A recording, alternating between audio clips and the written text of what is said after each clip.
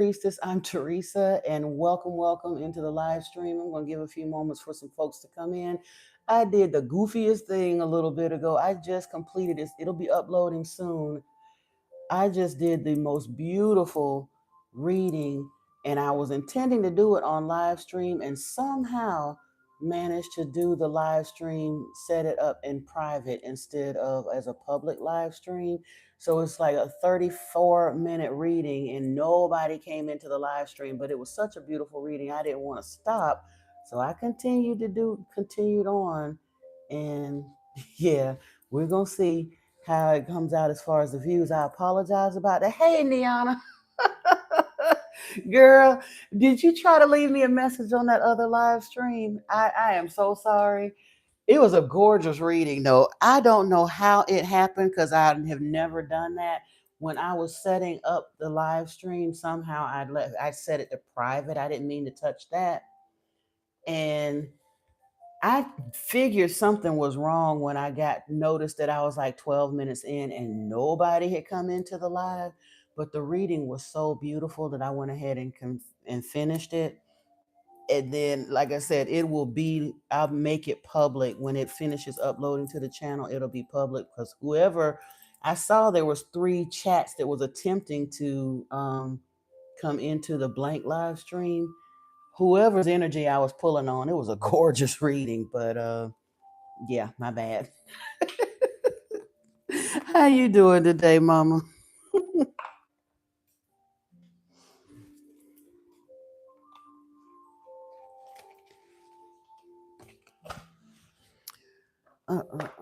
Get these cards out the way so I can get on with this next one. I'm hoping they all look that this good because that, like I said, that reading was whoever that reading was for has for sure been doing their spiritual work and it's about to hit.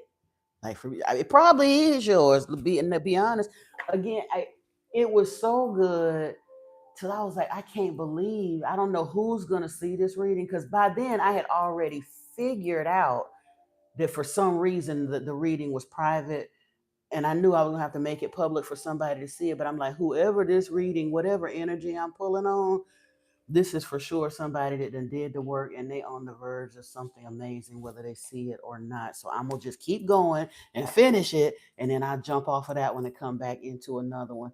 Hey, my boxes, me, how are you? Welcome. I'm gonna try to leave this live stream open to any and everyone as long as I can. Because right now, while the channel is small, we're limited to how many people that can come into the stream anyway. I may make it subscribers only if we have to, but I've noticed that the daytime tarot community seems to be fairly respectful. We have moderators in, but it's not the crazy crowd like that. Like you say, the freaks come out at night on the other channel, but in the daytime, it doesn't seem to be too bad. So we're gonna let it roll as it is and see what's going on. Oh, I'm good. I'm glad you're doing fine, me box. How are you? How are you?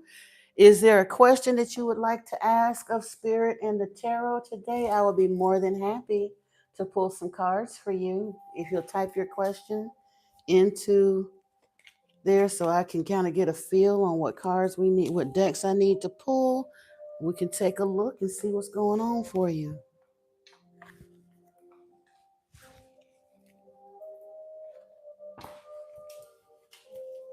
Welcome in, y'all. Niana, would you do me a favor? Because I don't know why I can't figure out a lot of stuff look like.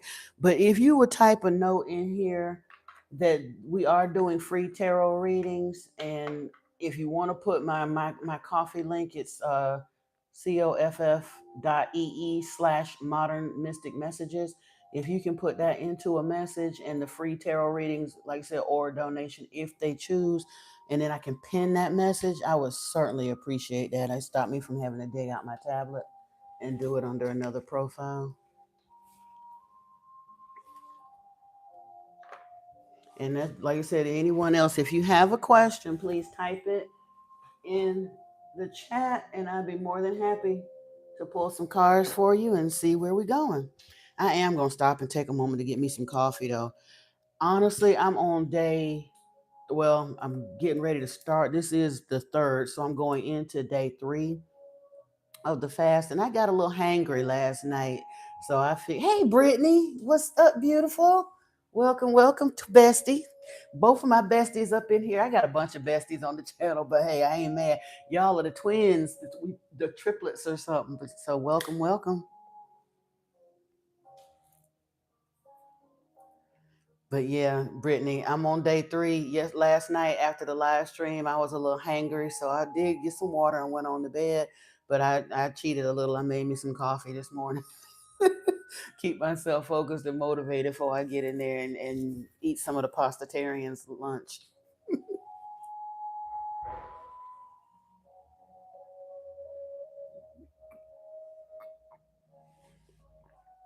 Mm. Oh, I know. It's gonna look crazy, but it's better than me.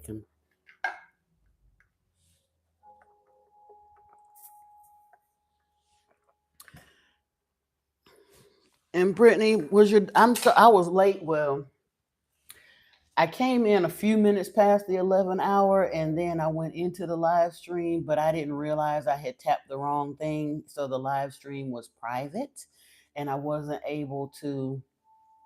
I mean, I kind of figured it was wrong, but the reading was so beautiful till I went ahead and finished it. Is your daughter around? I know you said you wanted me to be able to do a little mini reading for her, and I'm happy to do that because I guess me box is just watching. They didn't particularly want anything answered. Oh, you messaged her. Awesome. Again, that's my bad for being late. I made, like I said, I was slightly a few minutes after the 11 o'clock getting in, but then I made the live stream private. It's just I'm on. I don't know what's going on. Like I say, I'm on day 3, so I'm still on a sugar dump. And I know I'm gonna kind of tank out in a day or two here. I might be a little bit loopy as my glycogen stores burn down and I go into ketosis. I'm so insulin resistant. It's going to take me a little longer than the average bear to get into ketosis, and I know that. So I'm just gonna work with it. I'll be a little goofy for a few days. Oh, I appreciate your patience with me. I really do, Brittany, for real. Mm, mm, mm.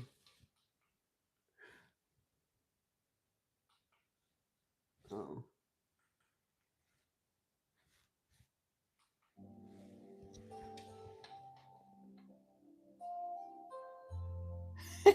Brittany is at work. She be over this. I like whatever job she got. I like the fact that she can duck in sometime. But she told me yesterday she was going to be at work.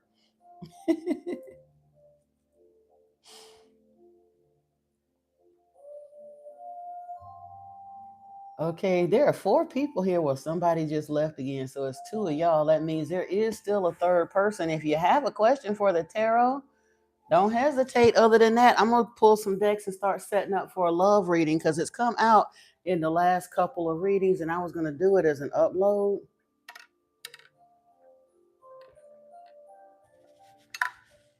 Mm, okay.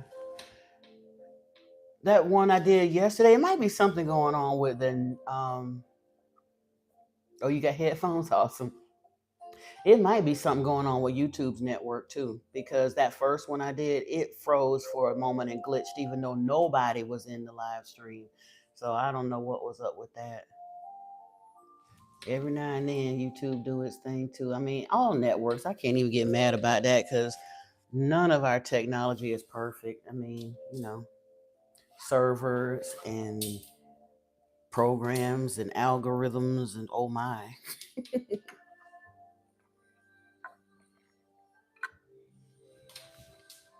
Mm-mm-mm.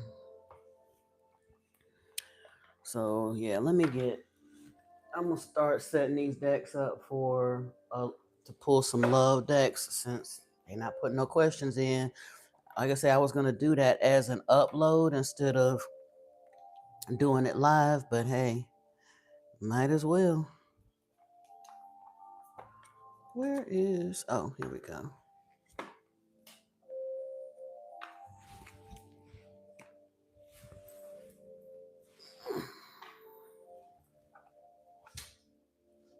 Till you've been doing the work, your powers are coming online. You don't, yeah. Honestly, I don't even know how to tell you how to do that either because I don't know how to control mine either. But just like Gaia is going through rebirth and transformation, and we going through rebirth, and I don't think we're meant to know how to control them right now. It will grow into them. What's that Meek Mill say? It's levels to this shit.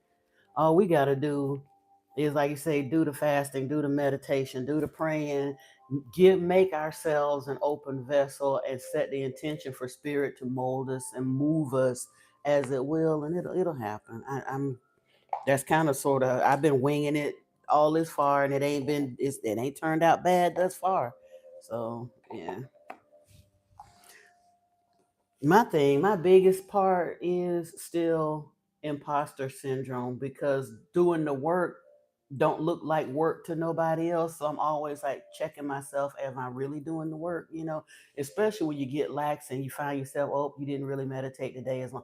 But when you really been consistently meditating for a long time, you do meditate even if you haven't formally sat down and said, I'm going to sit down for 30 minutes and meditate. No, because you find yourself, like you said, you got some music in the background, you really ain't paying attention to nothing, you're not reading a book, you're not nothing else, you're just in your head and allowing the thoughts to roam free.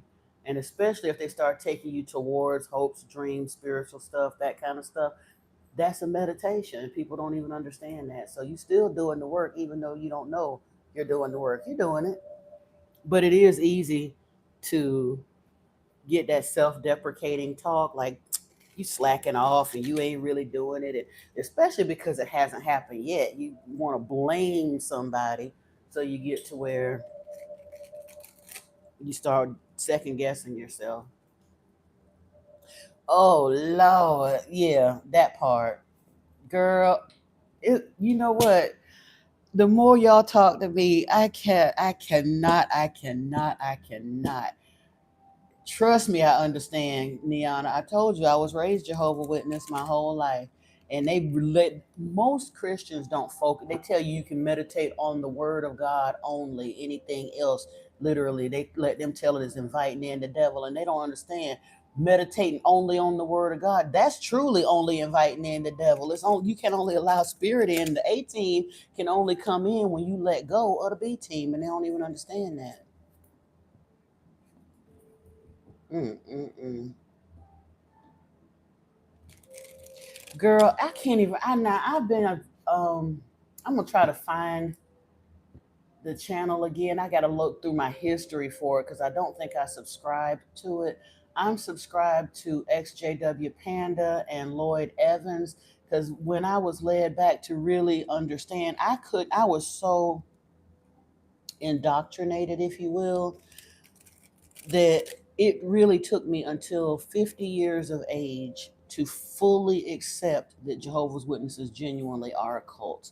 And again, I'm not even saying that in any accusatory way because I continued on to understand that Christianity, period, is cargo cultism, but they don't understand it. But it was when all of that stuff was coming out with those cases in Australia, the 1600 abuse cases and stuff like that. Um, but yeah, they really get hey, Miss Yates, how you doing, Miss Amanda? You say you stay in prayer in your mind. Prayer is meditation, is soul is poetry. And that's just it. That's my thing. It can look a lot of different ways. I heard a preacher say something one time, and yeah, I do. I take wisdom wherever it comes, but he said prayer is when you talk to God, meditation is when God talks to you. And truthfully, when you quiet your mind enough that the thoughts take over and you understand we really haven't had an independent thought hardly ever in our lives.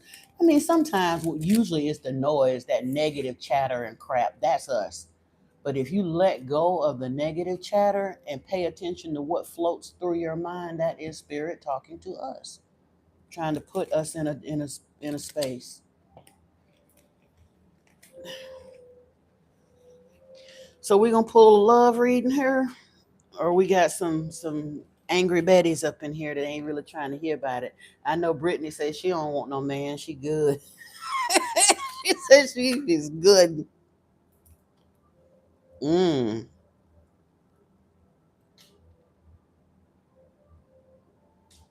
Ooh, this is twin flame energy. Well, I'm in the twin flame deck here, but I'm seeing a little bit of bumpity bump. I didn't even plan for those cards to come out, but I still start paying attention.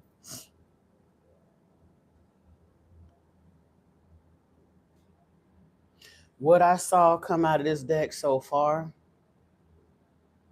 Yes, ma'am. You had a question you want me to look at today? What you been seeing in the skies, girl? Please tell me. It's been a long time since I really went out there and looked, to be honest with you. But what you been seeing? Yeah, okay, let me find. I'm nosy now. I got to see what Neon is seeing, and then we for sure we'll pull some for you, Miss Yates. Hey, Sarah Johnson, welcome, my love. Welcome in, welcome in. And yes, I am doing free mini readings today. You done had a man for 35 years. Okay, so you don't need to hear about that. Then I honestly, I would kind of. I think it kept coming to me to do the love reading as an upload instead of trying to pull all of those random energies like during a live session. So I might do that because it keeps coming out in the upload themes when I'm even on the spiritual ones, that there is some folks, more than one, that's calling in some kind of a divine counterpart. There's some folks that are going to be leaving current relationships, kind of doing the work to clear their energy and calling in another one. There are some that are currently not in relationship with somebody or have someone at a distance from them that are calling them in. So I definitely want to do a love reading, but we don't have to here. But what I'm seeing right here is somebody is having a worthiness issue. It says I don't feel deserving, and it's affecting my levels of abundance and openness. And somebody's afraid of it too, because I see we are one. Don't let fear get in the way of this truth. But the planets are activating to heal us and bring us closer together. Surrender to the changes.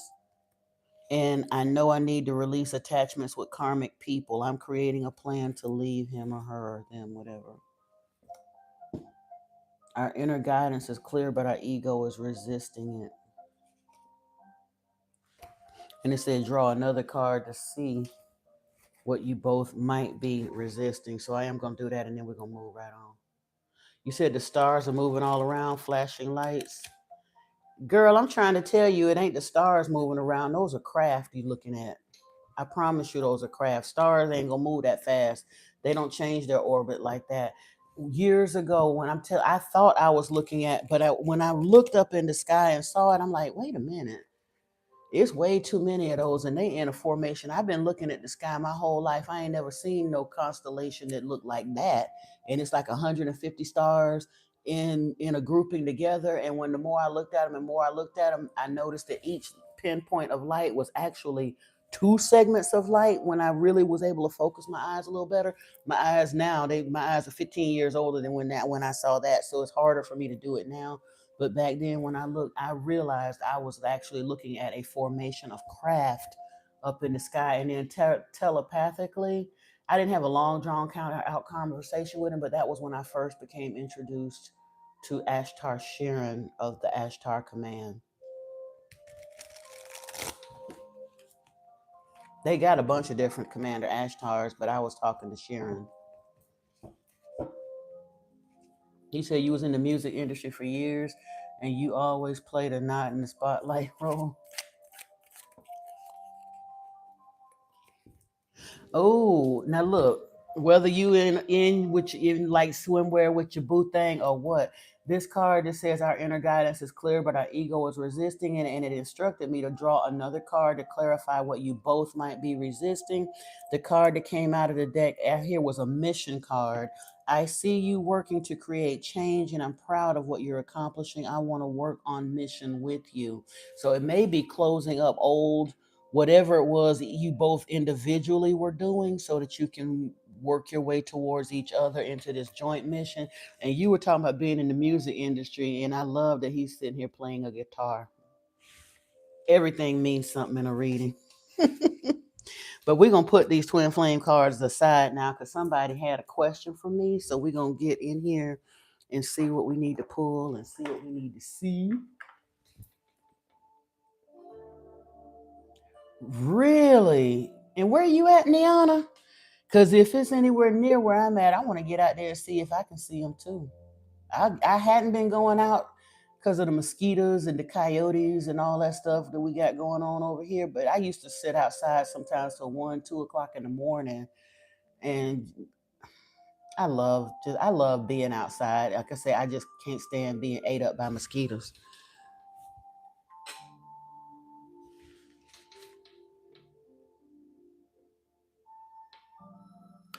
You honestly, wait a minute, hold on.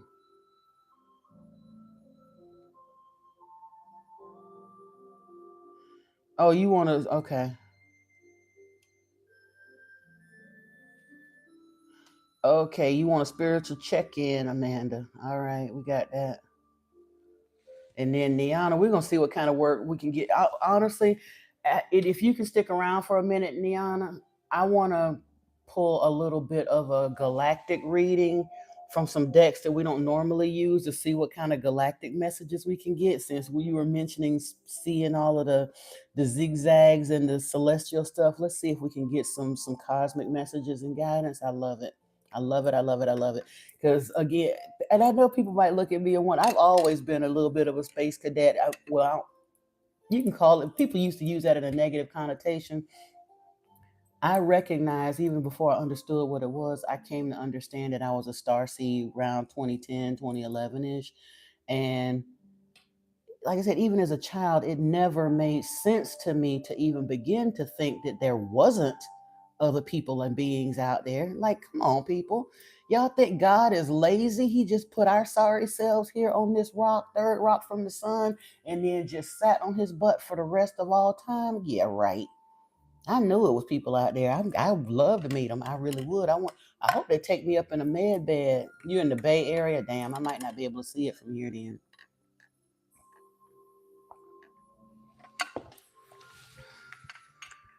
But then again, I might, like you say, up in the night sky. And truthfully, if they're gathering like that, it ain't gonna be in any one quadrant anyway. They probably damn near surrounding Earth right now, arranging because they've been watching us. They've been watching us, and anybody that don't understand that, something wrong with them, you know. But let me clear my mind off of that because, like I said, that's the stuff that get me excited too. So, Miss Amanda, you've been working on your healing work. You've been having your spiritual breakthroughs. You want to see where you at. Let me see. I want to look over here. We're going to pull this deck.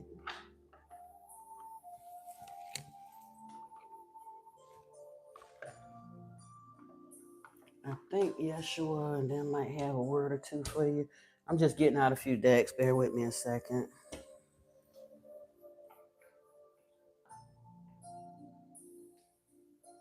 Mm,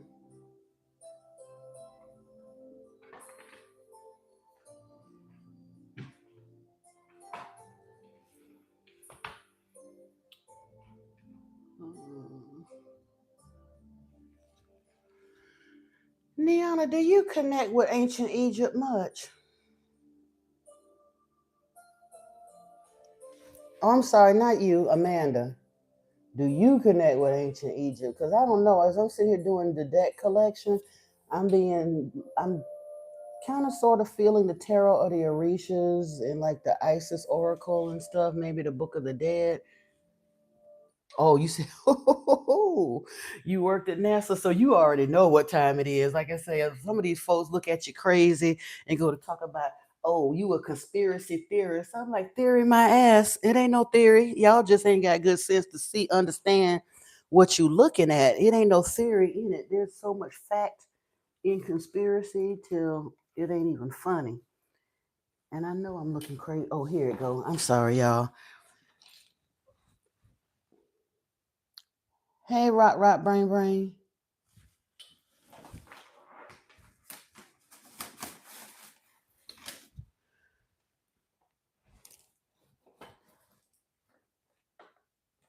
I see you in a little second. Sorry.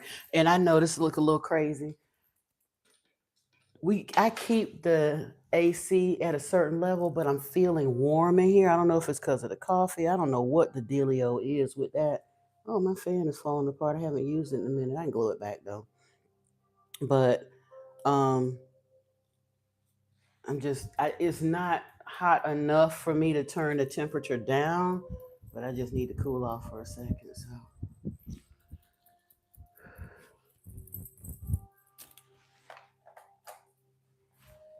you know what? I'm gonna stop second guessing stuff. Amanda, we're gonna just let me see.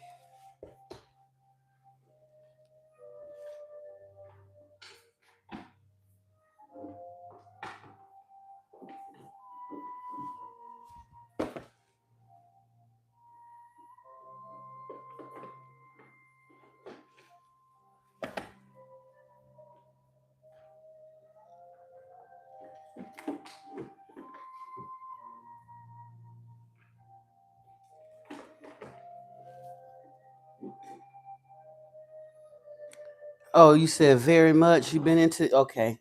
That's why when I was sitting here trying to decide when you were wanting a spiritual check in and wanting to know, um, or actually, it's Amanda that wants. I was asking about the Egyptian thing, but I strongly suspect you might have a tie to Egypt as well because I was sitting here trying to decide what decks that I wanted to pull, and very, very much the Egyptian decks are kind of speaking to me right now. So again, I'm obedient. I just work here. I'm gonna just do what I'm being led to do and go on about my business because Spirit gonna bring you the message, whatever it is that they need you to know. Anywho, but I'm just trying to make sure I get it right, so to speak. But yeah. All right.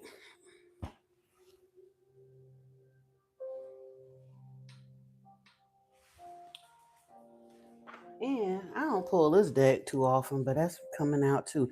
These supposed to be mini readings, but this look like it's about to get a little bit involved. I'm gonna try not to get it too involved, but we'll just take a couple from each one and see what's going on. Cause y'all my soul crew. You know what I'm saying? This is family, so ain't nobody else jumping in here. We got time.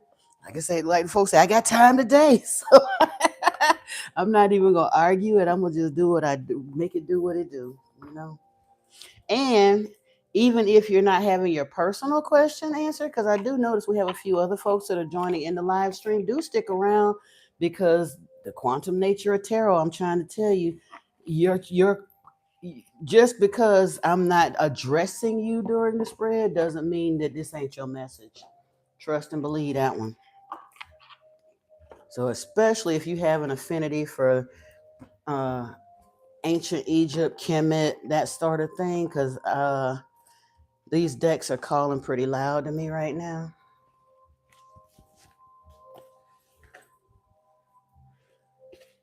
I need to stop saying the decks are calling because people that don't understand might think I'm crazy. But I know people that read tarot understand what I'm talking about. It's just an intuitive hit.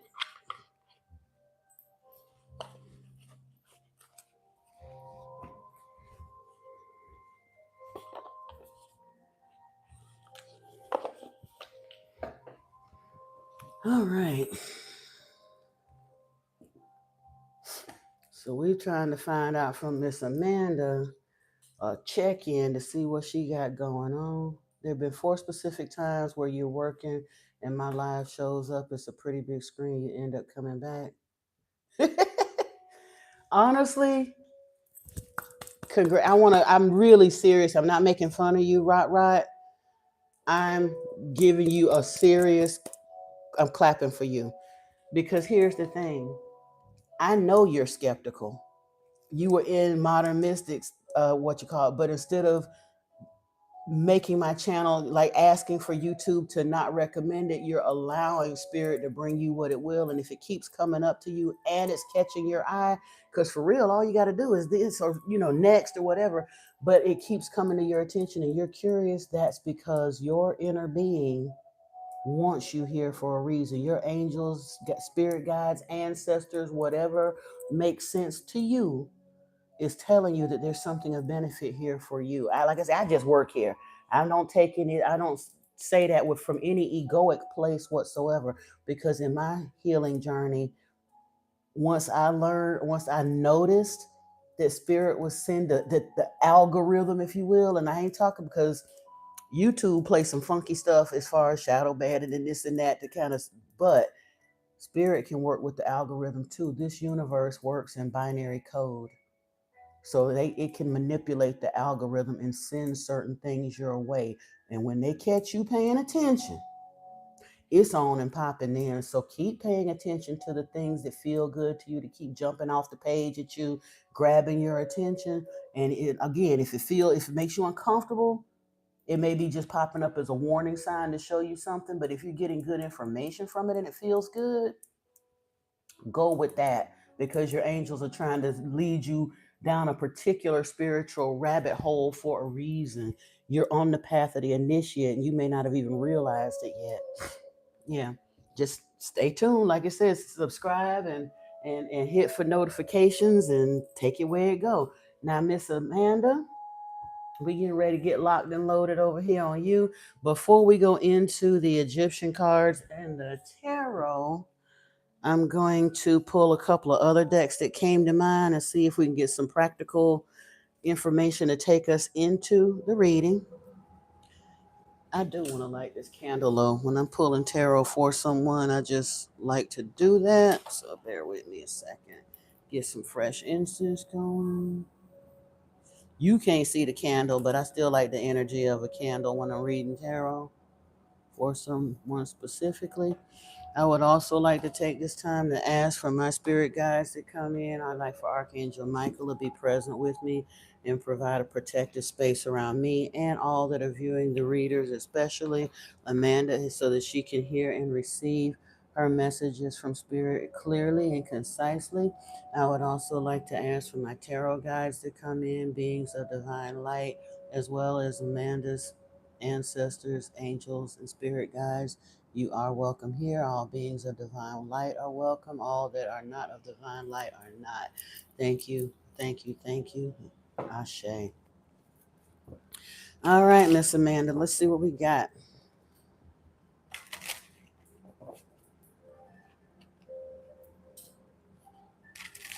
And Rot, honestly, there is a live stream that's uploading to the channel now this morning.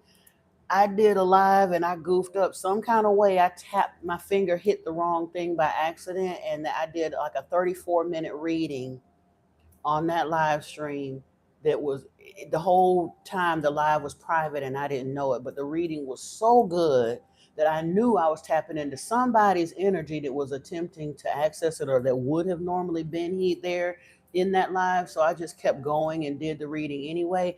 It might be a message in that reading for you. I would highly encourage you, once it uploads, to go back and watch that. Ooh, Amanda. First card out of here, new home, new job, a new home, job, or lifestyle is on the horizon for you. So I'm not sure how you want to take that, whether it's going to be the new home, job, lifestyle, or a combination of all of them. But that's the first card out the gate here for you. First wave of ascension. They are star seeds, the way showers leading this ascension. And let's see what we got. Oh, be the best. The blue rose is very special. Become the best and believe in your own potential.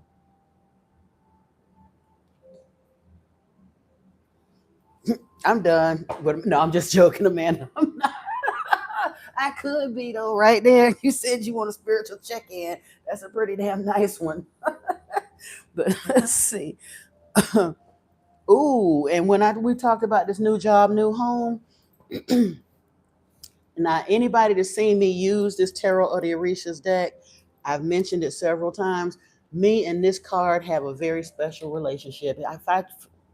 The way this deck needs to be used, like, for example, when I get ready to pull cards from this deck for you, your name is Amanda.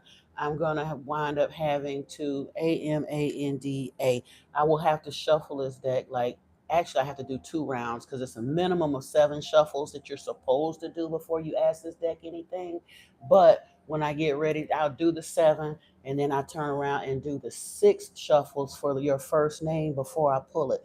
But anytime I pull from this deck as I'm shuffling, it will this card will be it'll show up in the split. I can't tell you. If I shuffle this deck 15 times, this card will show at least 6 or 7 of those times. Now, out of a 78 card deck, that's an awful lot for that card to keep showing itself to me.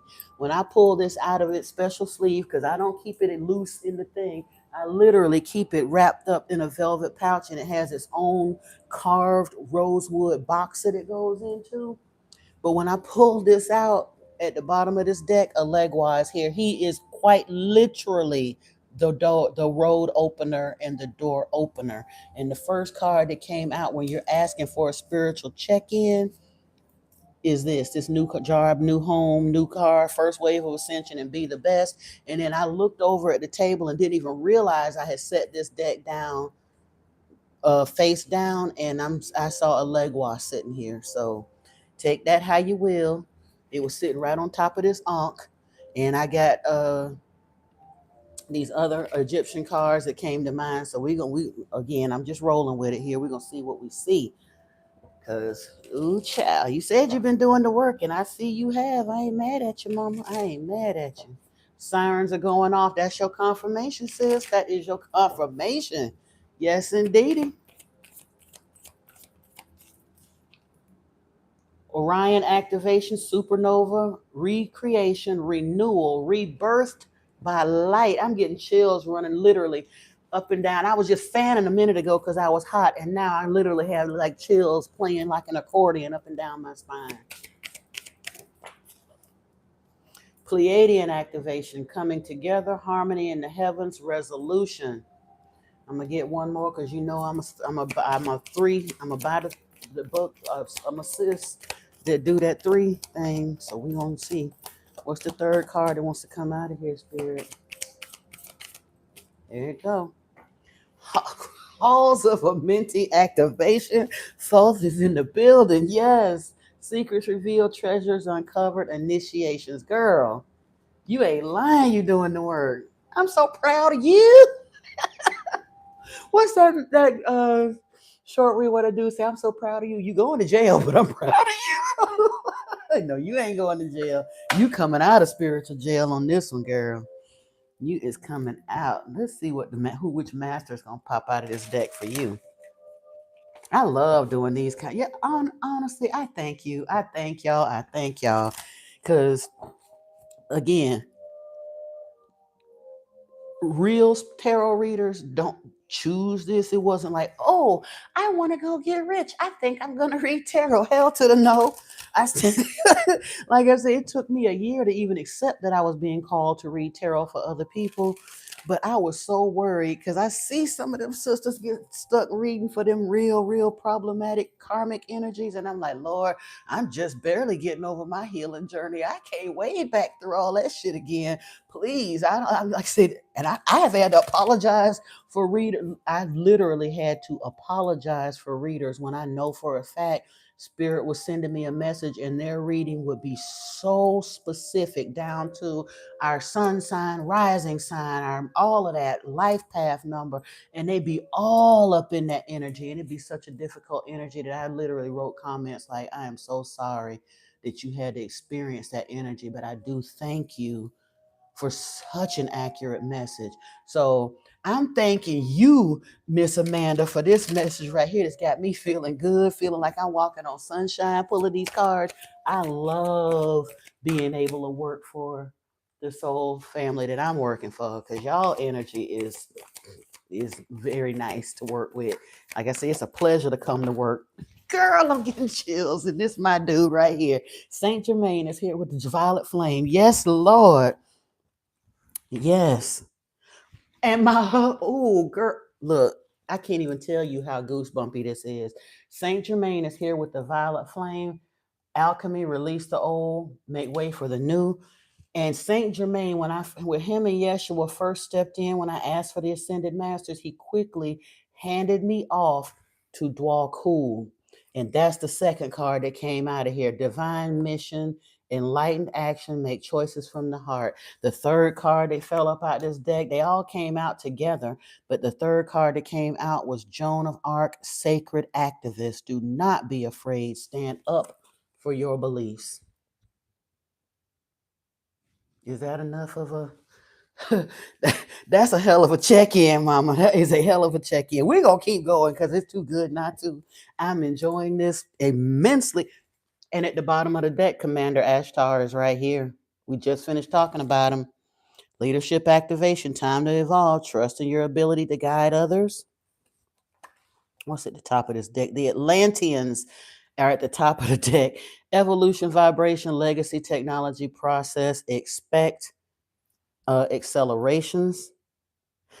And because like I said, me and these threes, I got to pull one more at the top of the deck. The Lemurians, clairaudience activated, psychic awareness, sensitivity, trust your intuitions. Look like we getting led into this cosmic reading early anyway. So Amanda, your reading is going to run right into Niana's reading. But I do love that because like I said, we all twinning over here. It's I know I sound like a kid, but I am excited. I feel like one right now. I really do. This is crazy. I got to pull from the goddesses to see what they talking about, the African goddesses. And then I'm going to pull from the Gaia deck, and then we're going to jump on in here to the African tarot.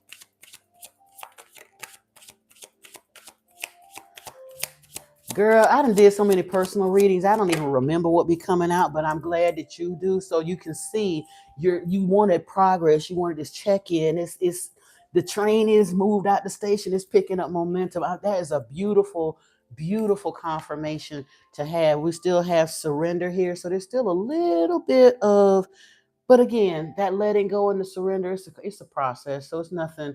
I don't think spirit is like warning you like anything super karmic or whatever. It's basically just saying, just relax and let it happen. Just flow with it. That's all you got to do is just flow with it. Because, woo! And then we got Queen Nefertiti is here with alchemy. Girl, you's a manifesting witch. I want to call you a spiritual B word, but like I say, I'm saying it with love. Because for real, people don't even understand the origin of the word bitch. The bitches were the temple dogs in service of Isis. It was a sacred privilege to be a bitch back in the day.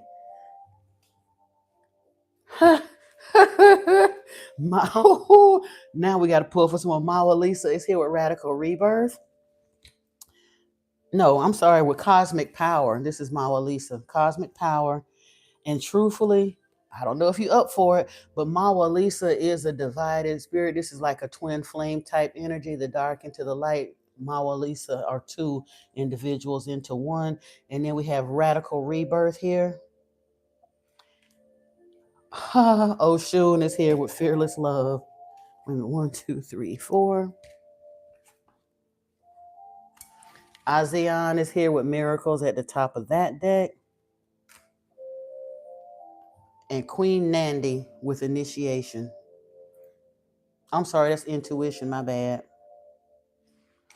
Oh, this is a gorgeous card. It's jumping at me. I'm gonna leave it because that'll be the 7th card, and we're gonna call it a day right there with the 7 sisters. It's a beautiful, beautiful card.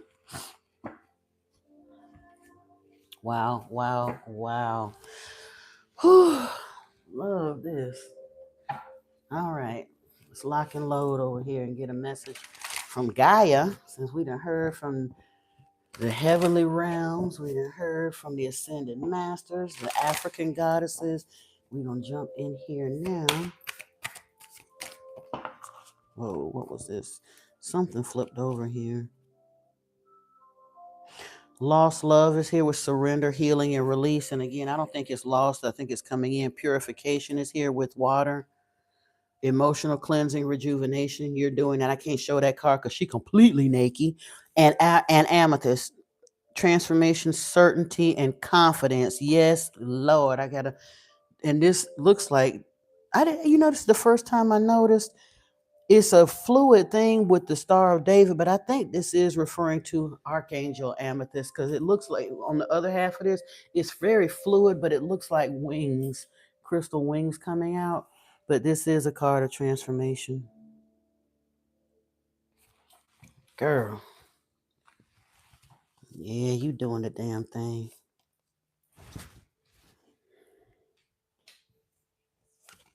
Ooh, what was here in the split? Sacred journey, transformation, oceans of love. I do want to see. I had pulled a book on this so we could see. I'm gonna read. I think I'm just gonna read Amethyst. It'll be short. These are really really short.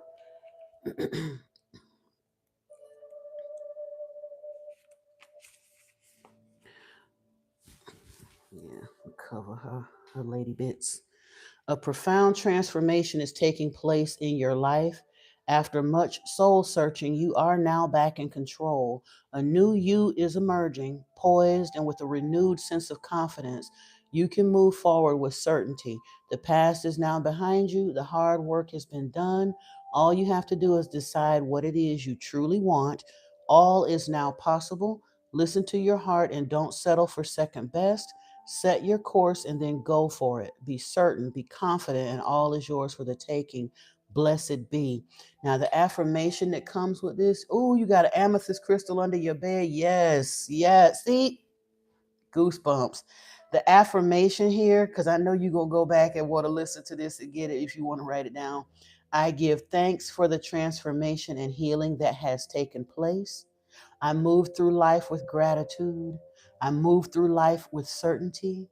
I move through life with confidence. I achieve my goals. What I focus on, I create. Mm-hmm. Now that we got that part out the way, we're going to grab a few of these other spiritual cards and then we're going to get into the Egyptian cards. Honestly, I'm suddenly feeling I don't even think I necessarily need to pull a Christ consciousness card. We might pull a Metatron card or a light worker. That's crazy that you got an amethyst under your bed and other three cards. The amethyst one was the one that I chose to read, and the fact that it even came out the deck for you. I love that. Renewed vitality, divine providence came out here.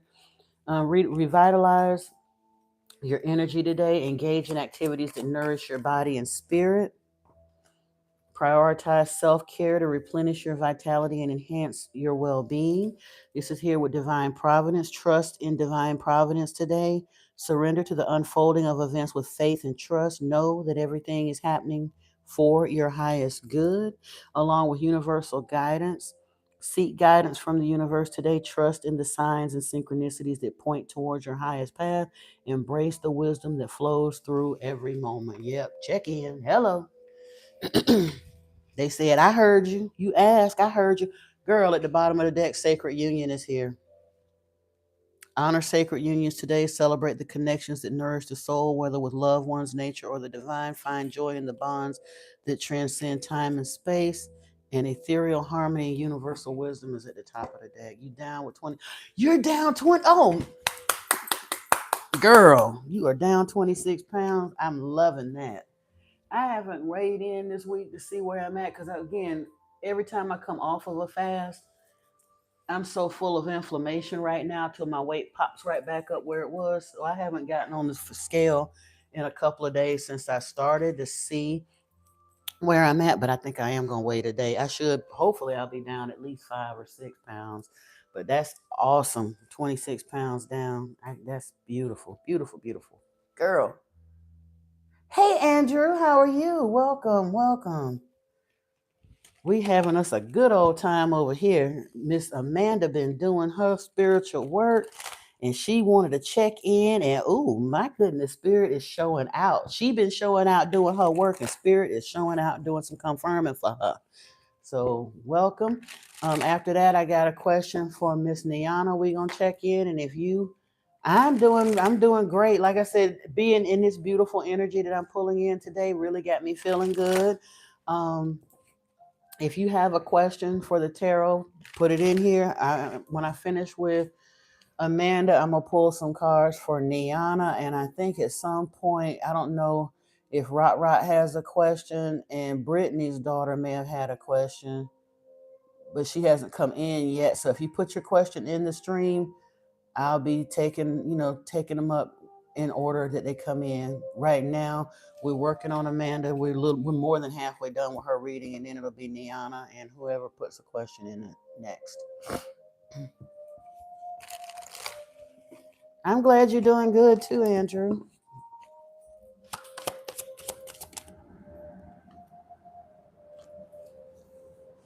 First card out of this deck, Amanda, is Anubis Closure Guidance. Seek closure on unresolved issues. Address any lingering problems or unfinished business.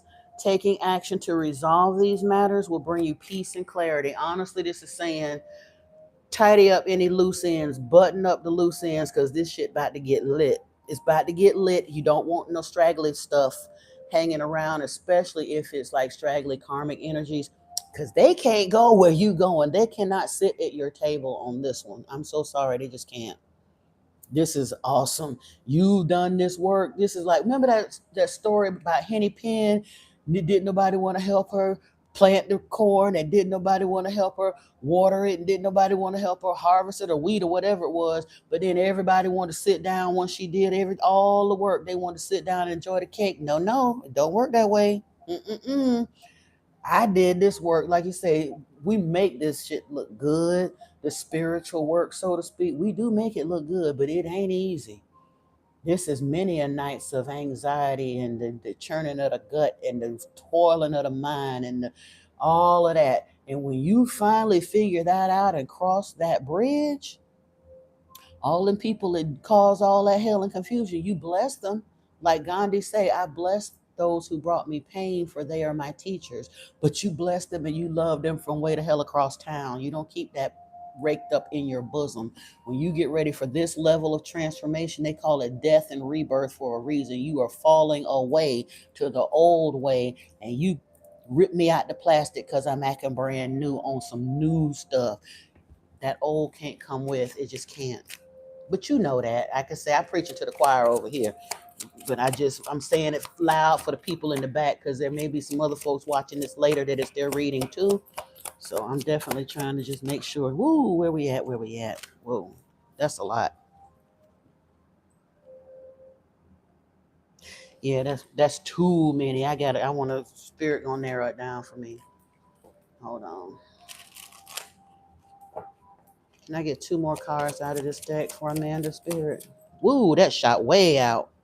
Bastet's Tranquility Guidance. Cultivate a sense of inner tranquility. Practice mindfulness and meditation to find peace amid chaos. Create a serene space for yourself to retreat and recharge.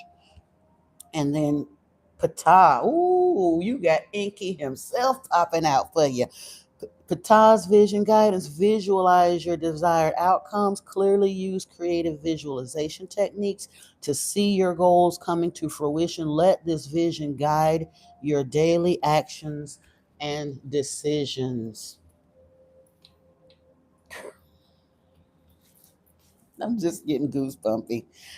I look. I know you gonna come. You gonna keep me tuned in as to how when it start really popping off. And again, when it first started popping off, you probably won't, because, or you'll email me. You may not be able to talk about it in the live stream, but you'll email me.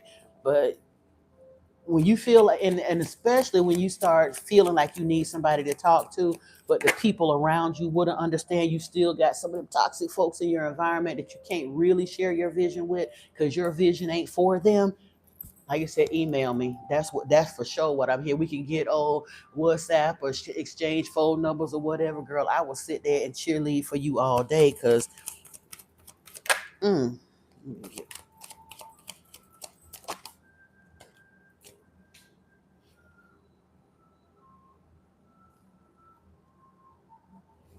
I wasn't thinking I was gonna pull.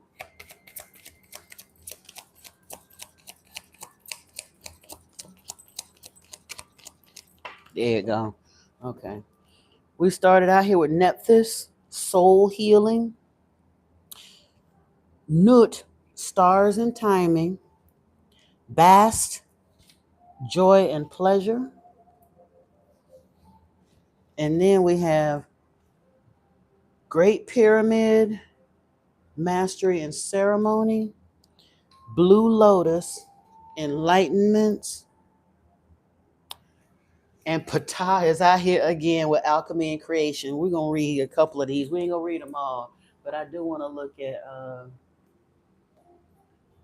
Ptah and Blue Lotus.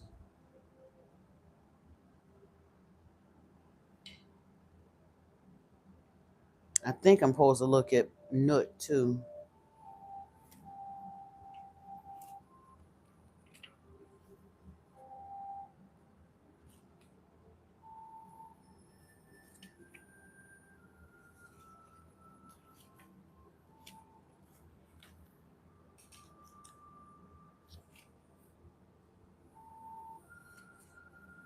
Nut, stars and timing. Nut is a primal mother goddess whose body is the arching star-flecked sky. She was separated from her husband, the earth god Geb, so humans could live on earth. Her father, the sun god Ra, forbade her to give birth. Bear with me. Forbade her to give birth to her 5 children, Aset, Osiris, Nephthys, Horus, and Set. But Tahuti gambled with the moon god Khonsu for 5 extra days so this could occur. Nut symbolizes separations and delays, but eventual success by divine intervention. The channeled message from Nut: I am the goddess of the day, sky, and the starry night. I am mother of all Set and of all Egypt. And I tell you, the answers you seek are to be found in numerology, astrology, and the correct timing of events. Be patient with your fate for now and ask for divine intervention from myself and Tahuti to allow what you sincerely seek. And Tahuti is Thoth. Yeah. Let me see.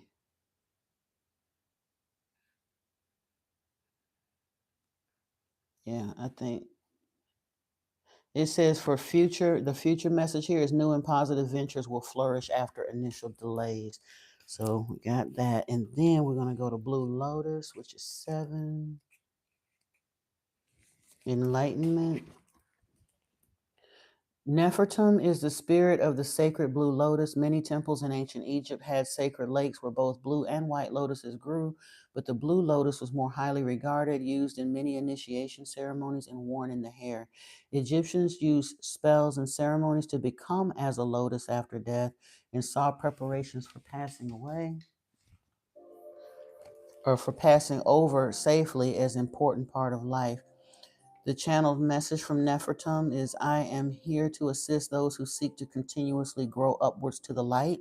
Learn to live life as a lotus flower, floating on the often cold and murky waters below you. But each day you awaken and open your your fragile petals to the warm rays from the sun god Ra. Let none cut you down or destroy your beauty with words, for your sole purpose is to evolve ever upwards to the light. It says improved finances are coming soon. A good time to think big and invest in your future by attending self-development and spiritual courses. Yeah. And in the future, the path of spiritual enlightenment is being offered to you. And any setbacks on your path are best seen as life lessons simply to be learned and overcome. Oh, thank you. Your energy is pretty hot too, Miss Amanda. It really is. Like I say, I thank you, thank you, thank you. Now let's see what else we got. Ptah is the last one we're reading out of this deck. 28.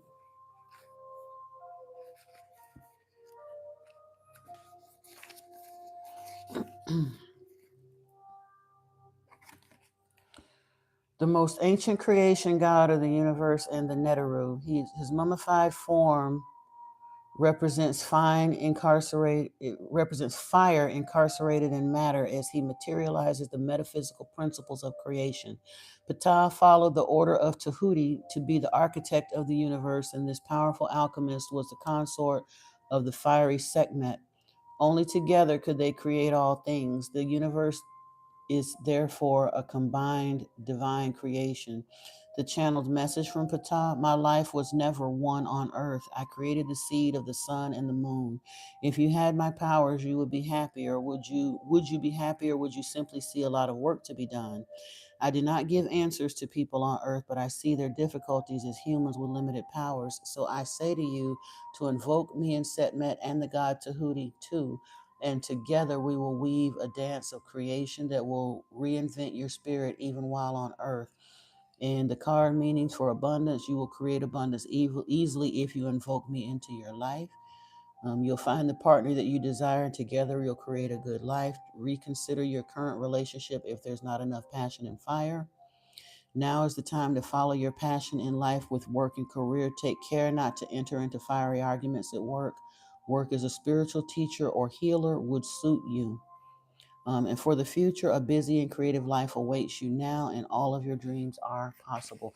And I love that, because do we not sit up on Modern Mystic Messages? We talk about Ptah, Enki, and Tahuti Thoth all day, every day. You know what I'm saying? And it's literally like they're speaking up and letting you know you're on the right path. You're here for a reason. Keep doing what you're doing. Keep leaning into us. We got you. We got you. All right, now I'm gonna take a look here at the Book of the Dead.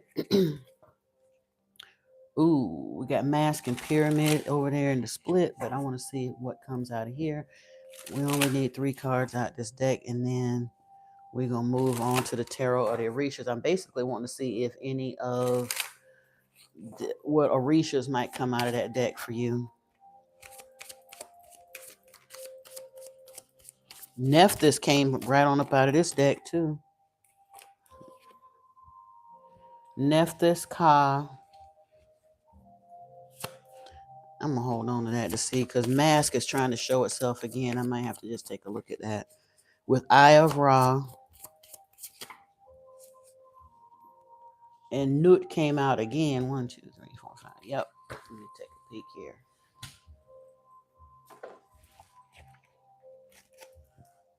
Okay, with the sarcophagus, I think that's talking about the ending that you have coming on. Yep, revelations, discovery, disclosures are here. This can be a time of wonder. Say when the sarcophagus card comes up, it foreshadows a time of revelation and disclosure. Something that has been hidden now comes to light. Truths will be told, secrets revealed, dishonesty will be highlighted, and the dishonest held to account. This can be a time of wonder or worry, depending on what's been revealed.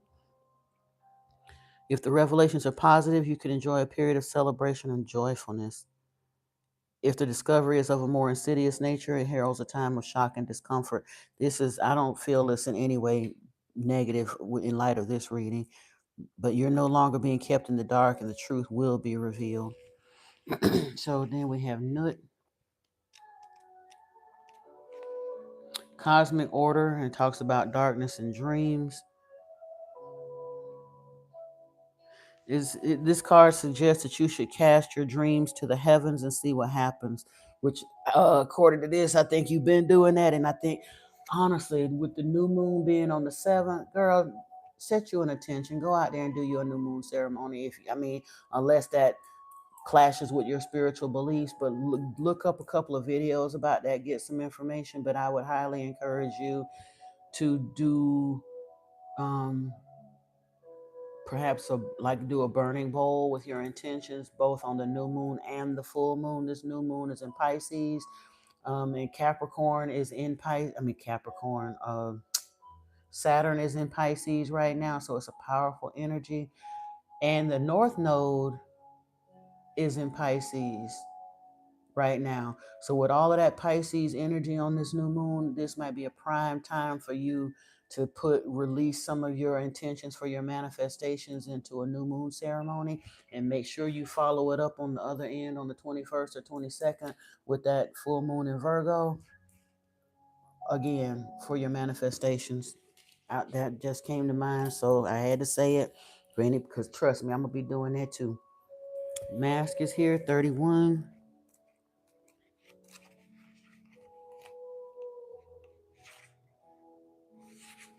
I'm trying to see. Oh, here we go. When the mask card turns up in a reading, it indicates all is not as it seems, but you know that. So we talked about that.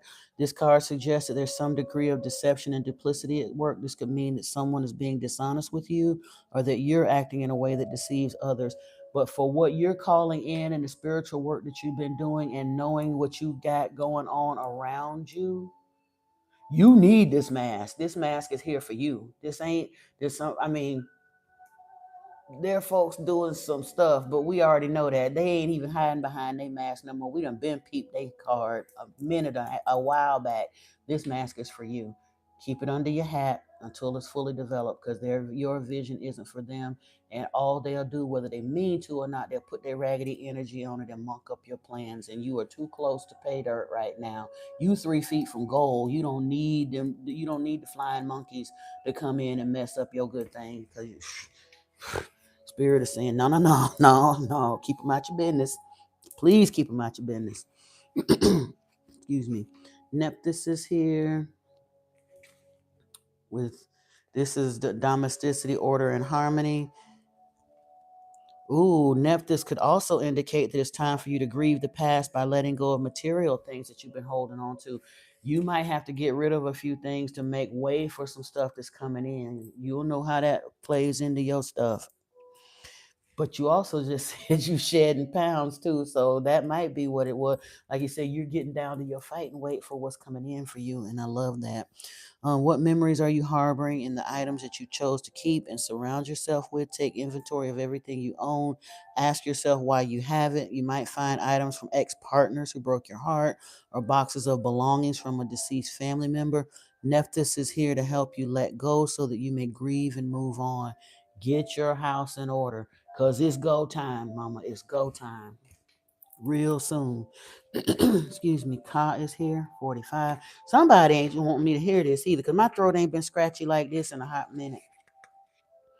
And I don't smoke no more. I ain't like I said, I ain't even smoked weed in like the last, God only knows, like 9 months. So I don't have no reason for no scratchy throat. Ain't been on no dairy, no nothing. So somebody don't want me to speak it. Ka is here. It talks about a soul, astral, and a doppelganger. We saw that twin flame, kind of twin energy. I'm doing that love reading. Like I said, I'm gonna do it as an upload, but there will be a love reading coming today because I'm not doing a live stream on the other channel. When I get off this live stream, I'm gonna be working on some uploads for both channels, and I will for sure do a love reading, because it does talk about how it represents your twin self, your soul. And again, I talked about those who are in separation or those calling in. I honestly think that there are some in the collective too who are in relationships that might have been flagging a little bit. But for real, when divine feminines awaken and ascend, they often catalyze spiritual growth in their partner. So there's some folks that are really ain't trying to swap out the partner, but it might not have felt like a divine counterpart union per se. It may have gotten kind of into the whole hum regular degular. I really think this awakening and ascension is going to awaken something in them to bring in that divine counterpart energy and kind of catalyze your partner's awakening as well, which is going to refresh things and make it super spicy in the best ways. Mm-hmm. It also, a card represents your twin self, your soul. It suggests that you should tend to your more spiritual side, commune with the higher self, perhaps via meditation or yogic practices. What message is your higher self trying to communicate? Do you need more rest? Are you taking steps to live your dreams, or are you just plodding along? The Ka card comes to remind you to face the world for what it is and embrace it in all its variety. Do not wait for circumstances to be perfect before you go after what you want, because Ka reminds you that life is short. Live it well every day. Do not move through the world as the ghost of yourself. And then the Eye of Ra is here. And this is harmony, robustness, and resilience. If the cards of Sekhmet, Horus, or Seth are also present, which is not, okay.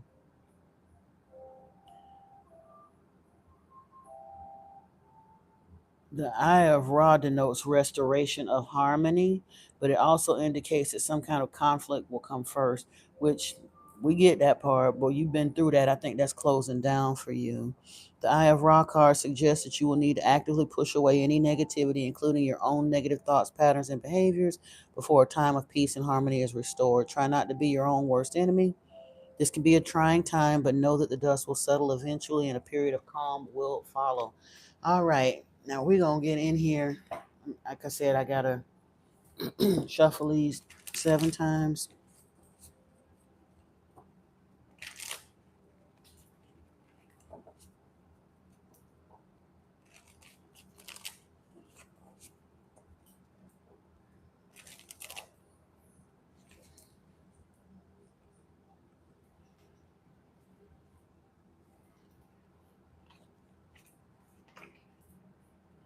Hey, Natalie Rose, welcome in. Welcome in. How are you?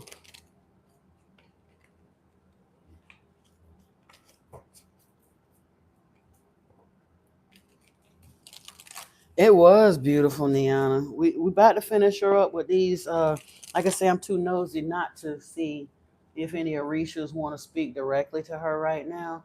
But then we're gonna get on with your questions, and then if Andrew is still here and has a question, I didn't see him put anything in here. Right. You say you don't even want, you don't know what to ask. More like we can get a general for you if you still here. Right, for sure.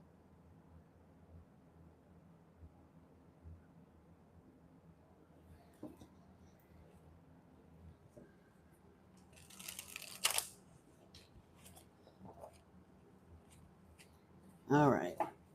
Now I've done the 7 shuffles. Now I'm gonna do 6 more, and I am asking for Ptah to bring us any messages that we may have here, or Tahuti.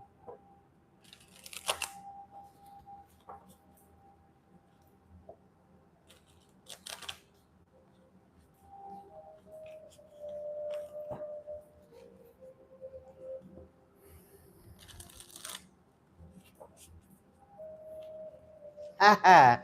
And there you go again. I wasn't even looking. The moment I stopped to look, there you go in the split. All right.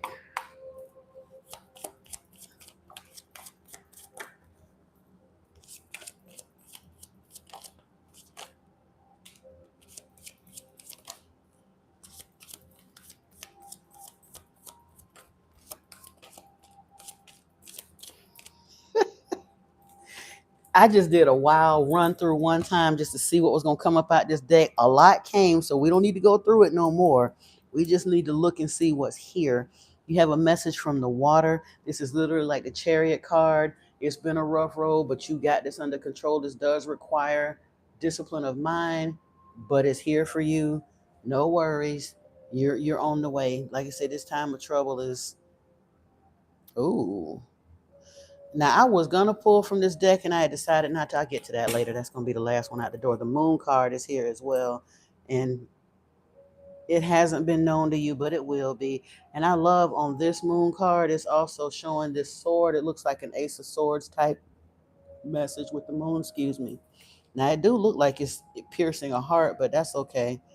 I think this might be what do they say? Something about vengeance to on something on your enemies. Yeah. This, oh, the moon and the sun are here together. I didn't even notice that. That is awesome. That is extremely auspicious. With Oshala, this is a spiritual message. The two of waters, the divine counterparts, kind of energy. Undines and mermaids, you do have some spiritual help from the divine. And the ace of air, this is the ace of swords, but this is represented as a divine dove in this case. Oshamari is here. That is wealth and abundance.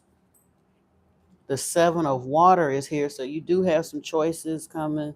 I think you're gonna be good to go on them choices. Though we got the 3 of pentacles or 3 of earth with the 10 of swords. Like I said, you're closing that cycle. You are at the crossroads. Eshu is here for you, but that's not nothing to be worried about, because the door opener himself, he came out for you too. Elegua is here, and truthfully, Eshu, Pombagira, and all of them are said to be aspects of, I think, I forgot how many, I think it's like 20 aspects or 21. But anyway, it's basically kind of an aspect, but this crossroads death energy, well, Iku is for sure death, but this is the crossroads type energy, but this is the road opener right here. We have the fire energy here along with Oba, or her little fiery spitfire self, and you do need that kind of energy. Yep, yep. Along with the four of water, but it's wow, and the Earth card. This is quite literally like the Wheel of Fortune. So you had quite a lot of major arcana show up. I wanted to see which of the Orishas would show. Eshu, Elegua, Oba, and Oshimari, along with Oshala. This is Christic energy right here. Obatala, that yeah. So they standing tall and deep for you. And then on top of that, we also had the elementals coming out with the water, the message from water, the fire element. You got this earth energy, the mermaids coming out for you. Soulmate energy is here, the sun and the moon and the world, or the wheel. Yeah, the world card. This ain't Wheel of Fortune. This is the world. The sun, the moon, and the world, along with the Ace of Swords. Girl, it don't get no better than that. I'm done with you. I ain't nothing else I can do or say with this. Oh, except go with the flow. I didn't even pull from this deck. I put it up here and I thought I was going to. This is Spirit of Light, and it does talk about the flow of life. It says, go with the flow of life, feeling the natural rhythm, inner smoothness. This is alignment, my love. And that's what it takes to get this kind of stuff popping out, for showing in the cards, and it's going to show up in your life before you know it. Awesome. Good job. Good job. And thank you for allowing me to play in such beautiful energy. Woo! Loving that. All right, Miss Niana. Bear with me 1 second while I get these cards up off the table. Put your question in, see what we were doing a galactic reading for you. So yeah, give me just a second here to reset a little bit. And I'm trying to see. Oh, you said Natalie Rose. Good. I'm glad you're enjoying. And again, the ones that are coming into this reading, I strongly suspect that some of this is for you. That those cards were basic specifically for Amanda, but I know for a fact they apply to some other folk up in her too. So take what resonates. And it ain't much to leave on the table for that, because if you don't want that, this probably ain't your channel. That was all of that was good, some more good, yummy. I didn't see nothing really negative at all in that reading. And you know, as many decks as we pulled, if there was anything negative that needed to come out, it had every opportunity to come out, and it just didn't. It chose not to. So that is alignment. Somebody, sure enough, been on their job spiritually, just like they said they was. Ain't no faking up in here. Where is this other deck that I'm trying to? Oh, here it goes. I'm just trying to get some of this stuff out the way so it don't get too cluttered over here. I can actually see what I need to see and pull what I need to pull.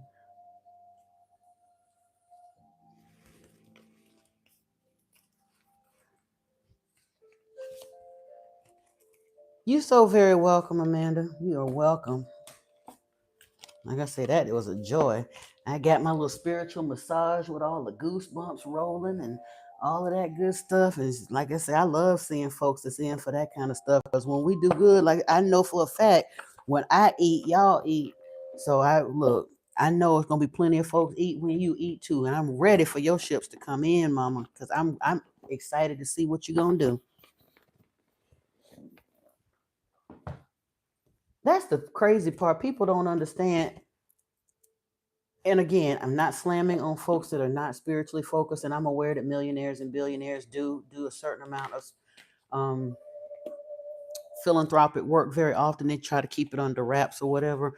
But when you got people that are genuinely spiritually focused, that have been on that downside, that know what it's like not to have, and it's literally went through the mill to do that work and awaken in a sin, I know that the things that they are manifesting and creating are not just for them. They are going to elevate humanity.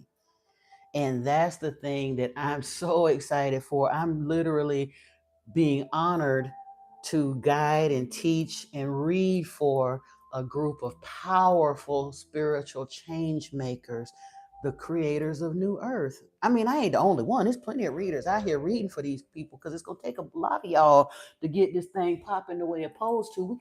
We are literally pulling the reins up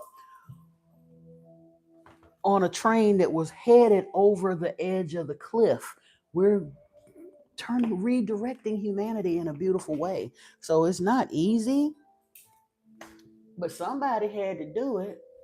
And y'all little beautiful asses is in here doing the thing. And I'm excited to see the direction that those things head in. I know I'm looking crazy looking around. I'm looking for the guidebook that goes with this so I can if I don't keep this stuff together. Yeah, here we go. It gets messy because I got too many decks to just leave them. Oh, you say yeah, you understand it? Mm-hmm. It is a beautiful thing to see. And well, Brittany, I strongly suspect you and I, honestly, probably Niana as well, probably Amanda as well. I think we're gonna wind up working on some projects together in one way or another. When this thing, because when it starts popping off, I think it's gonna be like a string of firecrackers. It's like abundance, abundance, abundance. It's gonna start popping off, kind of, sort of, for everybody.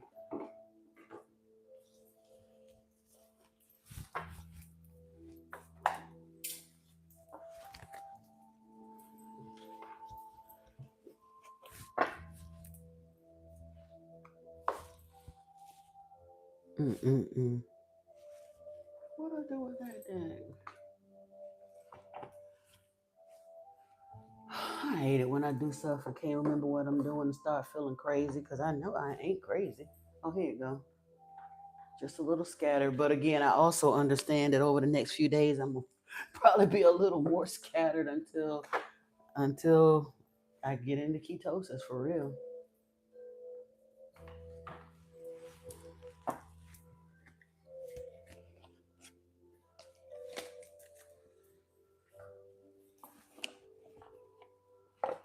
You said a similar vision flashed for you after your first encounter. Yeah, yeah. Because here's the thing. That's why I say when I say the things that I say, I'm not saying them from any kind of egoic, braggadocious place. I understood back in 2020 when all of that stuff first started happening, and I started having them conversations with Yeshua, but I was still afraid to tell anybody because I thought I'd sound crazy. And I'm seeing the eye in the sky and hearing the music of the spheres, hearing the planets and all that stuff. Who was I gonna tell that stuff to? And knowing they gonna think I'm crazy. But I also understood that it was happening because I was setting aside that time to clear my energy, doing all them salt baths and barefoot meditating and the breath work and all of that, that I was tapping into the unified field. Those are not my singular thoughts. It's what is out there. The thought forms are there. Spirit is putting a direction there. The angels, the guides, the teaching bodies of energies like Cryon and Abraham and Bashar and all of them that are channeling all of that information, that are Yeshua, all of that. And when you allow your energy to rise to that point, you can tap into them, literally like tuning into satellite radio. And everybody that's willing to do that starts picking up on very similar ideas, and that's genuinely calling in soul family, the people that align with that, and they sitting back going, yeah, that would be cool, and I really want to do that, and oh my goodness, yes, spirit, sign me up. And eventually, when you focus on it long enough, that frequency will allow you to line up with people that share that frequency. And so they're going to be seeing the same thing and you're going to be seeing the same thing. And when y'all start aligning the finances and all, you sit there and focus on it long enough that you're literally popping it out of the vortex into the 3D reality. And there you go. Oh, okay. Niana, do you mind? Because I did promise Brittany yesterday that I would do a mini reading for her sister. Are you gonna be able to hang around long enough for me to go? Her sister, her daughter, spiritual sister, we good. But is it okay if I go ahead and handle her first? Is that okay, Niana? because I don't know if she got to go back to class or what have you. We got a little sister in here, 16 and beautiful. You good with that? Yeah. Oh, yeah. What I was saying about tapping into the unified field for sure. And that's why I said I set the intention. And I know that the folks that are coming to my channel is not accidental. So I also was able to be patient if it takes a little longer for me to get monetized. If I don't never go viral, I understand if I keep doing what Spirit told me to do, it's gonna be all right. Okay, thank you so much, Niana. I appreciate that, sister. Okay, Brittany, and I'm so sorry I can't remember your daughter's name again. What's your name, my dear? You can come on in here and type your introduce yourself and ask your questions, and we're gonna take a look and see what kind of messages we get. I'm kind of as you're doing that, I'm gonna just clear my mind a little bit and see where I'm inspired to go as far as decks to pick up.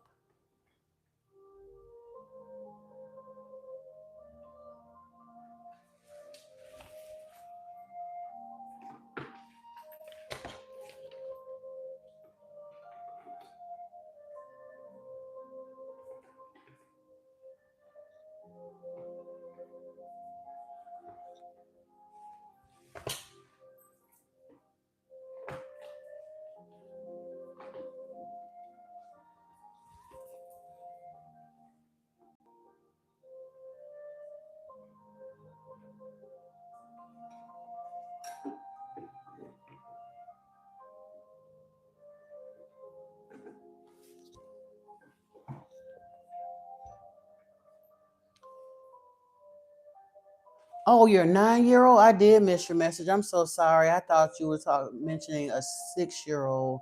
It's a 9-year old. You said, oh, I can do Niana first. Okay. Oh, you are you working from home, Brittany? I love that. My bad. I'm so sorry. I did miss your message. I thought it was the 16-year-old. But we will go on, Miss Niana.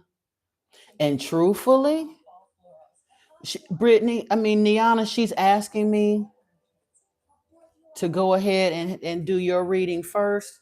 And maybe something in your reading is going to apply to the 9-year-old or the 10-year-old as well. Because for you, we were pulling more of a star seed reading, remember? So we're still going to, some of these decks are going to remain the same now, but it does let me know we're going to jump in here. In fact, and Brittany, depending on what comes out in that, we'll do the mini reading for your baby, but especially because you one of my moderators and one of my just ooh, if you email me the baby's name. Oh, okay, awesome. There is a reading from the Lemurian Star Child deck. I think it's the Lemurian Star reading. Bear with me. I want to take a look at it. It's too long for me to do it here on the channel right now. I'm gonna pull from this deck anyway for Niana, and we'll look at some of the book meanings. But this reading right here, especially because it's a child, I think I want to do it for you. This isn't not the inner child. Yeah, there's a reading called the Lemurian Star Child, and the one thing I love about this book, it has like the book meanings for adult star seeds, but it also has very pointed messages for parents of star seed children in it. So if you, I'm getting the goosebumpies again. It is a longer reading, but if you'll email me your baby's name, birthday, and in the downtime when we're not on the live stream, I'm still gonna pull some cards for them in the live stream now. Oh, hey Tegan, how are you? Welcome, welcome. Welcome, Tegan. Now, are you the 16-year-old or 10-year-old, Tegan? I love your name too, by the way. That is beautiful. I will. I will. I'm gonna take care of Tegan first. You're 10. Awesome, Tegan. And when is your birthday, my dear? I'm Teresa. No. But Brittany, I still want you to email me her details so I don't forget. I'm going to do the Lemurian Star Child reading for you, Tegan. But that reading is a much longer reading and more involved with book meanings and readings than we can do here and now. Oh, happy belated birthday, my love. No wonder Mama said 9 and then went 10. That's a very special time for you as well. But yeah, we're going to get you a longer reading. But for right now, let me get a few cards together and see where we're going for you.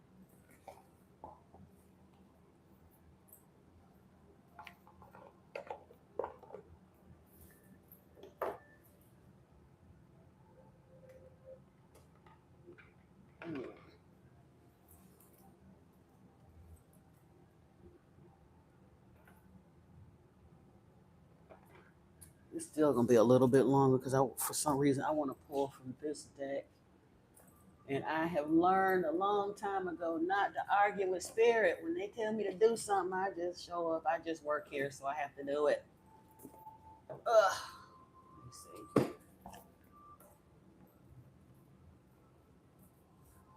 Okay, we got this and this. Along with this one.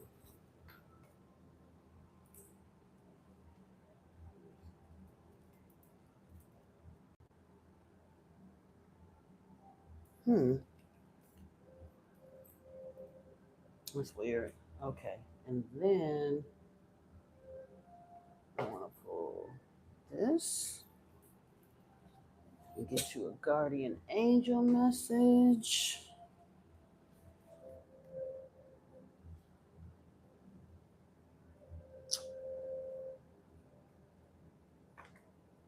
I'm gonna be with you in just a second, Tegan. I'm just pulling some decks for you.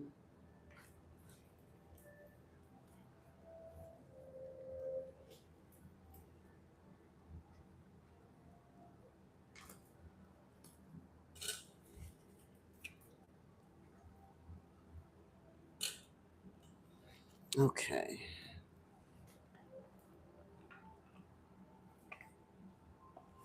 Actually, I think we're gonna keep these over here. This might work too. No.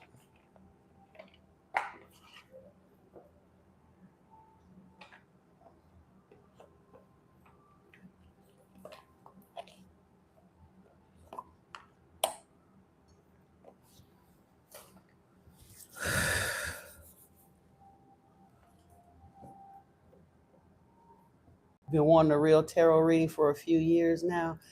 Oh, you are so very welcome, Brittany. And I also want to thank you for not allowing just anybody. I feel honored that you feel comfortable enough with my energy and my spirit to allow me to read for her. And I want to applaud you as a mother for being careful enough with her energy not to just allow just anybody to read for her, because that's an important thing, especially, look, again, I used to feel like my purpose in life was to give birth to 4 of the coolest people on the planet. And I really didn't think there was much more to my life than that. And I did. They don't really know their full spiritual capacity yet, but I know they ain't no regular degular children. And I know your children ain't no regular degulars neither. Yeah, yeah. And that's what I'm saying. I wouldn't normally, if a 10-year-old or a 16-year-old just roamed up in my channel and I was able to tell from their chat that they were children, I would not read for them, because if they get it in their head that all tarot readers are cool, it could wind up opening their energy and their psyche to some stuff we don't really want. So we have to handle it with real respect and in a certain way. So yeah, I'm like I said, I'm honored that you feel comfortable allowing me to read for her. But let's see what we got here. I do want to pull this one too. Oh no, I didn't need that there. Okay. All right, Miss Tegan. Let's see what we got. What we got. I'm gonna start out with a moon affirmation since we're getting pretty close to the new moon. I just want to see what comes out here for you. We're gonna just pull some cards together and see. Did you have a specific question that you wanted to ask of the cards, or you just want to see what messages spirit might have for you?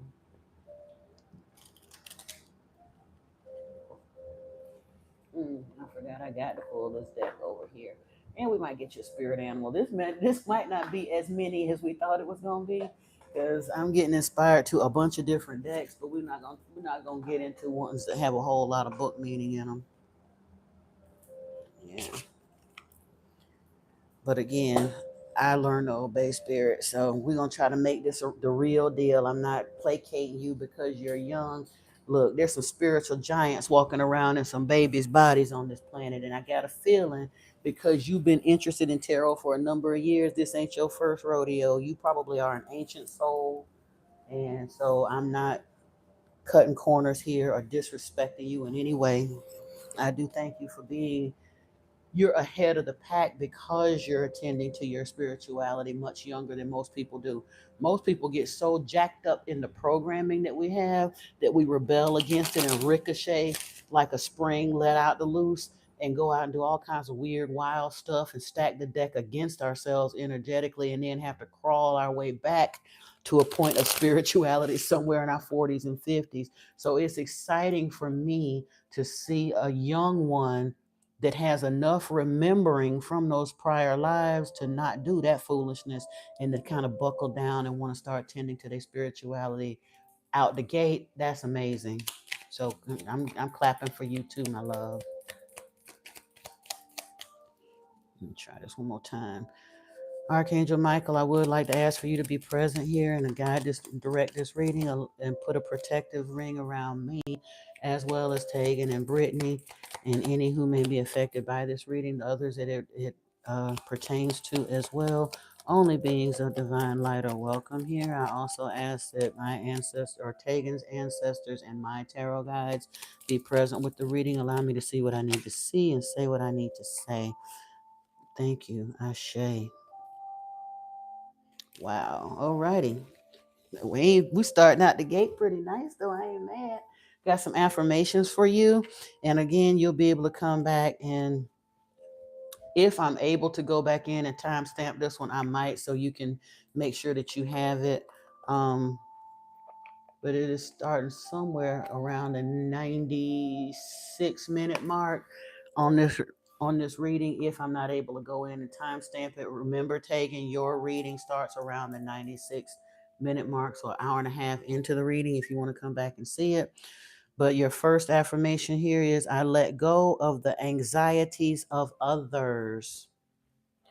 That is going to be huge, my love, for you as you're growing up, because this world has truly become, a bit of a scary place. I'm so grateful I'm not raising children in this day and time, because I had a lot of anxiety and angst to heal through myself, and I'm not sure I would have been equipped to give them what they needed if I was raising children in this world. So I'm grateful that you have the mother that you have, but do understand, when it gets to be too much, you can unplug from other people's stuff. You're not put on this earth to carry other people's nonsense. You worry about you, and let them other people sort their mess out. I gather more wisdom each day. Yes, indeed. Each day I bring radical self-love to my mind, body, and spirit. That is not being egotistical. The world will try to tell you you're being selfish, you're being egotistical. That is not true. You have to tend to your own stuff, because if you don't love you, who gonna do it? I mean, your mama gonna love you, that's true. But I'm saying, out there in the world, the selfish people try to tell you that it's your obligation to tend to them and please them. No, it ain't. Child, don't let them even rope you into that. Like you say, you're light years ahead of the curve because you tending to it now. So yay. Hey, Sai CC, welcome, welcome, my dear, welcome. Ooh, Tegan, I am ready for something bigger, better, and brighter. Mm-hmm. Girl. I'm I'm excited, because as scary as the world looks, I have faith in what the chosen are doing, and I know it's going to be a bumpy few, maybe even a bumpy 20, 30 years or so, but genuinely within your lifetime there will be dramatic changes on this earth, in for the good. And for that, I'm don't get caught up in the fear and the anxiety that a lot of people on the earth do, because Look, I'm talking to our future right here. Y'all know better. And again, you're 10 and tending to your spirituality already. I ain't got to worry. I'll be able to sit up in the nursing home and chill, knowing that there are real folks out there that's stepping into power, taking the realms that's not going to drive this train off the hill the way things have been going for the past 100 years or so. Oh, awesome, Sai CC. I am so glad that you're in here too. I'm doing a mini reading for Tegan, and then I think we got Niana and Andrew ahead, and then I will be more than happy to pull some cards for you if you like. But again, it's been super lit up in here this morning already. So if you want to sit back and chill, you'll probably get some messages that apply for you too. Because again, I think we got the spiritual A team in here today. It's a small group, but they've been doing their spiritual work and it's lit for real. Oh, Spirit is sending you messages. We got the hawk animal spirit here, which is messenger. It says, open your greater vision to see the signs, focus on priorities, and eliminate distractions. You have a bright future. Let yourself ascend to new heights, along with the humpback whale singer. Sing healing songs for the world. Your inner navigation always guides you. Nothing can stop you or keep you from your goal. Align with your purpose and the power in your soul. Are you a singer, Tegan?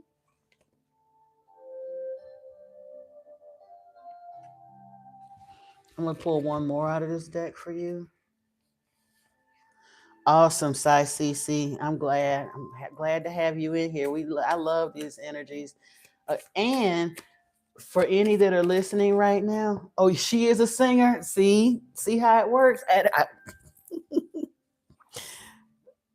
Wisdom is here too. Let your head and mind reach to the stars, yet keep your feet grounded on the earth. Listen to the ancient wisdom in your soul. The ancestors speak through you. You know much. Moose wisdom is here. You are still young in body, but I'm telling you, you've been here before. This ain't your first rodeo, mama.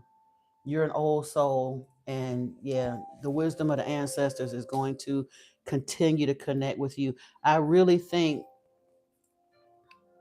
I think you're going to sidestep a lot of the mistakes that a lot of young people make. Not saying you're not going to make any, because this is Earth School, and we do get a little stubborn and hard headed. We want to go out and try some stills. Like, what's that girl on YouTube? Like, I'm gonna see for myself. And most of the time, that don't really go all that well.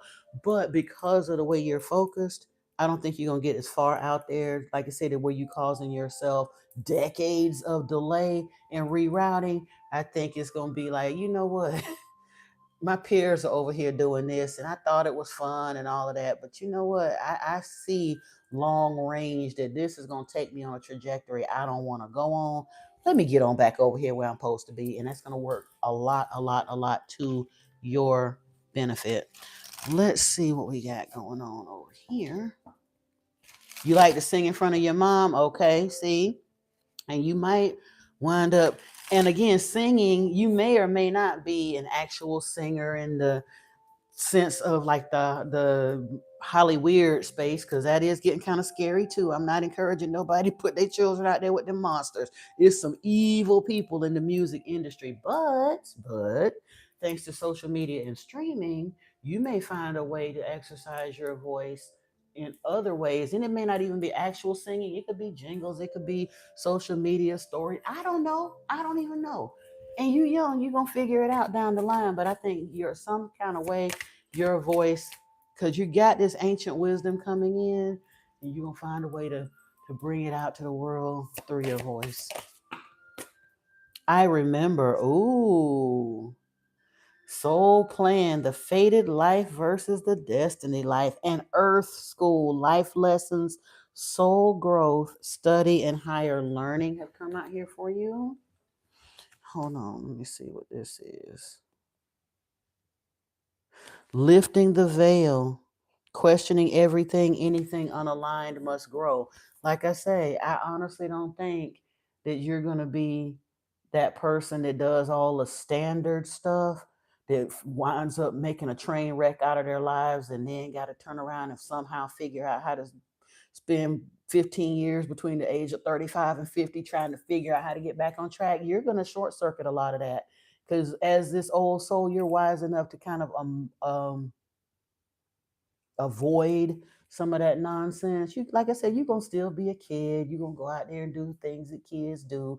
Probably gonna go out and have get at least one or two heartbreaks under your belt. That's part of her school, but it's not gonna be as devastating for you because you have that ancient wisdom that's gonna always kind of pull you back from the edge a little bit.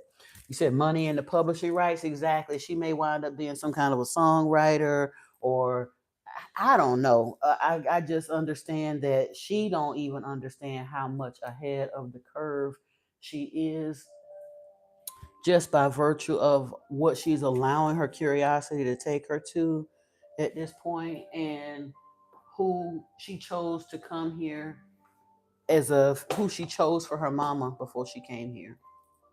Yeah, definitely. You'll for sure hold on to all your creations.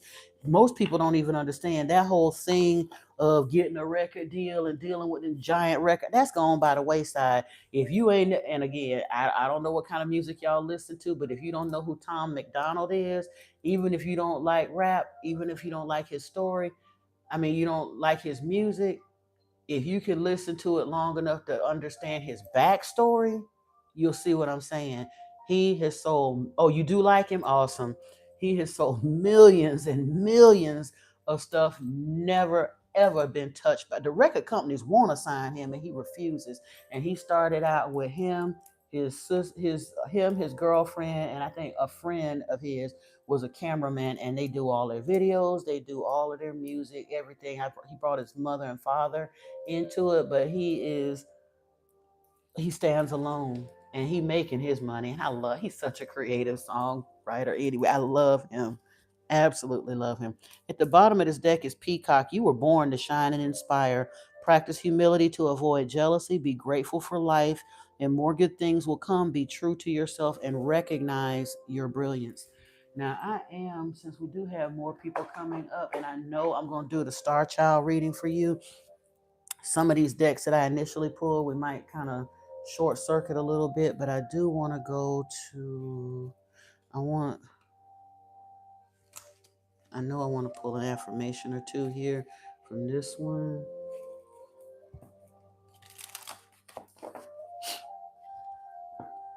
And we definitely gonna get some archangel messages for you because I know you got an angelic team behind. Oh, and Michael was. I said we got. I need to get some archangel messages. This is not an archangel deck. There are a lot of angels in this deck though. But as soon as I said that, Archangel Michael popped right on up out the deck.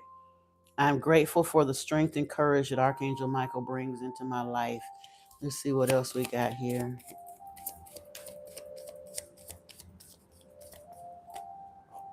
Spark of divine. I reignite the divine spark within me and recognize that I am part of all creation. Can we get one more out of this deck, please, Spirit?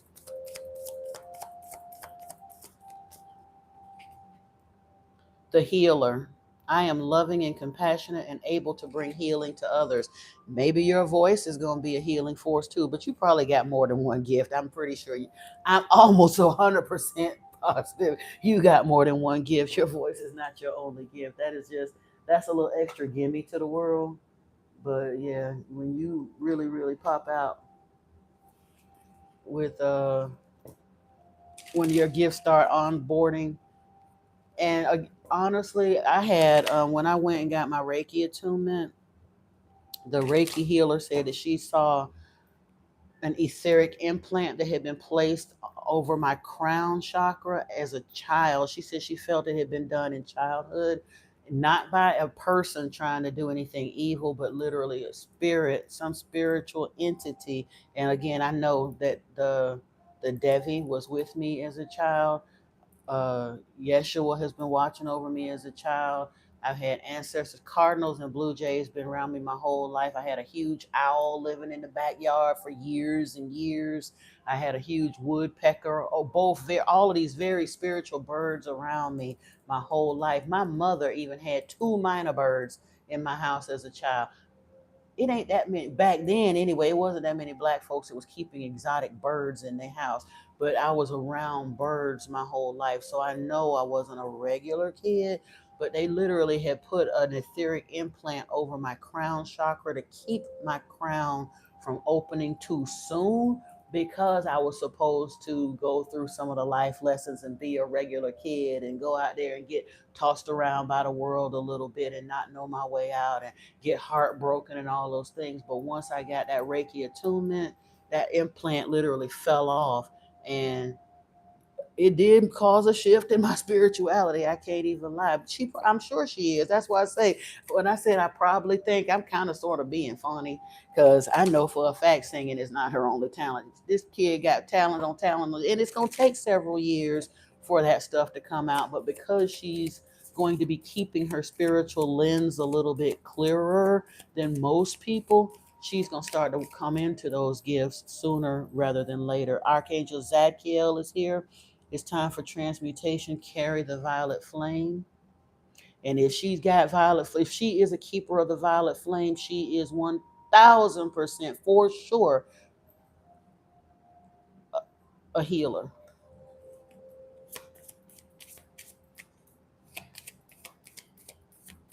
You said she's ooh.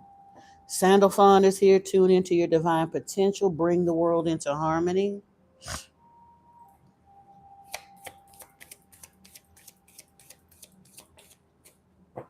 And Raphael is here. He is the healer. He's the divine healer. That's your answer right there. See with the enlightened eyes. See with enlightened eyes, open to abundance. Yeah. But you got Michael energy here, Zachiel, Sandalphon, and Raphael. Michael is the great protector. Raphael is the great healer. And they probably have been watching over you and your baby since birth. So, well, I'm talking to Brittany now. So sorry, Tegan, because like I said, your mom and I, we have connected on the energy plane. Ain't never laid eyes on each other, but that's my soul sister for real, and I know it. Let me see. Archangel Ariel, do not hold back right now. The timing is perfect, and you're ready to soar. That's here. Glenn Rain, PhD. Check it out for Caden Brittany. Oh, okay. Glenn, I'm gonna check. Let me write that down too. Angel therapy is here with Raphael again. Give your eyes and worries to us angels, and allow us to take your burdens. I gotta write that down too. I'm gonna get one more card out this deck, then I'm gonna write that down and look it up when we get offline. All is well, says Archangel Jeremiel. Everything is happening exactly as it's supposed to. With hidden blessings, you will soon understand. Yeah, that's beautiful. Because again, that's why I say I look. Some of these young folks are some of the oldest souls that's ever walked this planet, because they literally came here during this time to usher in the age of Aquarius. I'm within like the second wave of star seeds, maybe yeah, basically the second wave. But we're getting older now, and a lot of us will help with the transition. But when they get over that rough patch, the ones that are coming of age now, that third and fourth wave, the crystals, the indigos, all that wave of autistic children coming through, all the neurodivergents, they are going to be the ones that literally save Earth. They really are. What are the guardians of the galaxy? They're old souls, ancient souls, embodied in these little bodies now. They're gonna be coming online. Glenn Rain, PhD. Let me write that down. Why I always get pens that don't flip and write? Ugh. I need to throw this one in the trash. Like I said, it was cool. It was a cool idea to buy purple pens, but that ink sucks. And I got 2 dozen of them to work my way through.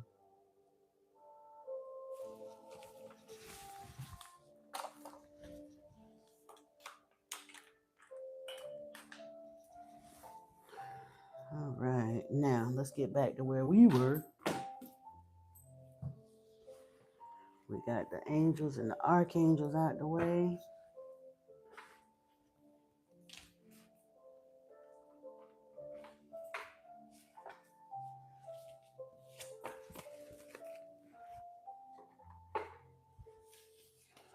Just trying to get some of this stuff out of the way so I can get to these other decks for you. Okay, I don't think I need this one. Oh, I thought, honestly, this says Cosmic Ancestors, but I thought it said Cosmic Avengers because I was talking about Guardians of the Galaxy. It doesn't, though.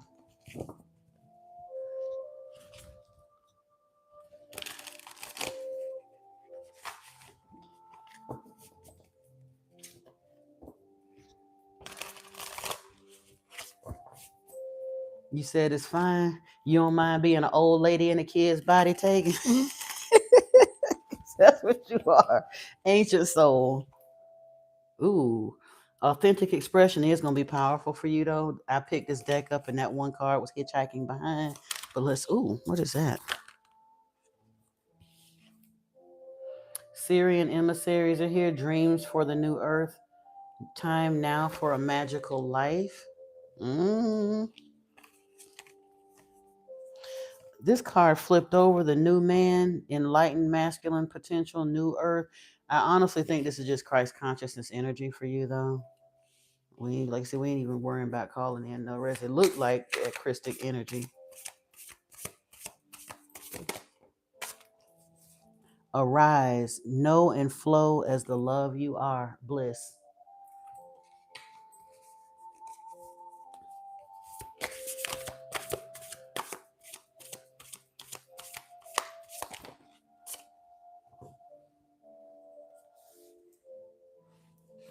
That's an awful lot. Here we go. Key to your freedom. Healed inner child, create inner safety, self-kindness. And truthfully, the one thing, and I ain't gonna say it because it's a good thing in a way, I think you're not called to necessarily, again, you're young, so you could decide at some point you just want to be regular and go create a whole, run through a few karmic lessons or cycles if you choose to, but I don't think you're going to choose to. I think you're choosing a bit easier path. Now, I ain't gonna say easy because choosing to incarnate during this time with everything that's going around the world, that's a rough ride in and of itself. But I'm saying the self-inflicted stuff that we wind up doing decades of inner child work over, I don't really think you're gonna do that. I think you're gonna sidestep some of that. If you are doing the inner child work that you do, will be doing ancestral work for your lineage, basically create breaking karmic cycles for humanity, not just the junk that got piled up in from toxic stuff. You know what I'm saying?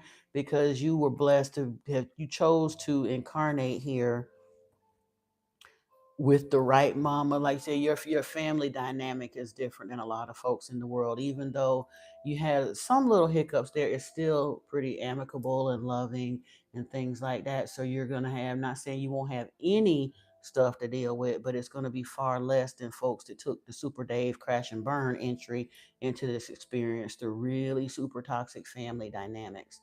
So like I said, your inner child work will be doing stuff for your ancestral lineage, or dealing with inner child work that's followed you over from previous lifetimes, mostly. Let's see what else comes out here. Ooh, wait a minute. That card really popped out at me for. Oh, yeah. Mm-hmm. Mm-hmm.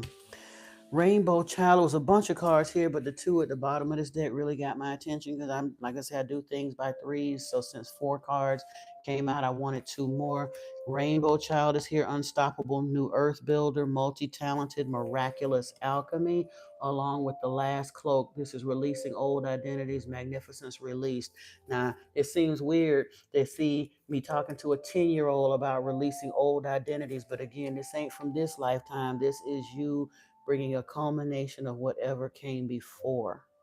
You are here cleaning up ancient patterns, some lessons that you had before that you wanted to get through, and whatever happened, ran out of time, something happened bad, may have gotten unalive. We don't know. We all got a bunch of past life stories, but you are here to challenge the big boss this go round. You gonna bring your ancient wisdom to the forefront while you still young enough to move and shake, and you gonna take down the big boss. You came here to win the game this time, baby. Miraculous alchemy. Rainbow child. Wow. Now that said, we gonna mosey on over here on these galactic lessons. I want a guardian angel message. Let's see what we got here.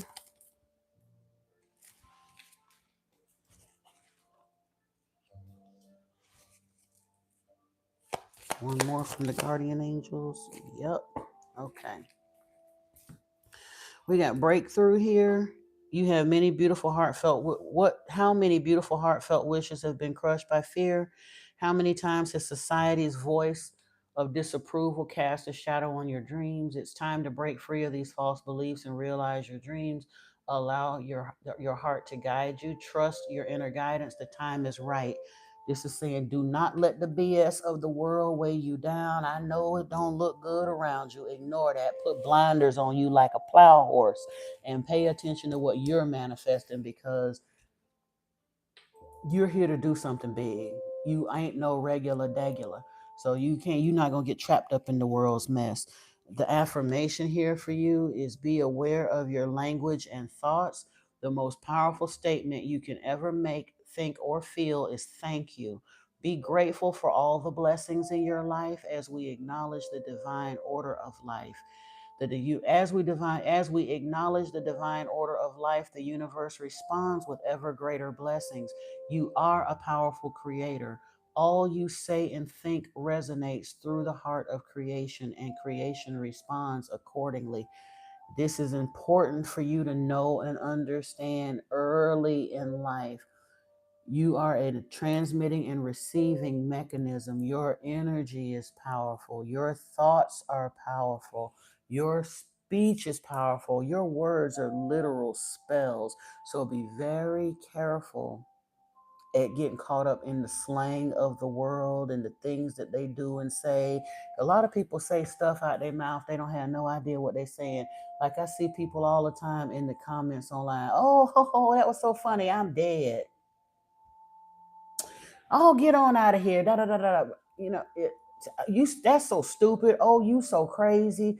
It seems lighthearted. It seems fun, but they be literally speaking emotional havoc over their lives, and you especially, because you're not bogged down with the energy and the nonsense of a lot of the world.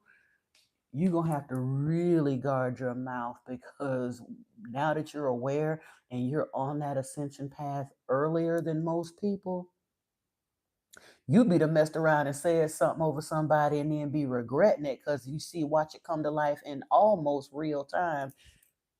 Learn that you're a powerful being. So just be very, very careful of that.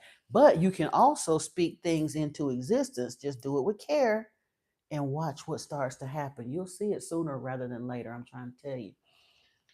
The positive outcome here at this very moment, you are sowing the seeds of your future through your thoughts, feelings, beliefs, and attitudes.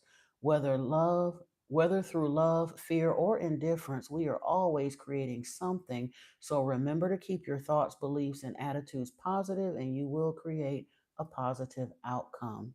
Okay?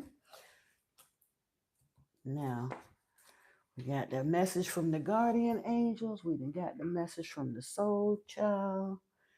I wanted to, right here.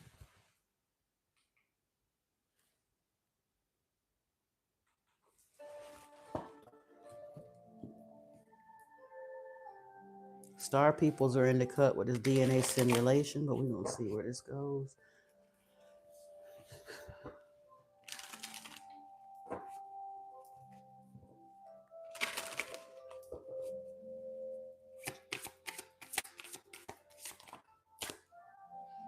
Hybrid light workers. Ooh, we're going to see what this is about. We're going to look at the book on these and see what the message is.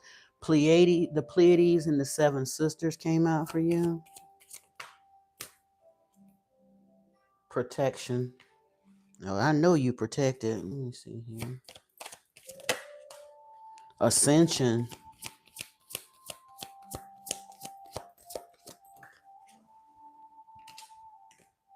Resilience. And astral origins. Wow. Okay. And as I was pulling that, I think I'm going to also pull for an archetype for you. I'm interested to see what your major archetypes might be. So we're going to take a look because I'm nosy like that. Inquiring minds want to know.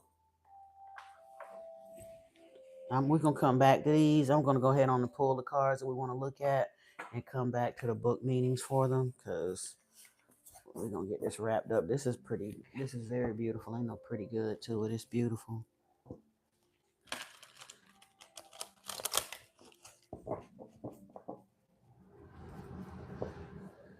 Your spirit animal? I don't know exactly. We had three. I'll pull an energy again and ask the deck if you have a particular one. We'll look at it, Tegan. We had some spirit animal energies, but we will pull again because I saw, was it the moose and I forgot. I see. I stuck them back up on the thing, but we're gonna take a look.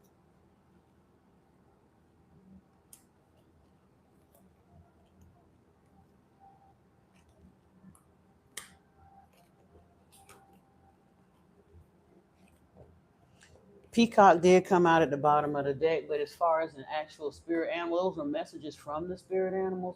But I'm going to ask the deck again if she has a specific spirit animal that she needs to be aware of.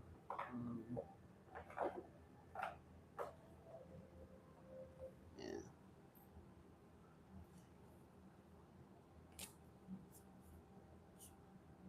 Yeah, Peacock was here, but again, we're going to take a peek and see. I'm trying to see if what I did with the other ones. Oh, they're still here. We had Humpback Whale, the singer card. Remember, Hawk was here with Messenger, and Moose is here with Wisdom. But I am gonna shuffle the deck to see if a specific, like one specific spirit animal will come out for her. Or sometimes we do have more than one spirit animal, so we're gonna shuffle for that in just a second. And I am gonna light some more incense. I had to put that candle out because it's about to burn down too long.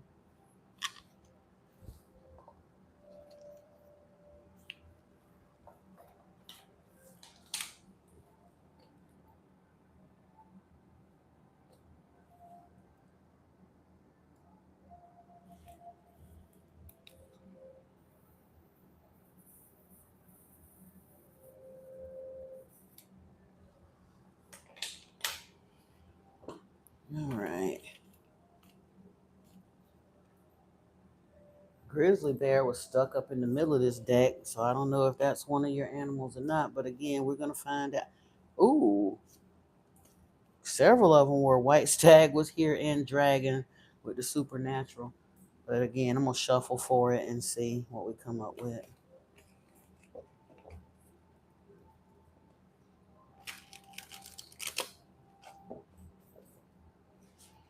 Okay, what archetypes do we need to be aware of from Miss Tegan?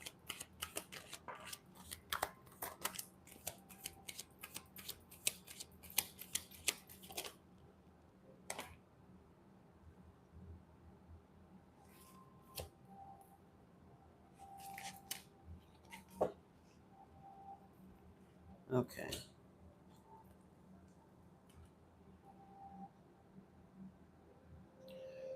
First thing I see here is we got the light attribute of this is I'm seeing the saboteur and the victim here. But actually, that sounds bad. It's not. This isn't a victim consciousness. The attribute of, as far as an archetype attitude, it prevents you from letting yourself be victimized, and prevents you from victimizing others. So that's a beautiful thing. However, there's a little bit of saboteur energy here. This highlights your fear of self empowerment and the changes it will bring to your life. So you'll want to be very careful of not allowing this self-sabotaging energy as you move forward in life. And of course, things can change. You'll continue to get readings as you go, but that's something that you want to be able to be aware of. I love this fact that at such an early age you're seeing this victim card, because this basically means you're going to be an advocate. You're not going to let nobody walk over you or anybody else. I like that. That is beautiful. Mentor is here. This is passing on wisdom and refining a student's character, along with athlete, dedication to transcending physical limits, including handicaps, development of personal willpower and strength of spirit, along with goddess energy, the feminine expressed through wisdom, nature, force, and sensuality. Now, you a little young to be moving into your goddess energy just yet, but again, like I said, you're gonna, I don't think you're gonna run from this. I think you're gonna be aware of it and integrate it gracefully and beautifully. Hello, how are you? Awesome, awesome. How was your day? Mine is awesome so far. I'm reading for some amazing energies up here in the house today. Yeah. They done gave me the goosebumps a few times. Now we're gonna pull for the spirit animal. We want to see if we can get an individual spirit animal. You always stood up for others. That resonates a lot. Awesome. Good, good. All right. Is there a specific spirit animal that wants to come and show itself for Tegan? Something she needs to be aware of? That's guiding her or going to show up as a guiding force in her life, spirit. What do we have here?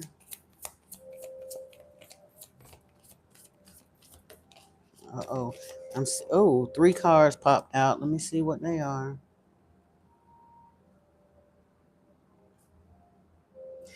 Take them how you like. You can take all three of them if you want, because I asked for it. Elephant is here with greatness. Love is your strength. Leadership is your path. Your wisdom inspires everyone you meet. You can overcome any problem. You will naturally and easily achieve success. And elephants are very spiritual animals. They are symbols of wisdom, prosperity, all of that stuff through several spiritual systems. Love that. Pathfinder is here with the wolf. Release your past and start a new journey. You are a teacher and help others find their way. There will be challenges, but your soul is strong. Perseverance is your secret power.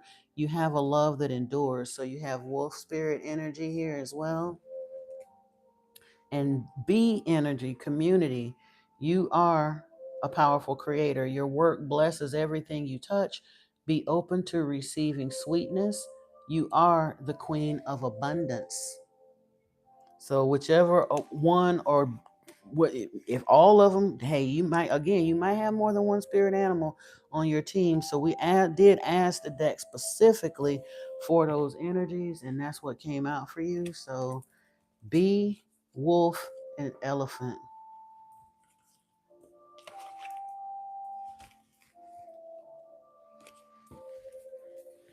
All right.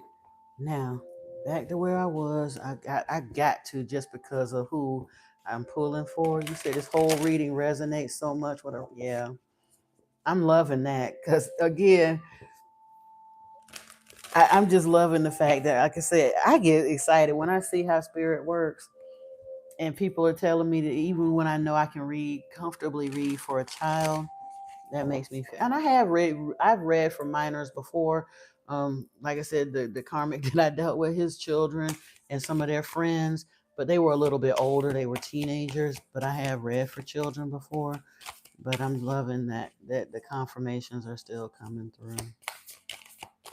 Is there anything that wants to come out of this deck? Oh, what in the world? Oh, interesting. I was in a different card from a different deck came out, but I got that deck on the table too, and I know it's relevant, so I am going to look at it. But it's literally the Wheel of Fortune, or the Wheel of Life, I guess they call it here, came out. Radical expansion. Ooh, a dragon that came out for you here and a dragonfly. Anything else want to come out of this deck, spirit? Let me see what we got.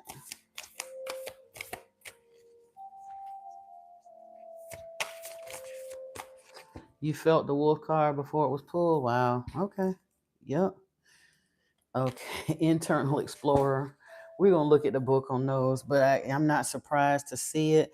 And like I said, with this deck, the Wheel of Fortune came out as well. So we're going to take a look at that and then get those others, and then we'll be done and move on to the others. Like I said, I'm gonna take my time with that Star Child reading as well. So she will have more, and she'll be able to come back to this reading, of course, and reference it as well. But I'm gonna give her that private, personal one.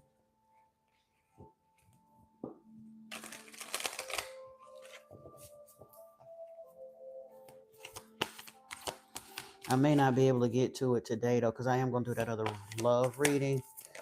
But within the next couple of days, I get it out. Ooh, the Hangman came out for her too. And the Star. Oh my goodness, ain't nothing but majors coming out. I'm gonna pull a few more and see what pops over.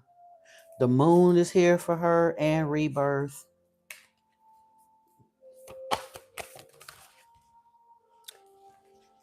And the World. I'm done. I'm done. I'm so done. And the Ten of Pentacles is at the bottom of the deck. This Ten of Earth Guardians. Judgment is here. The Nine of Earth Guardians is here. Temperance is here. The Priestess of Activations is here. The Empress is here. From the top of the deck, the Two of Earth Guardians, the Three of Light Codes, the Ace of Earth Guardians, and the Five. Yeah, I don't worship people, but Tegan, honestly, if I were what I would, if I was given to bowing to people, I would bow to you. I'm in the presence of an ancient soul, and I know it. Thank you. Thank you for allowing me to read for you. I'm surprised. I'm surprised the dragon didn't come out, but we had a one that came out in these cards. Actually, two. The Empress is I'm holding in my hand. That's a dragon right there. We got a dragon, a phoenix, a white tiger, a dragonfly, which is a highly spiritual energy. And here you go, the dragon.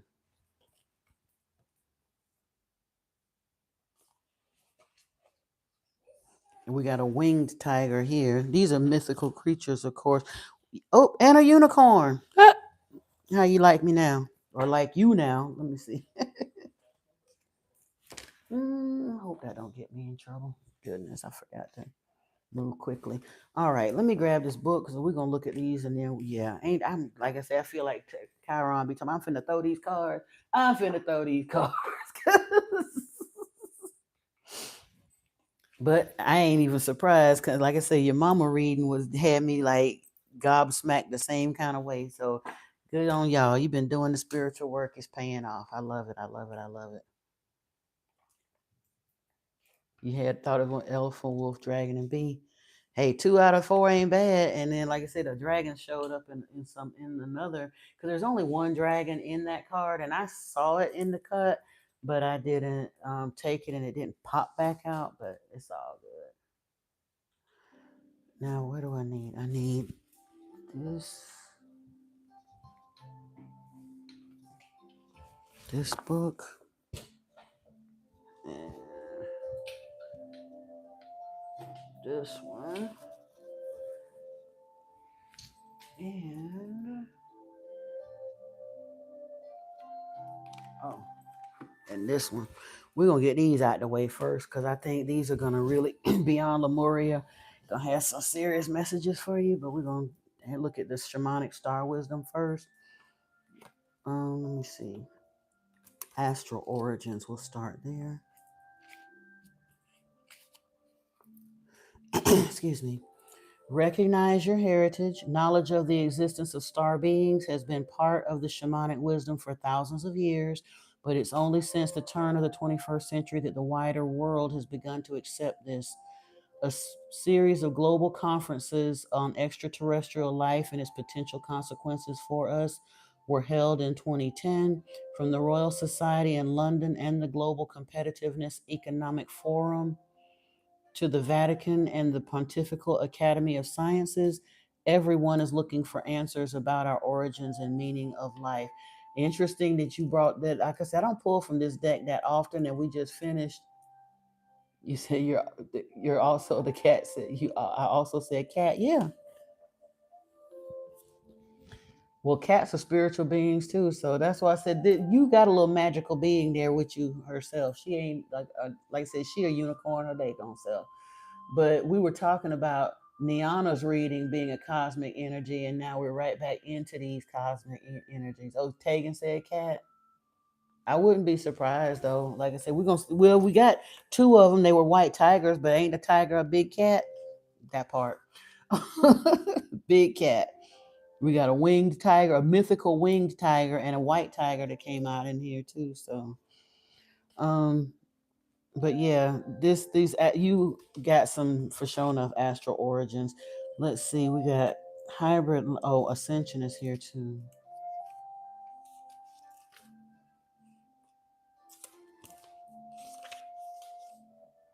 Be the change you want to see in the world is the message of this card. The earth is currently heading towards a new evolutionary phase that many ancient cultures, such as the Maya and the Hopi, used their astronomical knowledge to predict thousands of years ago. This new epoch has come about because of the movement of the earth through the Pleiades light belt or photon belt, which began at the end of the 20th century. This phase is often described as an ascension, a golden age, a new era, a point zero, or as the crossing of a threshold. It is seen as the opening of a portal to a new age or as a change in dimensions from the third to the fifth and even to the seventh. The delight of the photon belt shines into every dark corner, every shadowy area, which explains the many challenges that humanity is currently facing, both collectively and on an individual basis. Anything that no longer corresponds to the higher resonance of the light and love of the photon belt will dissolve and turn to dust. Only the higher energies, higher forms of being, and higher systems will remain. Raising your vibration and light body activation involve expanding consciousness and a new way of being. Your pure essence becomes increasingly lighter. And that's what I said, and you were here for it. That's why you here right now. You came here for this. You said you can feel it. Yeah, absolutely. I'm feeling it too. That's why I say if I were shoot. Hold on a minute. I gotta hook up the charger because I'm gonna finish this. I ain't in no rush, but I do need some more juice here because my phone is not having it. Uh-oh. What did I do? I think I just turned off the camera accidentally. Bear with me a second, y'all. I hit something wrong. My tripod is so jacked, and I'm trying to fix it. Uh, there we go. My bad.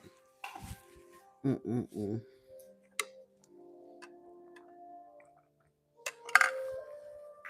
Get me some of that cold coffee. I like coffee at any temperature, though, basically. It's weird because I never liked coffee before, but now, here we go. So we got Ascension here with the Astral Origins, and then next up we have Hybrid Light Workers. Your path is the light. Hybrid star children are a combination of various types of star seeds and are a common occurrence. They have often spent their past lives in different dimensions and galaxies or on different planets, and they carry within them the characteristics of these earlier incarnations. Due to their enormous wealth of experience, they are also referred to as light workers. Other terms include crystals, indigos, rainbows, and blue rays. As souls, they have agreed to be incarnated to help the earth and other worlds progress and develop. They are born into families across the world to raise consciousness and down to any planet, culture, or society. They are star nomads working exclusively for the light. How to tell if you're a hybrid star seed. You feel at home almost anywhere on earth, but at the same time, you feel as though you don't really belong anywhere. You see through and are critical of authorities and hierarchies. You're bored by relationship dramas and retreat from them quickly. You enjoy spending time with people, but you also like being alone with the universe. There are many aspects to your nature, and you have an interest in the widest range of subjects. Humor and enjoying life are important to you. Mm-hmm. Your little magical booty. I done told you. I told you. Told you. Know what I'm looking for. I know what I'm feeling. So I kind of sort of know what I'm looking at here too. Listen. Let's see. Resilience.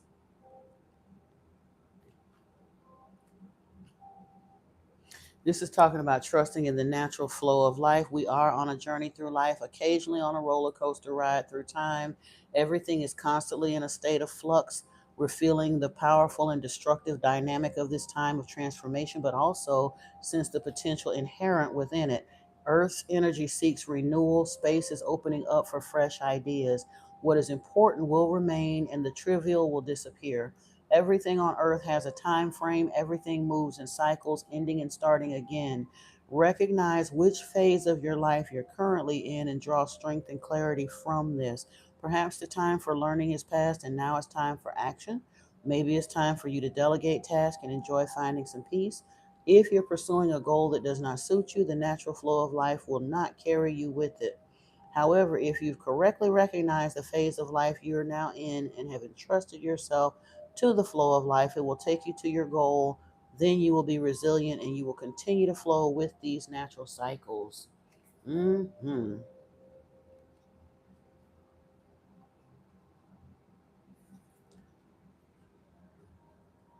You love spending time with people, but you like being alone. Same, same. I guess we're what you call an extroverted introvert.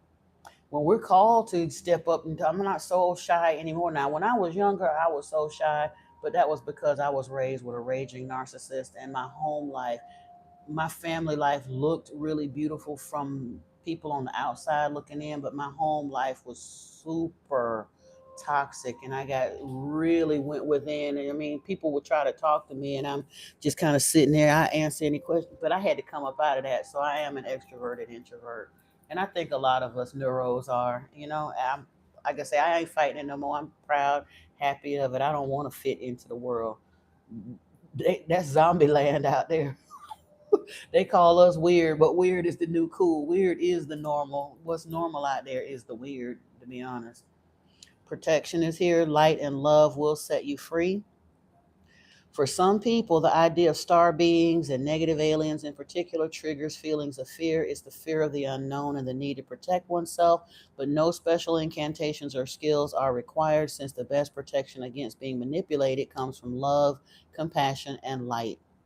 Love in the heart can generate an electromagnetic field that radiates out into the environment, as demonstrated in a study at Princeton University more than 20 years ago. The study observed that these electromagnetic fields were 6 times more powerful in people who were happy and full of love than in those who failed to experience joy. And you know what I'm seeing? I can't remember what's the daughter's name in The Incredibles, and she put that force field around her, between her and oh boy, they were sitting there running in the bubble. She was sitting there putting the force field, and he started running. That's what I'm seeing here. You generally are going to generate your own protection, and you're gonna probably need it as you move out there as a teacher, as a healer, as a light worker. Your light gonna irritate their demons for real. Violet, thank you. Look, my brain is not braining. I am seriously on a deficit here these days, but thank you. I was trying to figure it out, but yeah. And then last we have the Pleiades and the Seven Sisters. The history of humanity and the universe lives within me. The most ancient stories about the origins of humankind are more than 100,000 years old and are found in Australian legends about the Pleiades.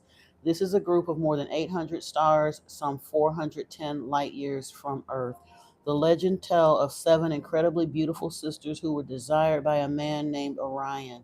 From the Earth, we can see him in the night sky chasing after the Pleiades, following the sisters who, in myth and legend, are the mothers of humankind.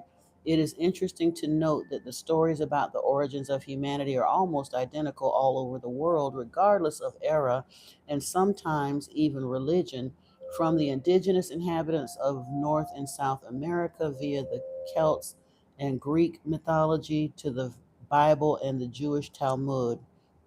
This may be because many of the heavenly bodies in the Pleiades are visible to the naked eye from almost anywhere on Earth.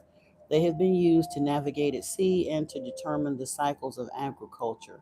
Cycles, several indigenous cultures, including the Hawaiians and the Hopi, claim to be descended from the Pleiadians, and the Hopi having long involved stories about the star people who come to Earth from the Pleiades to breed with humans. The annual Makahiki festival in Hawaii is still held on the day on which the Pleiades can best be seen.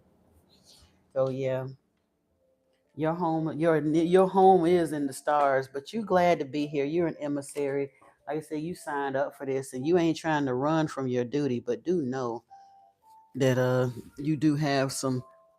We all got extraterrestrial origins for real. I mean, we got Inky's blood running right through us, but I think you were you on special assignment. You on loan from a star system far, far away. Now, I do want to get some of these messages here from Beyond Lemuria. I think this is important too. And yeah, we're gonna get on to Niana in just a little bit here. The heart chakra is here, unfurling back to love. This is love for oneself, love for oneself and others, relationships, compassion, forgiveness, empathy, connection, receptivity, acceptance, and generosity. This chakra card represents love in its many forms. It reminds you that everything in life can unfold into love or fear. When unfurled back enough, the foundation of all you seek lies in the universal desire and right to feel, love, and be loved. Love heals. God is love. This is the force that will change the world. Yes, indeedy. And then we have radical expansion. Living and loving at full capacity, being unapologetically you, self expression, boldness, having a voice, taking up space, expansion, empowerment, owning your true power, being visible in the world, having fun with your magnificence, letting go of judgment, creative exploration, radical ways of being. He said, what would it be like to live, love, and feel at full capacity? Do you imagine what it would be like? This card is about you being truly and unapologetically you. The gifts you think are too bold for this world and those heartfelt experiences you believe you should hold back on might just light someone up. The physical self expression that you dull down so you can fit in, and those dreams that seem too vast could be precisely what the world is waiting for. Do you feel you have the right to take up space? Our auras can expand manifold, but we often choose to keep them tight to our bodies, maybe for safety. But what is this construct in which we have imprisoned ourselves? Where does this subtle or not so subtle shame come from? Why not dance our most beautiful dance, dress in a way that makes us feel magnificent, and sing so our voices are heard? Amen. Or Ashe, I should say. I gotta stop saying amen, but yeah. Oh, good. I'm glad you feel you have a right, because you do.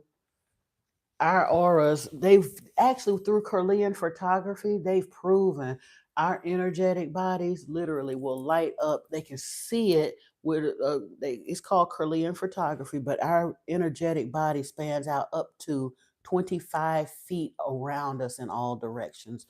We take up a lot more energetic space than we will. That's why even if it's a stranger, even if you don't see somebody, if somebody could walk up behind you, they ain't even making no noise. But if they get too close in your personal space, you can feel them. You can feel them before you smell them. That's why, because we are energetic beings. Absolutely. We also have internal explorer here. This is flow state, accessing infinite information by going within, wisdom from the collective consciousness, theta waves, channeling, breaking free from limiting intellect, creative boldness is being guided by the divine spark. You already hold the keys. When we stop looking outside ourselves and surrender to a softer inner focus, we have access to unlimited information and resources. When we stop thinking with the glass ceiling of our intellect, we have access to multidimensional wisdom from the collective consciousness. Have you ever felt in total flow? Perhaps when speaking about something profound that you have total faith in, you've heard your words articulately unfold. At other times, when you have doubt, you must watch your words and they come out disjointed, only hinting at what you're trying to say. This is what we were talking about earlier about tapping into the unified field. That's exactly what this is. Now, we're going to move on here. We're almost done, darling. I know this got more expansive than what we had planned on, but again, I'm in the presence of an ancient soul, and like I say, I just work here. I obey. We got the Empress, the Priestess of Activation, Temperance, the 9 of Earth Guardians, the 10 of Earth Guardians, Judgment. I definitely want to hear from that card. The World, Rebirth, the 10 of, oh, that's a major arcana 10 with the Moon, the Star, and the Hangman. I got the order of them mixed up, but it don't even matter because 1, 2, 3, 4, 5, 6, 7, 8, 9, 10, 11, 12 cards were pulled here, and 1, 2, 3, 4, 5, 6, 7, 8, 9. 9 out of 12 cards. I ain't even got to look at the book meanings on these. I do kind of sort of want to look at I think there's a message for us here with the Naga of the Golden Lotus and Judgment here.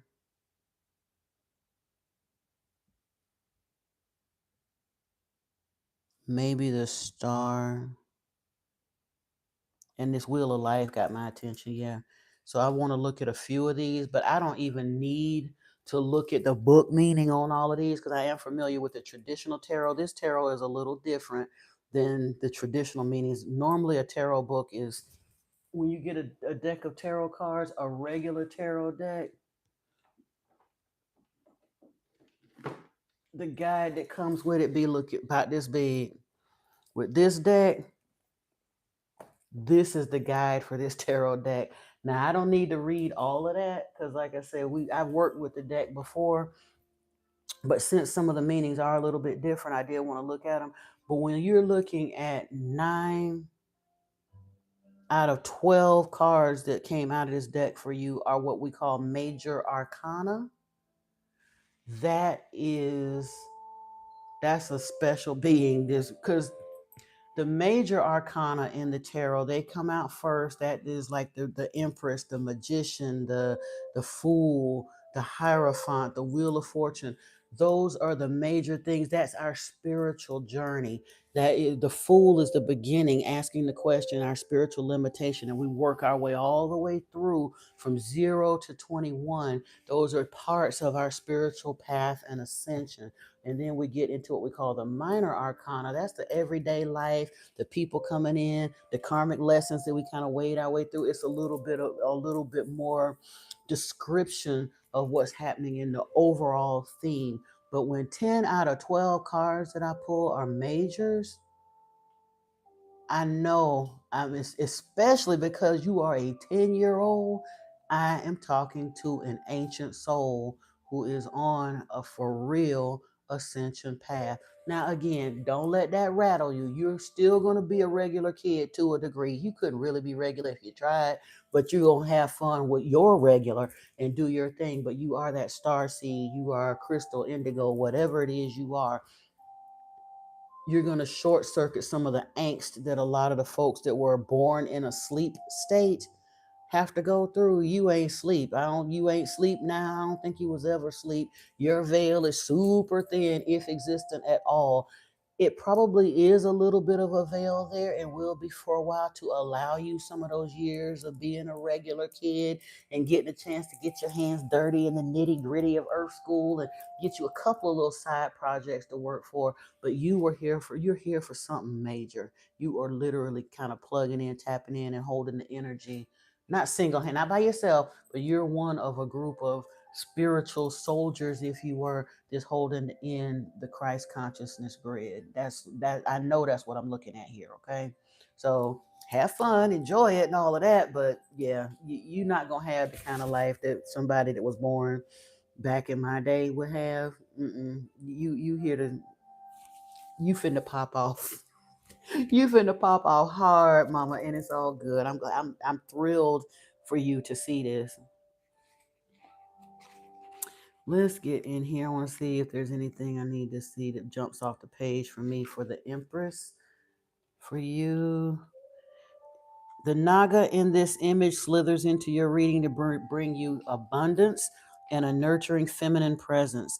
Naga energy signifies living a comfortable lifestyle with all your physical needs met, a more luxurious one, or simply enjoying quality time. It also relates to the wealth and abundance found in the beauty of nature. This is a card of growth. Your material side is amplified with an urge to nurture others, particularly children, holding a caring and compassionate space. This card could also mean taking some time to ensure your self care needs are met.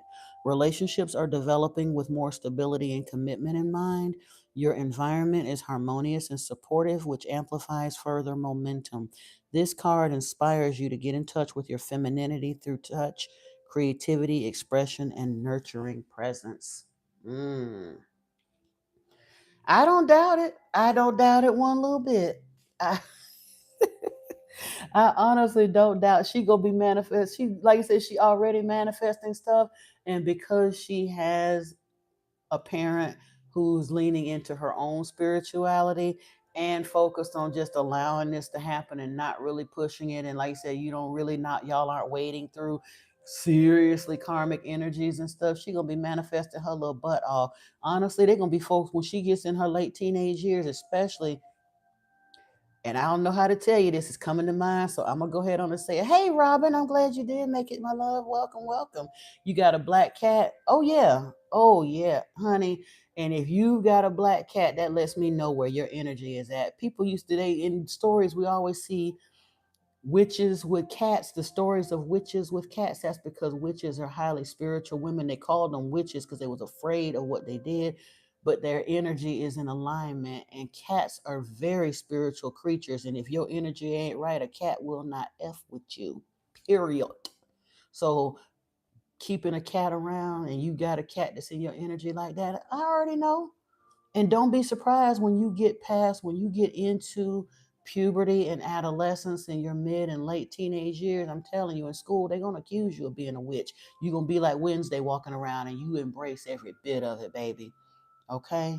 Embrace it because you are a powerful spiritual being and manifester. I'm getting chills just thinking about what your life finna look like.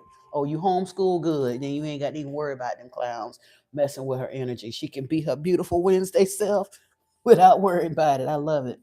Let me see. We got here temperance with this as above, as below. I got to see what this little winged tigress is all about. Hold on. Or winged tiger. This card is about balance. It invites you to take the middle path, see both sides or differing perspectives of a situation, or hold space as the peacekeeper rather than adding further fuel to the fire. Patience and moderation are keys right now. Find your balance center. The lesson of temperance also concerns alchemy, the art and science of combining different forces, creating diversity, and blending energies to work harmoniously together. Temperance also suggests bridging the earthly and spiritual, listening to the whispers of your soul while being grounded and physical. Brittany, I gotta ask because it came to mind as I was reading this. You were the parent. We got into that little difference about wasn't it you and I that got into the difference about vaccinations? Was it you? Okay. And I thought so. And in your case, again, I still say what I said and feel what I feel for the vast majority of people. But in this instance, reading in her energy, I 1000% understand why you took the position that you did. And I stand corrected and I agree on it. And thank you for not doing that. She don't need to be. I mean, obviously, when she gets called into the international space and she got to travel, she'll do have to take the rounds and do whatever she gonna have to deal with. And but she will be able to prepare for it and flush that crap out of her system as an adult much more than she would as a child. She'll be better prepared to deal with those vaccinations. So absolutely, you did the same. You did the right thing because she's not a regular kid. This right here is incredible. But again, Spirit kind of sort of knew who to plunk her down with. You've been given charge of an incredible, magical being, an ancient soul for sure. Ancient soul. Let me see. Judgment is here. Card 20.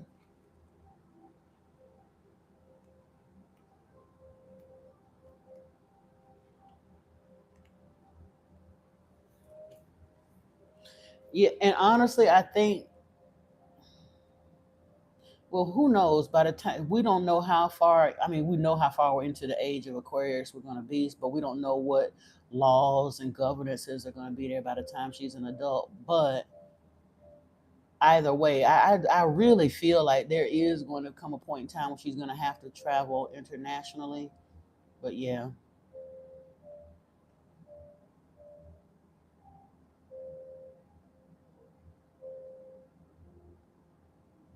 Oh, yeah, yeah, yeah, yeah. And honestly, you're saying some people feel like that it causes autism. Again, I'm only going by what Spirit kind of showed me in meditation. The children are born autistic regardless, because it's not, autism is not a disease. It's children that are born 4D, a 5D and above ready. Like the third wave of star seeds that came through, the Delta star seeds came through internet ready, like Bluetooth wired. Those children were starting to move. They're moving earlier, and they really took to the internet, and they're our new tech stars and all of that. The children that are coming along now with that gene, it is considered a mutation, but autism isn't what they think it is. It is genuinely 5D beings who are being plunked down in a 3D environment. And like you said, our stuff it's a toxic load to them. And some of that stuff does trigger and cause them to go within and all that. But they are autistic regardless. And that's a beautiful thing. It's just that the toxins that they're exposed to, the vaccines and the this and the that, trigger things that cause them to shut down even more than they normally would. But to a large extent, they're not even intended. Some of them, the profoundly autistic children, a lot of those were not intended to interface with us. They are here literally for their energy signature. Robin, you can. This is something I agreed to do for Brittany because she asked me. Her daughter is interested in spirituality, and she had asked me if I would be willing to read for her. If a minor child came into a live stream on their own, I would not. But because y'all are soul family, you're my mods and stuff like that. If you want me to read for your child specifically, and you're basically able to either email me or be in the reading with them to sign off on it, so that I don't have a problem with reading a child's energy. I just didn't ever want to do that without their permission. And because I don't want to encourage them to think that they could just go willy-nilly to anybody's tarot reading, because it's depending on where somebody's energy is at. All tarot readers should not be messing with it. I don't feel like anybody should be reading a child without that parent's permission. But I'm saying, even within a tarot reader, if their energy and their spirituality isn't in the right place, and they've opened doors that they ain't got no business messing with, and they don't close those doors down, they could open doorways to energetic and spiritual stuff to those children that I don't think is healthy. So I wouldn't encourage it. You say you got an adult child? Yeah, I don't mind reading for your child. If they come in here and say, "Hey, I'm Robin's child, and I want to da da da da da," I'm not. I don't have no problem with that. I just don't. If it's an adult child, I won't read that child's energy unless or until that child tells me that they want me to read for them. And I'm that way with my own as well. I have 4 children. three of them have asked me to read for them before. I have one that's afraid of this. He's not ready to open up to it yet, and he has not given me permission to read for him, and I will not look into his energy that way because I respect his wishes. You can ask for her if you've asked her and she gives you permission, but I'm gonna hold you on your honor to that. I do need you to connect with her and ask if it's okay for her for me to look into her energy. I don't want it, especially like I said, human beings, whether they're ours or our children or not, they are still their own sovereign spiritual beings, and I won't tap into anybody's energy without their permission outside of a general reading. Honestly, and it's okay. She'll come to it whenever she's ready. She may eventually want me to look further, or she may be cool with the general readings. I strongly suspect she's gonna go back and watch Tegan's reading here and the one I'm gonna send you, and she might want a reading then.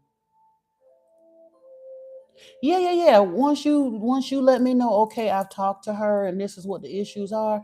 And truthfully, if she's genuinely interested and she's kind of on the fence about it, have her come into a live stream and y'all sit there together or whatever, or however it goes. We can talk on the phone more about it later because I owe you a phone call anyway. But we'll work that out. But I don't mind reading for your children if they give permission for it. Yeah. You say you're gonna start coming to the live stream? You're welcome, my dear.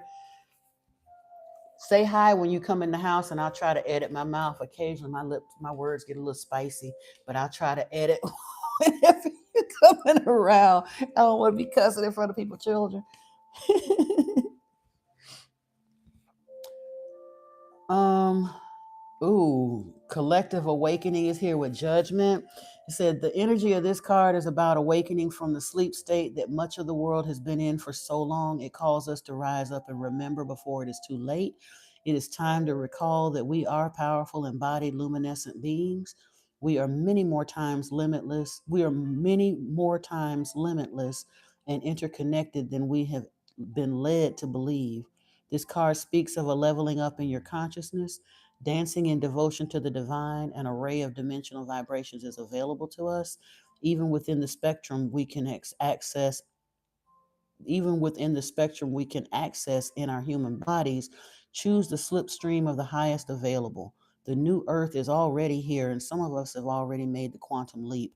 We may reside in our physical bodies, but we are no longer entangled in them. Aligned with our dharmic life purpose, we receive the supportive and nourishing energy we need to thrive. As the old paradigm falls away, we are barely touched. In the darkness, we hold the light for the way forward. Amen or Ashe. I got to reprogram my lips. Ashe, Ashe. You've been doing things as you hear. I'm not forgetting, honey. We're almost done here. There's a few of these cards that popped through that I wanted to get the book meaning for her. And this is the last set of cards that I'm going to be looking for her. Then I'll be on to Niana and then you, and we'll try to hurry along. But, this little mama right here just got me a little bit gobsmacked because I've read for children before, not a lot of them, but I've never seen this level of spiritual maturity in a child this young.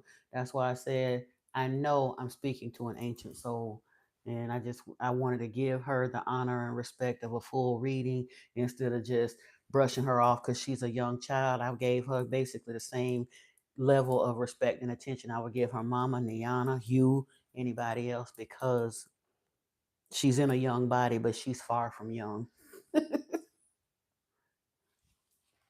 Rebirth is here, 13. And I love the fact that this does, because 13 in the tarot is called the death card in the traditional tarot, but this is called rebirth, is rising from the ashes. This is the phoenix card. And you are at the end of a significant phase of your life and the beginning of a far more valuable phase. Now, at 10, that sounds a little crazy to say that, but like I said, you're coming in with a thinner veil than most of us get. We are in theta from birth to 7. You're at 10 now, but your veil has not thickened up. There's usually a kind of a wall of forgetting that comes in, and then we get into this regular stuff. That doesn't happen for you. You are here closing out ancient cycles. You're beginning this far. You're here to play the big boss. You are on this video game as a master now. and you're here to basically beat the game this go round. Um, this surprisingly optimistic card speaks of closing one door and allowing the next one to open. It signifies the embrace of renewal and transformation. The presence of this card also suggests a positive cleansing and a releasing of outdated patterns, relationships, even physical items. It's time to bring in the new. Yeah, this is a spiritual level up that you probably been trying to reach for several lifetimes. And yay, you, I ain't mad at you. So now we're just going to take a peek here at the star and the wheel of life, and then we're going to be out the door with this because, again, this is so juicy. Ain't really much I can say, but I pulled the card, so I just want the book message. The wheel of life is constantly turning. There's flux and flow. It has its ups and downs. Neither lasts forever. And the message is you're in it but not of it. So it is a time for integration. We're in the middle of the zombie apocalypse, but that doesn't need to affect you the way it affects everybody else. You're in this world, but you are not of this world genuinely. So the angst and the crashing and burning you see all around you, you're here, like you say, as a secret weapon. Remember the movie The Fifth Element? You kind of that. You Lilu. Okay. Thank you, Tegan. It's so crazy because this is the day my eyes have been bothering me, and this was like the first time I've ever come on the live stream and not done any makeup at all. My eyebrows are so sparse. My youngest child did me the pleasure years ago when she was little.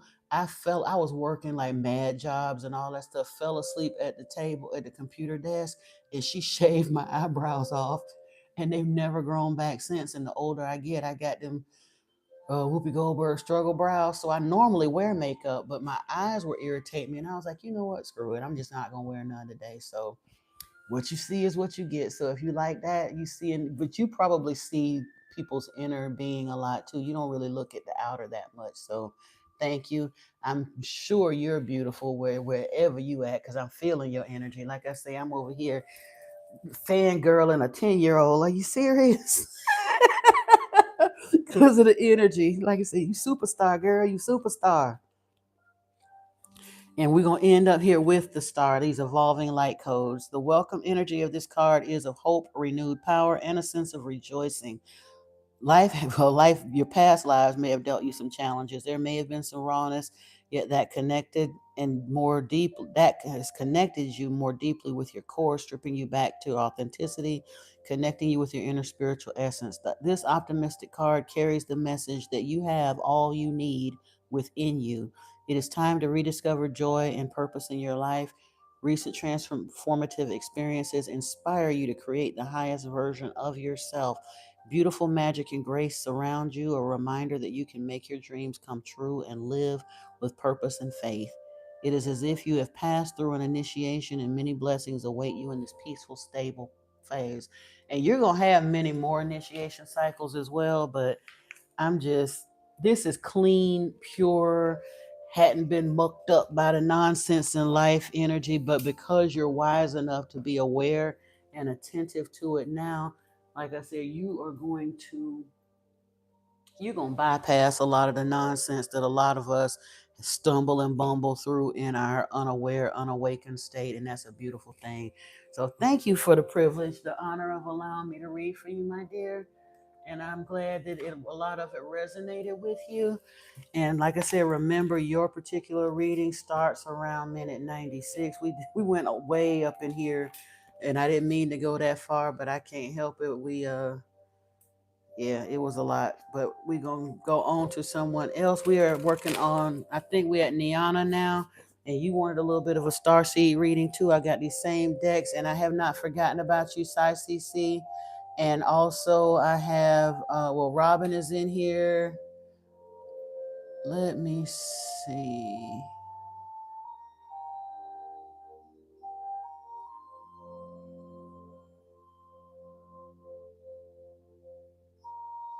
I'm trying to look.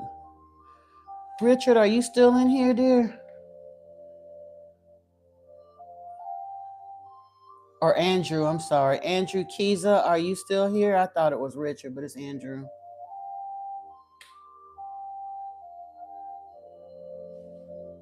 messing up. You're welcome. You are so welcome. Niana, you still with me or did you have to pop out for a minute?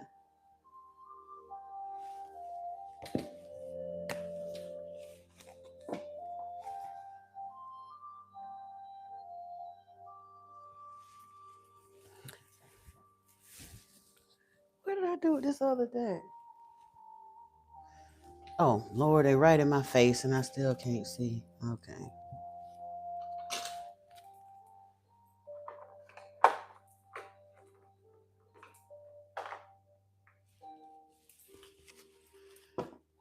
Oh, you're welcome. You are welcome. She is special. She really is special. I ain't even, like I said, I don't gas people up. And I look, I was prepared to go easy with her because she's a child, but I didn't gas my own children up unfairly, and I won't never gas nobody else's child up either. She's special. She's the real. Yeah. I encourage them, but I won't ever lie to them and gas them up. I'm not gonna tear them down either, but yeah. Okay, I'm getting you right, Niana. You said you wanted to kind of a check-in as well and see where you at, and we got some cosmic stuff going on, so we're gonna play around in those energies. Like I said, we're gonna be using a lot of the similar decks here. I'm just trying to get some of the ones we don't need out of the way here. I don't think we need this Christ consciousness deck. Let me get that out of the way. I do need Star Seed.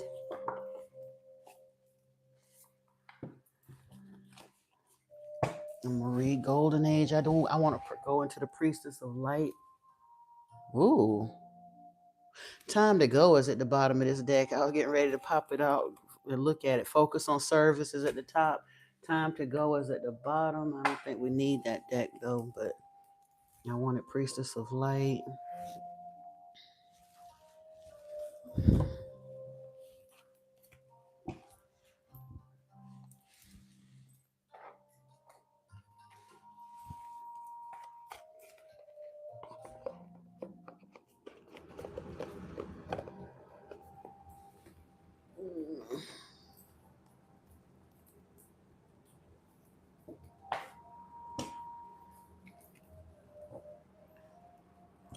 All right, my dear. For some reason, I think these were here for you, not so much for her. She's special because you felt that wolf energy in the reading. Yeah, yeah.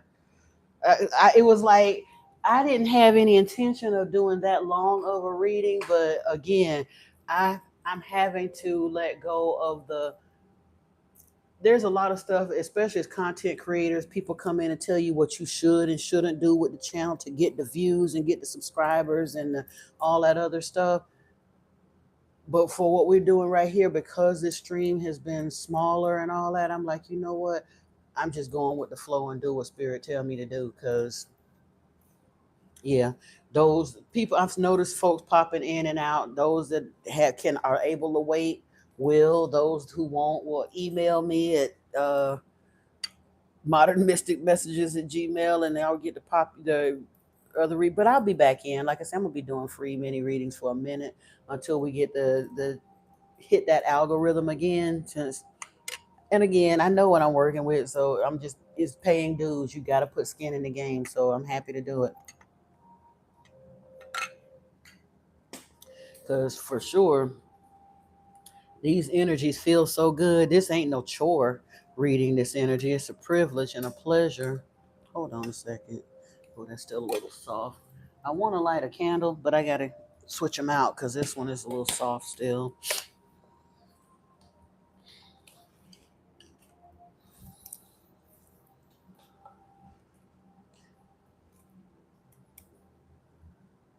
You probably did. I'm trying to tell you, like I say, again, y'all. I'm saying it with much love when I talk about all the little space cadets that's in my soul family, cause I ain't mad at you. A whole bunch of aliens up here. What's that song with old girl Katy Perry? E.T. Yeah, Y'all a bunch of ETs in this collective, and I ain't mad because I are too. But all right, let's lock and load over here and see what we got. See what we got coming in. I'm trying to think if there's any more. I got one other galactic deck, but that's okay. I'm gonna just stick with what we got here. I think this is plenty. Told you felt connected because your behind is an ET too. That's why. Y'all might be from the same planet. Who knows?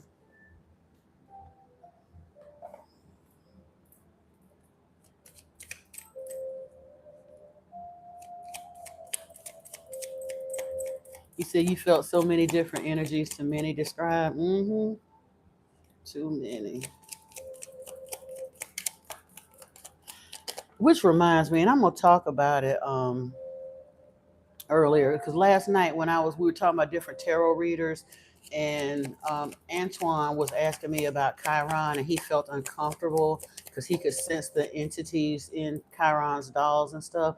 I definitely want to say to anybody listening to this is you would continue on your tarot journey regardless of whether someone recommends it to you or not. Anytime any tarot reader, if their energy makes you feel uncomfortable, even if you have been watching them for months and all of a sudden you tap into one of their readings or you go to watch it and it just makes you feel weird, step away from it. Because it doesn't matter how much I love them or I connect with them. If it ain't your messages, it ain't your messages. And if their energy, you may be more sensitive to certain energies and susceptible to certain energies and entities than others. So if their readings shift, or if you're not comfortable with their energy, it's not your reader or your readings, just move away. I've had readers that were like that. And I've moved away from some readers just because I got busy, or the messages they were the energies they were reading in were no longer mine. I've healed that, kind of closed that chapter, and I can move on to something else. But I've also had readers that I was led to that started out super spiritual, and whatever they had going on in their personal lives, their energy dipped. And I ain't talking about a need to take a few days off or some downtime. I'm saying they took off considerable time, but when they came back, they talking on some foolishness, and it wasn't comfortable for me anymore. Don't have no disrespect. I'm not gonna personally badmouth them or anything on the channel, but I had to go. Right? Thank you, Brittany, for real. You said it's like fluctuating by you. Yeah. The energies. Yeah. Niana, we got I gotta get one more of these because there it is. Okay. I teach people how to treat me. This is a lesson that all of us empaths, I'm gonna say it one more time for the people in the back and for them watching it later in the replay. We genuinely teach people how to treat us, even when we're the ones that are coming through those painful cycles. And oh my God, they've been doing us wrong for so long, and we had to heal and all that. When we really get to our introspective, taking accountability, wanting to understand it, unravel it, and heal it place, we have to understand that we showed up as a participant in our own mess sometimes too. Because whether we understand it or not, the mess we've been receiving or waiting from was the karmic lesson. Sometimes it shows up in our life, but if we don't figure out that and shut it down, we teach people how to treat us and they show up and oblige. I know it happened for me in my instance. I had, yeah, we ain't gonna get into all of that because this is for you, Niana. This ain't for me, but I'm just telling you, be aware. Spirit is saying, be aware of that. So if you're not getting and seeing what you want, learn to speak up a little more for yourself. I'm connected to the earth and all life around me. Ooh, we had some moon goddesses came out from you. Artemis is here with this one, with this I am connected to the earth and life all around me. And then I shine my light outward for all to see. Diana is here for you, Niana. And because we mentioned the goddesses, I do want to see these. And I am going to look and see if we got any star activations coming up for you.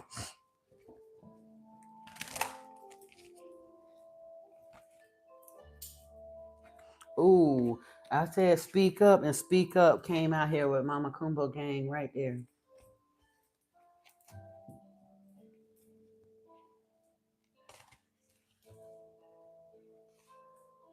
Etheric chords is here in the split too. So is there still some kind of a karmic, cosmic, whatever? You may need to do a little more chord removal.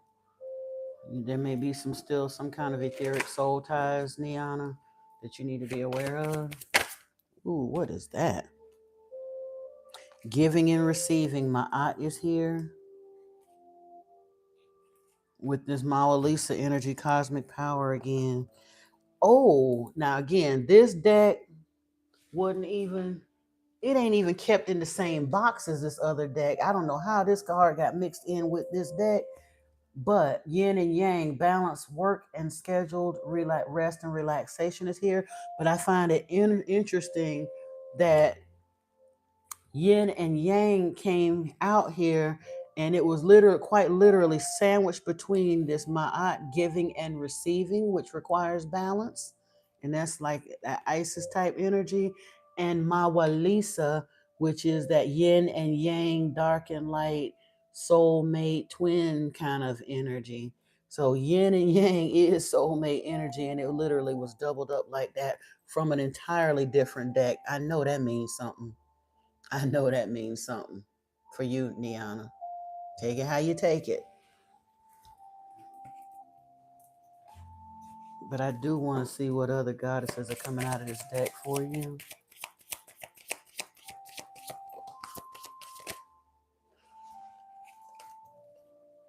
Level up. Asantawa is here.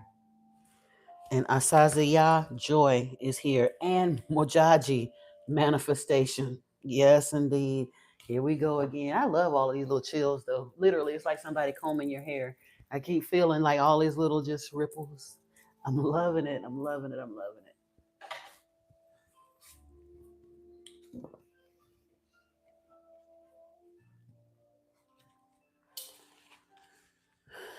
Let's see what we got over here.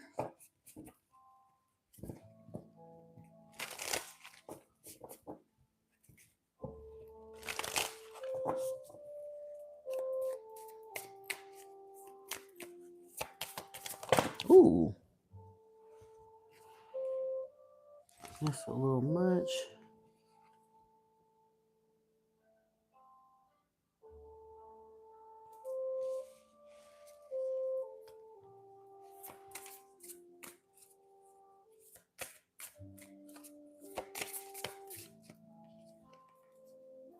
Okay, 4 came out, but I'm gonna have to take them. Honestly, this kind of sort of looks like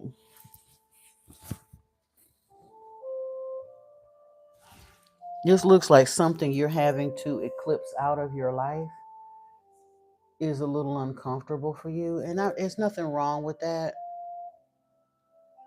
It's easy for people to say the karmic this, the karmic that, the toxic this, the toxic that, but very often in those high level those karmic toxic soulmates are still high level soulmates, and to a large extent often is sticky when we have to release those lessons or graduate from them, because we still love those people. They got to go for the next level of ascension, no doubt. They got to go. You see, you go pick up your wig while I shuffle. Okay. But yeah, they really got to go. And also remember, your reading starts somewhere around, I want to say, I would start coming looking in right around the 3 hour mark. It's at 192 minutes now, but we've been kind of heading towards it for a few minutes. So I would just, when you get, I'm not doing a formal time stamp, but if you lose connection. But yeah, this looks like it says, when what you grieve is not lost, everything has and will be returned to you in another form.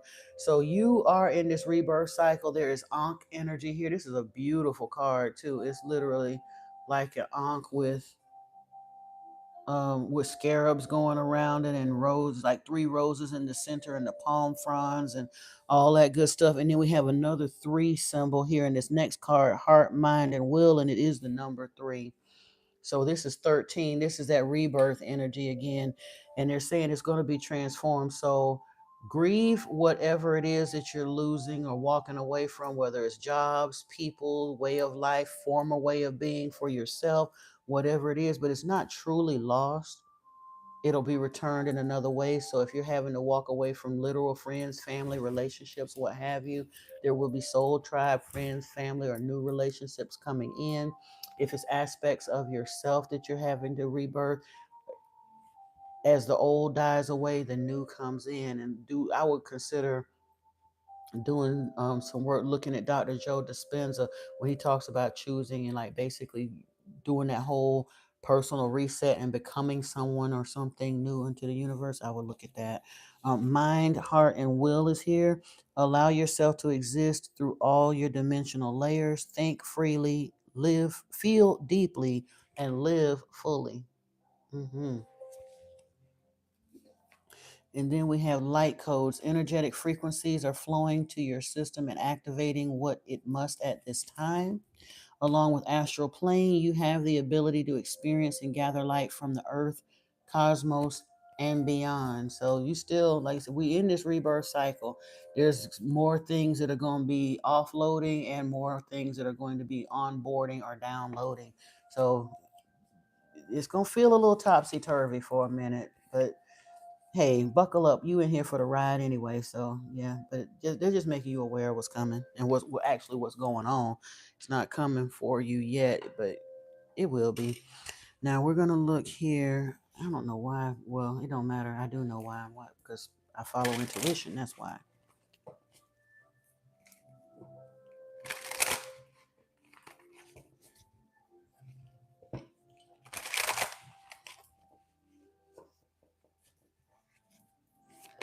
Ooh,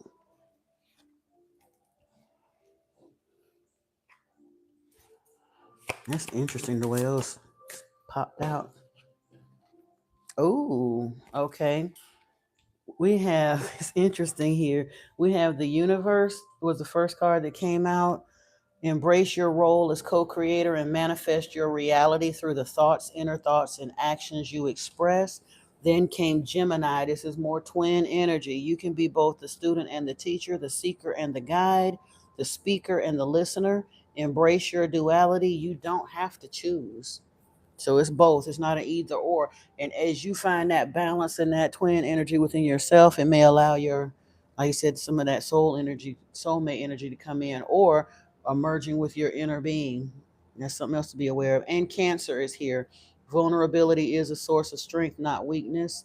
Your willingness to open your heart and love creates connections that heal and inspire. And if I recall, I think you're a Cancer. If I remember from last night, I can't remember, but I think you might be a Cancer. Awesome.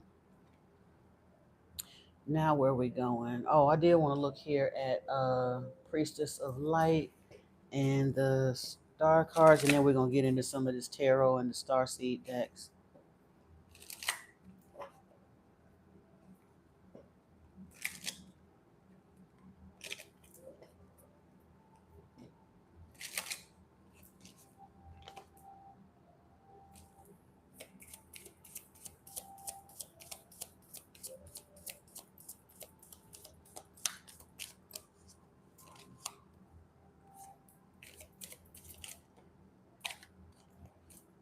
Ooh, Niana, we got wisdom here, learning, joy, art, and music. Courage is here with strength, fierceness, and family, and abundance with fortune, wealth, and plenty. So yeah, you got some things on the horizon. You've been doing the do, and it's on its way. Wisdom, abundance, and courage. I love it.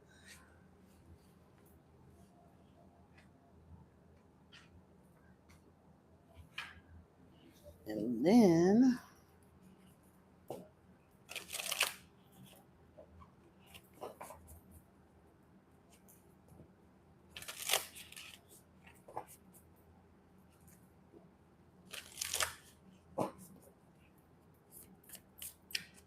ooh,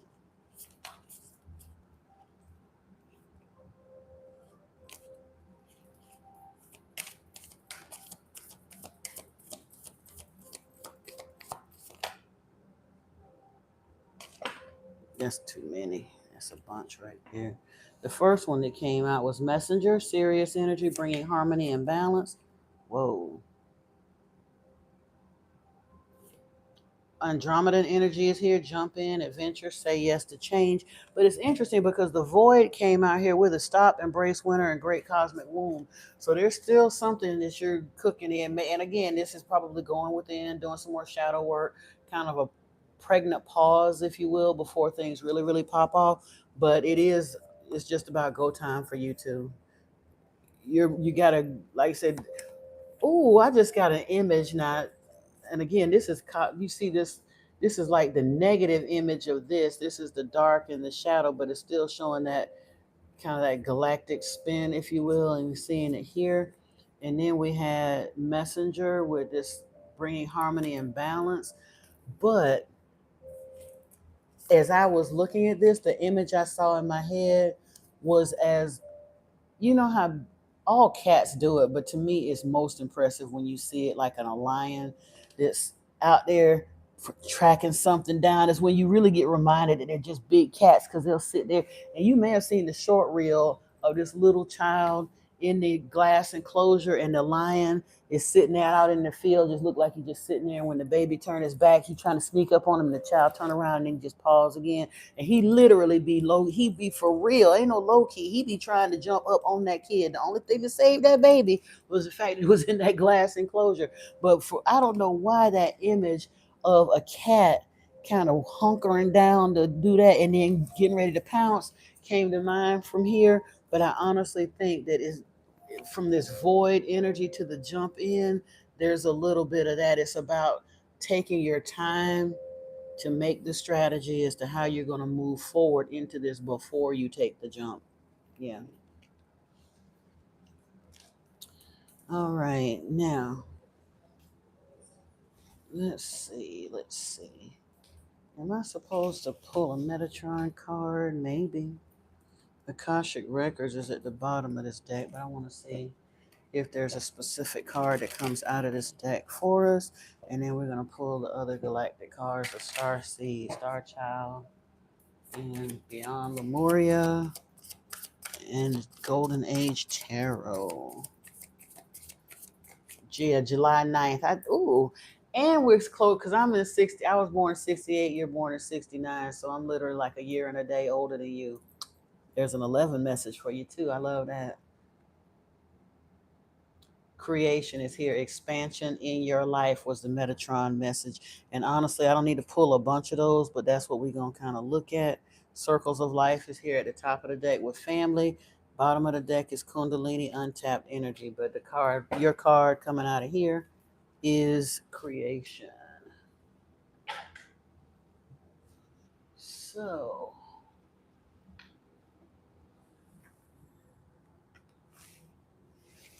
oh goodness. Oh, I'm pulling stuff off the shelf about to fall on me.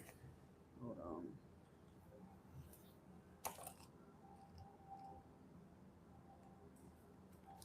With creation, card number 3 links to the planet Jupiter, growth, abundance, blessings, and unlimited resource. Maybe that's why we did see abundance came out in the first set of those cards I was looking at. Yes, indeedy. I love it. I love it. And this co creation energy, as well as leveling up and manifestation that came out. So, I'll take it. Every single thing within the universe starts from an initial thought. To create anything, we first have to think it, dream it, and above all, believe it is possible with every sense available to us. The energy of creation is there to help change and improve our lives. Sparks of creative light that can be sent out and brought back manifested as something tangible and real. The flower of life shown here is a sacred symbol that assists you with creating. Every action, thought, and deed is boosted by focusing on its geometry and energy, helping you to kickstart, expand, or grow anything we want. Focusing on the image alone will bring healing to any block that prevents this from being so. Draw the energy of the flower of life into your sacral chakra and let it encourage the center within you to get its creative juices flowing again. There are no limits to what we're capable of creating. We are all master creators able to manifest whatever we set our minds to. And yet, Archangel Metatron reminds us that we have to create with our hearts as well as our minds. Our minds know only what they've already experienced. The heart can lead us on a path to bigger and better things yet not yet imagined. You're born with unique gifts and talents. You're being reminded that you have untapped skills. It may be time to take up a creative pursuit, dancing, singing, painting, designing. Whatever it is, do it with manifestation or do it with enthusiasm, and success will follow. Interesting that manifestation, that don't even look nothing. Look, anywho. Whatever it is, do it with enthusiasm and success will follow. If you have forgotten what these gifts are, let Metatron remind you. He knows all you're capable of and more. The power of creation is yours. Use it well. Love it. Love it, love it, love it. And then, this was the deck that I want to pull from next. Oh, I already pulled from this deck. What am I thinking? Lord have mercy. Let me get these off the table and make a little room. That's what I need to do.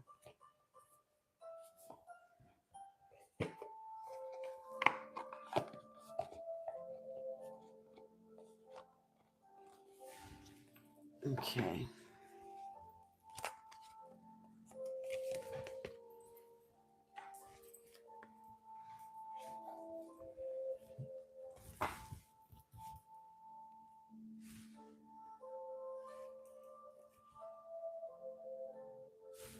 Here we go.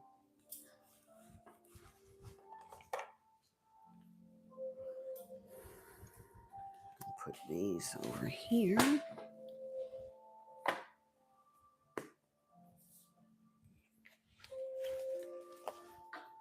Now, next up, I want to take a look at these starseed cards to see what kind of energy we get before we pull the tarot and jump into the shamanic cosmic cards. Ooh, girl. This deck is large, so sometimes some of this stuff. There it is. There it is.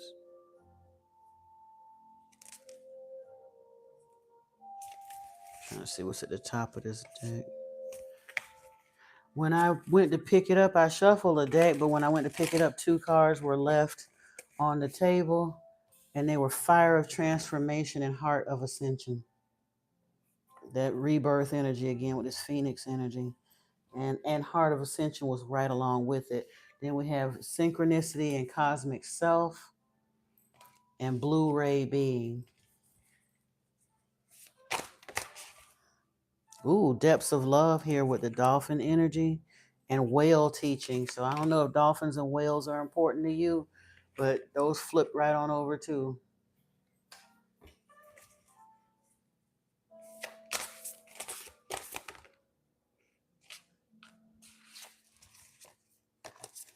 Yeah, okay. With Rainbow Child, yeah, that's all I need out of that deck. That's crazy. All right, let me see. So we got Depths of Love, let go of fear and jump into love, let go beyond attachments. Fire of Transformation, Radical Purification, Violent Flame Energy, Surrendering and Resurrection. Heart of Ascension, Expansion, Love for All, Playfulness, Releasing the Past. That is that rebirth energy again. Cosmic Self is here. You are a cosmic being. Stay confident in your truth. Synchronicity is here. Opportunities in divine timing, open to change and divine outcomes. Blue Ray Being is here. Direct divine expression, a bridge between dimensions. And then we have the cosmic womb. Wait a minute. Oh, Depths of Love was here with the dolphin energy. Let go of fear to jump into love. Let go beyond attachments. And then the whale teachings, depth of experience and healing. Teacher and mentor, sharing wisdom. And then there's more whale energy here with initiation, deep trust, deep healing, reconnection with all. So ocean energies, whales, dolphins, that sort of thing may signify very importantly for you. Excuse me. Divine cosmic mother womb is here. You are loved. You are safe. Rest now and sleep well. That count. If another, I'm gonna go into this cosmic deck and the others. If any of them, if we're gonna see about this whale energy, because I almost feel tempted to pull a spirit animal for you now, but I strongly suspect we're gonna see some more of them. I need one more card out of this deck just because.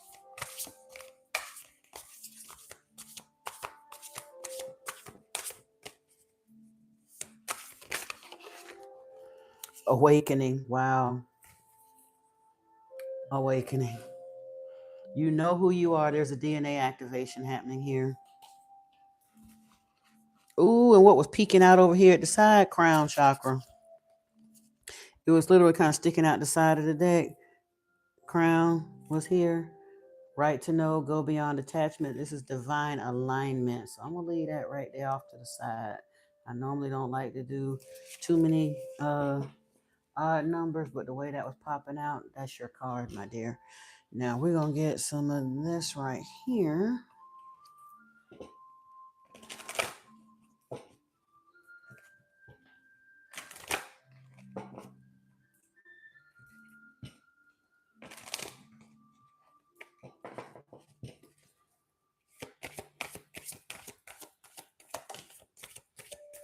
Lyrans, Vegans, and Felidae came out for you.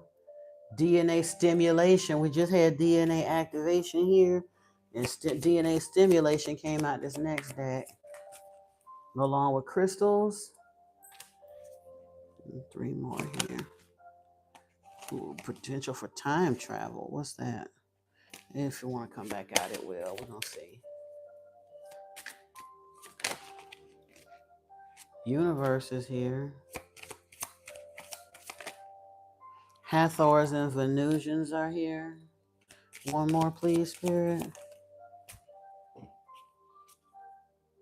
Star Peoples. We're going to definitely check that out and get the book meanings for those for just a second. I'm going to pull all of these. I'll get these out so we don't have to shuffle no more. And then we'll get into the meanings.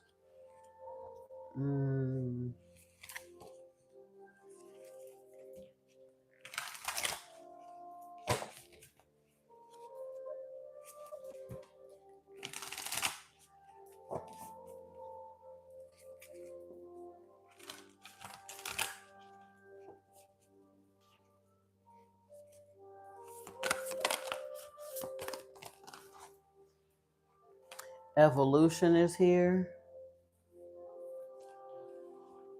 with Internal Explorer came out for you as well as Solar Plexus Chakra. Trust Your Innocence is here. The Portal Keeper is here. Whoa.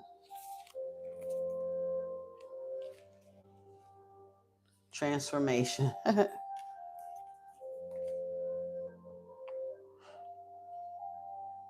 Now, Paradigm Shift with this air card is here too, but I'm only taking, yeah, we got enough of those.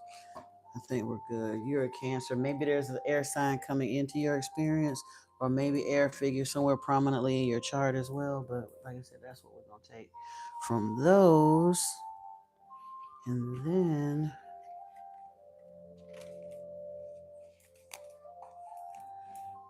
these we're going to clarify those with.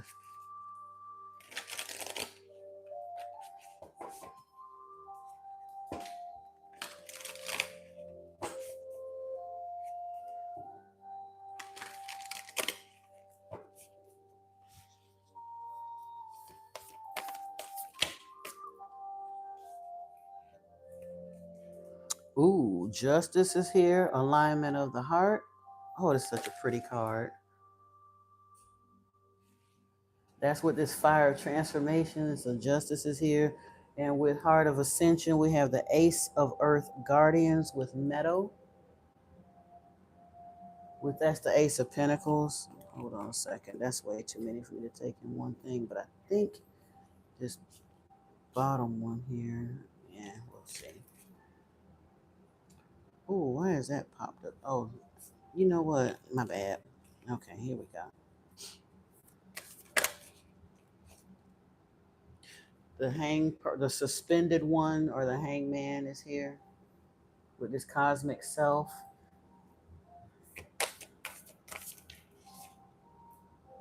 The tower is here with synchronicity. Ooh. And the sun is right along behind it with this blue ray beam, which is the infinite life force. We're going to take a little bit deeper look into these in just a minute after I get everything full. The Empress is here for you as well with the Nagas of the Golden Lotus and the Priestess of Activations. I think that's the King of Wands energy.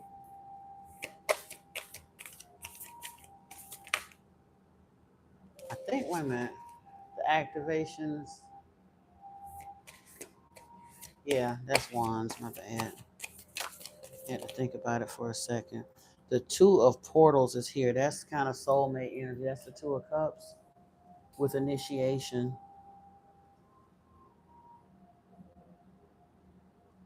The Eight of Wands is here with this reclaiming your power. The Eight of Activations.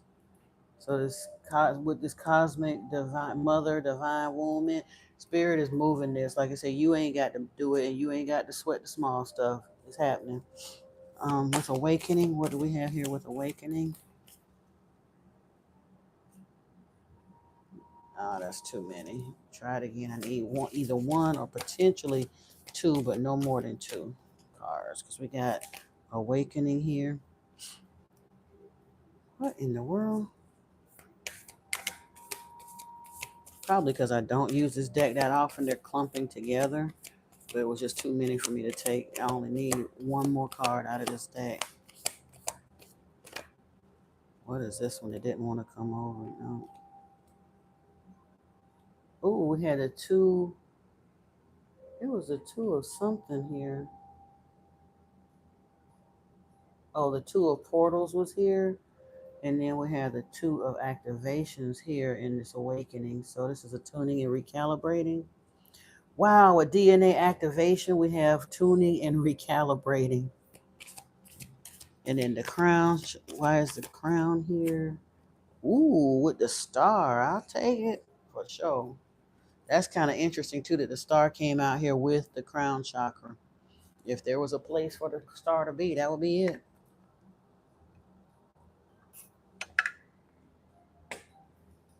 Now, first things first. Ooh, that coffee is kind of good. Sorry, hold on.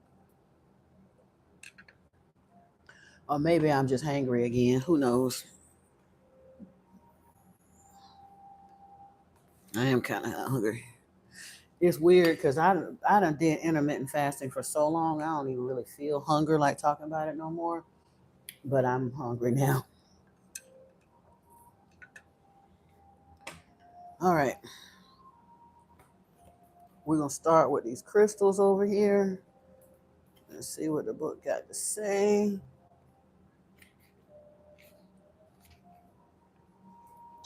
Crystals help with every aspect of your life.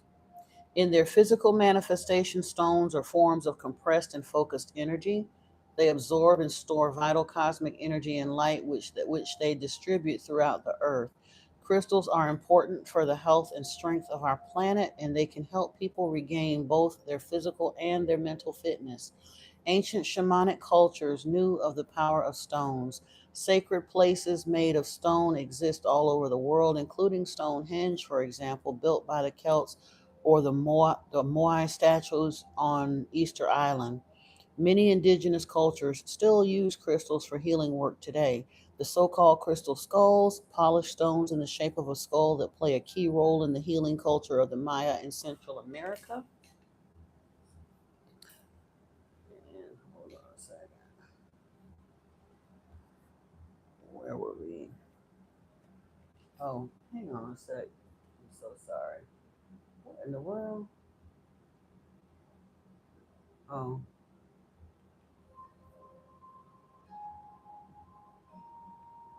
I'm trying to see. Hold on a second. I'm trying to see if I'm still. Okay, yeah, I'm still on the same channel. Where were we? The crystal skulls play a key role in the healing culture of the Maya in Central America. They're remarkable. Sources suggest that the Maya were given these crystal skulls by the Atlanteans shortly before Atlantis disappeared beneath the waves.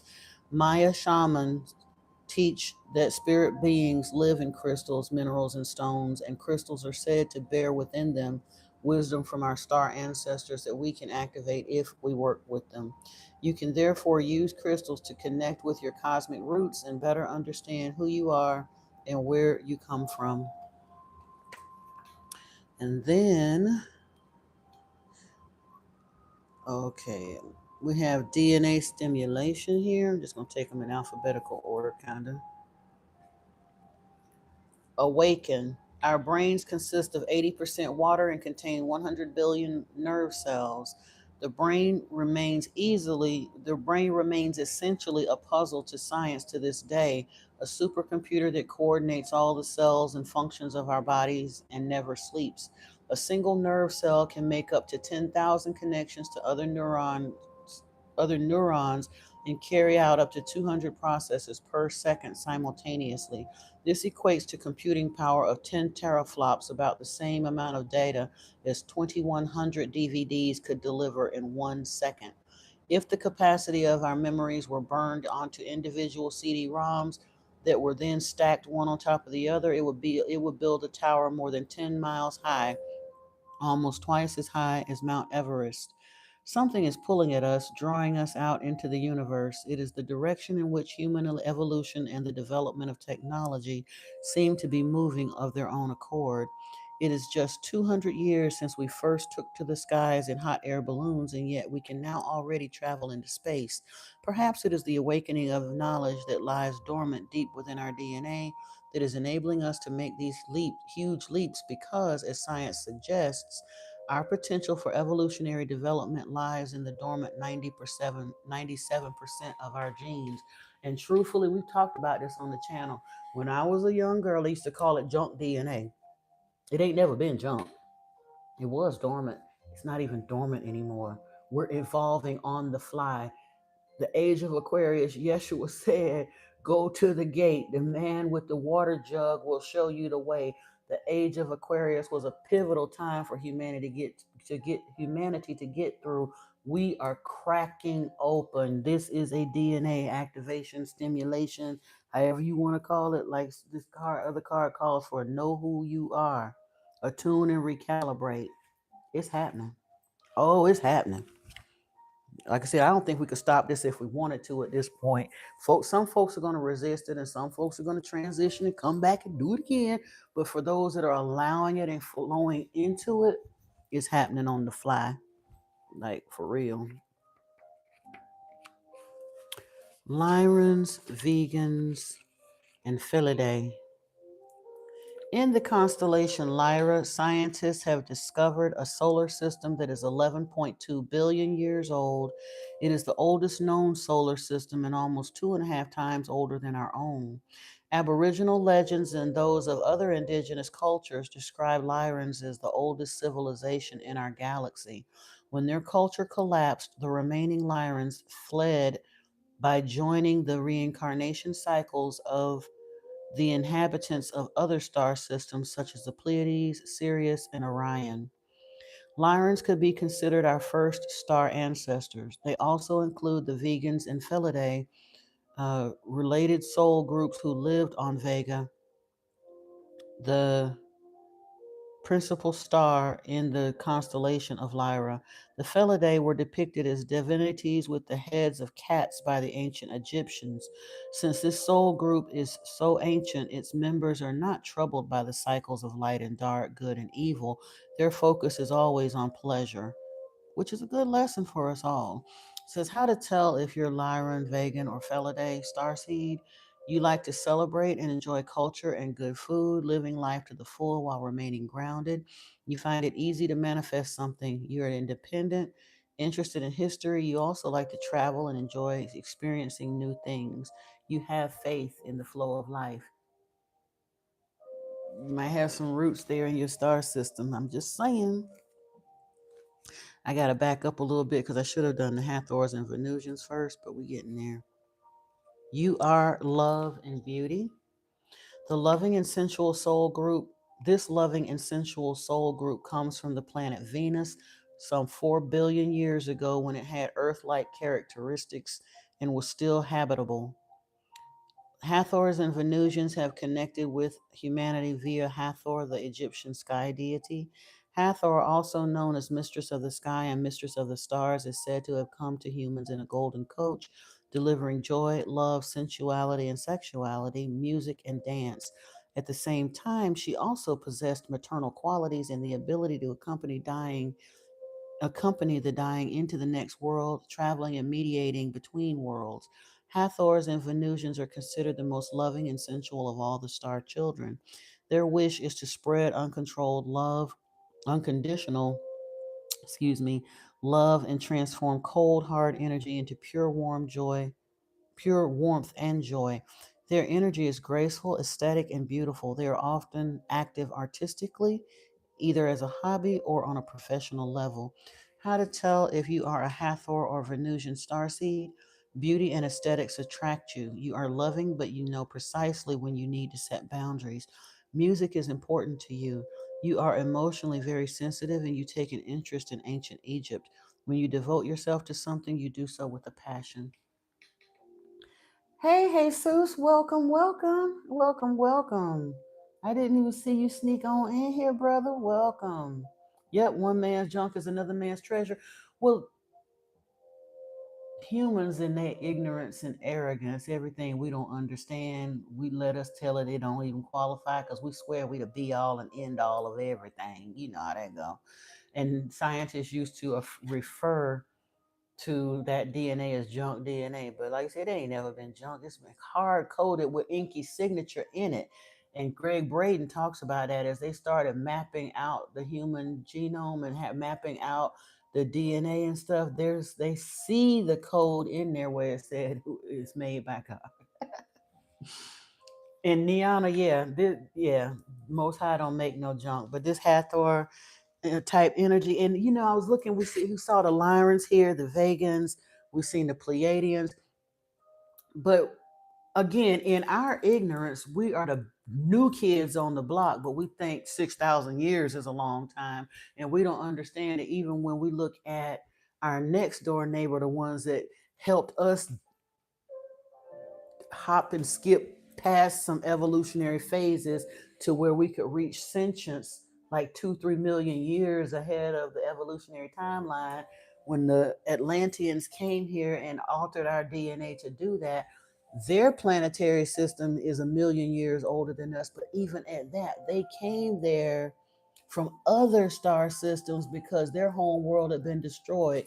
The Lyrans lost their home world. The Venusians lost their home world. Eventually, all of these star systems, these planets, are sentient living beings, and eventually they do die. But it's lovely to see that as their consciousness expands and extends, yes, of course, there's still some star system beings out there that don't really have humanity's best interest at heart. But most of them, because they are such older societies, they've put that competitive thing behind, and they've learned to merge and get along. And as planets wane out of existence, they just kind of move over into something else and they merge and flow together. That's one of the reasons we have so many of those representations in our DNA here on Earth.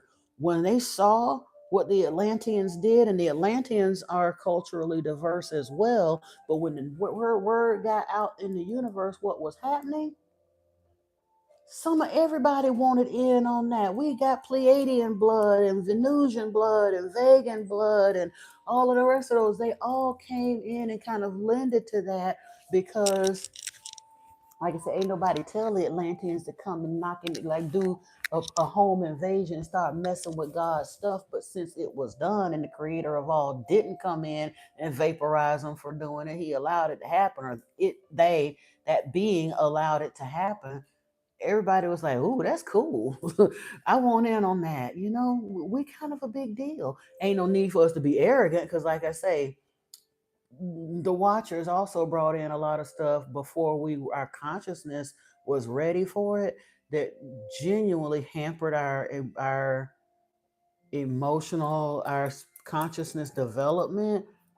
But this thing is happening, and we are getting to a point now where we're becoming more aware and awake. We're expanding, and we do have those ancestors that are still watching and still interested and still sending in ambassadors or whatnot, if you will, to work with us. And like I said, we got star seeds coming in from everywhere to help this thing happen, because we can't stop it now. It's happening for real. Star peoples are here. Let's see.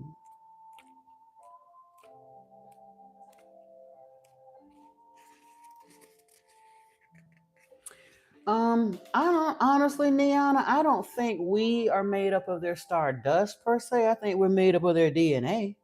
I wouldn't call it, because just because a planet is no longer habitable doesn't mean it's not still there. Look at Mars. Mars was it was inhabited at one point, but it's no longer, but it's still there. We can still see it. Same thing. We can see Venus in the evening sky sometime. The Venus is called the morning star because we can still see it sometimes in the morning. It looks like a second moon. It may or may not still be habitated, but what I'm saying is they've learned to get along. All of that political stuff we got with going over and sending bombs here and doing this over here. We got to have this summit and all of that stuff that we're doing here on Earth. That's a sign of galactic immaturity, consciousness immaturity. Like I said, we think we the wisest, we the biggest deal. We're children. That's why we still can't get along. That's why we've allowed religious systems to come in and take over, and we allow a handful of human people on this planet to run the show and keep all kind of hell and confusion going, because we are still very immature in our consciousness and our spirituality. When you're looking at a star system of beings that come from an 11 billion year old planet, they don't have them kind of problems no more. They figured out how to get along. And they're just waiting for us to catch up, and they're coming to help us catch up. You said physically, that's it. Consciously, yeah. But when you say stardust, consciously, it ain't, like I said, it's not even stardust. It is residual, because they can't lend us our DNA without lending us some residual consciousness as well. That part. So, however you want to call it or term it, we are made up of all of that. That's why I say it don't even make no sense for us not to be getting along. But that's because we're petulant children. We're new kids on the block. Probably our actual conscious sentient experience, as far as they know, unless they've reset more than what we know of, which that may come out later, but we can't really trace back any more than about 450,000 years on this planet. And even then, in our arrogance, most of the so-called wise people is supposedly running the show, they don't even want to believe that. They still try to tell that lie that we're only 6,000 years old, which don't make no sense, since the Sphinx is 20 some thousand years old. And Thoth talked about being among the children of Kim, ruling for 36,000 years, according to the Sumerian Kings list.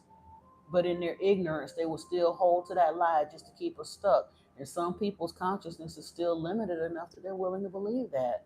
So that's why I was saying but because of what you were saying, Niana, and welcome back, Amanda, welcome.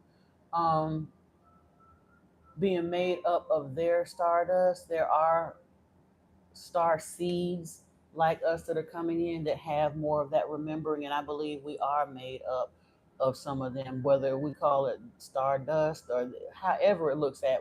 We have to have some kind of residual consciousness coming from off planet, because like you said, what makes us different, that we're willing to accept that there are beings out there that have been there for millions and billions of years, and they're coming in to accept us. when our religious systems was just now a few years ago trying to convince us that the whole planet was only 6,000 years old because the rule book they made up said that their God was only 6,000 years old. And the majority of the world was still buying into that.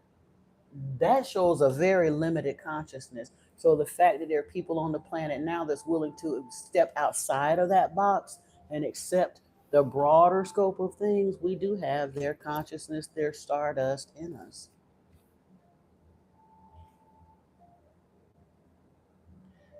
Because again, they get offended when I say that, but they're spiritually immature. They're infantile in their consciousness and in their spirituality.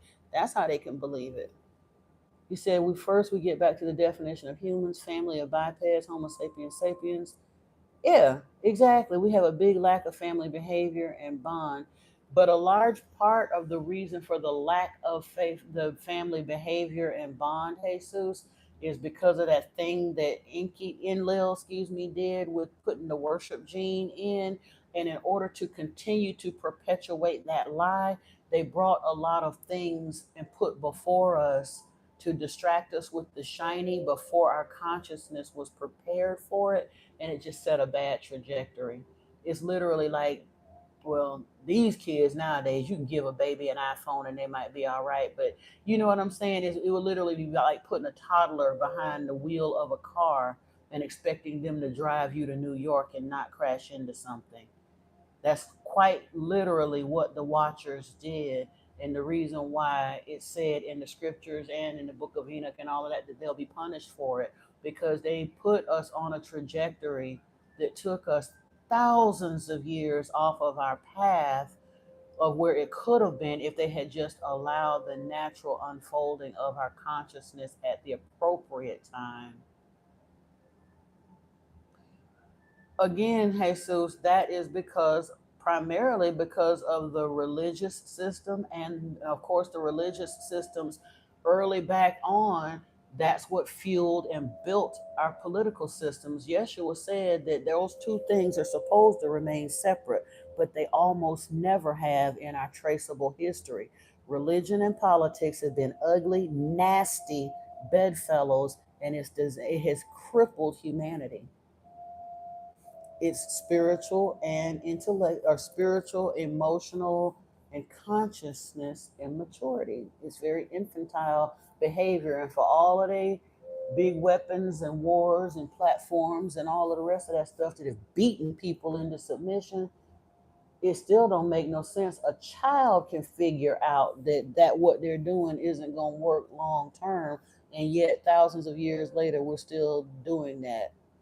There hasn't been one day of planetary peace in my lifetime that I know of, and yours or nobody else's either. And truthfully, there ain't been no planetary peace all the way around in probably in the last 2, 3 thousand years on this planet, because of the folks with the least consciousness got the most access to funds and weaponry.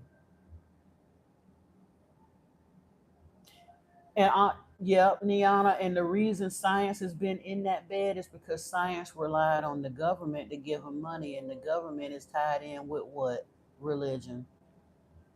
Science can only say what the government and religion allow them to say. Science has known for a long time that the stuff that we're talking about here and on the other channel and all the rest of that, and even when they started talking about new age this and new age that, there were a lot of the anthropologists and the theosophists and all of them were coming out with this information. Archaeologists are digging it up out the ground and still couldn't say it because government and religion won't allow them to say it.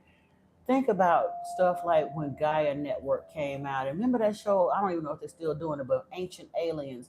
They present a premise there and then talk their own self off the ledge and leave everything hanging in the air as a question mark, even though they done went and got the information, laid it all before us. But they did that because the government requires them to do that. Answer a question and then put the question back into play before you leave it, because you can't leave people with too much to think of that would allow them to genuinely wake up. You got to pose everything as conspiracy theory. It's gonna come out anyway, but that's what I'm saying. They just been playing games with us. But of course it's coming out. It can't help but come out. Like I said, they couldn't stop it if they wanted to at this point. um yeah, I'm gonna read this one too. This is important. We are not alone in the universe. In shamanism, we speak of Mother Earth. This is star peoples. I know this is backward in the live stream, but it says star peoples. In shamanism, we speak of Mother Earth, Father Sun, Grandmother Moon, and our brothers and sisters in the universe, the star peoples. Information about the stars and our cosmic relations has been deeply embedded in the shamanic and indigenous knowledge since the earliest times. The ancient Indian cultures of North and South America tell of 12 planets with human like life forms in their solar systems, for example, and 144 parallel universes are also described. 144,000, anyone? I'm just saying. A NASA study has estimated that there are up to 10 billion planets similar to Earth in our galaxy. And our galaxy ain't but a pimple in the larger scheme of things in the universe.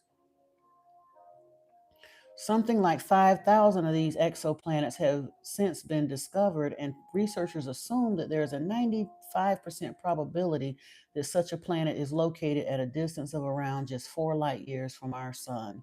Animate beings exist on other worlds, and we are connected to them through the miracle of life. I'm so glad that, like you said, this information, people are starting to think objectively about it. Because again, I was raised in deep religiosity where they tried to tell the 6,000 year lie and we're the only ones and all that. That just never made sense to me. I'm like, how? That would just be lame of God. Even if you wanted to buy into the whole religion thing, it would be very lame of God to just put one planet out here by itself with human life on it and a myriad of angels to just swoop and swarm around this one planet with nothing ever to do but sit here and watch us. Who would even want to be under that kind of microscope? I wouldn't. They'd get bored to death watching little old puny us, and we still can't get it right. I'm like, yeah, whatever. Y'all go ahead on with that nonsense. But let's get on over into the.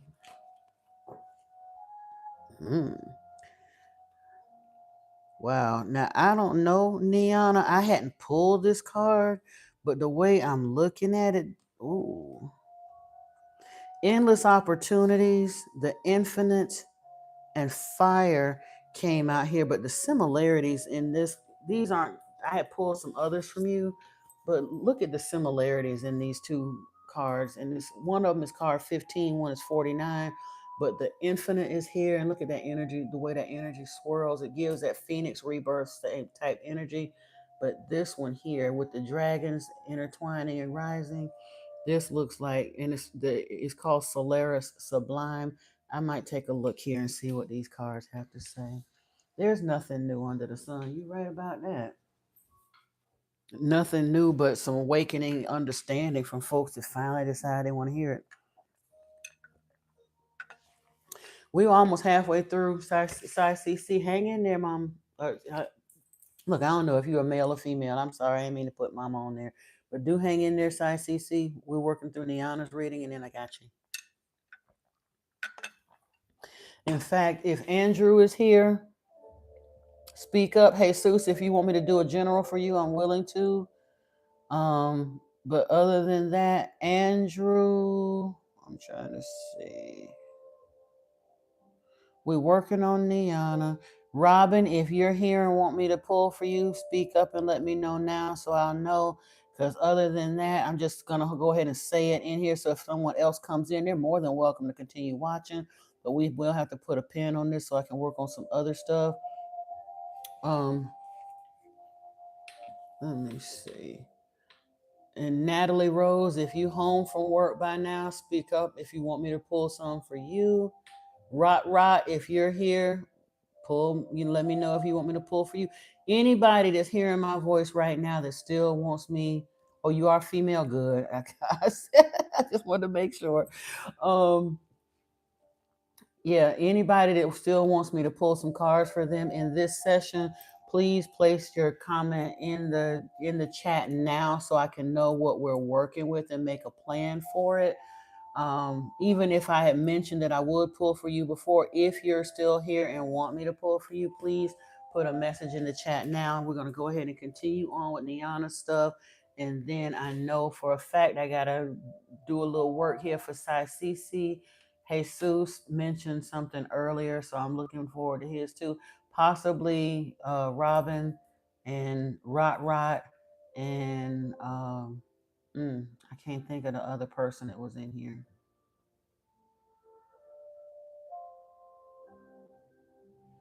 Hey, Antoine, welcome, brother. Welcome, welcome.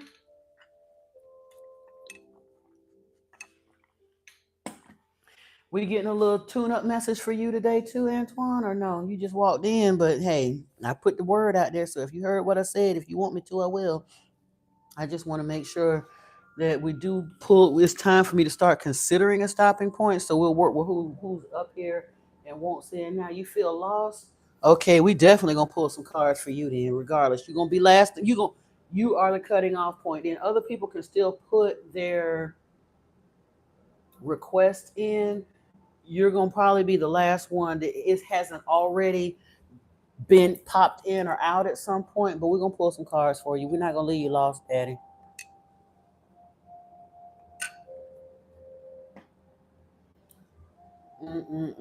All right, let's get in here with Beyond Lemuria. Somehow, I think we're gonna be in these particular decks or close to it for most of the day. Here, excuse me, Niana. Let me take a look at these and see which cards I really, really need to look at for you. I don't think we need to read them all. This Infinite and Fire, I want to look at. Transformation, the Portal Keeper,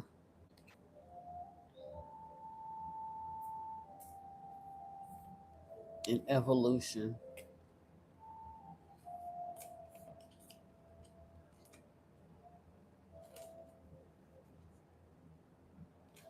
Okay. I want to start with these two just because I can't. My eye just drew to them in a certain way that, yeah. I'm like I said, I'm learning to just listen to my intuition and stop the nonsense, stop doubting myself, and go with what feels right because that usually wind up being the right thing to do. Solaris Sublime is here. Duality Creation, Kundalini, the Rising Phoenix, which we do have a Phoenix over here first out the deck. Bringing conflict into harmony, intensity, transformation, the incredibleness of being alive, coalescence, and infinite energy. We live in a dualistic world of light and dark, yin and yang, masculine and feminine. Focusing only on light can repress our shadows. Bringing both sides into balance and being real with our humanness allows us to reach more joy, authenticity, and depth. By accepting and loving all of ourselves as we truly are, we can extend more of this love and have deeper compassion with others. Mm-hmm. And then we have the infinite here.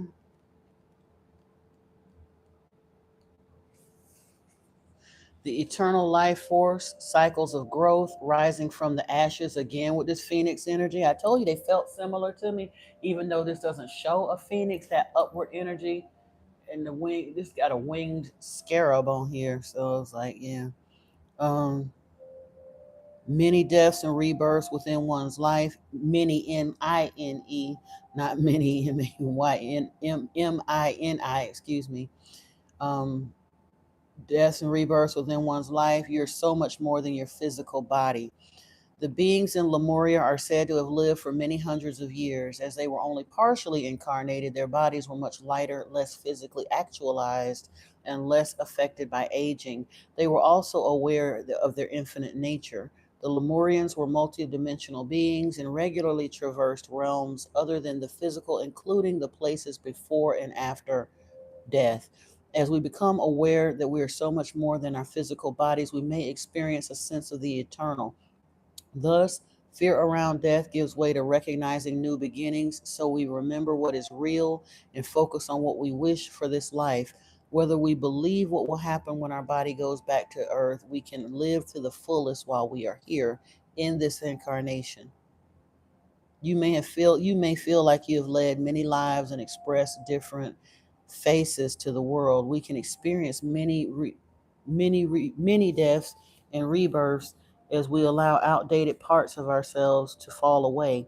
When we choose to align ourselves with our spirit, we may find we experience more of these many deaths. They can be daunting, but are fast tracking our growth to prepare us for the shining new chapter that beckons. This card of rebirth can appear after challenges that have required a level of surrender. You've arrived at a beginning. Revel in your newfound inner freedom. Blockages have fallen away. Doors are opening, and there are opportunities to step into. Stretch your wings and see how far they can reach. Rise from the ashes like a phoenix, born anew, ready for a new cycle of growth. Celebrate, honor at the road that brought you here, and prepare to take flight with the tools you've gathered through your elevation process. Wow. That's why I was looking at that card like that. Okay, that's exactly why. So we started out here with fire, which still has kind of that dragon and rebirth type energy. And then this one as well, back to Phoenix and rebirth energy. And then the other cards that were reaching out to me here. I don't even think the portal keeper is as important for me. It was the infinite and evolution. So we're going to take a look at those too. Let me see. The infinite is here with 49. That's why I say we're gonna pull cards for both of y'all. Though, just hang with me. I done plugged my charger in. Let me know if the sound goes out on here. I was charging my other mic. In fact, I think I'm gonna switch up mics in a minute just to make sure I don't run out. Hold on, let me do that now while I'm thinking about it. This should be charged up enough for me to do that.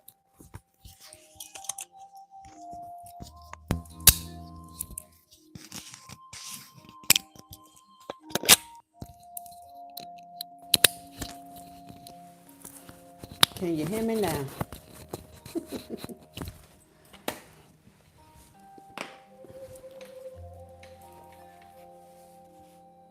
Somebody let me know. Give me a sign of life. Let me know if you're hearing me, okay, please?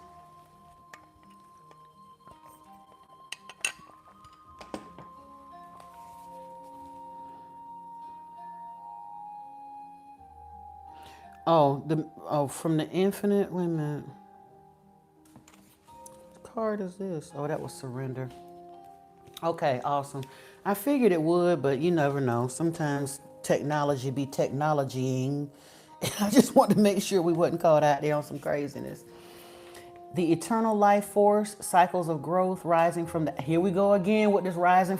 That's why this card was calling to me so hard. There's like 70 something cards in this deck, and everything I put my hands on and my eyes was drawn to was talking about rising from the ashes, rebirth, something like that. So, Niana, my love, like you own it, girl, you own it. But and I got a feeling this probably applies to Cece and Antoine as well. But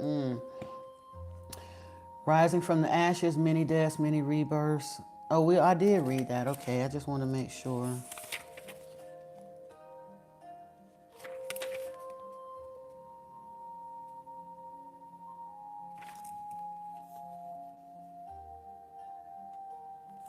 Yeah, that we read that card. I just want to double check and make sure. Now we're going to evolution and see where we at. Excuse me.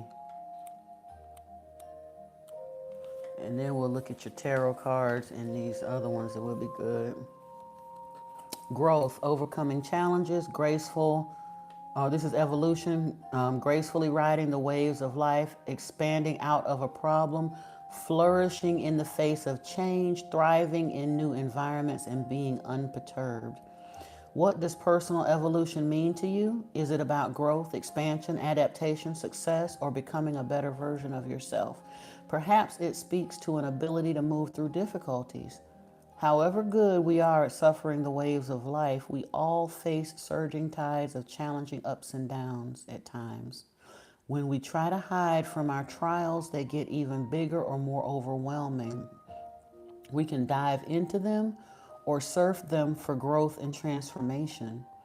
We might also flow with the current of least resistance, allowing the waves to wash over us and inspire a deeper sense of compassion and strength. How we meet our challenges contributes to our growth and evolution. We rarely know how many fails went into someone's success. Do your best. Be aware that success is rarely instant. It may take years of persistence. The idea that a profit, quest, or realization should come together quickly and perfectly can freeze creativity. Life is about the process, success is about perseverance. Now, I know this is Niana's reading, but as I started reading this is for Antoine and Saisisi too. I'm hearing it too loudly in my head to think it ain't. It's for all of us, true, but whatever you going through right now that's making you feel a little bit lost, we're going to read this whole meaning. It's one of the longer book meanings in here, but this portion of Niana's reading is for y'all too, okay? I just know it is. We rarely know how, oh, I read that. We rarely know, I'm going to reread it because I'm being called to. We rarely know how many fails went into someone's success. Do your best. Be aware that success is rarely an instant. It may take years of persistence. The idea that a profit, quest, or realization should come together quickly and perfectly can freeze creativity. Life is about the process. Success is about perseverance. That is not to say we should keep pushing uphill if we're not feeling it. Obligation does not have the passion and determination to press through challenges. The notion that love will find a way is relevant, as challenges are more likely to be surmounted when you have the spark of passion and enjoyment in your heart. So consider what drives your bigger picture plans and what inspires you to take this path to chase this dream. Success is linked to doing what you love. It takes time to get good at something. When you love what you're doing, you keep going through the failures and disappointments until you meet success. There are challenges we have no power or control over. In those circumstances, our evolution is more of an internal process. How can we strive to see the silver lining, find the gratitude, the learnings, and do what you feel you need to do to be real and honest with your feelings? Evolution or life mastery is attempting every wave with courage, grace, and poise. It is about meeting challenges, learning to glide across the emotionally charged waters of life, and bringing joy, humor, and lightheartedness along as you weave your light, into the world. Look for ways that you can flourish in the face of challenge. Tap into your original passion and remember why you chose the path that brought you to where you are now. Break a problem down to its elements and be creative in how you tackle them. Consider how you can make it more fun and inspiring. Alternatively, be present and ask how you can learn, grow, and become stronger through what is happening for you. Focus on the aspects of your situation that make it all worth it. Draw on the inner resources that you can pull through. You have the qualities you need to shine, so don't lose sight of the bigger picture. You may be pushed to greater and deeper learnings, and it might be an uncomfortable process, but the strength, growth, and wisdom that come from journeying through the eye of the storm and embodying this knowledge is something no teacher can show you. Wow. Ooh, that was a little goosebumpy, but like I say, take what resonates and leave the rest, but I don't think there's going to be much left behind. I think that probably applies for everybody that's within the sound of my voice at this moment. Because I get it. We are in this transformation, rebirth, initiation cycle. For some of us, it's been going on for over a year now. And there are times when we need to have something happen, and it ain't quite happening yet, and the pressures of the world start piling up, and you're like, OMG, am I doing something wrong? Why is this not happening? I'm right there with you. I'm not saying, I'm not looking down my nose at you. I'm there too. And I think that's part of why that imposter syndrome thing starts creeping in, because you're like, well, I'm such a hot shot manifester. Why the hell ain't it here yet? Like I said, are we there yet? Are we there yet? Like, good Lord, Spirit, are we there yet? So I completely understand, but I also, in the back of my mind, even though the human in me wants to understand that, the starseed in me been feeling this train pull out of the station, been feeling that energy ramping up. I know and understand that even though we ain't quite yet, look, we like the children that's sitting in the car on the way to Disney World or Busch Gardens or any of them parks that have that ridiculously huge parking lot that you got to wind through for 45 minutes till you find a space, and then you got to walk another 25 minutes till you get to the tram, and then you can get driven over from the other parking lot over into the park. And it's like the kids are like, oh, good God, I'm going to be tired. We're going to be half asleep before we even get to the rides. That's where we at right now. We're moving. We just don't feel it because we stuck in that little childlike, are we there yet? Because the amusement park that we being taken to is ginormous. It's the best thing ever. But it takes some time to get there. Sorry, it just, that's the way it go. Now we're gonna look at these cards a little bit here as far as the tarot. Because Niana, you got some nice energies here as well. Let me look. We got Justice, the Hanged One, the Tower, the Sun, the Star, and the Empress. So out of 11 cards, 6 of your cards are majors. That's pretty nice. And then the ones that aren't majors, 1, 2, 3, 4, 5, 6. Yeah, we got 6 majors, an Ace of Pentacles here, 2 twos, the 2, excuse me, 2 of Cups, 2 of Wands, 8 of Wands, indicating serious movement towards this thing, and then the King of Wands. Good job, Mama. That's nice. We got this tower here, but I'm not even worried about that because truthfully, the tower is here clarified by the synchronicity here.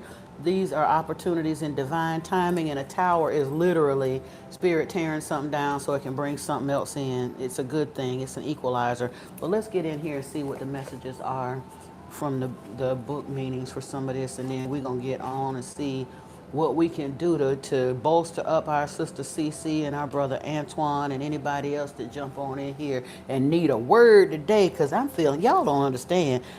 I feel so good though. This is beautiful energy to read in. I'm not tired. I'm not, oddly enough, normally when I read this long or be in flow that long, my nose will start itching or my ear. I'm not even having that happen right now. Yeah, this is awesome.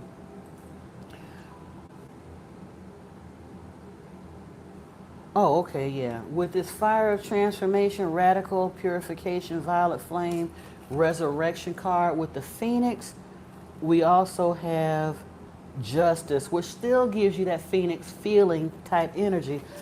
Again, these ain't even made by the same people. Um, Beyond Lemuria is the late Easy Ivy, who makes the Beyond Lemuria deck we were just in, is the artist that does this deck. This is somebody completely different over here. But look, this does this not have Phoenix feeling energy in this Justice card? Yeah. The energy of this card is about fairness and truth. It indicates that now is the time to account for your actions and check in with yourself as to where you are at with your integrity. If you've been wronged, this card's presence will bring relief. If you're creating dissonance with others or your surroundings, this indicates a chance to change your actions, as decisions that are set in motion now will have long lasting effects. Justice is the all seeing eye. She sees between the lines. She's also compassionate. If you genuinely try your best given the circumstances or have the honest intention of improvement, The outcome will be fair and aligned with your reprieve.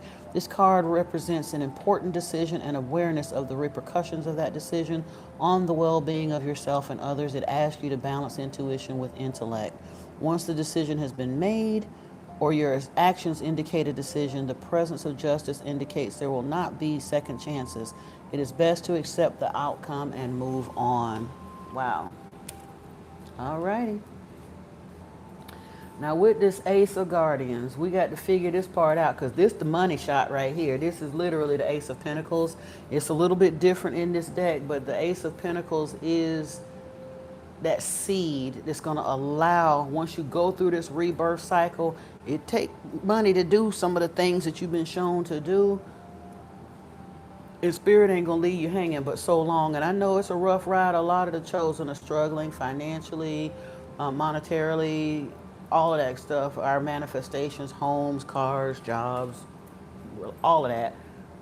But it's part of the ascension cycle here. And as we release the past, I believe this is going to come in for us. Let me look here and see what we got going on.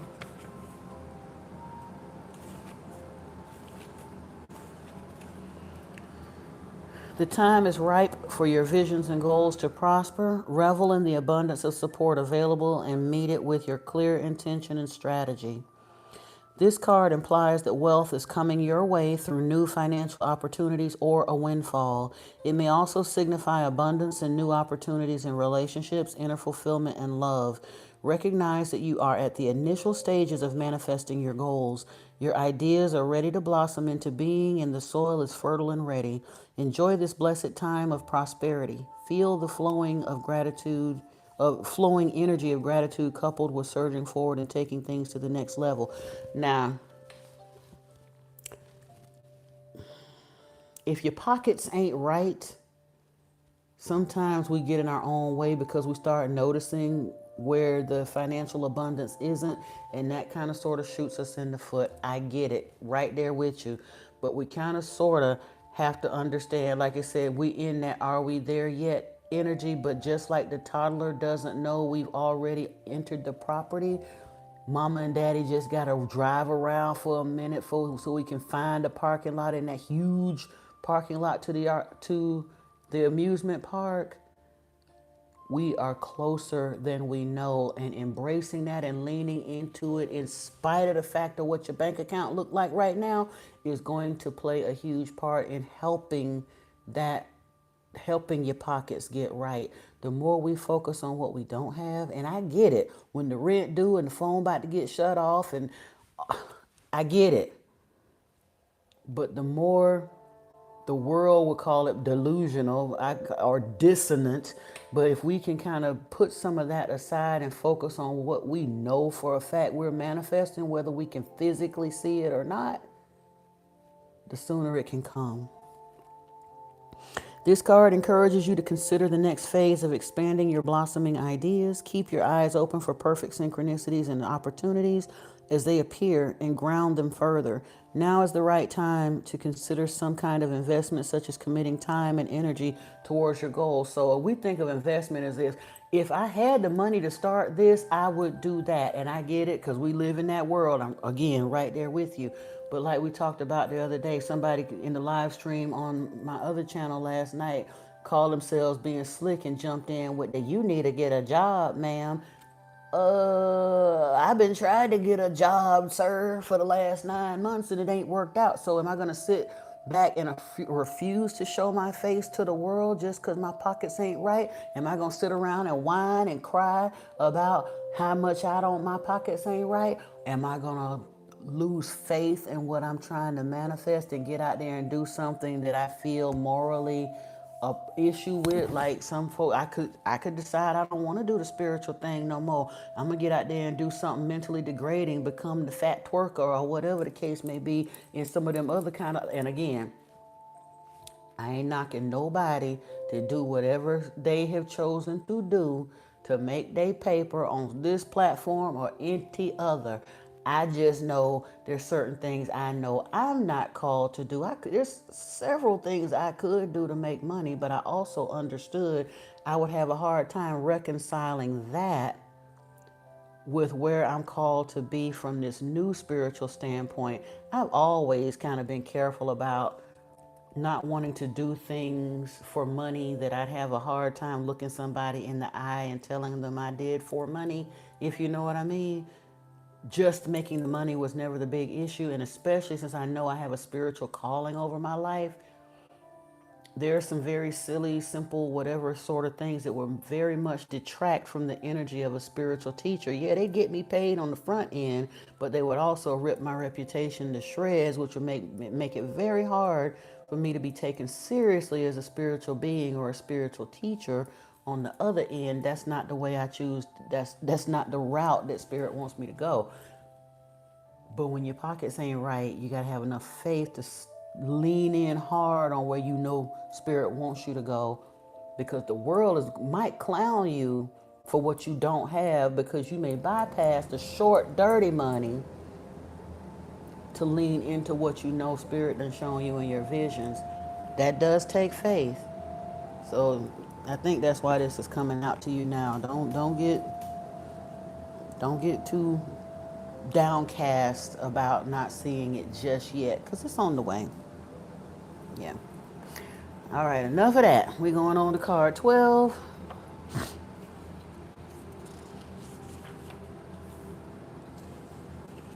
This is the celestial tree of the infinite Akash. The message of this card is to pause and reassess, standing still to progress forward. Again, that's kind of that same thing. Do you just run out there and jump into anything, or spirit that told you to stand down, just hold your horses? Do you obey spirit, or do you obey the world because you're afraid of looking crazy and what the world may say, because you don't appear to be throwing enough at the wall to see what will stick? Because that's what they tell us to do in a fit of desperation, especially when your finances ain't right. Just get out there and do anything. It don't matter anything. Just do anything. And I'm not saying that's a bad thing, but for many of the chosen, some of those anythings that we have accessible to us will mess up our energetic, it clouds our energetic field so much that it will genuinely detour us from our spiritual path. So we can't just do anything. We got to still be very circumspect about the things that we do. We can't just throw everything at the wall and see what sticks. Not if you're truly on a spiritual path. And that looks crazy to the world, because they're going to be like, well, you should be whatever. You got to take care of yourself. Blah, blah, blah. But they don't even understand what it's like to be taken care of from the divine. When you understand God is your supply, and you've lived through some of them miraculous deliverances where you may or may not have known where your next meal come from, and then all of a sudden, some kind of way, you done manifested $500, you done manifested $1,000. Somebody walk up and offer you the perfect job that you didn't even apply for. There's all kinds of ways that can happen, and unless or until you have experienced that, which most of the world that be sitting up there telling you just go do anything, they don't know nothing about that, but you do. So you have to but the message of this card is to pause and reassess, standing still to progress forward. It refers to moments in life when the universe asks you to stop or slow down so you can consider where you're going, or if you have wandered off your path. If we are responsive to these intuitive calls, we will take heed as soon as we hear them. Unfortunately, if they're ignored, more force is required through less than ideal circumstances. That's when the Tower come in, and that's our next card in the lineup. It's time to release outdated patterns that no longer serve you, to allow you to see new perspectives of what's possible. The presence of the suspended one is a moment of standstill. Welcome the pause with the knowledge that it will be worth it instead of trying to push forward. A leveling up is happening, so resistance will only create more obstacles. There may be a decision to be made, so time is suspended for a moment for the answers to become apparent. This card suggests that acting is not the best solution right now. And why? And again, this cosmic self is here. You got to understand, this is listening to your inner being, taking this divine counsel instead of listening to what the world tell you should be doing based on their 3D information in their struggle and hustle bustle dog eat dog world kind of 3D nonsense in the matrix that we've been programmed and attuned to previously. This is a different program. You taking your cues, your direction from something else, not what they got coming on and going on. Synchronicity is here, these opportunities in divine timing, being open to change with divine outcomes, and we have the equalizing power of the tower here. This is another beautiful. All these cards are beautiful. This girl got some vision with her. This is theme for integration. The walls of illusion that keep you separated from your truth are collapsing. It may be alarming, but hold on because the view will be so much better. The energy of this card is about sudden change, big shifts, and upheaval. During such time, there is a process of reconfiguration. Anything built upon shaky foundations, anything out of integrity or based on illusions will collapse. During these times, we may question what is real and what is not, which can lead to confusion and disorientation. The way forward is through flexing and bending, dancing with the flow rather than grasping, being rigid, and ultimately snapping. The tower indicates a revelation or spiritual awakening that could be intense. Anything that has not been supporting a state of dis-ease, anything that has been supporting a state of dis-ease may not give up so easily. The tower signifies surrender, knowing that there is an important reason for this time of change. The situation is not happening for you, but rather it's not happening to you, but rather for you. The universe is favoring truth and honesty. A newly evolved version of yourself will appear on the other side. So yeah, you enter in the crucible. You're gonna look a little tight in there. It's gonna squeeze your little booty. But you're gonna pop out on the other side something beautiful and completely transformed. You got a Blu-ray being here. This is divine direct expression and it's here with the sun. Let's take a look at that and see what they're talking about over here.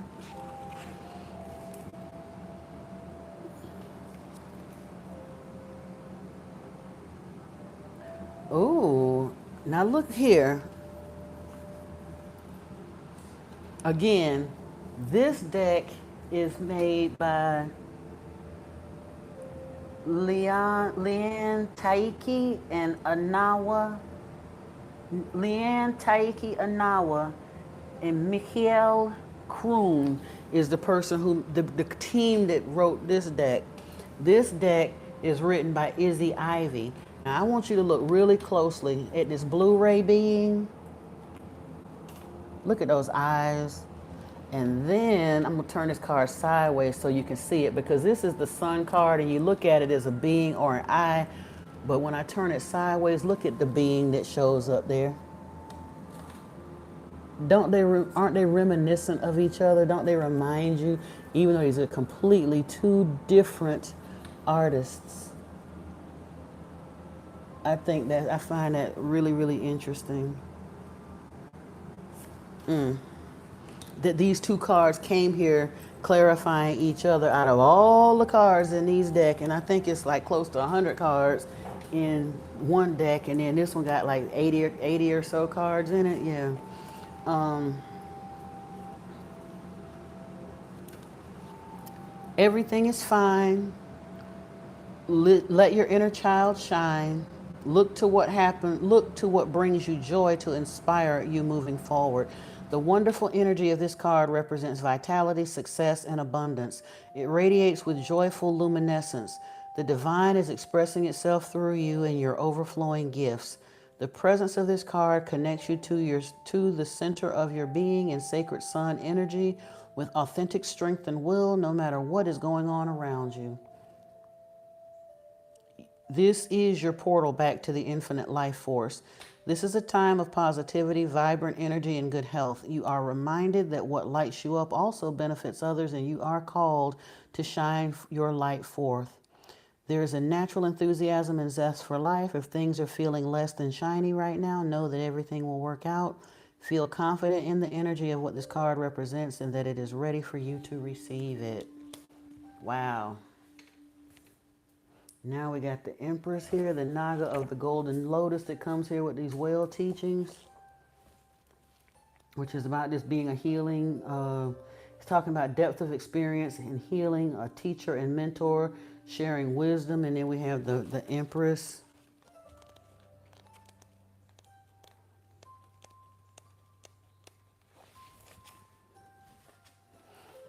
Your endeavors are blooming. Something is being birthed, either literally or metaphorically. Connect with your sensual and creative nature. The Naga in this image slithers into your reading to bring you abundance and a nurturing feminine presence. Naga energy signifies living a comfortable lifestyle with all your physical needs met, a more luxurious one, or simply enjoying quality time. It also relates to the wealth and abundance found in the beauty of nature. This is a card of growth. Your maternal side is amplified with an urge to nurture others, particularly children, holding a caring and compassionate space. This card could also mean taking some time to ensure your self care needs are met. Relationships are developing with more stability and commitment in mind. Your environment is harmonious and supportive, which amplifies further momentum. This card inspires you to get in touch with your femininity through sensual touch, creativity, expression, and nurturing presence. And then we have, wait a minute. Oh, yeah. We have the Priestess of Activations here with this Depth of Love card. So let go of fear, jumping into love, and going beyond attachments.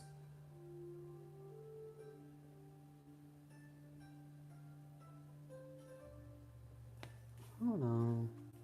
I'm looking at the images here because, again, it just amazes me when decks talk to each other and I don't be noticing it. I'm looking at the energy of this dolphin energy, the night moon, and the idea of them breaking the surface of the water and all of that. And then look at this. There's no dolphins in this card, but doesn't it have that same kind of energy? The evening, whatever, the sun is up there. It would look like reflections off of the water with the idea of something breaking the surface of the water. Two completely different artists, two completely different decks, but they work together. Letting go of the fear, jumping into love, letting go beyond attachments. And then we have this chalice here with the Priestess of Activations. You say you love how we read the difference of the different types of cards. Yeah. And again, I know the way I read is different, but I've been in the tarot space enough to understand that each reader, spirit, they, especially the ones that are not formally trained, that, like I said, allowed, they taught themselves tarot, and spirit just kind of work with them. I know that my tarot guides took me on a much different journey than a lot of the way other readers read. But every time, even when I look at the book meanings of all of them, when I read them intuitively, they work together. When I actually look at the book meanings, the cards work together. That's one of the reasons I know I'm not just talking off the top of my head. I just work here, but my guides lead me. But these cards the decks talk together. And so I do oftentimes, and even when I use with some of the more traditional decks, I will clarify a deck by other cards, by three or four other decks. But when you put them together, they begin to tell each position in that spread builds its own story, and the cards, all of the decks still cooperate. It's fascinating to me. I get goosebumps at some of them, like I said, myself sometimes when I start reading them. Let me see what we got here. The 63, the chalice. I said my nose wasn't itching, and I got my first nose itch coming in, but I ain't mad. I've been up here a minute, and it's just now starting. It's just spirit flowing, that's all. Anchoring light. Get the job done swiftly so you can have more time for space for softness. Both efficiency and receptivity are essential, as some boundaries are necessary to keep balance. This card denotes directness and getting straight to the point without getting caught up in emotions. The Priestess of Activations. This, like I said, this is typically, yeah, the Sage is I think this is the King. Yeah, this would normally be the King of Wands, but in this deck, the King is the Priestess, the Queen is the Sage. It's weird, but yeah. This card denotes directness and getting straight to the point without getting caught up in emotions. There's also a kindness that comes with this firmness. It combines intellect and unbiased logic with flexibility and openness. The action encouraged here is for the greater good of those around you. However, in the process, you may need to be harder and uncompassionate at times.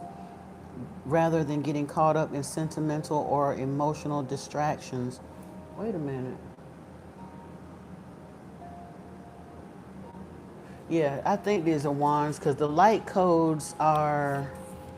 I'm trying to make sure Earth Guardians of Pentacles. I'm just double checking to make sure that the activations are wands. I'm almost certain that they are, but no, they're not. The light codes are the wands. Okay, because I was about to say that this is King of Swords energy, which is even better because for real, with the way we've been seeing in this rebirth, Spirit is telling you we know that the abundance and all that stuff you're waiting on, it ain't quite, but it's lining up. The pentacles are coming in.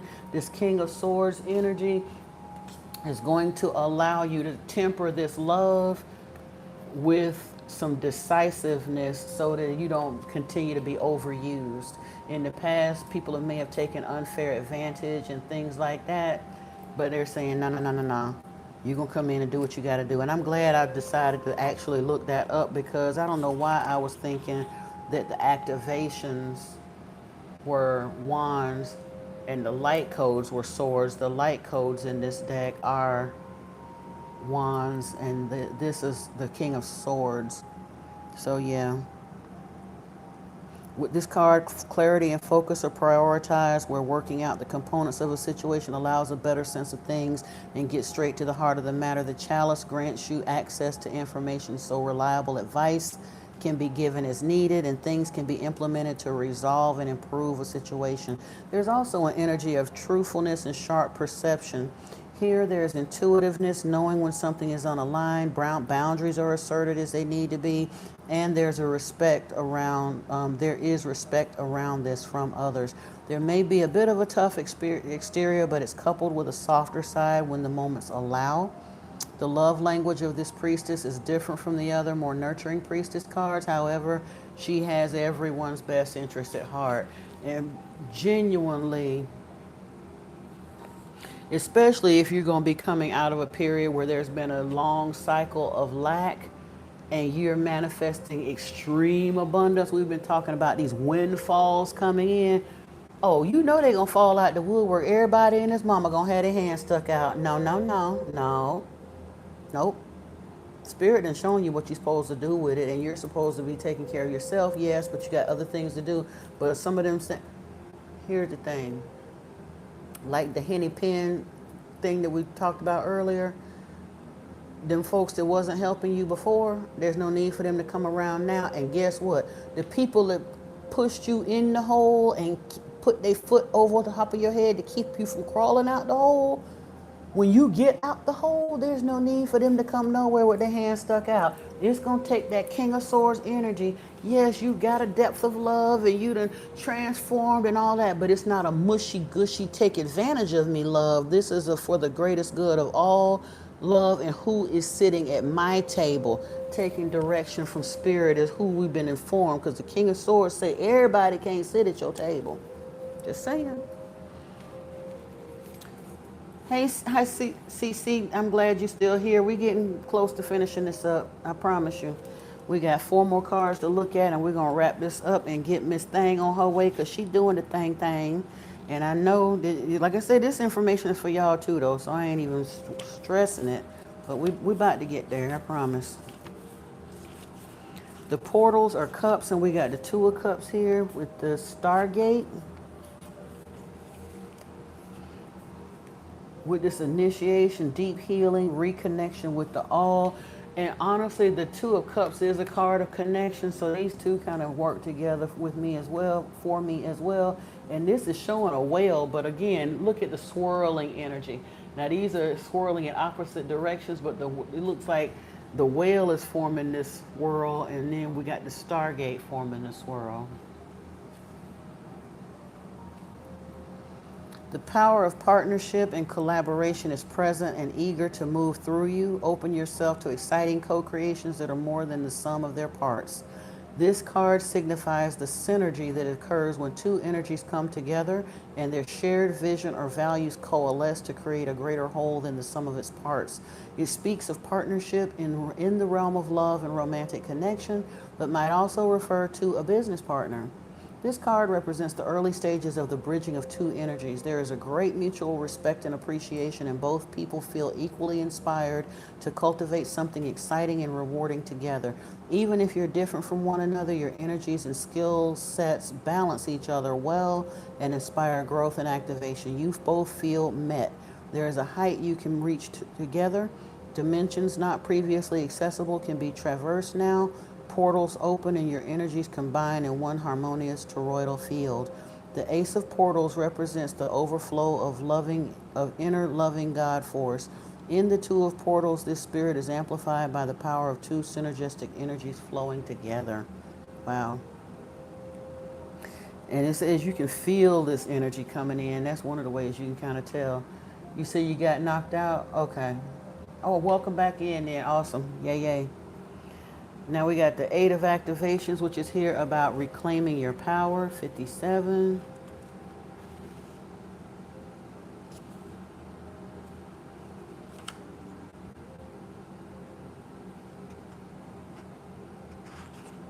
And again, I thought that the activations were, these are the swords. So Eight of Swords is feeling a little stuck, but it's okay. I mean, in the traditional tarot, that's why I actually look at the book here, because she's redone a lot of the meanings here, and these don't exactly correlate to the initial tarot meaning, so I'd rather look at them than not.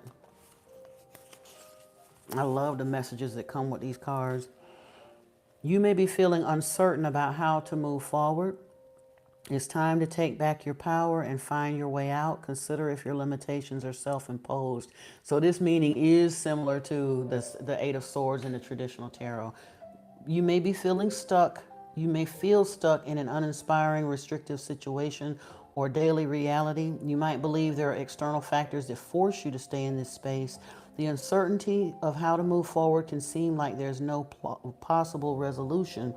However, the energy of this card suggests that you can take your power back, remove yourself from the situation, and release the grip doubt has on you.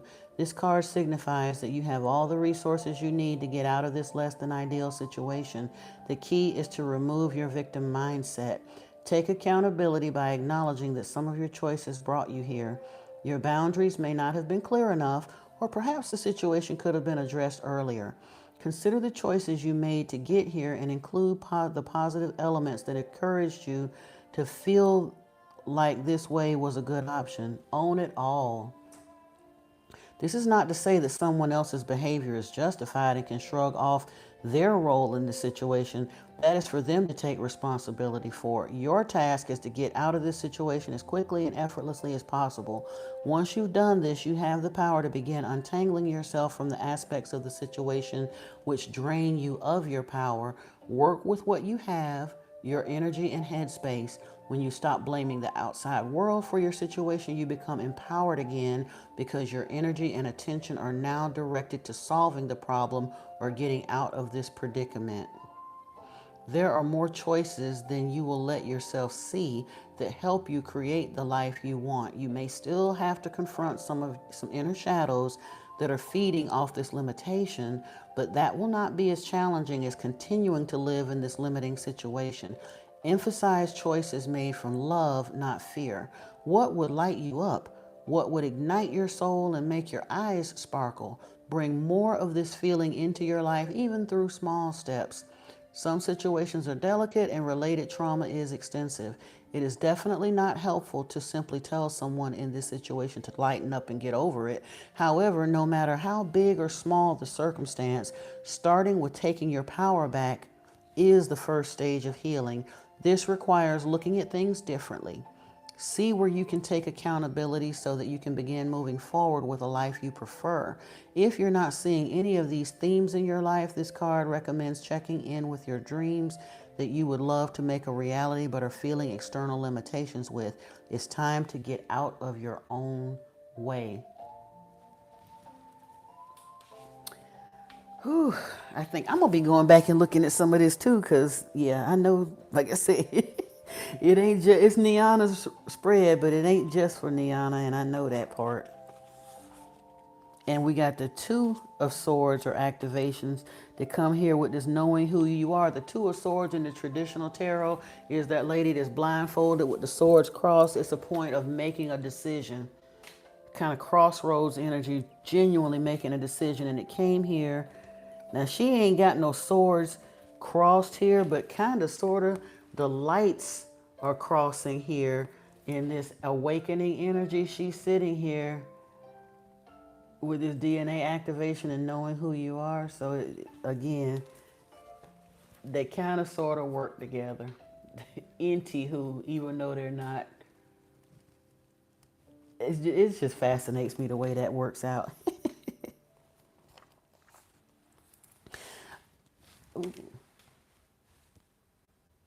What in the world? Hold on. Oh, okay.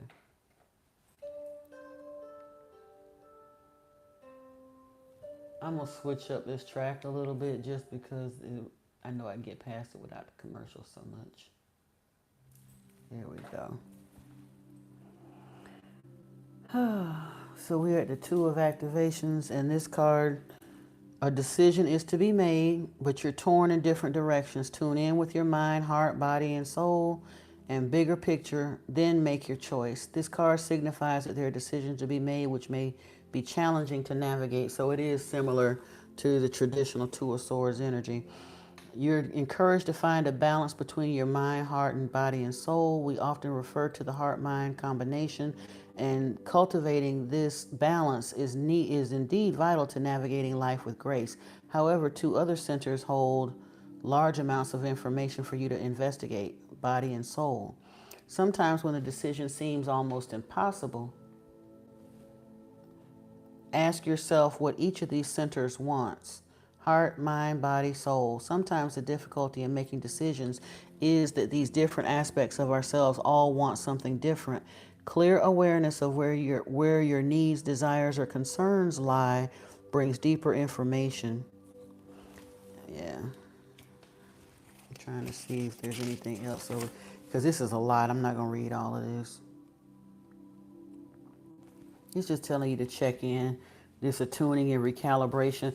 But again, a lot of this recalibration in this particular part of the spread for you, Niana, this is, we need to check in and pay attention to our heart, mind, body, and soul. But a lot of this DNA recalibration or attunement, this is about just allowing the alignment. There's an unfolding here, a point of your evolutionary process, if you will, that with this awakening, this activation that spirit is handling. There's really not much for you to do in that regard except acknowledge it and allow it. And then we end up here with this crown energy here, this right to know, going beyond attachments and divine alignment with the crown chakra awakening. And again, do this not look like a crown on top of this star? It's another star on top of a star, but these two cards, one is clarifying the other. They go together real bad. The crown energy and the star. That's our final card here that we're going to look at. Let's see, 17. Theme for integration: rediscover joy and purpose in your life. After disruption come renewal and hope. The welcome energy of this card is of hope, renewed power, and a sense of rejoicing.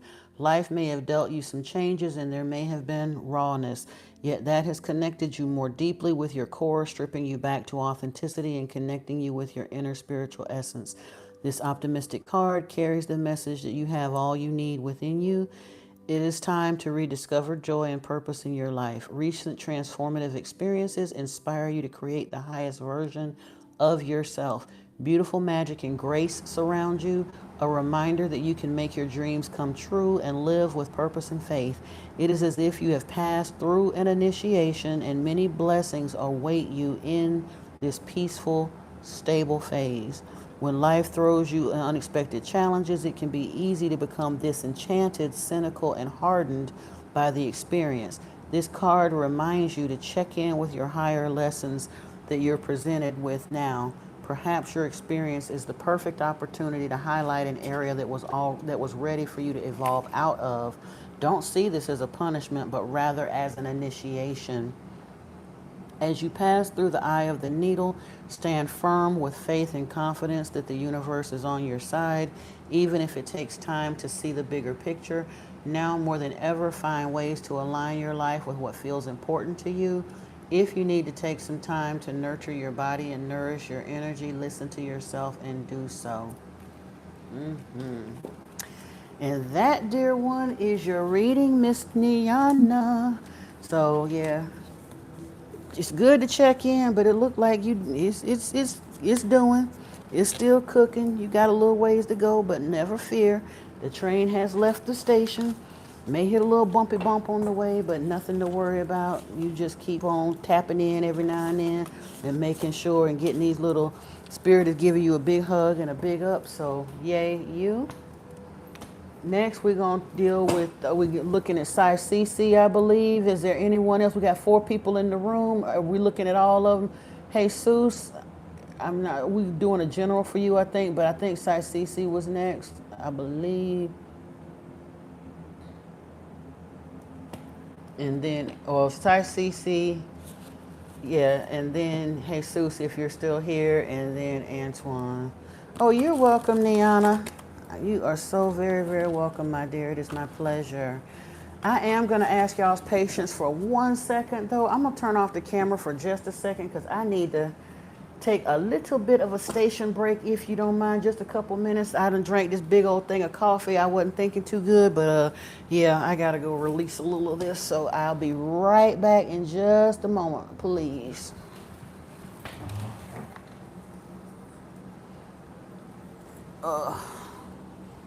So y'all don't need, oh, I got to tumble, leave my mic in here as well. I'm glad I thought about that because I ain't got to take y'all in there with me. I'm going to leave it right here, but I'll be right back, my darlings.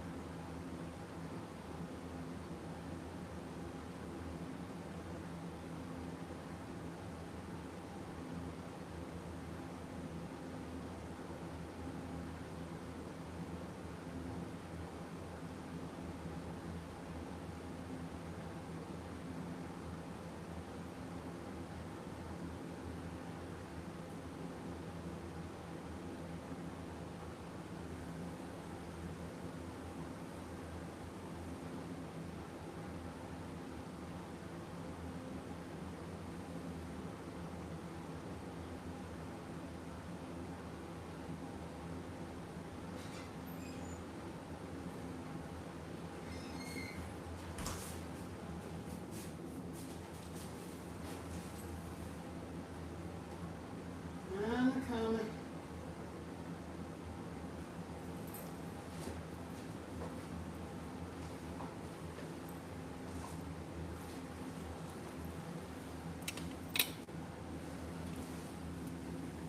Hey, Miss Joyce, welcome, welcome.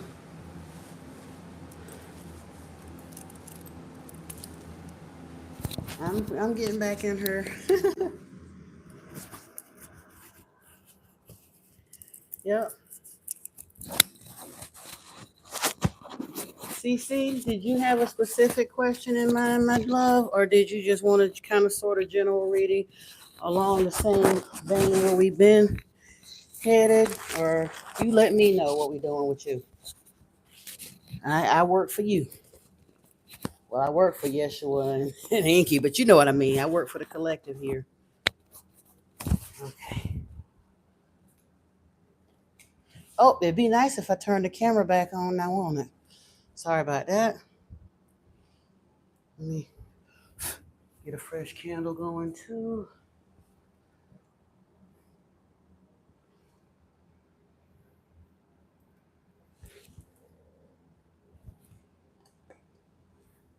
Talk to me, beautiful CC. Let me know what you need, baby. And I'll see what decks we're going to pull for you. Just a general for you now? Sure. Let me see where we's going. Hold on, I'm clearing this space a little bit, and watch your ears. I'm going to clear the sound space a little bit too. Interesting.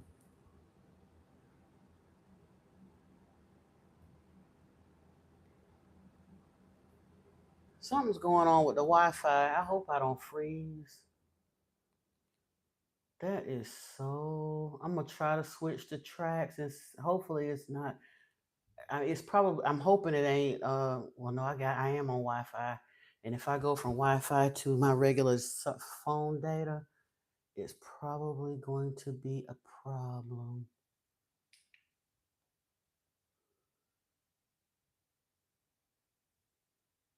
Mm. Oh no, it looks like we got it here. That's cool, cool, cool. I was worried about that because I don't want to lose this live stream this far into it. If we get cut off for any reason, I will log back in on a fresh one as soon as I'm able to, because I don't know if that's with my internet provider or if that was I don't think it's a YouTube issue, but we'll see. Watch your ears.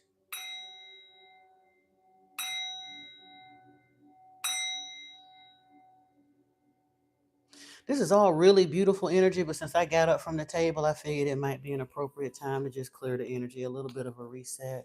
You feel a little bit lost since your 4 surgeries. Now you're on your third month of recovery, but you're feeling lost. Okay. Thank you for letting me know about that. We're going to go to some different energies here, see if we can get some words of healing and encouragement for you. Uh, I like the way y'all work with me. That gives me, I can focus that way and see what spirit tell me where I need to go to bring you some encouragement.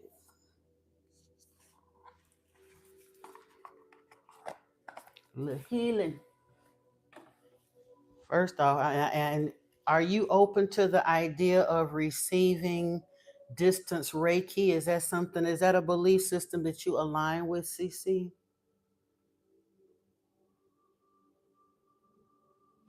Let me know. If you don't, it's perfectly okay. If you're, because again, Reiki, energy healing, and things like that, you genuinely have to believe it for it to work. I can't just presto change or send you something. But because I am aligned, I am going to relight some incense, get my energy in a place. I have a Reiki deck that we're going to do a little Reiki healing for. I have a couple of chakra decks and things like that to see if we can bring you some physical healing as well as getting some messages for your spiritual healing. Just bear with me as I pull those decks. Like I said, I'm clearing this card space for the rest of you. Antoine, I hope you're still in the room. This might be something that may benefit you as well.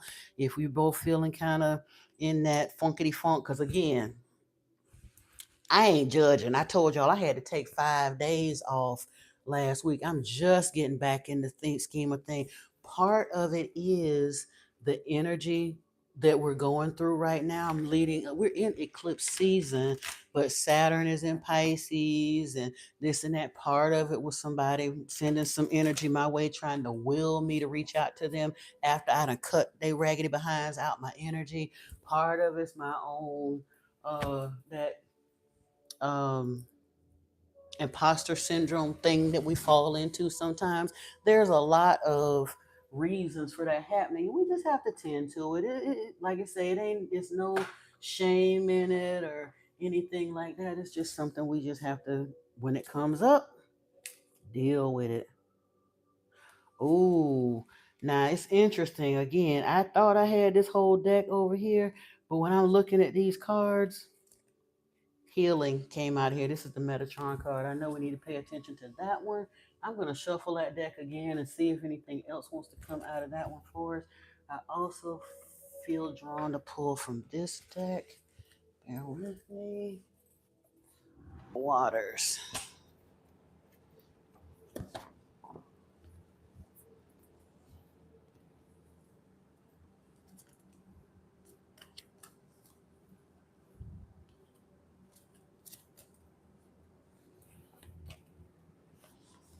You said you've taught ESL for 15 years. Volunteering again has lifted you from a rut. The women in your class are thriving, but your bus pass is being cut just as the door opens, the way disappears. Wow. Don't count yourself out yet though, because you might go down the street and find $100 bill laying in the street. Somebody might decide they want to send you something. You might, there's a number of ways, honey. Don't. I wish, like I said, I honestly wish I had it to just send to you right now myself. I just genuinely don't have it. Um, Look into, see if there's any, I don't know where you're at or if there's any like charity programs or anything that might be able to help with transportation. Sometimes, like I would check with, see if there's like any food pantries, or I can't think of the other organization. You might even try reaching out to like United Way or Salvation Army. Even if they don't have anything available for that, they may know of some organizations in your area that may be able to help with a bus pass or something that's on that level. So, and let them know specifically that you are volunteering in a food pantry. Do they have a network of other organizations in the area that do that sort of thing? Oh. Or get in touch with what am I about to trying to think? Get in touch with like the Department of Children and Families or social services. Now, again, they may not be able to personally help you, but in most places that I've ever been, if you go into the Department of Children and Families, above or outside of them, whatever, on another floor, they will also have like adult services for like SSI, disability, that kind of stuff, for people receiving Social Security. And sometimes some of those programs will actually have programs to help provide transportation for those who are trying to get to doctor's appointments, jobs, that sort of thing. And if they find out that you have access to um, potentially work, but you are needing transportation to get you to some form of work, they may have programs in your area that may be able to help get you a bus pass. I'm just saying it's worth a shot to ask that question. The squeaky wheel gets the grease, you know what I mean?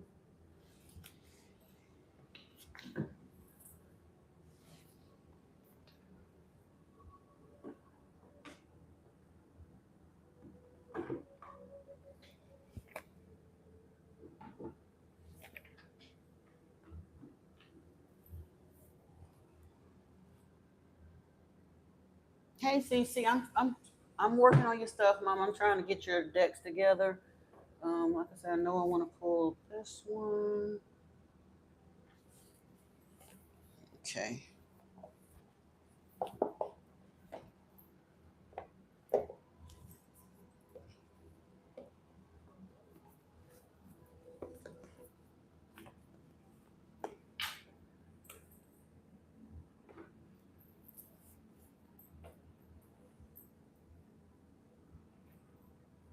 This Gaia deck is calling at me too, so I'm gonna grab it.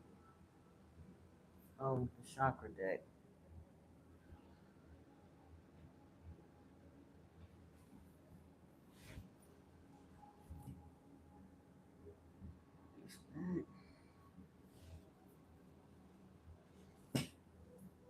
And the self care deck. I think that's gonna be plenty for you. Which tarot? Which tarot are we gonna use?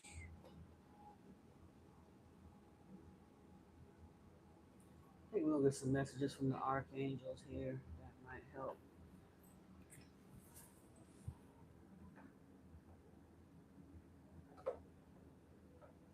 Oh,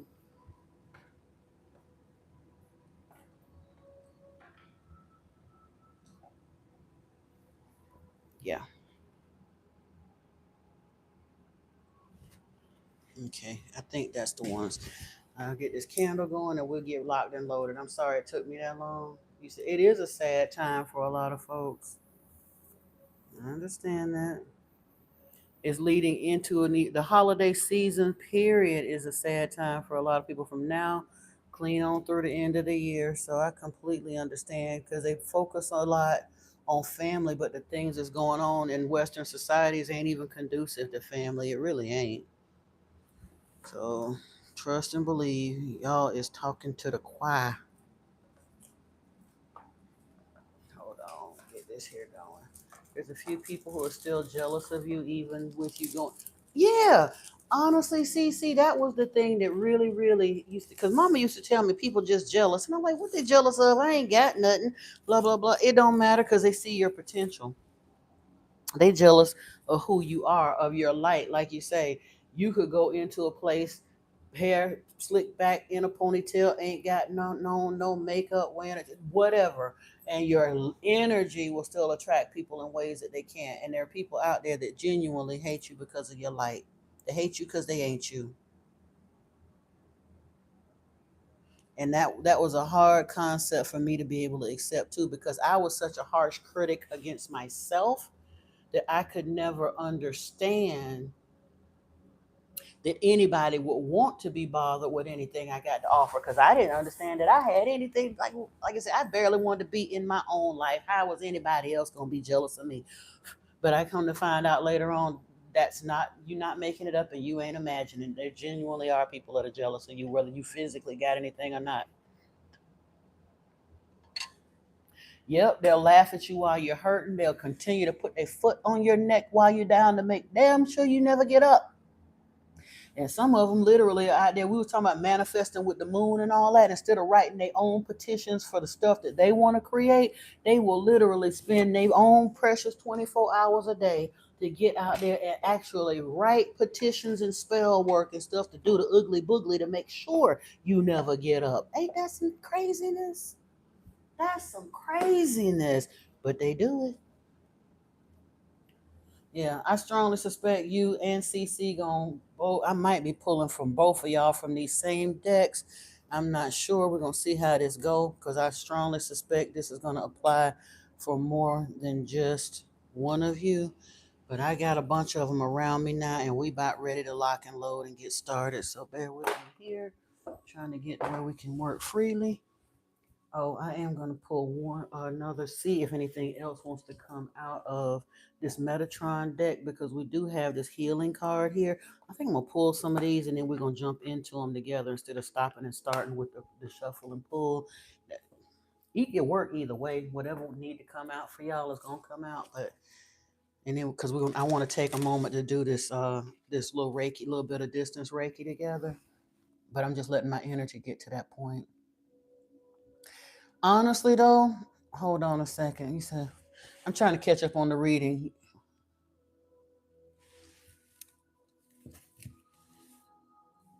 So a few years ago, you were taking a flight to your next job, and now you're stuck. You ain't stuck, Antoine. I'm trying. We're gonna find out what's going on. You ain't stuck though. You might be temporarily sidelined because something is coming your way that you don't see yet. But I promise you, you're not stuck. And honestly, it ain't even craziness or insanity. It's craziness and insanity to us because you're a pure hearted individual and you would never do nobody like that. However, them vampires and broken souls out there, ones, especially the ones you cut your energy off from, they need it at any cost. And if they got to take you down, they will. And some of them poor things have fallen so low in their energy that they've literally become pawns of the devil. They are minions of the powers and principalities. And again, you don't know who the F you are. You don't. Not fully. You don't see the bigger picture of what you're being called to do for spirit yet. Not fully. But guess who do? The devil and his minions, them powers and principalities. They know you ain't no regular degular. They know your spiritual mission better than you do. They see what you're called for. So they set them demons on you. When people say that your light irritates they demons, that ain't just a pat phrase, baby. That it doesn't make sense to us. Wow. I don't know if we're gonna read all of these, but the way they flipped out just now, I kind of sort of think we probably are going to, because what came out with this, we got healing here, pause to receive, transformation, light and dark, and then three other cards quietly. I didn't even realize they fell out the deck, and they literally just kind of fell and fanned out. We got Cosmos mirrors you, ancestors, appreciation and healing, and red, safety, power, and strength. I wasn't planning on looking at that many of the Metatron deck, but again, in the sense of the number of three, is there one more that wants to come out of this deck, Metatron?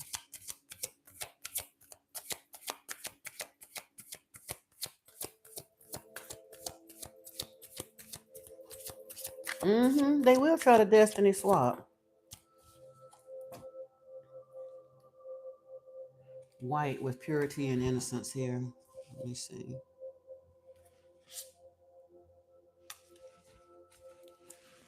You didn't even know the phrase until you was 45. Yeah. And again, my mama, as toxic as she was, as stuck in religiosity as she was, the hurtful things that she said in her ignorance. And again, I've long since made peace with her through the other side of the veil now.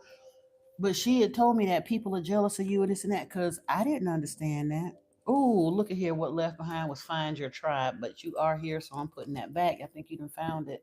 You done found it. Um, but yeah, I didn't understand that idea of destiny swapping either, but I know for a fact there's some folks that are trying to do that. Wait a minute.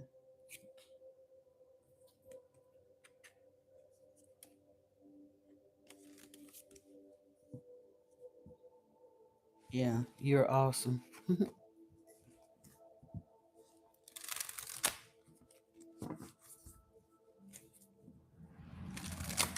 And we, from like I said, from the outside, we probably look like a ragtag group or whatever. From the outside, most people in the world would say most of the people in our soul tribe are failures, because we didn't succeed at it the way the world says to, with the big car and the house and the this and the that. A lot of us are struggling financially and everything else, but we wasn't never meant to walk that route anyway. And we'll have it. We'll get there. Trying to see what this is. Okay, I think that's it. Let me see.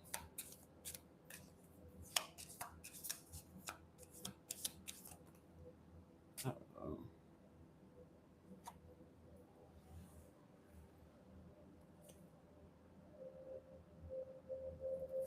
I'm not even sure that this deck was one I was supposed to pull from. It doesn't feel right now that I'm pulling it. I am gonna keep that first one that came out, but I'm putting that deck back because it's just not feeling right. It ain't even shuffling right. But I'm gonna pull some of these others. This is your reading, Sci CC. I'm just, again, I was just kind of talking to y'all and reading the comments as I'm doing it. Because what I'm gonna do with your reading is I'm pulling some cards now, and then when I get done, the last ones that I'm gonna pull, I'm pulling them and putting them to the side. We're gonna do some distance Reiki, and then we're gonna take a look at all your cards in that one energy. I didn't want to have to stop and start and keep shuffling the cards again. Trust me, if they meant to stack, they'll work together. They always do. I had to stop doubting myself on that, but they'll work together. The message will come together exactly the way it's supposed to.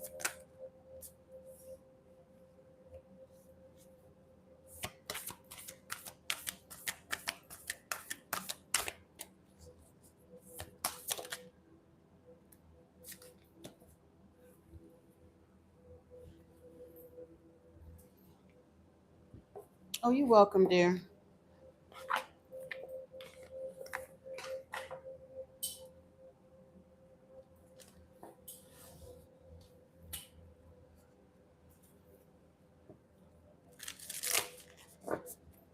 they did. Ain't nobody here by accident, nobody at all. Especially on this channel, because this channel, like I said, is tiny. This channel sat dormant for 13 years before I decided to do anything with it. But instead of creating a new channel, I just decided to go with one of my personal channels. So it's gonna take it a minute before it hits the algorithm, and I ain't even mad. This is the way the spirit has just led me to do it. So it's what I'm gonna do. Because I done learned to be obedient. Stop questioning it and just do it. You know? Ooh.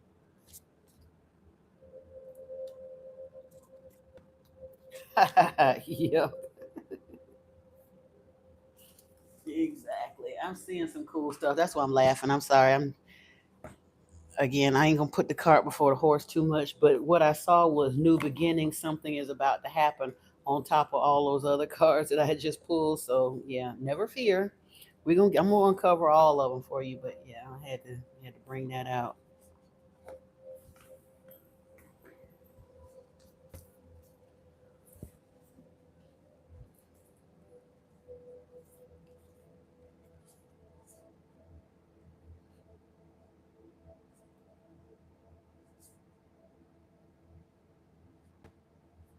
Hmm.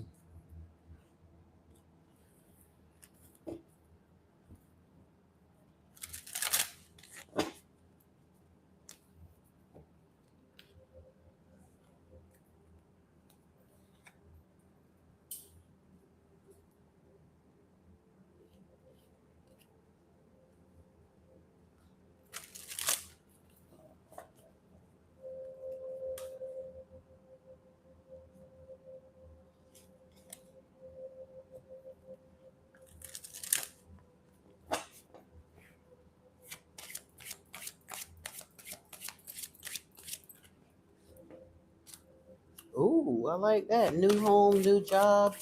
A new home job or lifestyle is on the horizon. That came out for somebody else earlier too, but it's here for you. So that's good.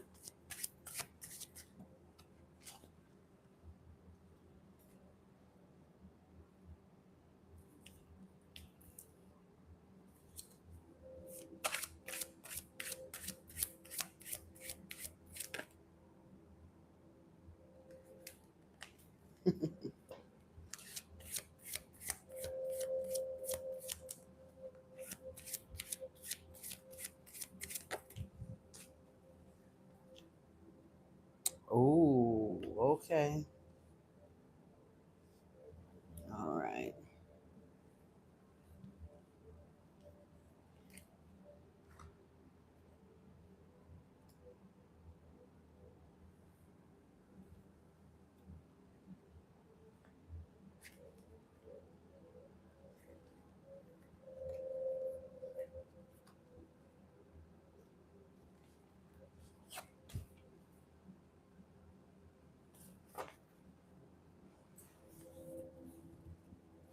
This is looking pretty cool. Bear with me, mama. I'm getting there. I am getting there.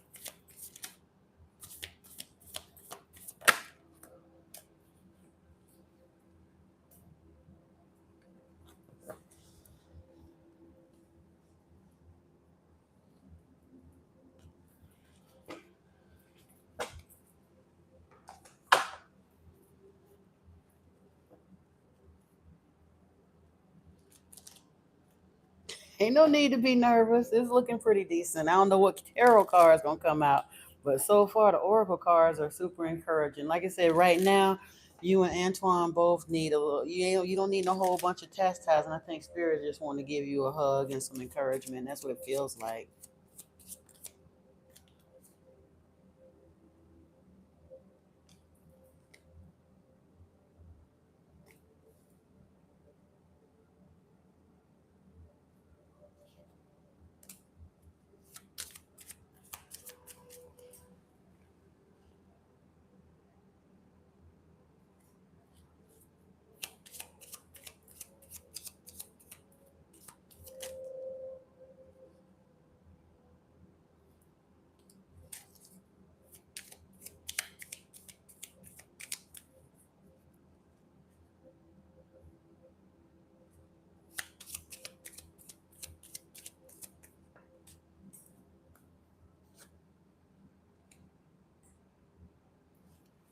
Okay.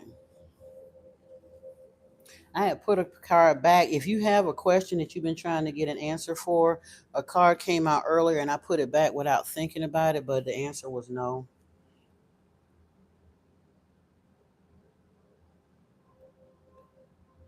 This is your card here. I didn't even get a chance to read it all, but I really believe.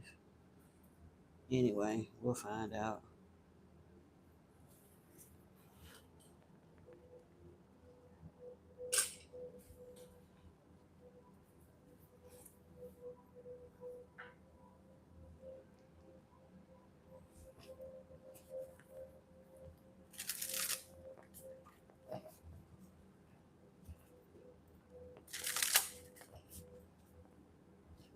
We got three more decks to pull from, and then we'll get started. And like I said, it'll flow much easier when we get locked and loaded here. That's why I kind of sort of want to do it that way. Well, after we get done with the Reiki session, but I want to be able to handle it in a certain way.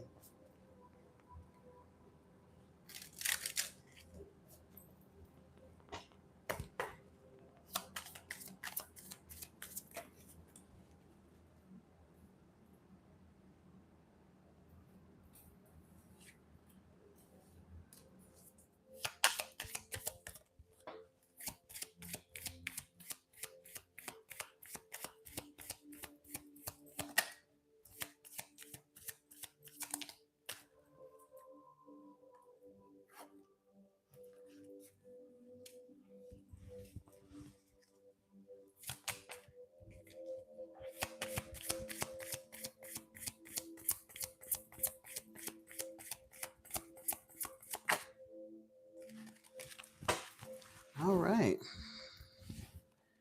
Now, because of that, let me see.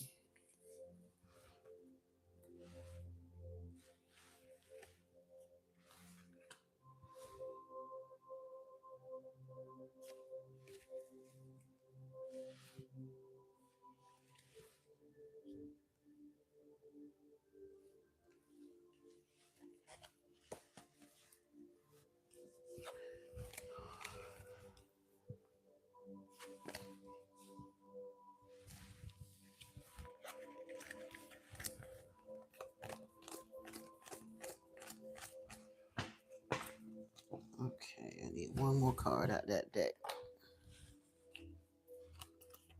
There it is. That was nice.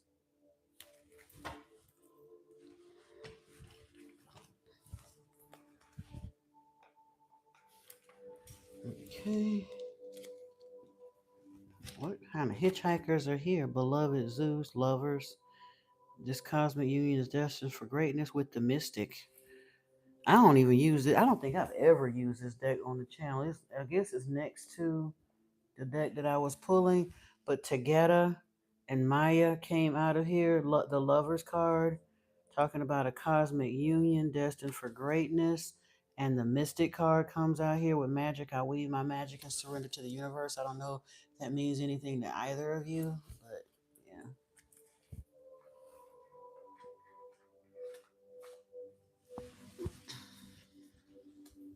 You said you're interested in Reiki as well? Okay, cool. Cool, cool, cool.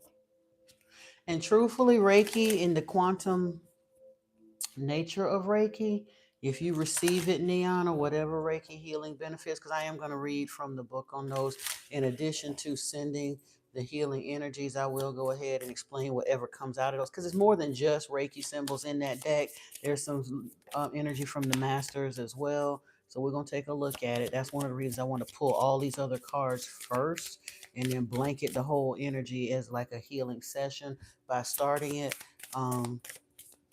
This is a little bit different than we did the other readings, but yeah.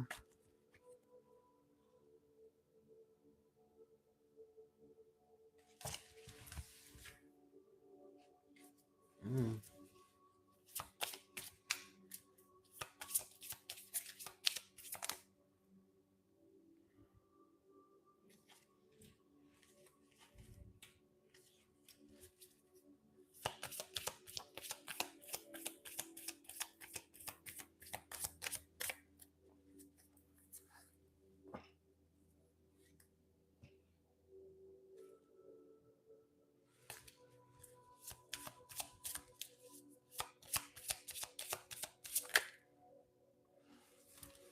I think Antoine had to duck out. One of y'all did. I'm only seeing two people in the room here.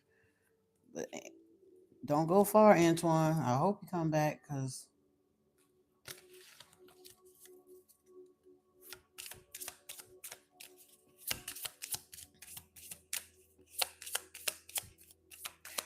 honestly, you good? Okay. That's weird. I don't know if one of y'all ain't showing, but then again, you might be showing up in your own thing is invisible. Okay, well, we can take that. Um I haven't practiced in as far as like a hands-on. I mean, in my training, of course, I did a little bit. I'm looking forward to studying under a Japanese master because I really, really want to do that. But once you're attuned, if somebody is receptive to the energies, you don't necessarily have to have all the specific, being able to draw all the symbols and stuff. You can still send the energy of those symbols through you. And that's the quantum nature of distance healing and all of that, to understand that it is universal life force energy. And if a person is open to being able to receive it, they can. It's not that hard.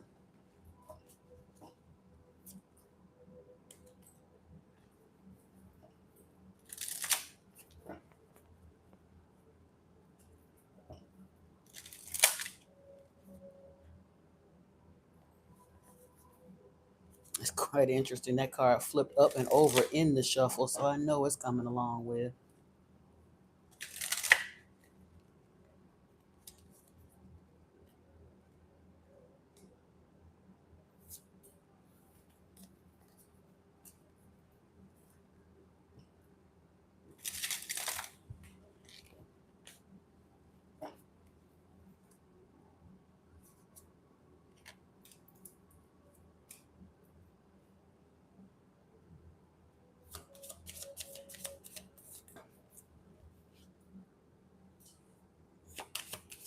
That card, I wasn't sure it wanted to come out earlier, but it popped right on back out. So I guess it do. Okay. Yep.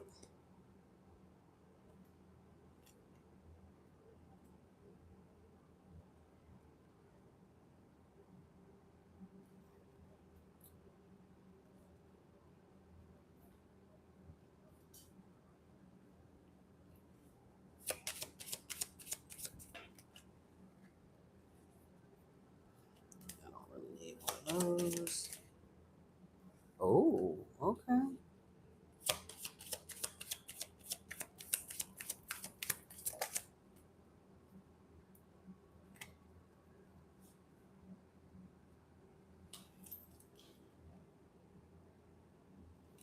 There we go. All right. I mean, we could have went through the whole deck. We ain't got all day for that. We're gonna get what comes over here. But interestingly enough, a lot of the actual Reiki cards came out, which I find interesting. But I also found super interesting Archangel Gabriel and Archangel Michael literally flew up out this deck. So we're gonna take those when we get to it.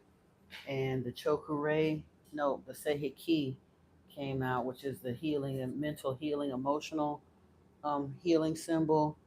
And then the emotional body Reiki came out, chakra Reiki, etheric body Reiki, Reiki for clearing unwanted energy cords, mental body Reiki, and the Reiki cosmic awakening all came up out of here. So we're going to take a look at those. Uh,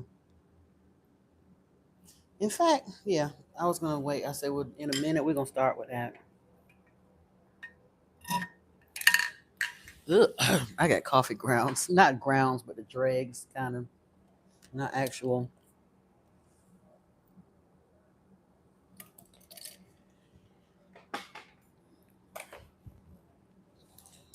Bear with me a second.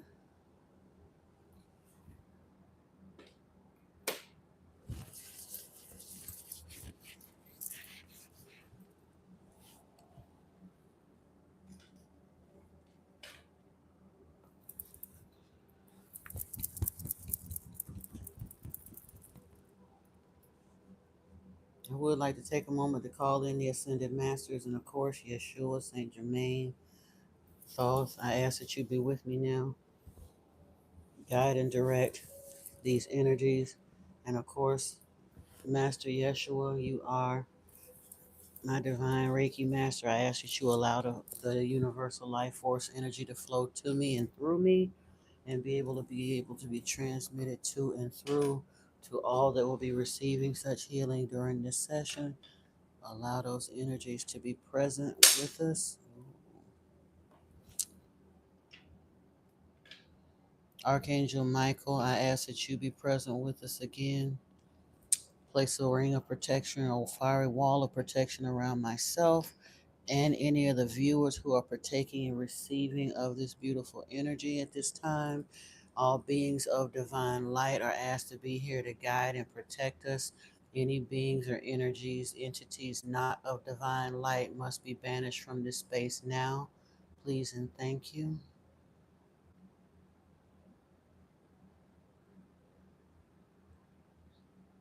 Bear with me a second, y'all. I got some incense going, but I'm also going to clear our space. Sage takes forever to fire up, and these little candles I got are kind of pitiful. Their flames are very small, so it's just taking a second for it to catch up for me.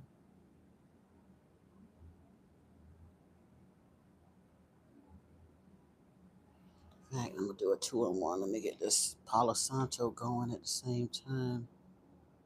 Maybe.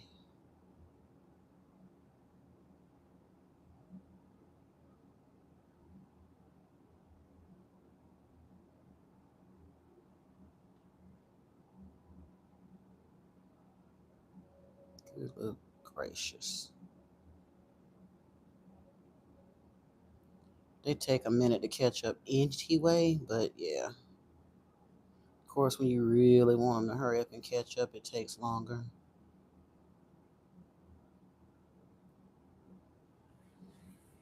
There we go. It's not a lot, but it's enough.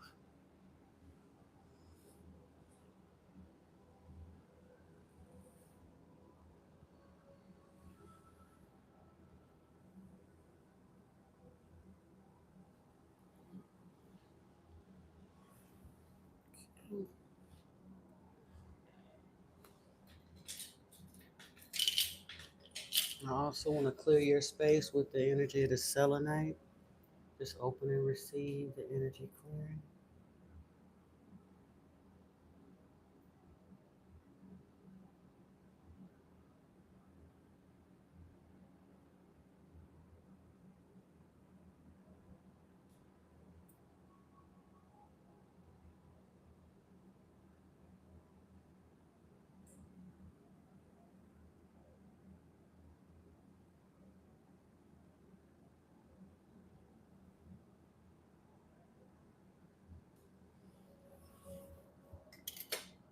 And as we go into this time of healing in Reiki, allow yourself to open and receive.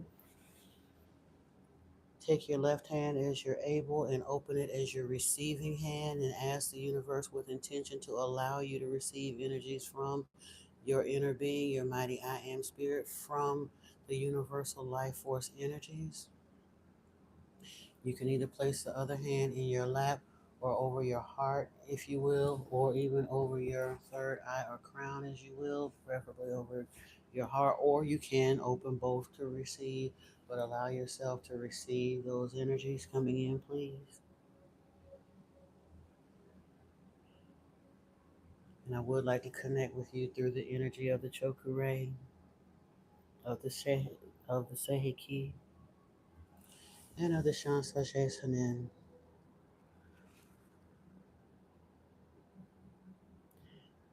You can bring your hands towards your screen if you're able to and see if you feel that energy in your hands beginning to activate. Tap into the universal life force energy and you can nod or affirm or say, "Yes, I receive."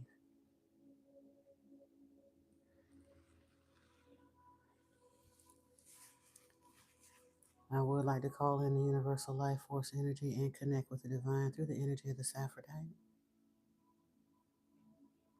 and ask for healing for Niana, as well as Antoine, Saisisi, and any other beings of light that are here to receive this healing energy as you feel appropriate. Yeshua, I would also like to ask for the healing energies of one of your divine partners, Archangel Raphael, to be present with us in this moment. Raphael, you are the great healer, and I ask that you bring divine healing to all that receive this message in the quantum nature of the session that we're having here and now, that they may feel those divine energies flow through them and to them. And whatever area of healing they need, be it mind, body, soul, spirit, please be with them as that great, beautiful divine healer, you and Yeshua. Please bring healing energy to those who receive it now. And so it is, and I thank you. Okay, now let us get in here and take a peek, if you will. We're going to see what kind of energies we can bring in. Now, this particular deck I love because the brother that wrote it, Brett Bevel, he teaches a quantum Reiki that, like I said, is not as symbol dependent as traditional Reiki, but also know and understand that each one of these cards has what we call a Reiki crystal, and the energy of Reiki is embedded in the card. So as I'm reading the book definition, I will place it here. You can kind of connect with the energy of as well. Ooh, your trigger finger popped up. Wow. See, I told you. Again, I just work here. I don't know how, even when I call in Reiki energies, I feel a difference. I'm aware that my tone and my general energy has kind of calmed down and gone to a different place. I promise you it's not put on. It's just what happens. It's just what happens. I might even get a little teary here because I'm starting to feel emotionally full right now. Michael is mentioned throughout all three primary texts of the Abrahamic religions. He brings spiritual strength and courage. Known for his ability to confront and ward off evil, he is usually depicted wielding a powerful sword. The Reiki portal in this card connects to the Archangel Michael. Working with this card opens you to the angelic energy of his courage, protection, and strength. This card can be used to invoke the protection of your aura. It can also be used to help clear unwanted negative energy and release negative energy cords between people. So I'm holding it in my hand.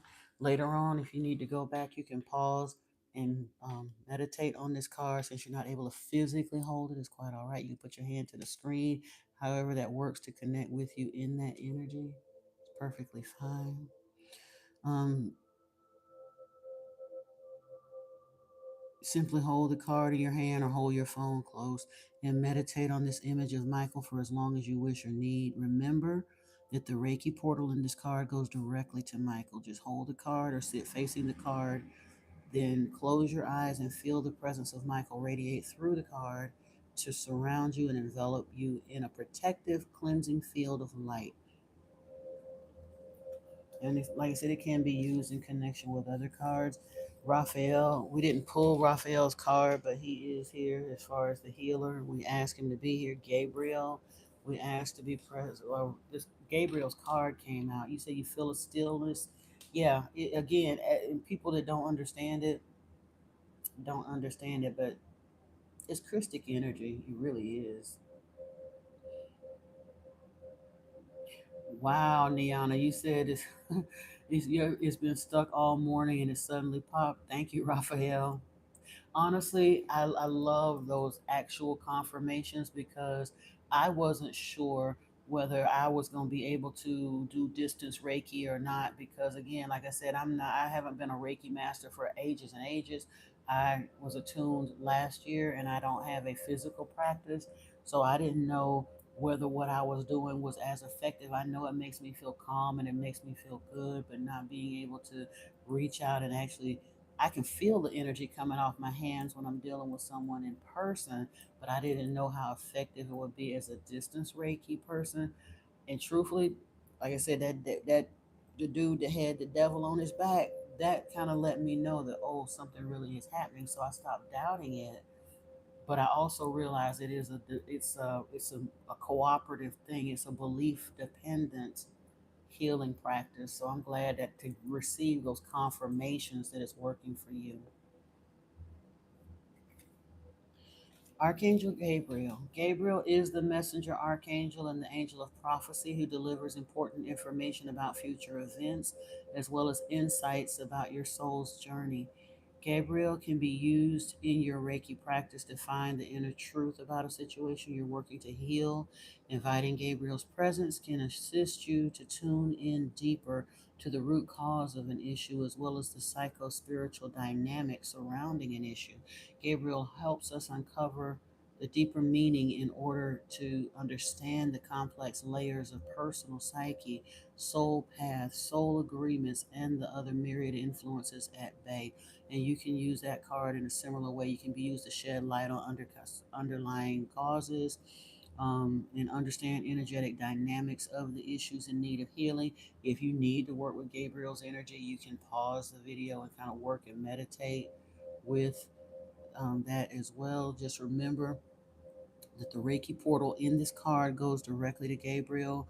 Just sit facing the card on, the image on your phone. Close your eyes, feel the presence of Gabriel radiate through the card to surround you and bring forth whatever message Gabriel needs to deliver to you. Mhm. And you thank Raphael. Awesome. Yeah, yeah. Honestly, I wasn't gonna dig through, but since we mentioned we did invoke Raphael here, I think Yeshua is here too. I'm gonna find him in this card. I know he's here because I just saw, and I'm gonna give it to you to look at. Buddha is here.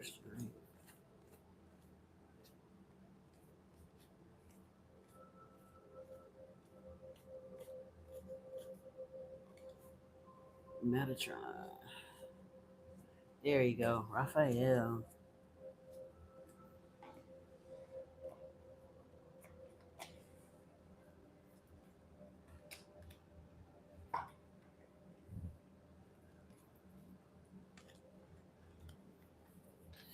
As the Archangel of Healing, Raphael opens up the spectrum of healing possibilities when you call his presence in.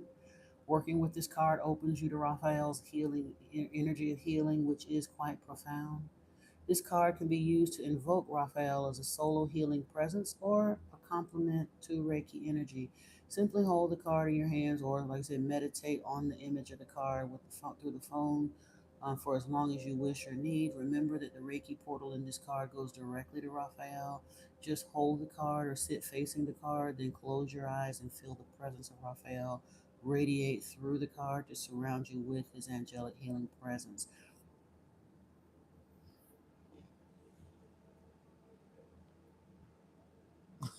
While washing the dishes, yeah.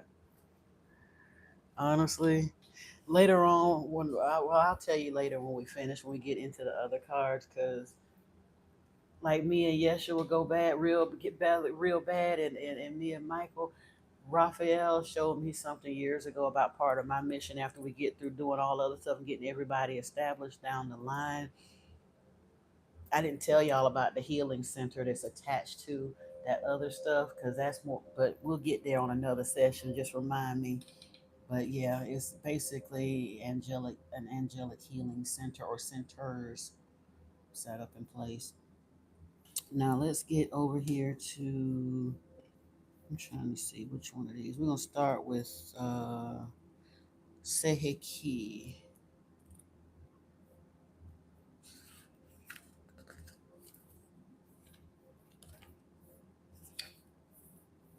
This is the mental and emotional healing symbol here.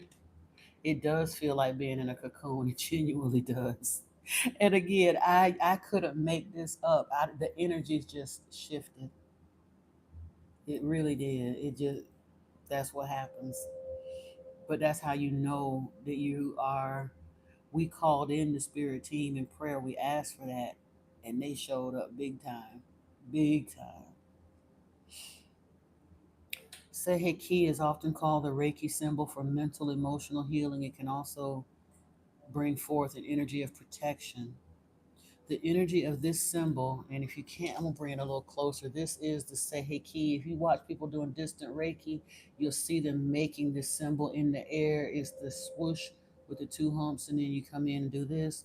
But if you wonder what they be doing when they be doing all this stuff, they're literally drawing those symbols in the air to send towards you. You can still send it. You can do distance Reiki by just doing this. You do not have to do the symbols, but in the older versions or older systems of Reiki, a lot of the masters really form. And Sanshase Shanin is very complex because it actually uses the kanji symbols. That's, look, I will put my hand up because I can't draw it like I'm supposed to just yet. But that is the actual symbol in case you want to pause and focus on it as I read. Um, The energy of this symbol calls forth the highest harmony in a person or situation. I have used this symbol in my Reiki practice to work through deep childhood trauma as well as to create a field of protection around myself or my belongings in situations where I felt it was needed. To access the energy of this card for mental or emotional healing, simply ask the card to bring your mind and emotions into a place of harmony. You can do this either for general mental, emotional well being or to assist with a specific issue in your life. Simply hold the card in your hands and speak to it directly as if you're speaking to a friend. You are speaking to the friendly, compassionate intelligence of Reiki, which exists inside this card as a Reiki crystal. And then there are options below for working with the general and mental, emotional well being. You can ask the card, please send me Reiki for mental and emotional well being, and then kind of pause this and focus on it either. Well, with the phone, I don't recommend putting it on your head or two, but just kind of focus on that energy because normally you would, if you physically had the card present, you put it either on the top of your head or over your forehead and allow that energy to flow. But you can, don't put your phone on your head, but or you can ask for it to send you Reiki energy for mental and emotional healing on a specific issue as well. Once you've made the request, you can just allow the Reiki energy to flow from the card directly into your brain and nervous system. You can also work with this card for invoking the protective aspects of Reiki. Traditionally, for someone trained at the second degree, you could do that by drawing the symbol in the air over something that you want to protect. However, this card is empowered with its own Reiki symbol or its own Reiki crystal, and you can ask the card to invoke the protective qualities into your energy field, or there are, again, I wanted an in person attunement. Welcome, Brittany. Welcome. I wanted an in-person attunement, but there are a couple of free Reiki courses online right here on YouTube. If you trust that and they are cool with their energy, they go through and you can kind of learn how to work with Seiheki on your own and receive those attunements, or you can go in person and receive it. I think if you actually want to practice with somebody else, you do have to kind of get the certification from somewhere other than just the free course on YouTube. But again, I don't know, but just for using it for your own personal healing, you can call in Universal Life Force because it's free to anybody. The only reason the courses cost is because it's appropriate. If somebody is personally attuning you in person, that energy exchange, that's how they support themselves with their spiritual gifts. So it costs that way, but the actual energy itself is free. Um, yeah, you can use Seiheki for yourself, your pets, and animate objects, all of that. It can be protective and healing energy. All right, now we got to get to some of these other things we've got. This was a lot here, so I'm going to try to work through. We got chakra Reiki first. Let me see here.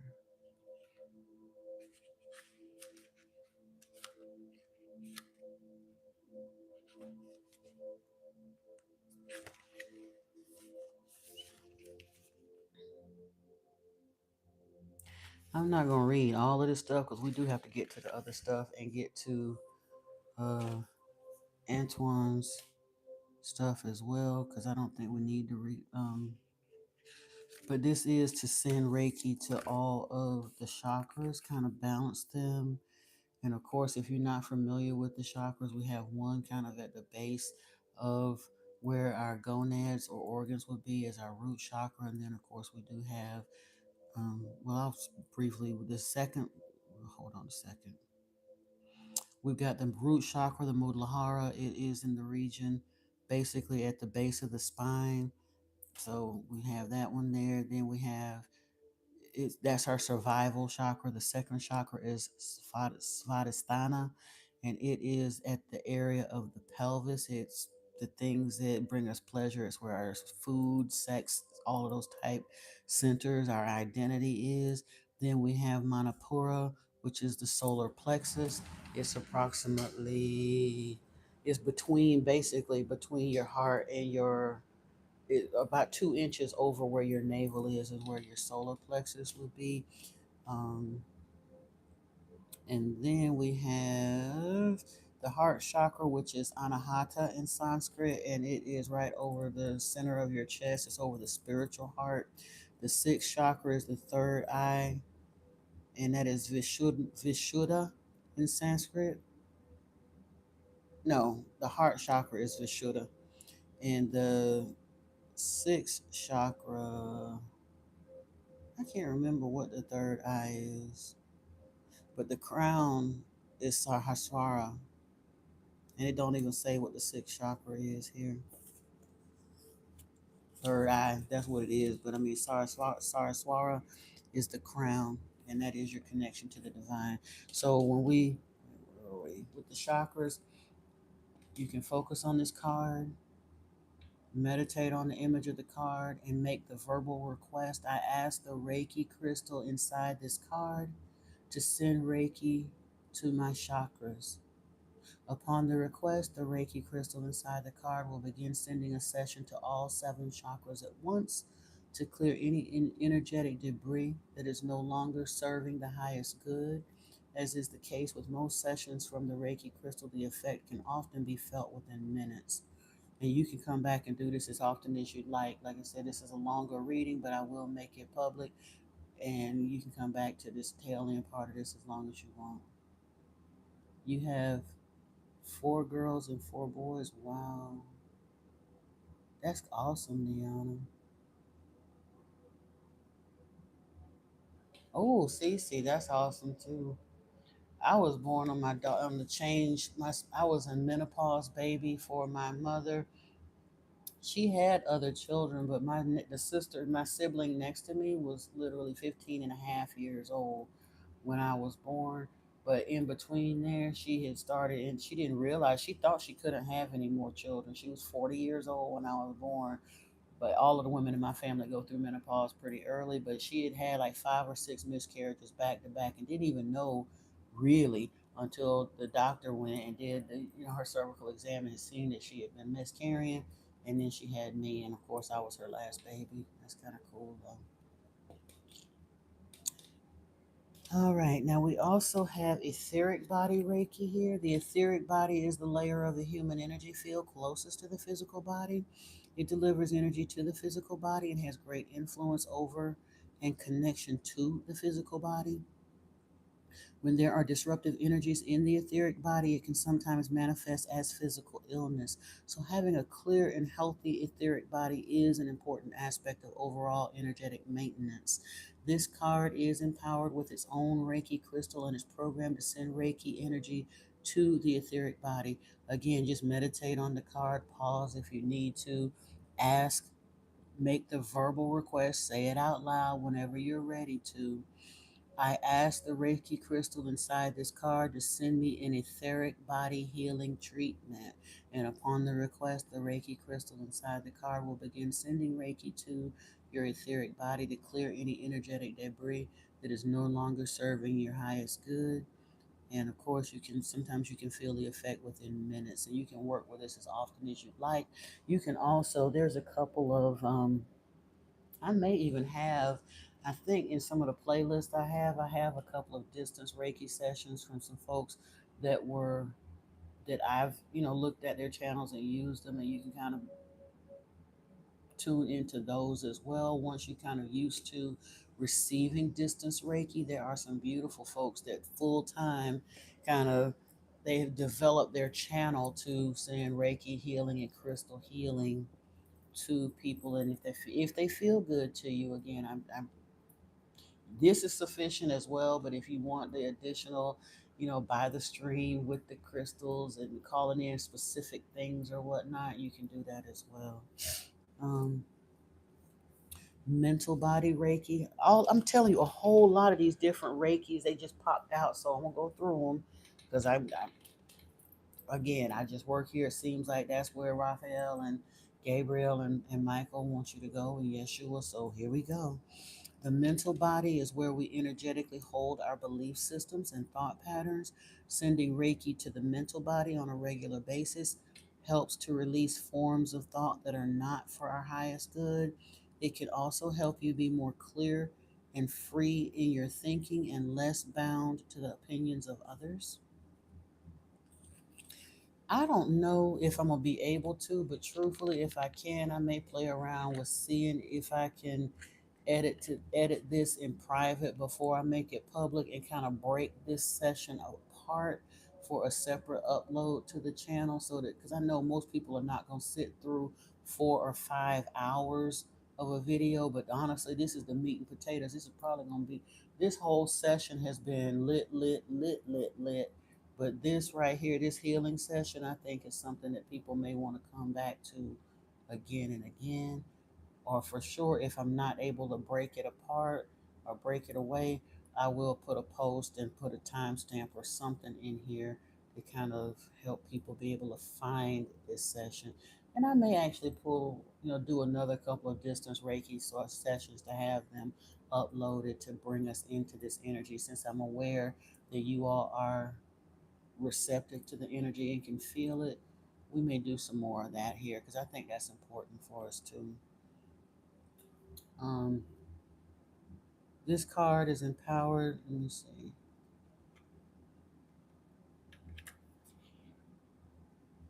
Yeah. This card is empowered by its own Reiki crystal and is programmed to send Reiki energy to the mental body. All you need to do is meditate on the image and make the verbal request. I ask the Reiki crystal inside this card to send me a mental body Reiki treatment. And of course, it'll clear away the debris or any energetic debris that is no longer serving your highest good. You may often feel the results in in a few minutes. Brittany, we not really. I'm actually, this is a reading for Psi CC, but part of what we're doing is for everyone is kind of a distance Reiki session. You may be able to feel peel back to where we started from it a few minutes ago. But if you're open to the idea of receiving distance Reiki, it's here and available for anybody that wants it. But then I pulled her cards already. We were just kind of starting her session with some Reiki. It's for everybody, and then I'm gonna pull her individual cards. Why is does the 16-year-old decided she does want her own or no? Hmm. But yeah, we had that as far as the mental body, and then we have the emotional body. The emotional body, according to Alexandra Marquardt, is more than an energy body in the human energy system. Oh Lord, I didn't realize. She naked. Let me cover her up. You do want it? Okay. Sure. Bear with me. Like I said, we um I've got Antoine, and I'm not sure whether or not Andrew is still here, but I know for a fact, and we got a couple folks. But when we get done with this, and like I said, I've already pulled Cece's cards. We're just doing this group Reiki, and then we'll get into her cards. I'll take care of Antoine, and yes, if you want it, it's certainly available to you, dear. I don't have to do a live stream on the other channel today, so I am available. Um, and of course, this card also is empowered by its own Reiki crystal. So for the emotional body, you can focus on the energy of the card. It's programmed to send Reiki, healing Reiki energy to the emotional body. Healing does not mean purging your emotions, it means releasing the energetic obstacles to fully understand them. All you need to do is meditate on the image. And unfortunately, like I said, I got to kind of cover it up because it's okay. Honestly, Brittany, this energy today has been so clean. I obviously I can't do that every single day, but I'm fine. I'm good with it because if she really enjoyed, like I said, strike while the iron is hot. I know how teenagers are, so it's fine. Like I said, I'm good. Um, but yeah, this is for that, and then we have Reju Blast. Wait a minute, Reju Blast. I think is oh, this is Reiki for clearing the unwanted energy cords. I don't know who need that, but somebody do. I know I do. For energy cords are common. They exist between family members, co-workers, friends, lovers, sometimes even strangers. Let me cover that up just a little bit more. Okay. If you've ever heard of the term a pain in the neck, it's often because when someone is annoying or unkind to you, their energy can attach to your gates of consciousness, which are two important acupuncture points at the base of your skull where it meets the top of your neck. Lovers often have energy cords that exist connecting all their chakras. A young infant out of necessity will often have an ongoing cord to its mother, something necessary for the child's well-being. Energy cords are not inherently bad or negative. If you have someone you have been in a deep psychic connection with in a positive way, it is likely due to information running through the energy cord between you and that person. But not all energy cords are healthy and positive. Many times you might carry cords that are lodged in the past, cords from people with outdated impressions of who you are, or even old bullies or other people who were harmful to you. These cords are a weight in your energy field that can prevent you from living freely in the present moment. This card is designed to help clear energy cords that no longer serve your highest good. All you need to do is meditate on the image of the card and make the verbal request. I asked the Reiki crystal inside this card to send me Reiki for clearing unwanted cords. Upon this request, the Reiki crystal inside the card will begin to dissolve and release those energy cords that no longer serve your highest good. In some cases, know that people can reattach a cord after it's been released. In those cases, simply repeat the process daily until the cord is permanently released. And it's recommended that you work with this cord to clear your energy field and unwanted cords that you may not even be aware of. Think of it like cleaning your house, just that you're cleaning the thoughts, the feelings, the intentions that others have about you that are not for your highest good. You can use this card more frequently if you're getting out of a bad relationship, business partnership, or any situation where you need to cut ties between you and another person. You came in right on time. I know you did. I was thinking about that too as I was reading. And again, it doesn't have to be, we always think about cord cuttings as being, oh, that toxic karmic, that your karmic ain't even, it's a high level soulmate and he ain't even all that toxic. It's just that that energy has outlived its season and needs to be released with grace. And that's what that's for. It doesn't have to be painful or bad. It's just we carry all those energetic bonds. And if we don't consciously release them, we just continue to pile them up, pile them up. And sometimes it can kind of slow us down energetically, especially if we're in an ascension cycle. Those people that are not necessarily coming along with us in that next phase, they just need to be released with love. That's all. Now we got Reiju Blast here. Now, this is a technique that goes all the way back to Mikao Yusui, who is the person that basically the inventor. He is the original Reiki master from Japan. Traditionally, Reiju is an attunement process for initiating a student into Reiki. It's a technique that does not involve any drawing of any symbols. The technique visually looks more like a Tai Chi or Qigong movement with very elegant sweeping gestures of the hand, creating a column of Reiki light that is moved into the crown chakra of the person who's being attuned.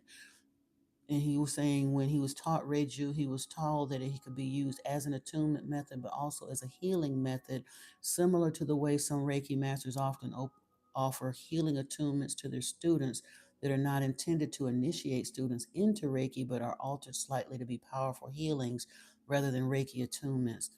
And so um, he's revealed ways that Reiju can be expanded upon this way to be a still, of course, you can use Reiju as an attunement method, but in this instance, it's being used as a powerful blast of healing energy that happens quickly over a matter of minutes.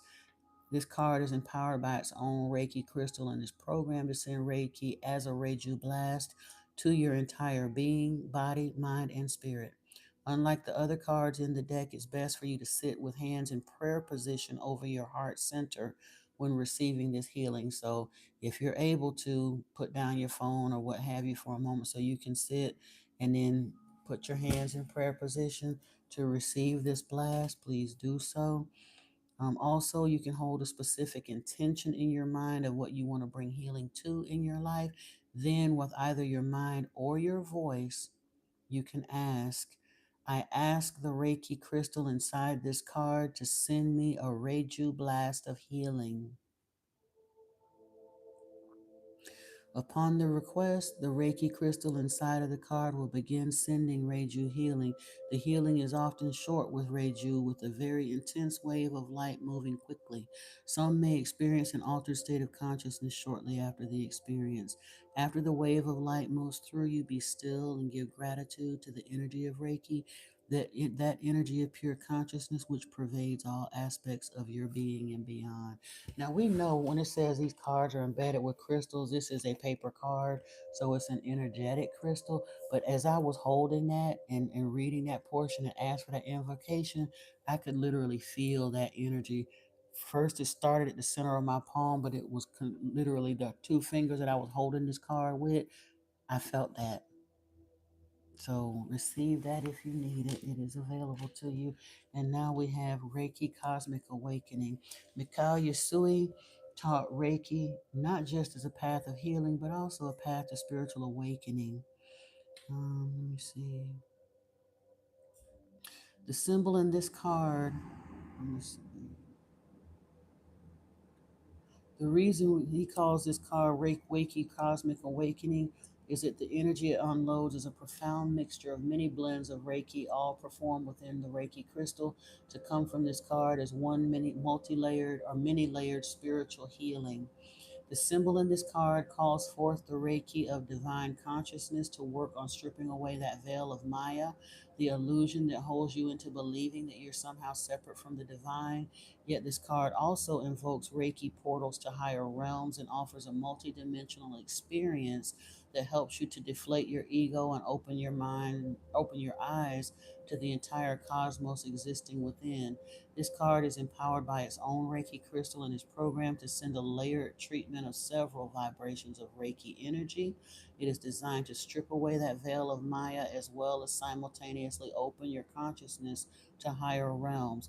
All you need to do is meditate on the image of the card and make the verbal request saying, I ask the Reiki crystal inside this card to send Reiki cosmic awakening to me.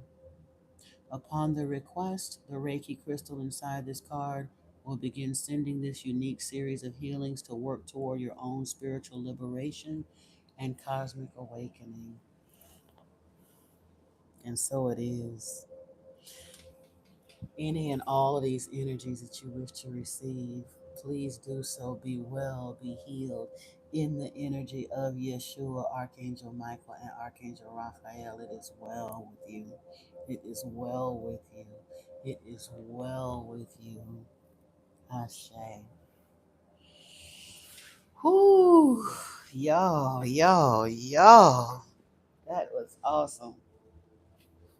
That was awesome, awesome, awesome.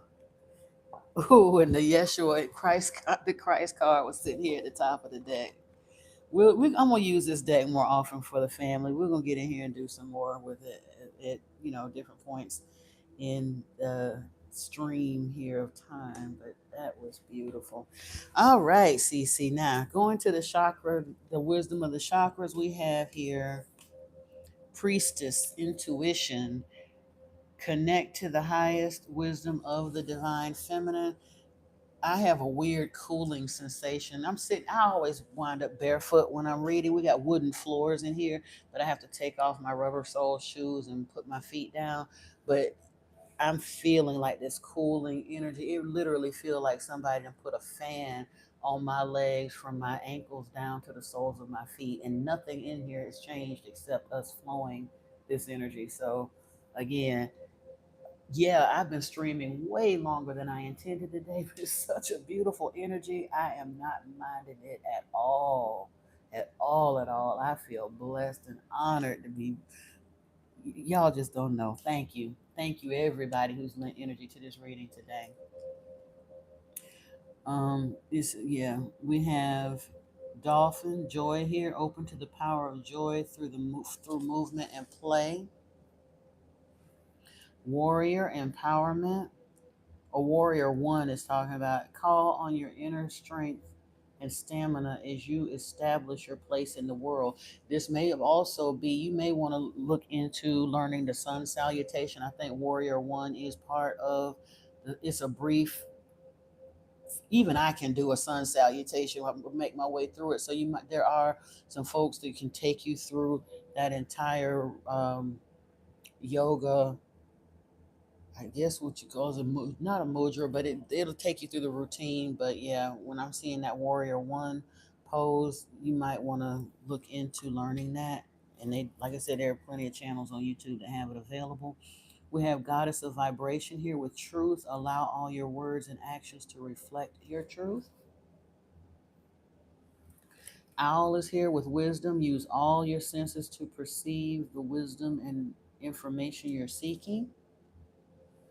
And camel pose is here, open the doorway to your heart and discover a treasure within. Now, seeing camel also reminds me of the five Tibetans. If you've never heard of that, go type in the five Tibetans in their videos. It can show you how to do those as well. That and Donna Eden's energy. I think she calls it the daily energy something. You can go to the Donna Eden Experience, I think is her channel, or some type in Donna Eden and her daughters. Like Donna is in her 80s now, but they all look amazing. So if you look at the daily energy routine from Donna Eden, the five Tibetans, and like I said, the sun salutation, I think that might be a benefit for someone here. I felt called upon to mention it, so we're just gonna rock with that and assume that it is. I think if that's your message, take it, take it, take it. You are awesome. Came out of here. Your greatest relationship is the one you have with yourself. Build it, strengthen it, praise yourself, share what makes you proud. Your beaming delight will help others shift from glass half empty thinking to heck, I'm pretty awesome too. Because the glass is always full. It can be half full of water and half full of air, but it's always full. It's not ever half empty.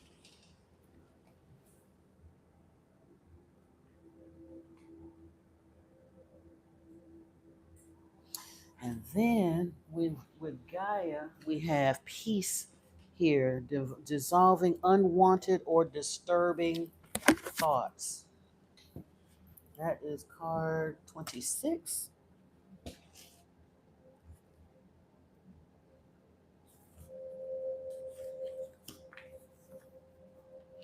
There is truly no point in worrying about things that are not in your control. Worry does not help anyone, nor does it help resolve anything.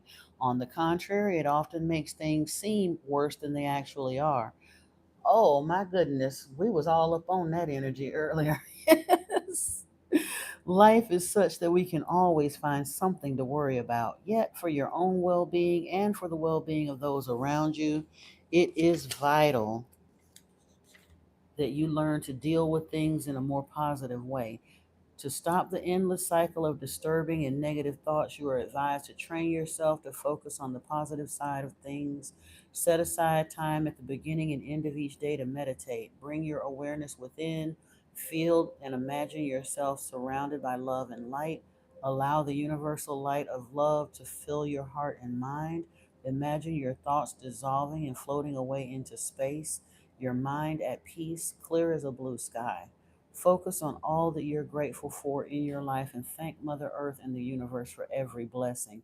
The affirmation with this card is I trust in the power of love. I trust that all will unfold as it should. My mind is like a clear blue sky. My heart is filled with love, and upon this earth, all upon this earth is bathed in a sea of love. Awesome. And then we have card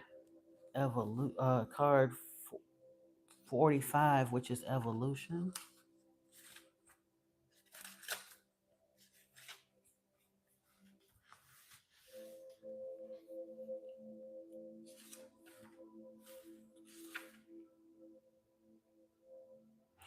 Honestly, and I never knew this because you hear the name Tony Carmen Salerno, and with his Tony with an I always thought that that was a female, and especially these beautiful fluid images that he always paints. And I believe, if I'm not mistaken, the no, this is Debbie, somebody else. That ain't her. But his decks are beautiful. But this is it's a male. He is so tapped into balancing his divine masculine and feminine energy. You can tell just from the images. I think he does this deck as well. The images are very similar. Mm, evolution. Earth changes, climate change, and transformation. Our world is cradled in a cosmic ocean of love, surrounded by an infinite universe governed by a higher force greater than our human mind can know or comprehend. We are forever changing image, forever transforming on our journey through eternity. Yes, the climate is changing, and yes, the earth is transforming, but this has always been so, and this will always continue. Are we governed by a will greater than our own, or are we the architects of our own future? This we do not know for sure, but one thing is certain: whether we like it or not, our precious planet will continue to transform. From the stars we were born, into a star we shall transform. Be mindful of Mother Earth, be considerate and kind to her, but do not fear her changing nature, for just like us, she is transforming to ever greater light. And the affirmation: all lovingly unfolds through time and space. Life constantly transforms, but in essence, nothing changes. There is nothing to fear. There is only love. I am one with the universe and stars. Love is my guiding force. And last but not least, we have purification with fire here. This is bare essentials, the naked truth and wholeness.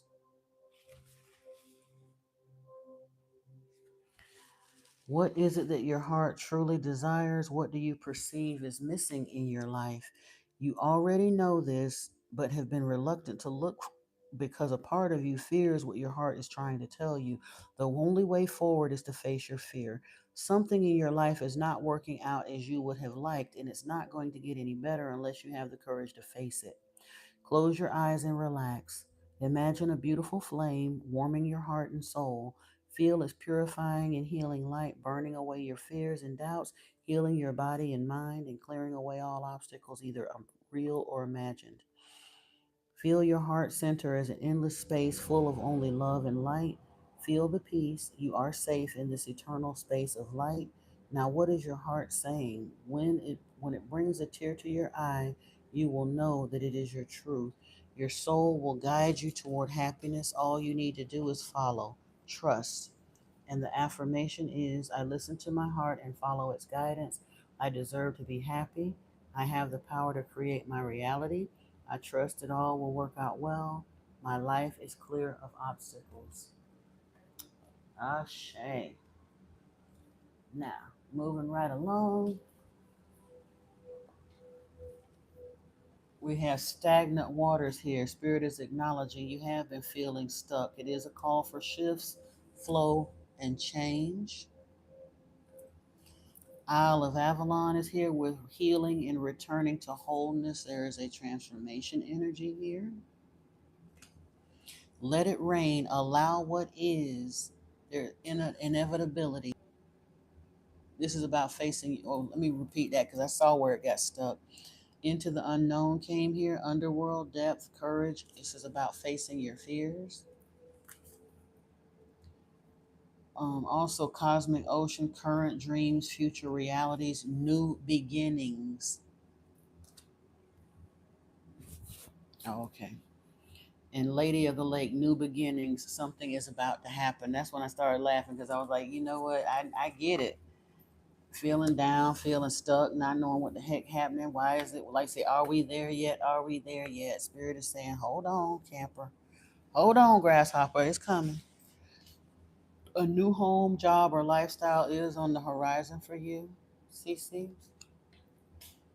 But it does tell you something you got to walk away from. Are the people you spend time with making you feel bad? This is kind of that Eight of Cups energy. You got to walk something you got to leave behind.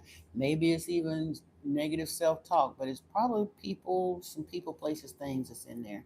Because I'm showing an energy of feeling traumatized here. Have you been going through a really tough year? Yeah. Heck yeah, we all have. That's why we sitting up in here looking for answers. But yeah, psychics, some people are very gifted and can see into the future, and this might be an opening of your spiritual gifts to allow some psychic energy coming in, or your intuition leading you to somebody that can look into your future a bit for you. Or like you said, it led you here. I'm not a psychic that I want to lay claim to anyway. But I do know the spirit be showing me some stuff because when I be pulling these cards, I don't even understand some of the stuff I be seeing and saying sometimes. But as soon as I say it, and that person is like, "OMG," that resonates with me, then I already know. Then that's like you said, that spirit kind of tuning me in and tapping me in. It ain't my business to know how it relates to the person. They know and understand, and that's all I need to know. Law of attraction is here. If you feel strongly about something, the universe will give you more of that. So be very careful what you believe. Allow yourself to believe and tap into. If you believe in lack and the fact that it ain't happening, that's what you're gonna get more of. Now there is a learning curve anyway. We ain't gonna get delusional enough to just make it instantly manifest regardless of what spirit got. There's still some timing factor that's a little out of our hands, but we need to lean more into the it's happening more so than the why ain't it happening yet. The quantum field is here, the invisible field of information that exists beyond space and time. And like I say, you literally are trying to pull something out of the quantum field into the 3D reality. And that's why it's a little difficult because you want it now. And Spirit is saying it's just still taking a little time. We have courage arrives when you step over fear. So it's coming. Inner space and universal knowledge is here, and you have the ability to affect your own destiny. Indeed, you do, my dear. Now, let's look at these. What do we got? There are no obstacles in your way. Follow your heart. The path is safe. The way is clear. Have faith. Even if you don't, it may not look like it yet. Like I say, know that it's underway. Please know that. Underway and on the way. Responsibility is here. Do what feels right for you above all else. It is impossible to please all parties in the present situation. You have responsibility only for your own life and actions. Others must take responsibility for themselves. You're not going to drag nobody kicking and screaming through their awakening and ascension. You only can tend to yours. Renewal is here. Rest, switch off the mind. A short holiday would do you a world of good at this time. A change of scenery results in renewed clarity and a sense of purpose. And even if you don't have the money to physically take an actual holiday, it could be going to the state park, getting out, going to the beach, whatever, something, shake up your routine and go within, turn off the noise, turn off the devices, turn off the mind, and listen to see what spirit brings you. Um, we have honesty here. Love, compassion, and truth will heal the present situation. Be honest with yourself. Discover what it is that you truly desire. Then speak your truth clearly. Always speak with love and compassion and know that the truth will never harm anyone when spoken from a place of love.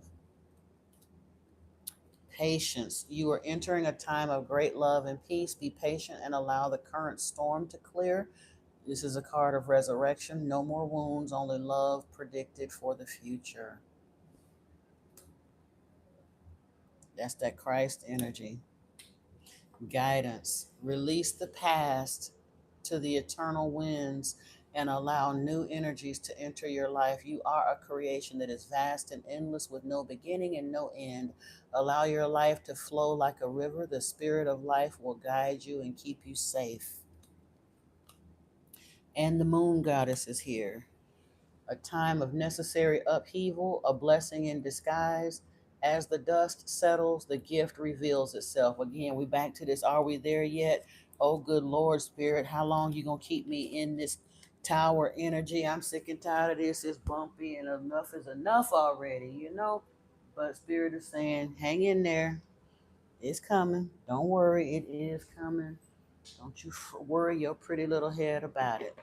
Now we're gonna finish up with some tarot and these Metatron cards. And wow and wow. Mm. Bear with me while I get these out of the way. And then we will be on to Antoine and then Brittany. I don't remember you did mention your oldest daughter's name, but I don't remember her name now. I'm having a brain blip. If she's still here though, I got you. Oh shoot, what am I doing?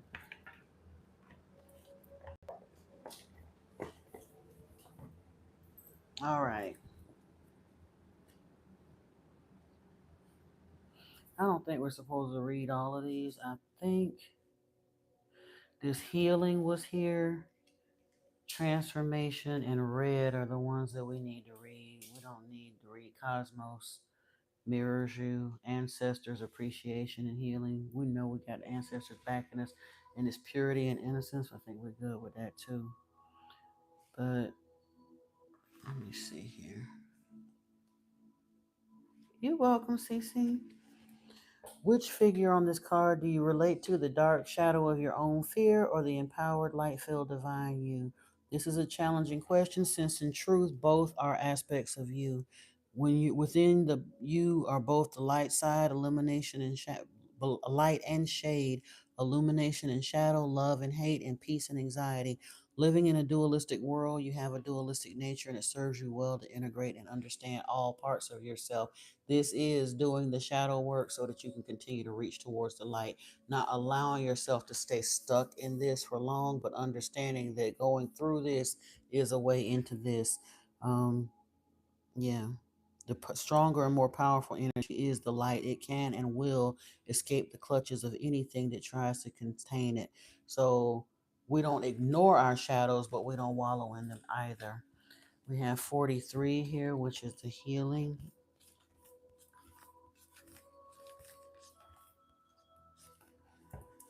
Stop for a moment and allow yourself to look at what needs healing today in your life. This reminds me of this Reiki session we just finished doing with this hand coming down and the energy. You're asked to be still and open up to the healing power of Archangel Metatron's color rays. His energy is available to you at all times whenever you ask for it, whether day or night. And you can imagine being cradled by this angelic light and it'll flow where it needs to. Call on Metatron if you need to. The healing also helps you switch off, rest your mind, and be taken to another dimensional space where time is suspended and only you matter. Just as Metatron uses many colors to heal, you may need to look at different healing methods and tools to create optimum health. Maybe that's why we were called into doing that Reiki session earlier, positive affirmations, color therapy, mindfulness, meditation, and rest and relaxation. You also need a genuine desire to change and heal. Allow Metatron to help you find what helps you maintain your own well being and commit to looking after yourself as you would anything else you deem important in life. Put your well being first, not last, on the list of priorities. Pause and open to receiving Metatron's energy and color rays. Healing is here for you now. And then coming out the door, we're ending on a strong note with 55. Red is here. That is absolutely a card of strength and protection. I'm not going to read all of it, but I do want to read part of it. Oh, I forgot your tarot is still here too. Safety, power, and strength. Card 55 holds a master number vibration and the energy of the red ray. The last card in the deck, red, grounds, anchors, encourages, and supports you now. You may have been feeling tired, depleted, unconfident, demotivated, or lacking direction. Red light comes to energize, warm, and stir you back to life. And this is about allowing Metatron to show you how to lead, show courage, face whatever there is to challenge or belittle or derail you. He asks you to stand in your own power and be sure of a solid foundation and safety, while others around you may feel scattered and fearful. His energy of strength and determination is here for you now, for you've called him and he works alongside Metatron. Oh, wait a minute. Who is this? I skipped something here. Wait a minute. Oh, this card is talking about the ancient elder. So this is ancestor, like indigenous energy as well, working along with Metatron. Yeah. But the ancestor brings this energy of red in cooperation with Metatron, and it's a bridge between the angelic and the shamanic worlds. Red needs mastering so that no needs be spilled and no more sacrifices made. The time for peace, not war, is needed. No more fighting over territory, possessions, or what someone else has. He makes us look at where we may still have parts of this that need healing within ourselves and in our family line. His presence may also imply that there are energies of anger, frustration, greed, or lust around you. If so, let him help master lower energies and feel instead for the best that red embodies: conviction, leadership, passion, or strength, to name a few. Feel into his energy now. Here is your helper for all that you may struggle with concerning base chakra issues, health, safety, finances, relationships, and security. As you embrace the learning of the red ray, he assures you that nature can provide all your needs and respect for the earth brings her love back to you tenfold. Wow, CC. That's beautiful. Now we're going to look at your tarot card. Then we're going to clear the energy and pull for Antoine. Ooh. We got Hierophant energy here, divine guidance, the search and meaning for life. Consider an alternative approach. Surround yourself with wise teachers or friends, or you probably are becoming the wise teacher as well. We got the Tower here, 16, Archangel Chamuel, a sudden revelation that offers freedom, break free from of procrastination, embrace the opportunities that change brings. We've got 9 here. This is, wait a minute. Hold on. I thought that was, wait a second. Yeah, okay. 5 is Hierophant energy. Lord have mercy. And okay, I'm confusing myself. 5 is Hierophant energy. This is Tower energy, and this is Hermit. Hermit. Yeah, hermit energy. I don't know. I'm seeing the image in the traditional tarot with him holding the light, and he's holding it here too. But there's joy through spiritual growth, being a light to others, answers that come through tradition. That's that Virgo energy, and we in Virgo, so yeah, I get it. We've got the 4 of Wands here. So again, your ships are coming in. It may be relationship wise. This is a time for celebration, abundant rewards for hard work.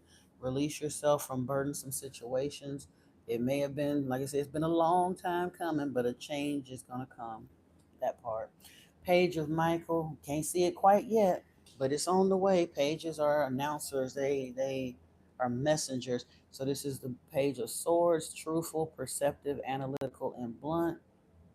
And it's interesting. This is the Page of Michael, but it looks like Benjamin Franklin type energy. He's out flying a kite in a storm. An exciting new challenge. You have what it takes to succeed. Review contracts or documents very thoroughly. The strength card is here with Archangel Ariel, strength and grace through kindness, self-confidence and forgiveness. This is that finessing type energy, so you're going to work it out. And let me see, 1, 2, 3, 4, 5, 6. That's going to be coming up for you soon in the near future. In the upcoming weeks or month, the strength energy is going to kick in. The Three of Raphael is like representing kind of where you at. Reasons to celebrate, community, a community of friends, happy announcements regarding relationships or children. So you may not be experiencing this yet because you're still feeling that kind of stuck and what have you energy, but this is the incoming energy for you soon. There'll be some reason to celebrate coming in. And the outside influences, why can I say that with confidence? The outside influence for you in this reading is the Ace of Swords, Ace of Michael, a wonderful new idea. Don't allow bumps in the road to hinder your progress. Clear up communication with problems with others. This, when the Ace of Swords shows up in a reading, it's literally like an exclamation point to what somebody just said. So I was telling you, this isn't, you ain't quite in this Three of Cups energy yet with this celebration, but it's on the way, and that's the truth. You got the 10 of Cups here. This is your hopes and fears. You wondering, good Lord, is it ever coming? I don't know what's going to happen. You hope it's going to come, but you're afraid kind of sort of that it won't. And what I'm seeing here is love and blessings fill your life, harmonious relationships with family members, happily ever after. This is, like you said, the rainbow, the dog, the cat, grandmama, and the kids. This is emotional fulfillment and enough material fulfillment to make this joyful. This isn't just about money. It's more heart centered, family centered than not. But you can't even have this life on broke. So trust me, it's gonna come. And ending up the reading, Spirit's final take on the matter, the final outcome here is the Emperor, Archangel Uriel, stability and efficiency, taking charge of a situation and ambitious plans. And that, my love, is your reading. So buck up. It look a little crazy right now, but it's not gonna stay that way. Okay? All right. Now, are you still with me, Antoine?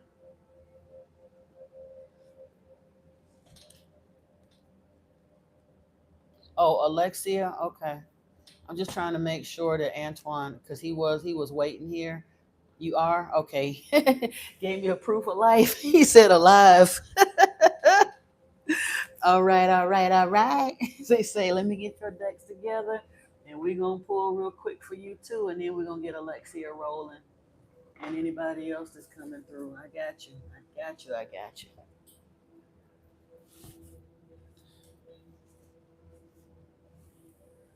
Uh, I think we're going to do a repeat of them decks. The message was applicable to her. And I think we're going to do the same for you. See what kind of something or other. I think I'm going to get a couple of different ones extra though. I need that. Uh, oh, ancient stones for you.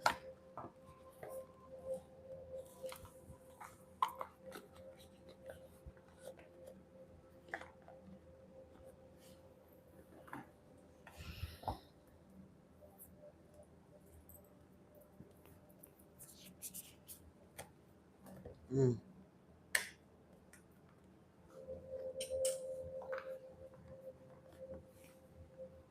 Yeah, I'm gonna do exactly the same ones. I want this deck and this one.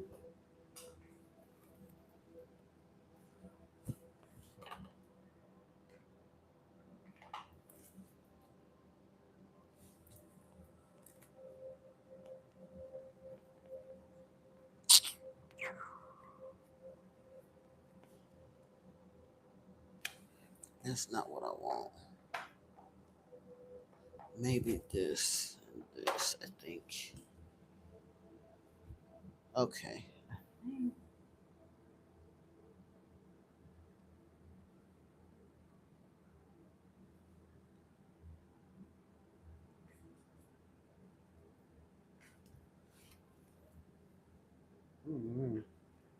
It got a little different for you. It's not the same exact ones. I don't know. We're gonna, like I said, I'm gonna rock with it because it usually works out pretty well when I do that.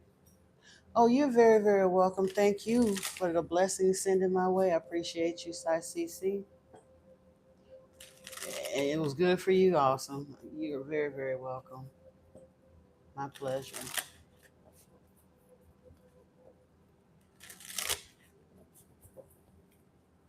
I'm glad it resonates for you as well.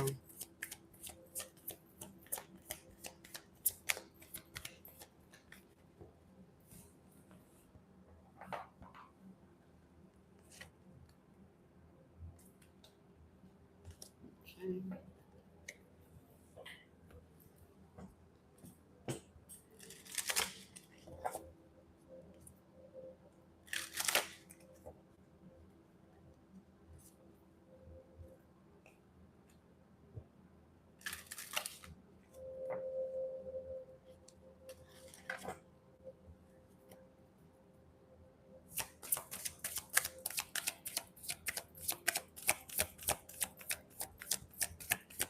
Ashe, Antoine, to all souls gathered here. Since I know they want in the replay, somebody may not get that sentiment, but I'm definitely gonna. To all souls gathered here, may your breath be steady, your heart be held, and your path be lit by ancestral grace. You are not alone. You are seen, honored, and uplifted in this sacred moment. Ashe.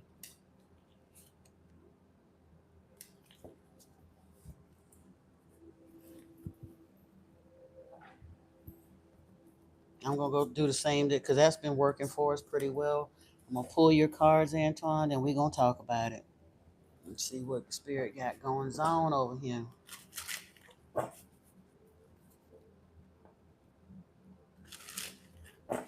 I'm gonna pin that, Antoine. That feels really, really good.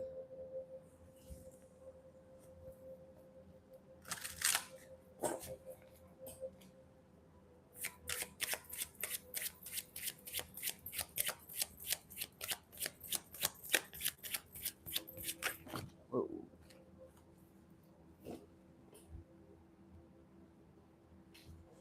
wow. Okay, I see how that jumped out that way.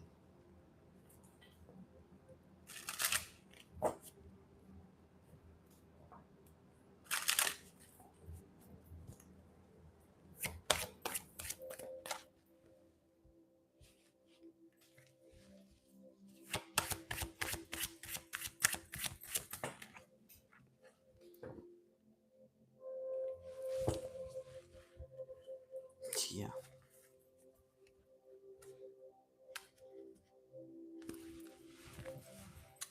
All right. Now, got those.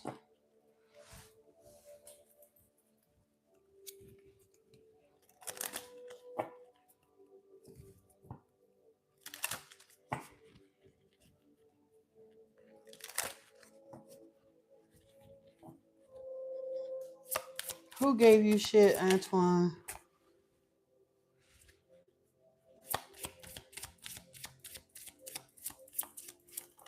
They gonna make us ride up somewhere and get a whoop up on them. I don't know.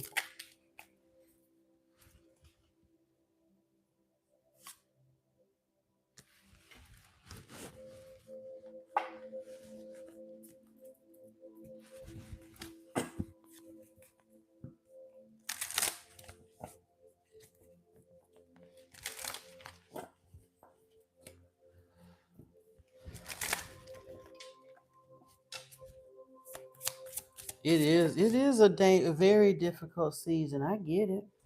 I really, really get it.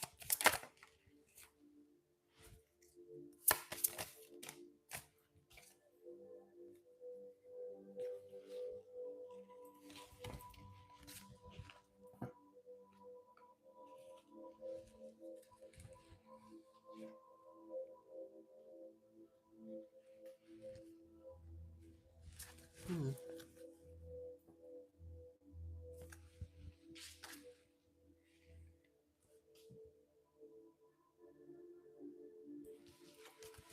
Okay. was trying to figure out which ones were yours, but we got it. You say you'll go? Okay, CC. I know you've been hanging in there for a good bit. I definitely understand if you gotta go. I appreciate you hanging in as long as you did. And like I said, when we get done, I got Alexia here, and if anybody else pops in before I go, I'll take care of those too, and then I'll be shutting it down for the evening as well. In fact, I'm not even entirely sure. I probably will do some reading in the Book of Enoch before I shut it down for the day, just to put something up on the other channel. Oh, and I promised to do that love reading. I may have to get up, stretch my legs for a little bit before I get into that one, though.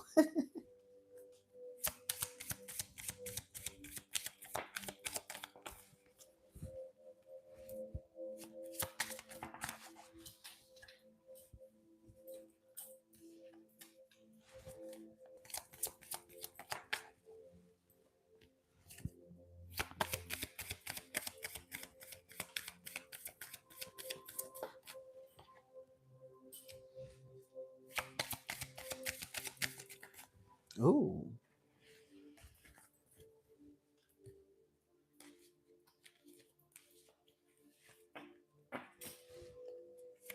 interesting.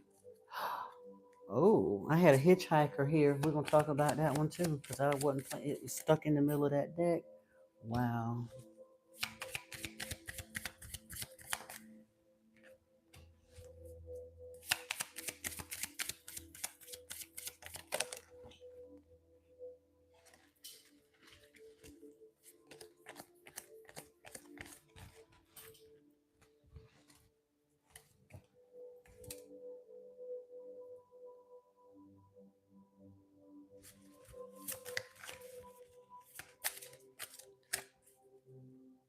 You said no. Oh, you with him to pull up for Antoine? Oh, okay.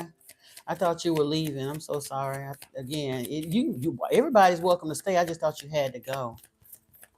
But I appreciate you sticking around to pull up for him for sure. This is looking pretty decent though. And Antoine be having beautiful readings, but I do get it. 1, 2, 3, 4, 5, 6, 7, 8, 9. When you're not seeing your manifestations come and you're dealing with a 5 of Pentacles season, when you like you say money ain't right and folks ain't lining up, and it's hard hanging in there and not getting um discouraged. So we all do kind of need that boost every now and then to just remind us to keep hanging in there. Oh,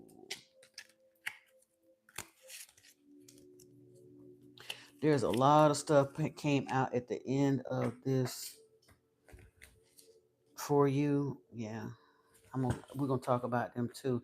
They're not a part of your main spread, but it was a bunch of stuff on the bottom side of this deck that we do need to look at and talk about, I do believe. So we're gonna get in there and do it.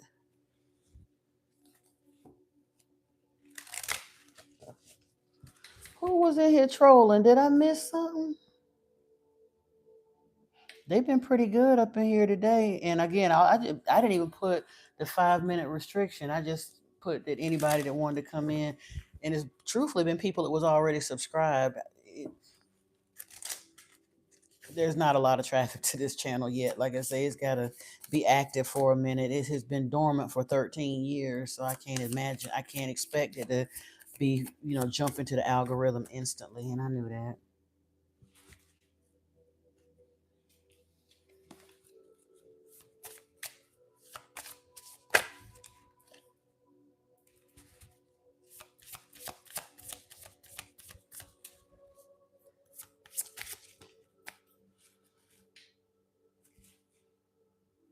It's way too many.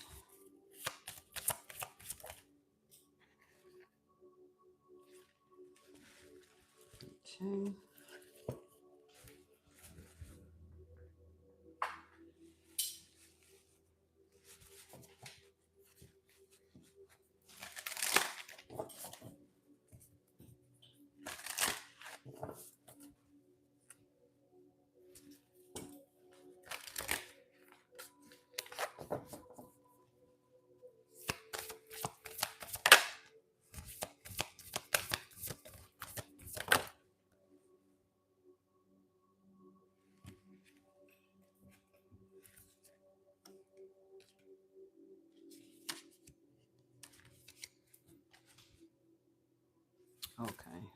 plastic card. I'm going to have to shuffle for this.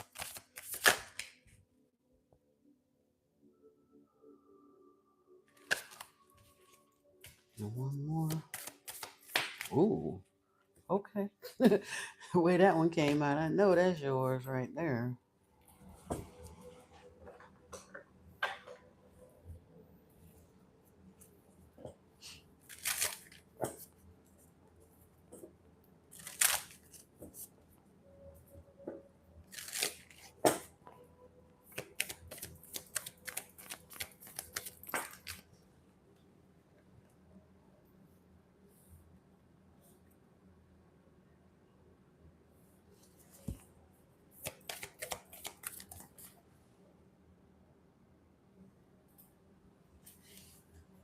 Mm,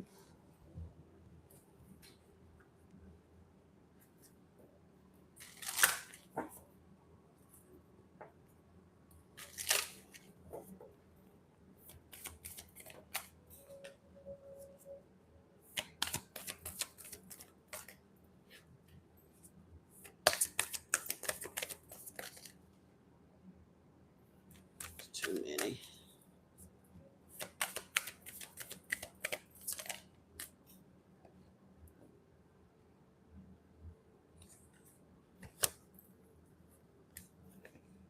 There it is. Yep.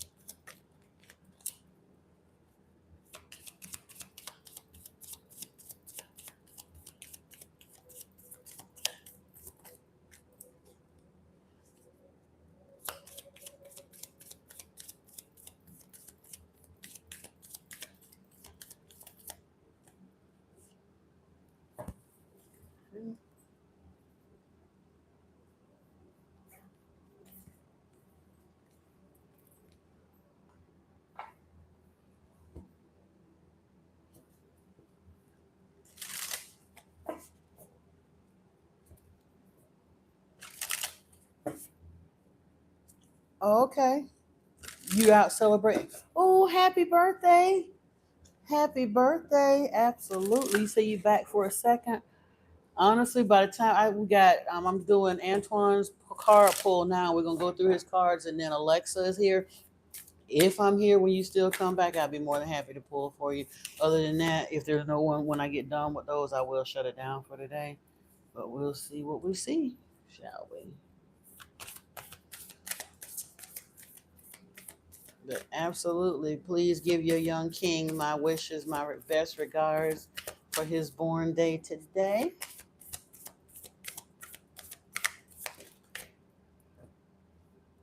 That's a lot.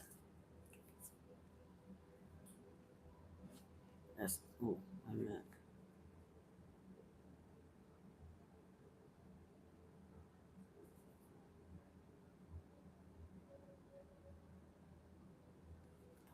Okay.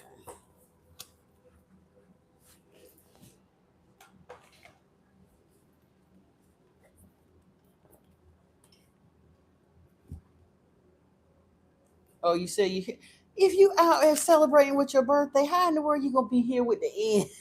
You know I'm gonna make this public unless I get a copyright strike. Go enjoy your baby.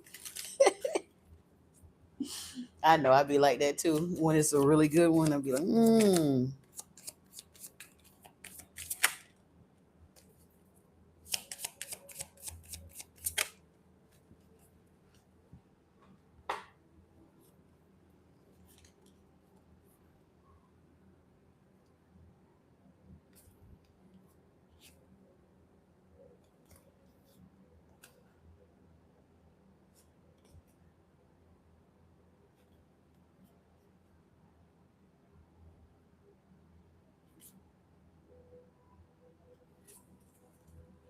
Oh, you waiting on your food? Okay. All right. I guess I just would make sure he wasn't feeling a little left out. All right, Antoine, here we go. Let me get some incense going here because I'm just an incense hog like that. I keep it going all day.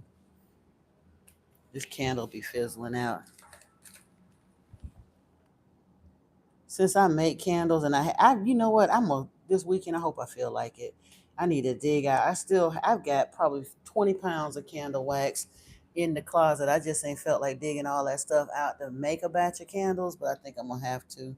I keep buying cheap candles from Aldi, and they smell good and all, but they're not what I really want, and some of them don't burn consistently. So, yeah.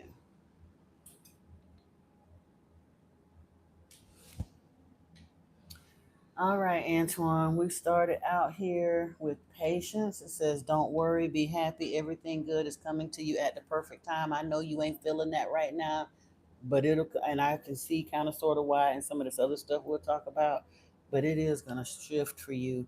Drastic changes are here. You might be going through a dark night of the soul. That's why you don't see it yet. And I feel you on that, bro. Same, same. Quantum field is here, the invisible field of information that exists beyond time and space.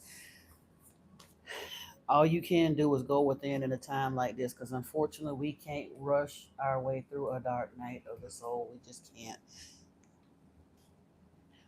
Break free is here. You're being asked to break free from the tribe in order to live your authentic life. This isn't easy, but it's very necessary if you're going to share your true self with others. Be brave, be real, and trust that those who love you will always be there for you. Study is here. A new endeavor is upon you, and it may require new knowledge and skills. Put the intention out to the universe, and the right teacher will soon find you. And then boundless possibilities. You're standing at the edge of limitless potential. Don't limit your dreams based on past experiences. Embrace the boundless possibilities that await you. This is very hard to swallow when you're broke. You're not poor, you're just temporarily broke as you're closing some karmic cycles, one of which may have been some kind of poverty, energy, spirit, whatever the case may be. Um, Super common with a lot of us, as we had to break down our belief systems and reshift our thinking, beliefs, and energy around money. In theory, we kind of sort of understand it, but we had a whole lot of folks around us that was in that same kind of mindset. Most of the world is right now, and understanding how to shift into quantum. There's a lot of factors that there's a reason for those sorts of things happening, and when it ain't lining up just right, it's a little difficult. But you are on the edge. You right on the edge of something amazing happening. And yeah, do take that seed money. I heard somebody say the other day, they were saying like it's harder to get to the first 100,000 than it is to get to 10 million after or it's harder to get to the first 100,000 than it is to get to the first million. And once you get to the first million, it's harder to get to the first million than it is the next 10, because it's hard to make something from nothing. Once you get the training wheels out the way and get in that energy and flow, that energy of money keeps attracting more money. But it like well, no, but and waiting for that initial chug out of the money station is difficult. I get that part, but just try to do the best you can to get through the dark night of the soul and understand that there is change afoot. Um, I was looking at these archangel cards. Archangel Michael says, "Be gentle with yourself." So I get it. It may help to write about your thoughts and feelings, and then also use your imagination, and you'll see the answer. I know you meditate, but again, when you start thinking and using your imagination, try to escape the framework of what you know around you based on what you can do in your current situation, and lean into what is possible. And Archangel Michael says, believe and trust. Believe and trust. There is a need, apparently. It looks like to reframe some things. This is happening for me, not to me. Trust is here again. Allow me, divine, to give you my deepest longings, trusting you to know exactly how to handle them. The hardest part is knowing how to handle them and releasing it to him and not getting upset with the time frame when it don't match up with what we need or what we feel we need immediately. Sacrifice is here. Sometimes surrender is painful. God's cutting away all that needs to go. Illusions, obsessions, addictions. It is a sacrifice to love. And a call for energetic clearing is here. During crisis, the Holy One herself may be emptying you of fear and attachments, preparing you to receive her luminous plan.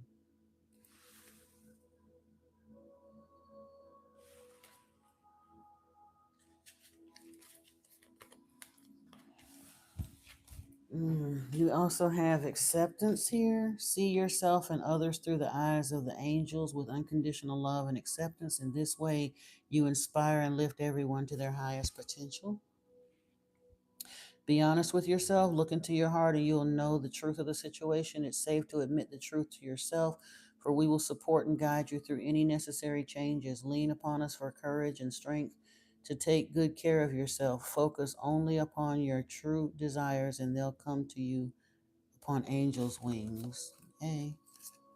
Ask us to help you in this situation, and we will immediately go to work on your behalf. We're governed by many universal laws, and among them is the free will that allows you to make your own choices and decisions. So we patiently await your request.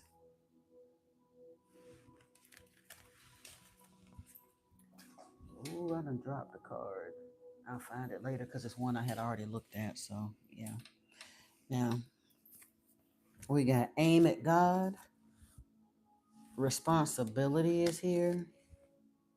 And an instrument of the divine will.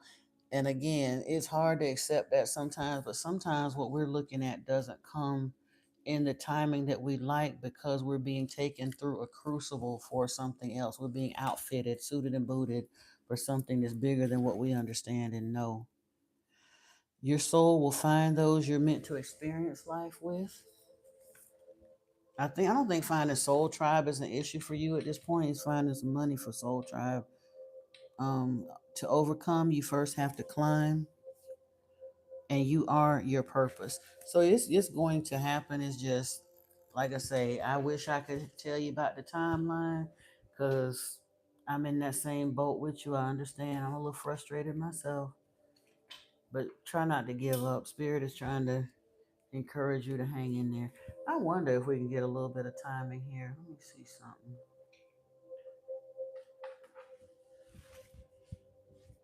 Can I get a message of timing? Now I split this deck. I see in the near future and a year from now. So which is it? Which is it, Spirit? Can we get a when is Antoine gonna see some kind of relief in what he's going through? Or is it simply a matter, wait a minute. Let me see, I'm gonna phrase this question. Is he waiting on more than just finances? Is there something else he needs to look at that's in the way of this? Let's start there.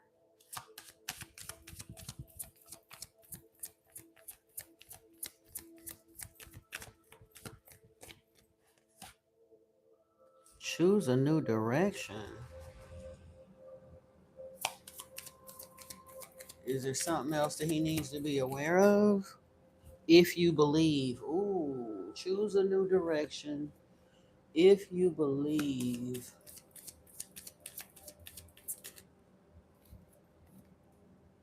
ask your angels, look for a sign.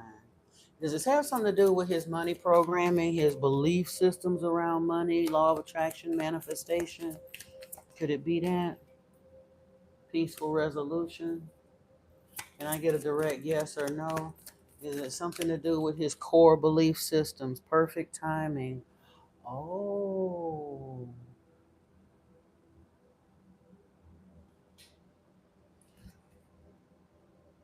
Is there still somebody in his energy or around him that makes it the wrong time for him to receive this abundance? Spirit,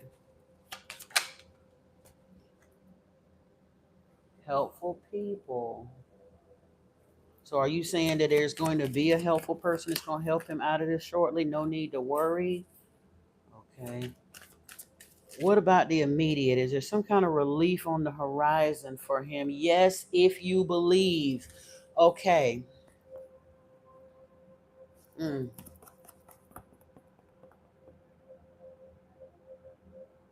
The what is standing in your way.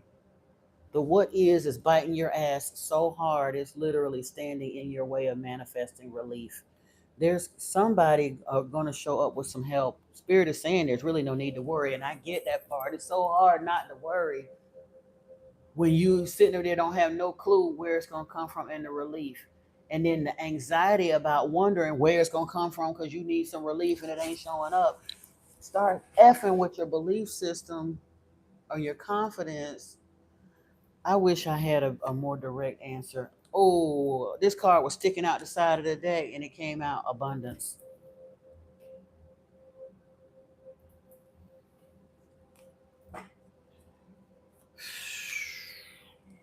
I wish I knew what to tell you. Let's see. Let it rain. Allow what is inevitability and trust is here. Trust your inner compass. Be led from within. Current dreams, future realities, new beginning are here with Cosmic Ocean. Mm-mm-mm-mm.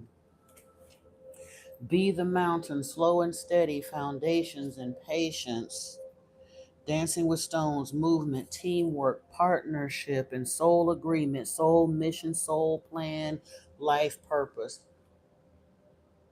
And since we're all in this boat together, I honestly think this gonna sound crazy as hell because it irritates the fire out of me too. Part of the delay is for the testimony. My crazy ass asked spirit to learn how to manifest something from nothing. And they laughed at me a few years ago, literally, as in meditation. I heard my angels kind of sort of laughing at me gently, lovingly, not mockingly, but they were like, be careful what you ask for, you just may get it. And when I was asking about, do I need to go to work? Should I get out here and do this? Should I do that? They kept telling me, stand down, stand down. And I couldn't stand the criticism of the world. And I went out and got a work from home job, worked it almost 2 years. You would have thought I would have saved up enough money to start my business. However, somehow that magically didn't happen. And I'd still stuck on that job almost a year longer than I should have and still didn't manage to save the money that I needed. Something always come up and helping others. Again, my test, would I work and do what I needed to do for me since I done defied spirit and went and got that job and I hung on it too long and got laid the hell off. Still didn't have the money, still ain't got it. So truthfully, delayed the program by almost 3 years and still ain't got what I needed to have. Now, do I turn around and do that again? Or do I stand down and wait on spirit? Hard to stand down and wait on spirit when the creditors are calling and your bank account looking crazy. So I understand. Honestly, I wish I had something to tell you other than I understand and feel your pain. But brother, when I tell you I understand and feel your pain, I do. I really, really, really, really, really do. We're in the same boat on the same river, fighting over the one paddle. I think we've taken turns. We ain't even got two oars in that boat. We got one. So I feel you. And Brittany is in there with us. She over there with her little cup trying to pan out the water that's leaking in. So I feel you. And I honestly think that part of that is for the testimony because we got a story to tell. There's a reason how this ragtag misfit of absolutely beautiful soul people are coming together and finding each other, and our stories are so alike. And we had it together at one point, and we was making money and doing just fine, and then all of us got the slats kicked out from under us, but somehow we're still surviving and don't understand where it's coming from and all the rest of that. And however that go, that we work out the like I say God's plan, however that timing works, all of a sudden at some point, boom, it's going to come together in such a way and the world ain't even gonna believe it because whichever one of us in our little soul family pops off first, we're going to do the unthinkable. We're going to reach out to virtual strangers and pick each other the hell up. And people are going to be like, you did what? You ain't giving the money to your family, but you over here giving it to a stranger you met online. Hey, kiki, you must be crazy. And time, okay, good. I'm glad it came back, because when I get on a roll like that and that thing seized up, same Brittany, and trust me, I got a ticket too. I don't know who else in this whole family got a ticket, but I've already had figured out. Last night I was laying in bed too lazy to come down here and get my notebook, but I was like, you know what? I had my listen, over time when I've played the money game, I used to have a list this long, took almost a side of a sheet of paper of all the people that I wanted to look out for and what I was going to do. And I had my little team, my African team and the American team and the this and the that. The longer I started kept playing that game, the shorter my list was getting. Not because I'm trying to be hateful, but spirit let me know there was a lot of folks in my experience that are not going to sit at that table. And yet and still, I have still kept the understanding that there's a component of what I call friends, family, and associates, that there's a certain percentage of any large windfall that I would receive that would be earmarked for friends, family, and associates. And literally last night, as I was laying in bed, the thought came through that a lot, since most of my friends and family have fallen by the wayside, that my friends, family, and associates would quite literally come from my soul family, my soul tribe. And it's going to sound crazy. The world is going to look at me sideways when they find out that, like you said, virtual strangers are coming together to create something this beautiful, but it's for the testimony. It literally is for the testimony of it, because like you said, when you really understand that in order to create something from nothing, you have to quite literally understand that God is your supply, whatever that looks like to you. And that sounds crazy coming from somebody to sit here and tell people every night I'm not a Christian.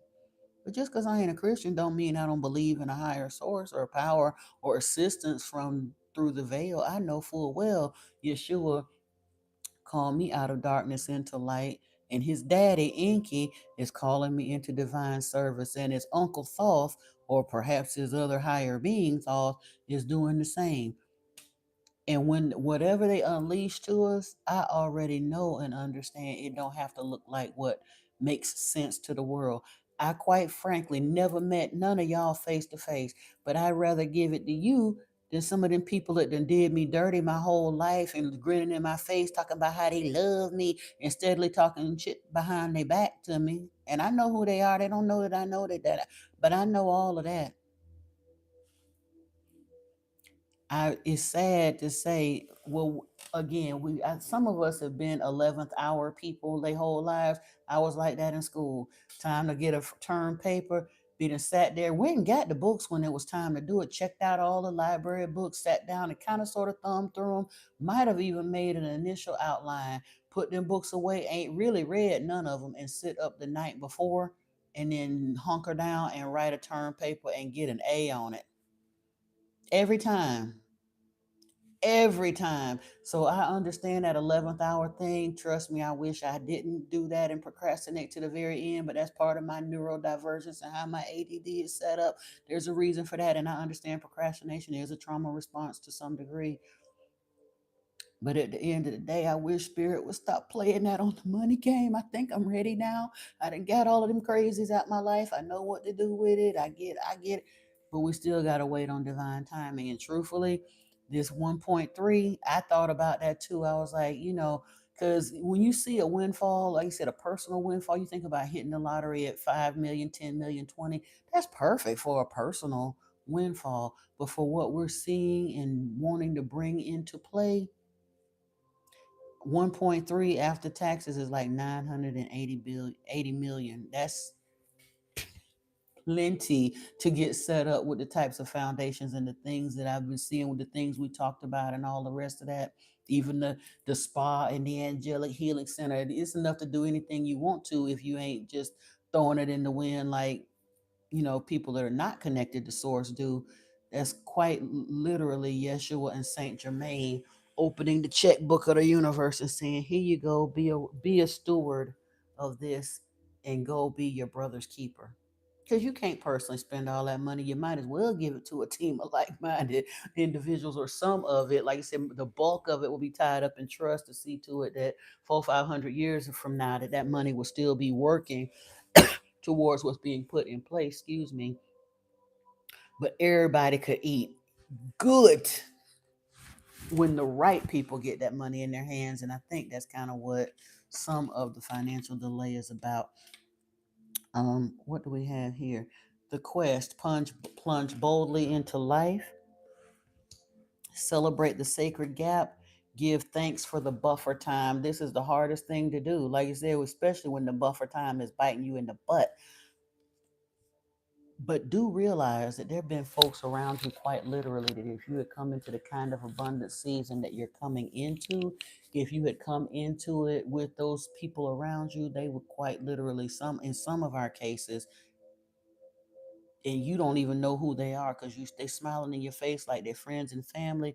But some of us that may hear this message quite literally had people around us that if we had come into that season of abundance before those people are out of our energy space, they would unalive us for it. They hate us that much and we don't even know. They're that jealous and we don't even know. We don't even think they're capable of that kind of treachery, but they are. And they smile in your face every day. There's no place like home. You want to nestle into the sweetness. This is going to happen after the deliverance. I get it. Build in breaks, saunter slowly. We can't do nothing else but saunter slowly because we're walking down life's path with a rock in our shoe for the last 2 miles, spirit. But guess what? We're going to shake the rock out, but we're going to keep limping along until they tell us otherwise, because what else can we do? At least we got nice company while we wait. Dream sanctuary, attend to the simple things. Sometimes we do have to break it down to the fundamental stuff until something else comes through to teach us what's truly important, and the fact that, like I say, God is our supply. You say you agree with everything I'm saying. If you would have gotten the money prior to starting your awakening, you wouldn't have known this peace and happiness. Absolutely. We might have gone out and spent, again, not saying you wouldn't help anybody, but quite honestly, especially imbalanced empaths, before we got on this path, as imbalanced empaths, we would have been so busy out there spoon feeding our blessings to the very so and so's that literally kicked us in the hole. Because we felt like whoever come up first, we're gonna help them, because that's the lie they told us. But how many times they done came up in life and they never reached back to help you? Some of the ones actually owe you money and still come up and still don't offer you a dime worth of payback. They lied and said, "Oh, whoever come up first." I had a toxic friend that I've lent money to. It was supposedly lent. He ain't never, in 20 years of friendship, has never paid me back a dime, but kept asking until I finally cut him off and would sit there and would make that soul pact, whoever come up first, I got you. This fool done literally called me from the casino. I done hit a lick for $4,000, $5,000, didn't even bother to cash out me $100, and he quite literally owes me thousands. Call me on the phone to brag about coming up in life, didn't even think to repay me the actual money he owed me, but called me to tell me about his come up. So I know they lying when they say, "Oh, I do this, I'll do that," because that's the energy bandwidth they're in. They don't mean no harm. That's them folks. So as long as we had them kind of folk in our life, you'll never get that. But like you said, they've been removed now, so it's still a buffer period to make sure we ain't tempted to go back to them, to make sure we've healed from that and see it clearly, to make sure we understand that they cannot, under any circumstances, partake in our blessing when it comes, because spirit will take it from you if you try to give it to them folks. Don't matter how sorry you feel for them. Now, I'm not saying if you see some folks that's got children with life or death scenarios, there's forgiveness there. You might reach out and do a little bit, but you won't be giving away the farm the way you would have before. Because, like I said, my list was yay long, and I was talking about giving away millions of dollars to people that absolutely don't deserve it. They got struggle because guess what? The ancestors say that that's their karma, and they gon' struggle for the crap that they've done. Touch not my anointed, do my prophet no harm. And when you do touch the anointed of God, it's like touching God's eyeball according to the scriptures. That doesn't feel good. So there's no way that those people are going to turn around and get a financial payday for effing with a chosen one such as yourself. And until we understood that, Spirit kept the pocketbook closed tight. Now there's a buffer period where we're being still sitting in that crucible waiting to receive it, but now we understand they don't get that part. The call is here: honor the whisper of your soul. We also have, let me see what else is here for you. Inner peace, angelic guardians around you. You're being held in harmony and divine grace. Optimal self, dense energies must be left behind in order for you to align with higher frequencies. I think some of these physical and energetic upgrades have to get lined up too, um, before it can really come in the way we need it to. I know for me, I got to get my physical body in better shape to be able to get out there and hit the ground running to do what I need to do too. So that was part of my buffer period as well, because my mind would be right, but like I said, yeah. Equilibrium is here. Your experience is complete. Process it without judgment. Allow your mind to return to point zero, back to balance. And amplified power. Your energy is being amplified. You hold the power of the ascended masters. And I think this is a huge part of it. It's like revving up. We've been so depleted for so long. We've been limping along. OMG. And we are being powered up, transformed. We're receiving upgrades and downloads, and all of that stuff kind of has to get in place. We're again being energetically and spiritually suited and booted for this next phase that we're being called into. Now let's look at your tarot cards here, because these were pretty nice here. We starting out right out the gate with Archangel Uriel, the sun. Life is wonderful. Thrive through the power of positive thinking and inspiring success. You may not be feeling it yet, but look, the cards don't lie. This is where you're headed. This is your querent card. Now, what is the cross? The Ace of Ariel. This is quite literally the financial seed from the divine that you need to kick this off. This is the Ace of Pentacles. This is your cross. This is the challenge. This is the thing that's stopping you from stepping fully into this. In the Celtic cross reading is the Ace of Ariel that needs to come in for you. It's your lucky day. New resources of money, time, or support. A change in job or promotion is coming. Again, you ain't seeing it yet, but that's why you're here getting this reading. In the third position, this is like what's at the root of the issue. The sixth of Gabriel, which is the six of wands. This is being called into that victory season, that reward and recognition. Now notice it's not the six of pentacles yet. It's just saying that you are destined for this period of reward and recognition that comes with some notoriety. You're gonna step into the public space. You've done a wonderful job. Time to move on to the next project. Awards, scholarships, promotions. Again, we're still waiting on this ace of pentacles, but this is where you're heading. This is at the root of the situation. What have we learned from past situations that may have led us into this? And we have here Archangel Zachiel with these solutions: success that comes from objective compromise, self control, and patience, forgiving and healing energy. I believe this is temperance. Let me check out. I believe, yep, this is temperance energy. It's interesting because in the traditional, I think temperance represents Chamuel, but it's Archangel Zachiel in here, and it's I think Zachiel, yeah, Zachiel is a keeper of the violet flame. So that's in violet flame energy. You have to be prepared for that. So what have we? What this was something that was kind of keeping us from where we're going, and something we could learn from the past, and it's gearing us up for the future. This temperance energy, it's a divine delay, not a deny, a delay. Ooh, what's at the head of the scenario? What's spirit's wish for you? What's at the root of this issue? The lovers is here with Archangel Raphael. So there's divine healing needed, divine partnerships coming in, whether it's romantic or not. All of us are not calling in an actual lover.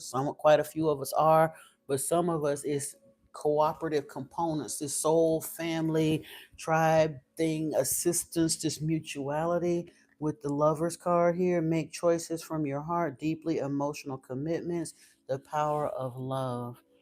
Now, what's coming up in the near future, within the next few weeks or months, or next several weeks or months, is that position in the Celtic cross, divine guidance here, this Hierophant energy. This is Archangel Sandalphon.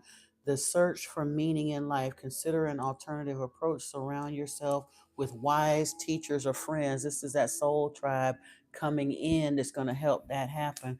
Now, where do we stand right now? Our current energy. This represents you again. We're here with Archangel Jeremiel with the wheel, or the wheel of fortune. New beginnings, end of delays, a change in direction that offers happiness. Again, you're not seeing it right this second, but from a standpoint of divine timing, it's not as far away as you think. It's just that you've been waiting for so long. You're getting weary, but I'm telling you, don't you dare give up now. When I remember that story, 3 feet from gold, you're 3 feet from gold.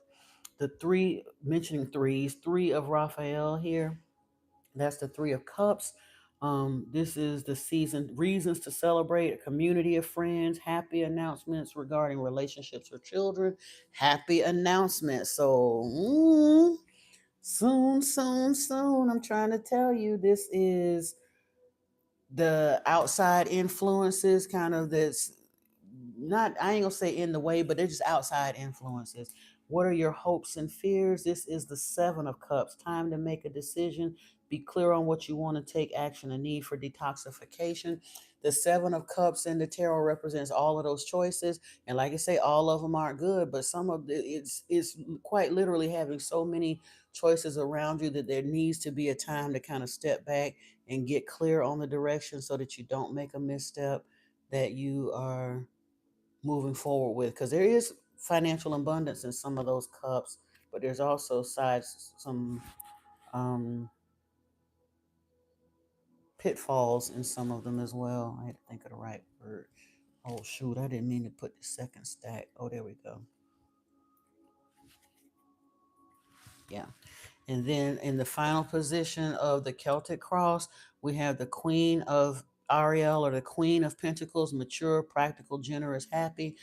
The Queen of Pentacles is the one that she's literally spreading her abundance out. She's taking care of herself and everybody that's under her reign. She is the, like I said, the King of Pentacles brings the money in, but the Queen of Pentacles is that soft, feminine energy that's birthing that stuff out. And she is quite literally she's taking care of all those who, like I said, she's queen of all she surveys, and she taking care of them.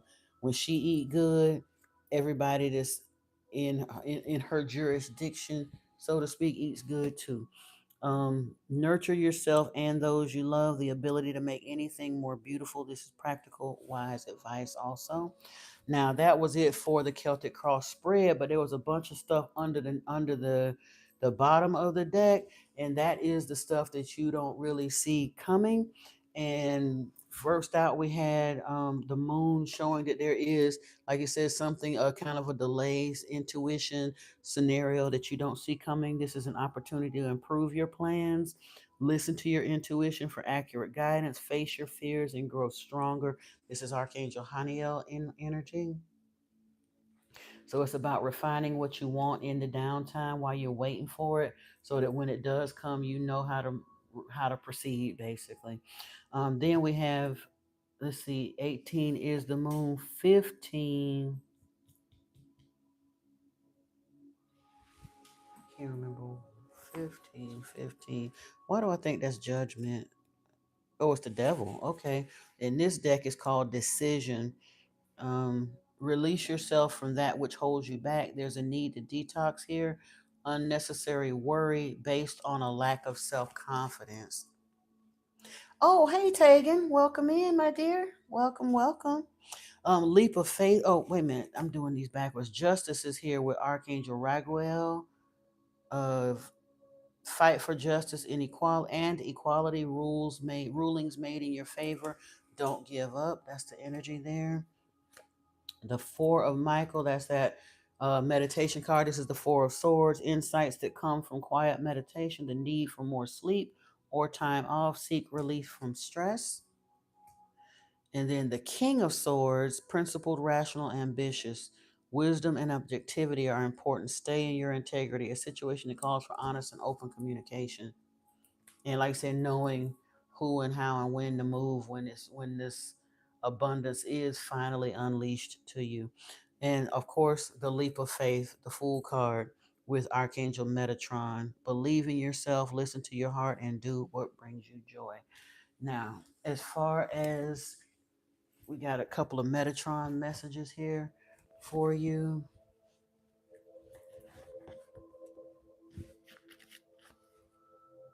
We got 44, 21, and 5. So we're going to have speak up and be heard. It's a communication. Oh, maybe you're being called to do that, Antoine. I don't know. It links to the planet Mercury, which rules communication and mental powers. You're asked to let out all that you've bottled up inside of you for so long, waiting for the right conditions and the right time to be heard. You're asked to dig deep, shatter the walls of glass you've placed around yourself, and say all that is needed to clear the air and voice your truth. So often we're afraid to voice what feels unspeakable, our own true desires, wishes, opinions, and feelings, and yet by doing this, we hide the truth of who and what we are. You're encouraged to let's see. You're encouraged to chant, tone, and sing, and do so loudly. Who and what you are. Your voice is needed. It's time to hear it now. Let it be a force for good in this world. Your voice is unique and belongs to you. Let others hear its beauty, conviction, and strength. Just might need a little more confidence in that. I know you're moving out into your social media platform. I think this is spirit encouraging you to be more courageous about that. You don't have to be timid. You're being called to and it's a process. I get it. I get it. But yeah. And then we have 21 indigo.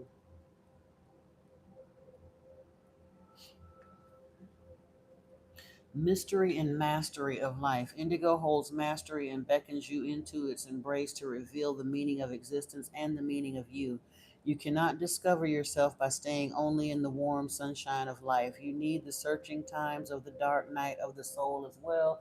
We started out this reading with you might be going through another dark night of the soul. So I think that's a confirmation, a double one. And you need the deep, dark midnight skies to shower you with starlight, reminding you of your place in the wider universe and the planets and star systems that carry aspects of your soul. You are of the stars, of moonlight, starlight, and galactic origins. Coming in as a child, you remain close to all that you've witnessed in the void before birth. You recall your God given power and the magnificence of all creation. Notice, pay particular attention to your dreams at this time. What themes are coming up to be looked at and explored? Maybe figures from your past that you need to make peace with, or loved ones who've passed on, wishing you well. Note daydreams too, and allow time to visualize, to wish, and to believe in magic. Creating visions that are possible if we dare to dream them makes them come true. With indigo, this is done from a grounded state of being. Those drawn to this indigo ray are also comfortable carrying authority and have enough presence to see anything through.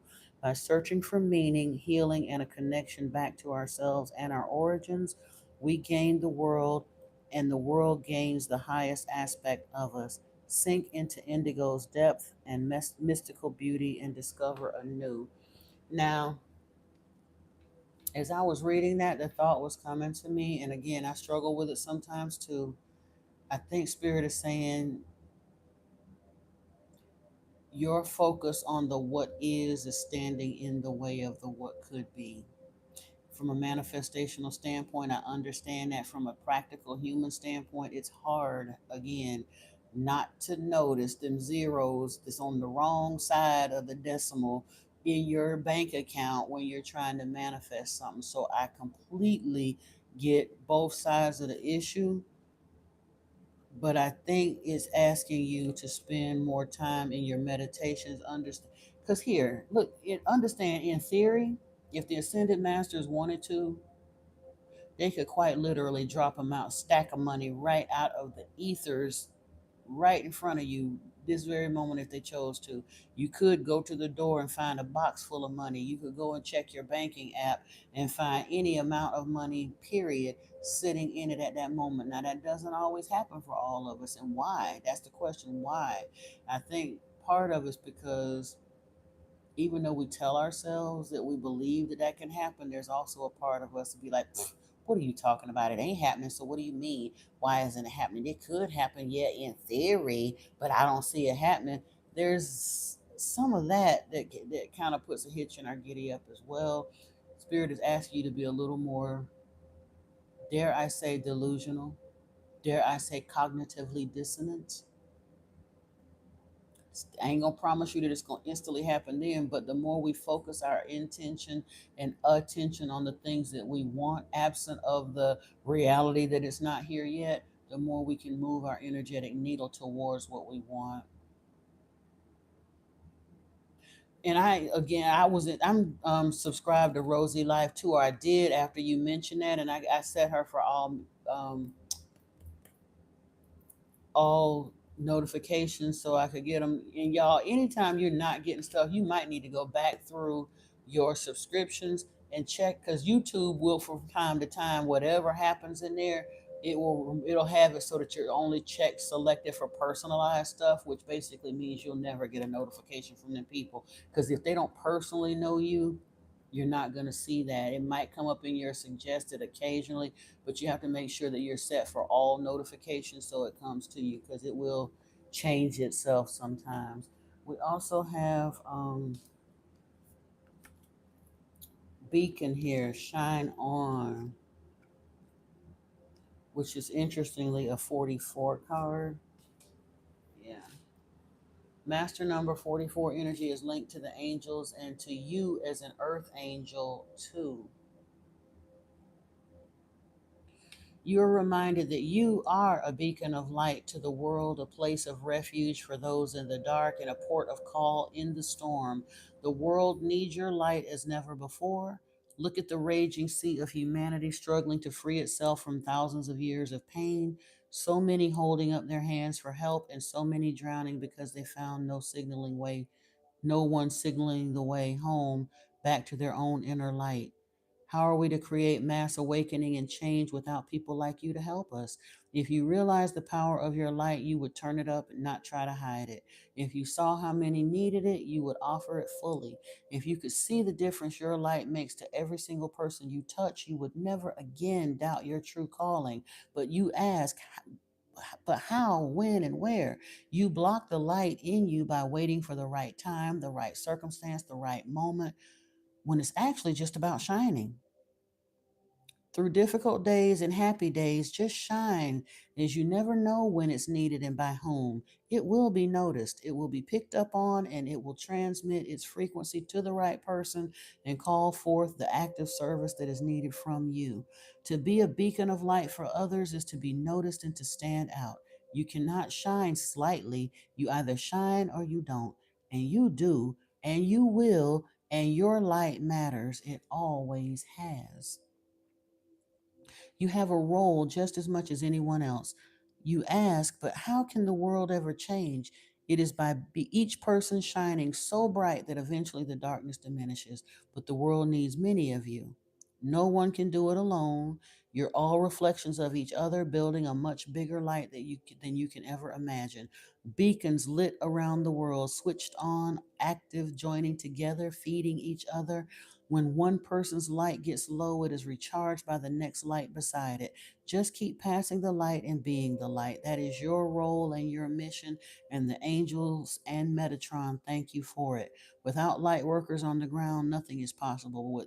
But with each of you in place, everything is, and a new dawn can be born for the world and every living thing within it, or every living being within it. So shine your light. We're soldiers in the army of light. That's why we don't have to be foot soldiers on the ground following humans with their stuff and their politics and their pew pews and all. No, no, no. We're different kinds of soldiers for real. And you, sir, Yes, yes, all of that. Woo, that is you, Antoine. That is you. Now, before I go move on to Miss Alexia, first off, Alexia, are you still in the room with me? And is there anyone else that's in here with us that I'm supposed to be pulling cards for that I've somehow forgot to mention? If you're still hanging with us, speak up, speak up, speak up. And other than that, Miss Alexia, if you would be kind enough to put your question into the chat so I know, kind of get a feel for what decks we're going to pull, and we'll get locked and loaded on you in just a moment, okay? Mm-mm-mm-mm-mm. Or is it Alexia or Alexa? I don't remember. I'm so sorry. Oh, hey, Sarah, welcome. Yep, you can have a general reading, Alexia. Absolutely. Bear with me just a second here. As I do, I'll kind of tap into the energy and see what Spirit wants me to pull for you, and we're going to absolutely get you locked and loaded here in just a moment while I put these away. I'm kind of looking.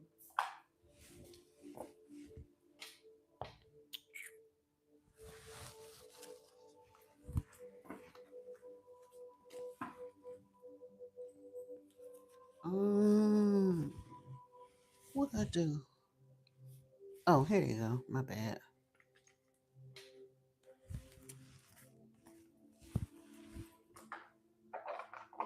And I want this deck for you.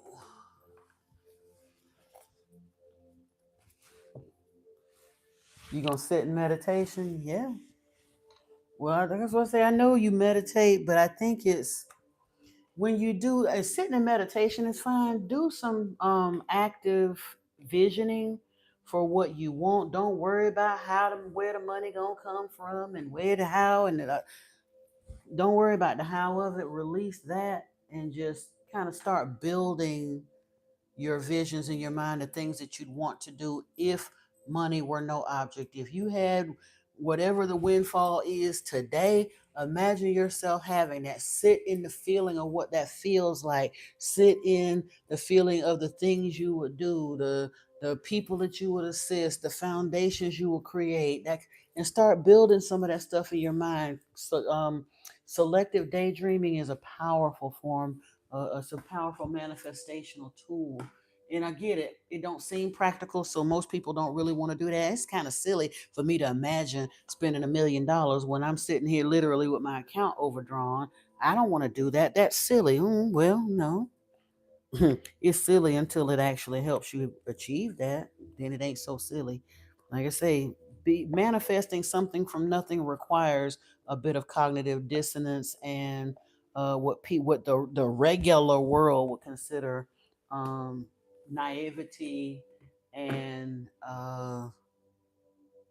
disillusion, because you definitely are wanting to create something you ain't never seen and something you do not have in your hand right now. Yes, that requires a little bit of disillusionment. Oh well, so what?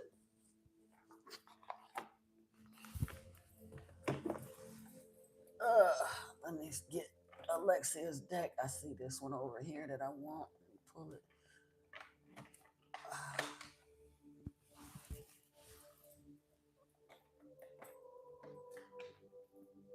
I think I need this one too. Hold on. Boy. Okay. Ooh.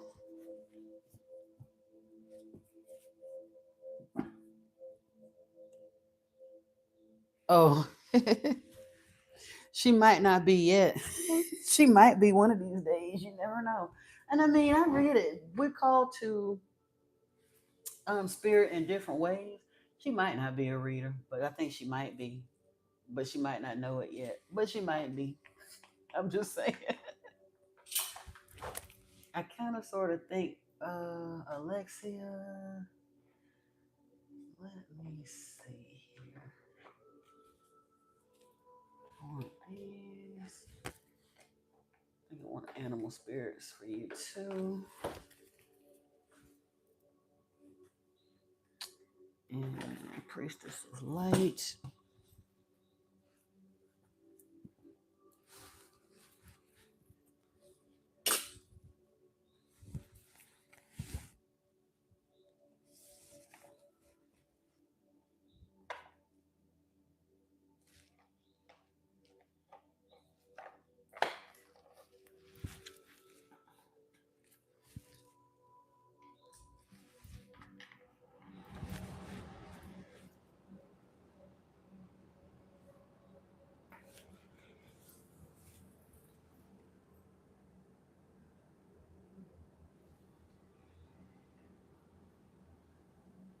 put that in the right place. There will be a second more.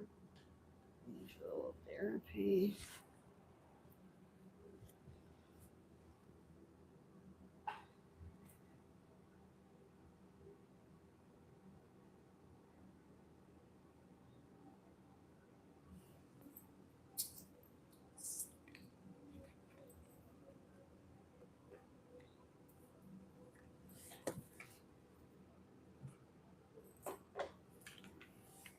Alexia, do you have a connection to the fairies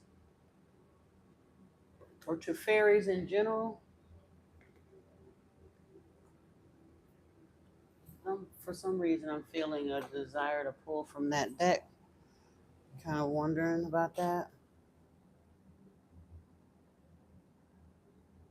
Yeah, a lot of us have psychic tendencies that we might not uh, be aware of. You say you're not sure, Alexia? Okay. I think the fairies got, whether you have a particular connection to them or not, I think they've got a message for you. Because again, I wasn't planning on getting those out, but that deck came to mind, so we gonna roll with it. We gonna roll with it. Let me see here.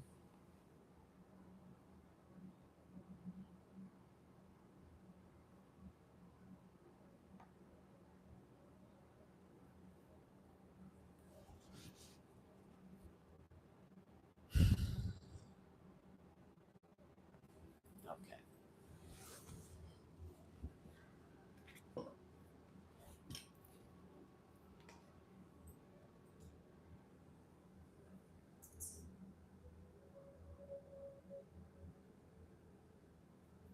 Oh, I think I want this one.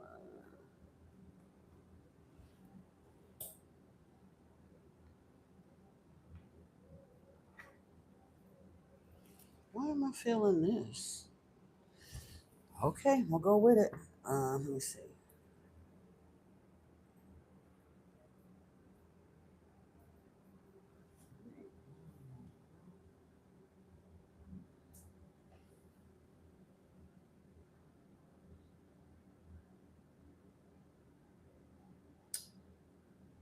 Um,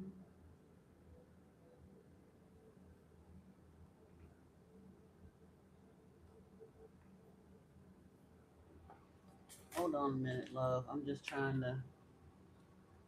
There's one more deck that's wanting to be.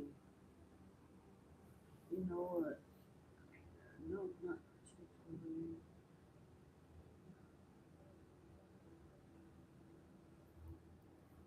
Maybe it's back to this one. Okay, I'm gonna see.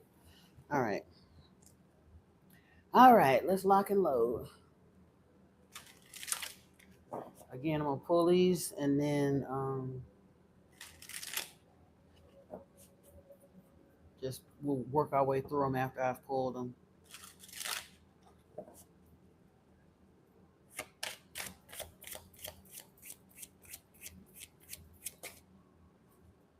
Ooh.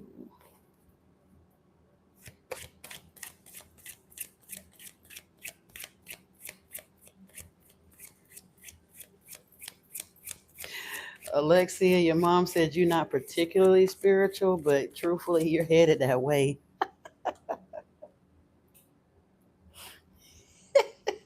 Very first card that shot up out this deck is the divine is sending you love and support. Better days are coming. And then living on the edge, you have something important to do. So focus on detoxing. And again, I don't know. We're gonna find out more. But yeah.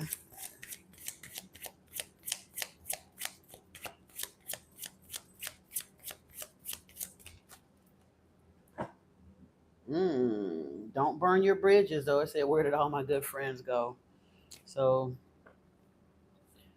now, again, if you call to what I think it is, you probably don't. They're gonna probably wind up releasing a lot of themselves, but you're young yet, so you don't have to worry about just rushing everybody off. Because truthfully, in the kind of energy I strongly suspect, or that I'm kind of getting a whiff of here, your friends may not be the regular typical group of teenagers. And again, like you said, if y'all are homeschooling, the people that you connect with are going to be dramatically different than if you were just tossed out into the world willy nilly. So yeah, you don't necessarily have to worry about what you get. They'll, like I said, they'll get rid of themselves if they need to. Hold on, what is this? This deck has a bunch of blank cards in it, and I pulled them out, but somehow I had messed around and put them back in. I didn't bother to create my own archetypes. I don't even use this deck often enough to create additional ones, but I kind of wanted to pull your archetypes and see what kind of energies might be driving you at some point. Let's see.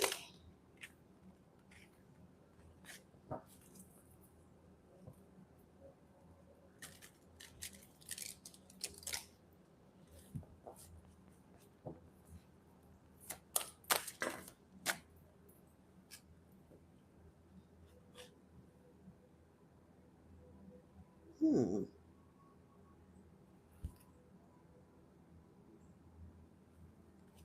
Okay.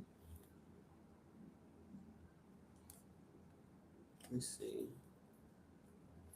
Anything else, Spirit?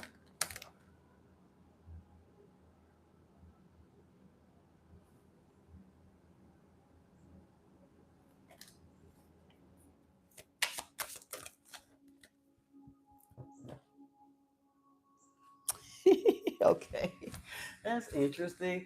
I'm laughing because it was just like that's a little unexpected.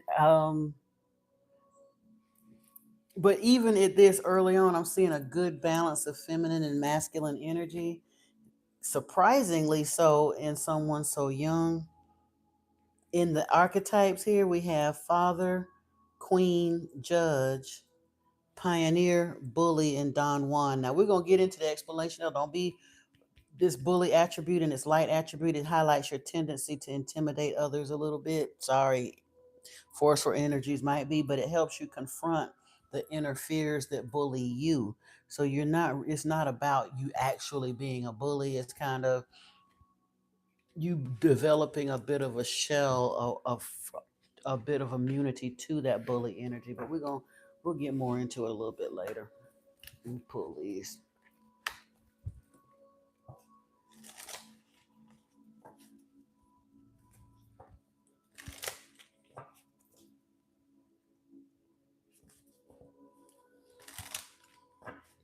All right, it's almost 8 p.m. now. I will say if there's anyone that is in the room right now that I have not pulled cards for that wants them, please put your request in the chat right now. Because other than that, Alexia will be the last cards I'm pulling for the evening unless somebody from before happens to scoop back in. But yeah.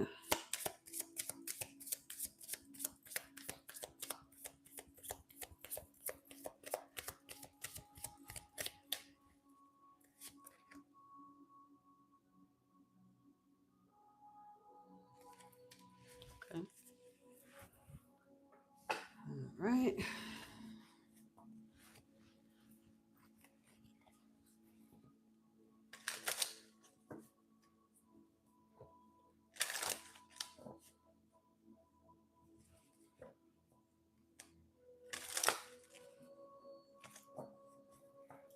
That's beautiful. May all hold the nature of Buddha within. May the rays of Dharma illuminate the heart. May the power of community gather in harmony. May life be honored through loving intention. That is absolutely beautiful. Ooh, girl.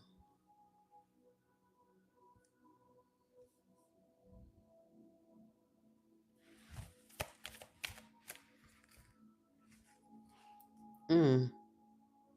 Fairies is here at the bottom of the deck. I don't know if they're going to come out, but. And the Ascended Masters. I honestly think 3 is all we need from here, though. That's cool.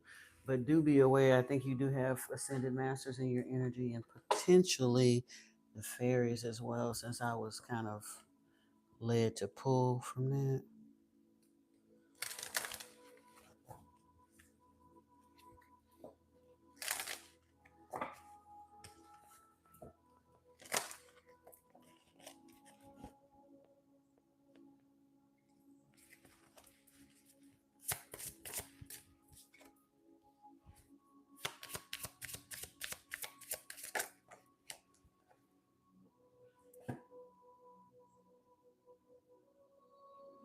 Okay. Peacock came out in one of these for you as well. It came out for your sister earlier in a different deck, but it came out just now in this deck too. So we're gonna take a look at that also.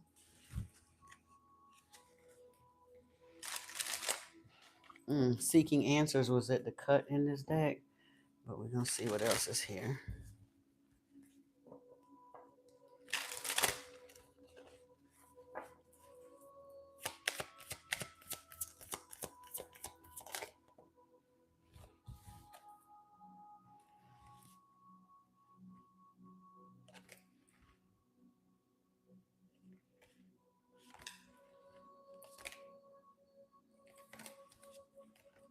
Okay.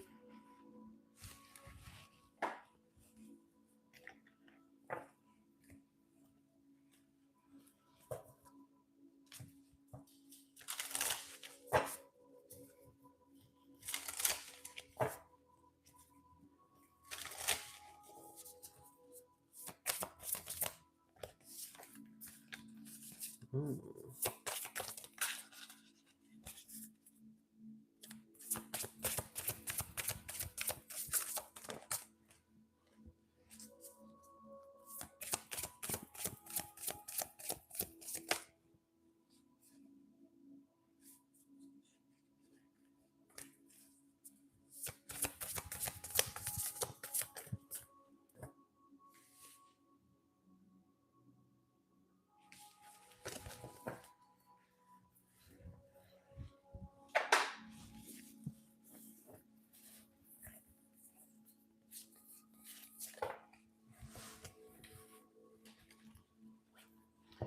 All right.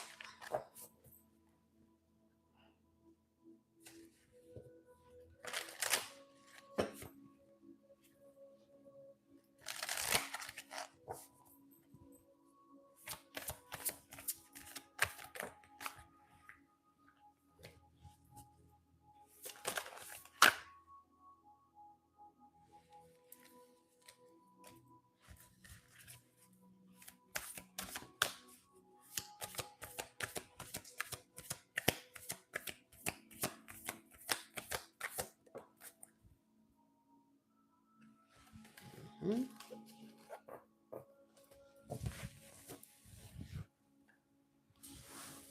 You about to make me have to pull a light worker card. You don't know you a light worker yet, but I promise you you are. I cut on the deck here and came up with Mastery, the Eagle energy.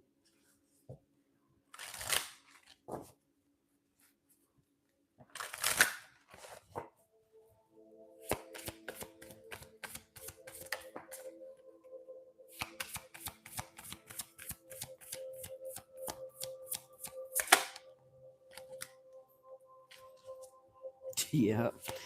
When I'm pulling the spirit animals, like I said, I was talking about wanting to necessarily go into the light worker deck, which is talking about your higher energy, higher calling type energies. Um, Dog came out here with friend, which is talking about loyalty, loving without condition, being a protector and a friend. But lion also, this lion energy came out, which is a higher calling. You have within you the courage, all the courage you need. Let go of the past, reclaim your mastery. You'll find success and contentment with those by your side. Make noble choices for your life and for your tribe. Ooh, we got horse energy here too. Freedom. Your heart is pure and free. A greater purpose calls you. You have unlimited reserves of stamina and strength. You follow the winds of change and accomplish your dreams. I like that. Maybe that's your spirit animal.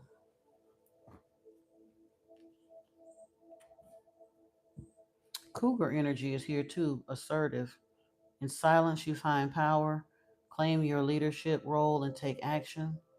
You know where to go and what to do. You have the courage and confidence to succeed. And like I said, we'll look at those further in a little bit, but I thought that was kind of interesting.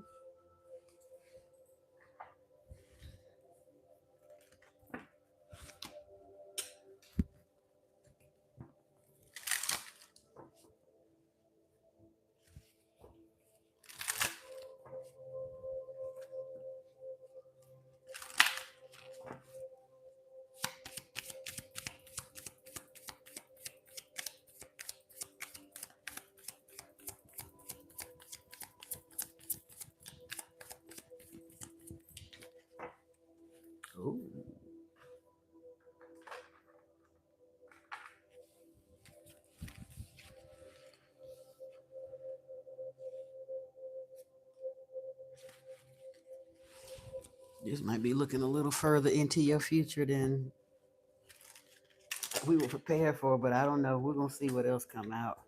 The twin flame card came out there, so I was just like, I ain't really trying to see love situation for a 16-year-old, but you might be being prepared for a twin flame journey. You might have a twin being prepared for you as well at this time. Don't worry about bringing it in. Be young and enjoy that, because truthfully, twins coming into alignment can take several years, so it's not like something that's happening for you now.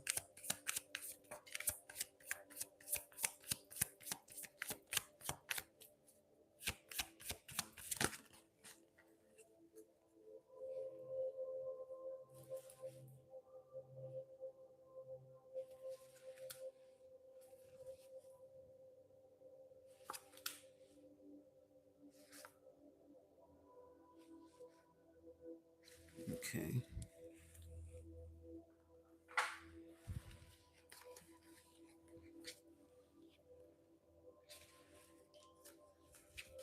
All right. Now we're gonna get this over here.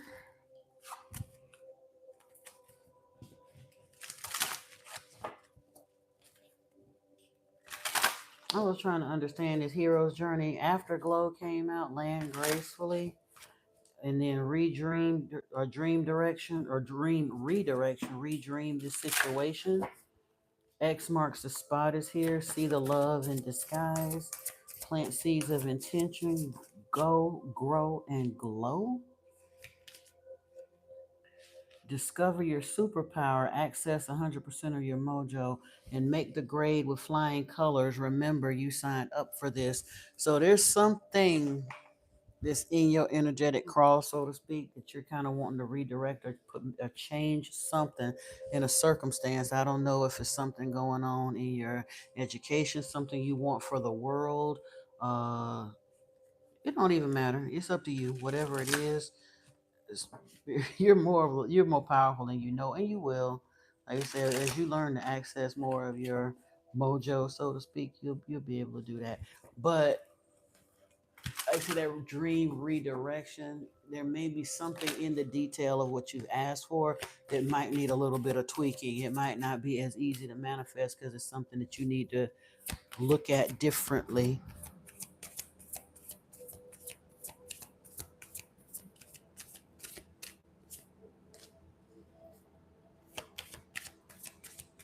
Are you a Cancer also, Alexia? That card flipped over. I'll take it if you are. If not, I'll put something back. Well, water came out anyway, so whether or not you are a Cancer, kind of immaterial.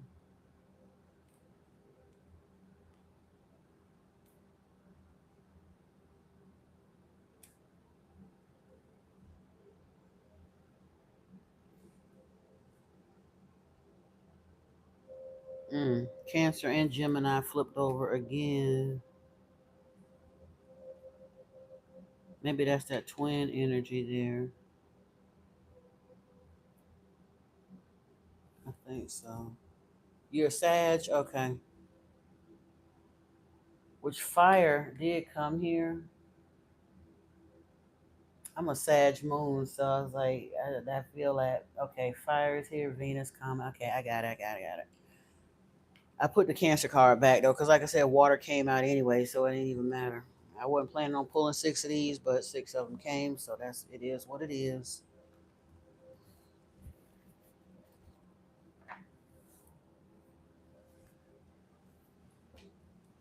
Now, honestly, these read from the book, so let's see if we can get three fairies to come out here with a message for you, so we don't have to take up.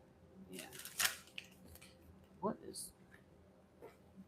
Oh, that gnome. No, I don't think we need that. Ooh,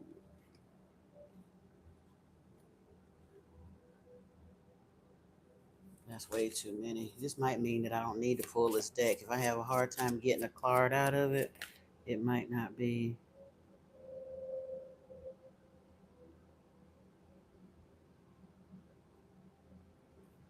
I'm gonna try one more time. If I can't get a clear shuffle from this, I'm putting this deck back. I thought we needed the fairy deck, but apparently we don't. I don't know. Not feeling right now. Yeah, I'm good. This deck is temperamental. If they wanted to speak, trust me, and they would have came out clear. It wouldn't be big chunks of them coming out at one time. So they don't have anything for you right now. We got a bunch of other cards to look at, so we didn't need them. We don't need them anyway. I think they would have just confused the issue. So,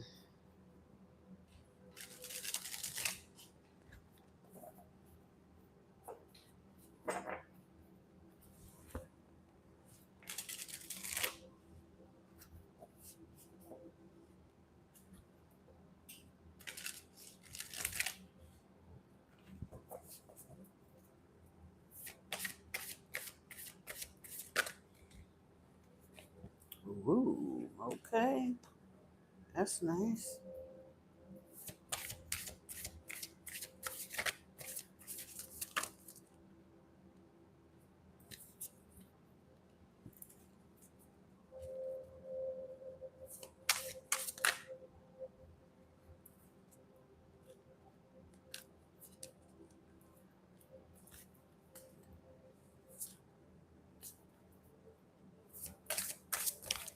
Whoa, oh, that's why.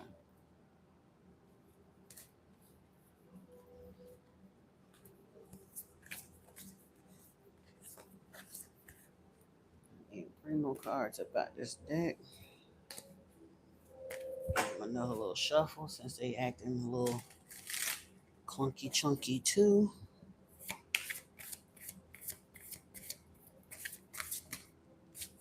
Ooh.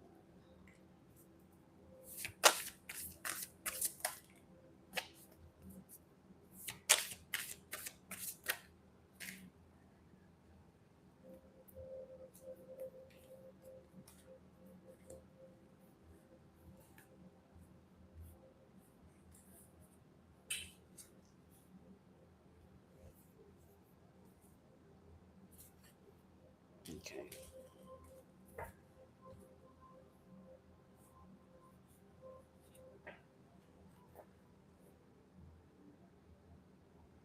What did I just do? Something ain't right. Hold on. Oh, here we go. Move forward.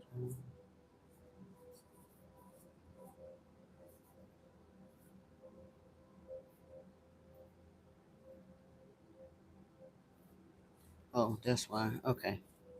I put. Never mind. I was just about to mess myself up. I knew I pulled these cards. We got it. I got it now. I got it. All right. Now, like I said, we started here with the divine speaking right up that is sending you love and support. Better days are coming. You do have something important to do. Focus on detoxing. And truthfully, you're only 16, but look, we live in the Western world. We have a lot of, it could just literally be chemical load, emotional stuff, dopamine detox. There's a lot of different ways we can detox our energy. You'll know what is appropriate as far as you're concerned. Um, but it's, I mean, detoxing is not a bad thing ever. Don't burn your bridges though. Where did all your good friends go? They'll be coming in. And again, I don't think it's telling you that I don't think you need to worry about, you're just at the beginning of your spiritual journey, so to speak. And your mom has got a pretty good handle on things. So I don't think it's that you have a whole bunch of folks around you that you need to get rid of or do anything like that. I think Spirit is warning you, or just encouraging you not to be so quick to throw people out. Like people say, you ain't got to throw the baby out with the bathwater. Yeah, the world around us is scary, but when your energy, when you're maintaining a pretty high energy and around people that are pretty high like that, what you attract hopefully won't be super painful or as painful as if you were out there floundering without that energy checkup or check in. Transformation is happening here, though. Release the petals, death and rebirth, shedding, all change. And again, in the tarot, death simply means rebirth. It's a former way of being shutting down so that you can basically come out of the chrysalis like a caterpillar going into the butterfly, into that chrysalis, and birthing out is something new. There's some rebirth being called for either currently or will be upcoming. It's a shedding so that you can expand into something new. It's about growth and renewal. Lineage of the rose moved by the goddess here for this soul call gather. Again, your sister, I don't know, I'm not feeling your energy. I'm not saying I'm not feeling your energy, but I'm not picking up on it as intensely as I was with her. She's an ancient soul. She is, her energy is strong, strong, strong. And yours may morph into more of that similar energy as well. But you came here, whatever unfolds for you, like I say, you definitely came here answering a bit of a soul call for a reason. Whispers of Mother Earth, creativity, ideas, inspiration, artist, writer, channel. Now, when I say artist, writer, channel, does any of that resonate with you? Are you how do you express your creativity? And it don't matter what kind of artist or which media your art is coming through, whether it's writing, painting, drawing, hopscotch, singing, acting, underwater basket weaving. It doesn't matter, but you're gonna express yourself some kind of way through that. And again, let's get to these archetypes. This Don Juan archetype spots your positive, seductive qualities. And I'm not talking about you're young, so this isn't saying in an actual way you like to draw, okay? And I think you also have a way with people, even if you're quiet, with this Don Juan energy as an archetype, you know how to schmooze if you need to, and if you don't, you will be developing that. You have Queen archetype energy coming here, radiates the regal feminine, using your benevolent authority to protect others. We had, like so I mentioned, the bully attribute, which highlights your tendency to intimidate others. And again, that ain't if I'm not saying you're trying to intimidate others. I I had a dude one time.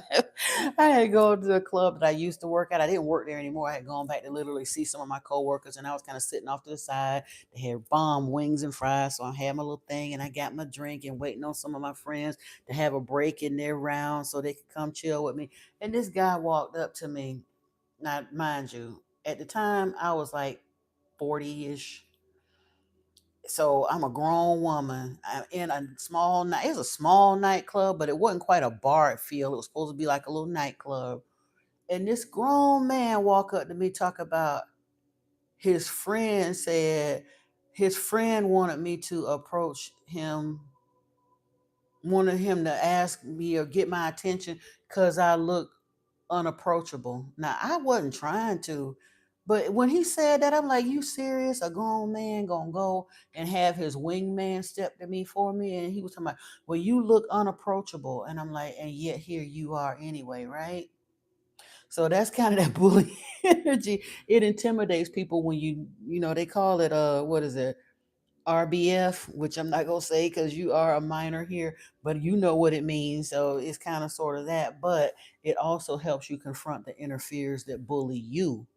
So you're gonna shut that down.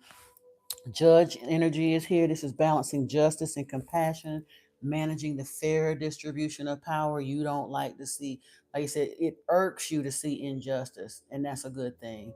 People talking about judge not, no, no, no, some stuff we really supposed to judge because they really got some crazy ish popping off on this planet, and you ain't having it. You are not about that. You are firm, fair. You are about justice. Pioneer energy is here. This is passion for doing and creating what has not been done before. You are a way shower, a change maker. Yeah, you getting ready to do that sort of thing. Father energy here. Again, that's why I say I'm seeing this balance of masculine and feminine energy, a talent for creating and supporting life, positive guiding light within a tribal unit. So even amongst your friend group or whatever, you might always be the one that winds up being the spokesperson or winds up kind of being that. I don't even want to call it mother hen because it ain't even about mothering people. It's still enough of that balanced energy where you're kind of a leader of the pack, but not in a harsh dictatorial way, but not being soft and mushy either. It's father energy. It's balanced masculine energy, and that's beautiful. Um, there's some kind we're back to this detox notion though, because here I'm seeing cancel, clear, delete, use only positive words and thoughts as they're rapidly manifesting into form. Ask the angels to cancel the effects of past negative thinking, along with clear yourself. Ask the angels to release any toxic energies that you may have absorbed. Maybe it's something you like to watch on television, or maybe you have some toxic friends in your energy, or negative way of thinking. I don't know what is with that, but again, you can kind of detox that negative energy out of your space and ask for spiritual help in clearing that if you need to. Crown chakra here, pay attention to your ideas as they are messages of true divine guidance sent in answer to your prayers. If you have a crown chakra awakening early on, oh my goodness, that puts you in a serious it lines you up well for life, put it that way. Put it that way.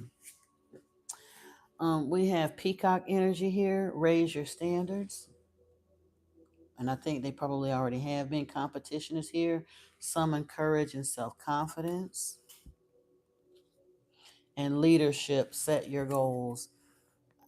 Now, is that something that you need to become a little more, not aggressive, but maybe assertive?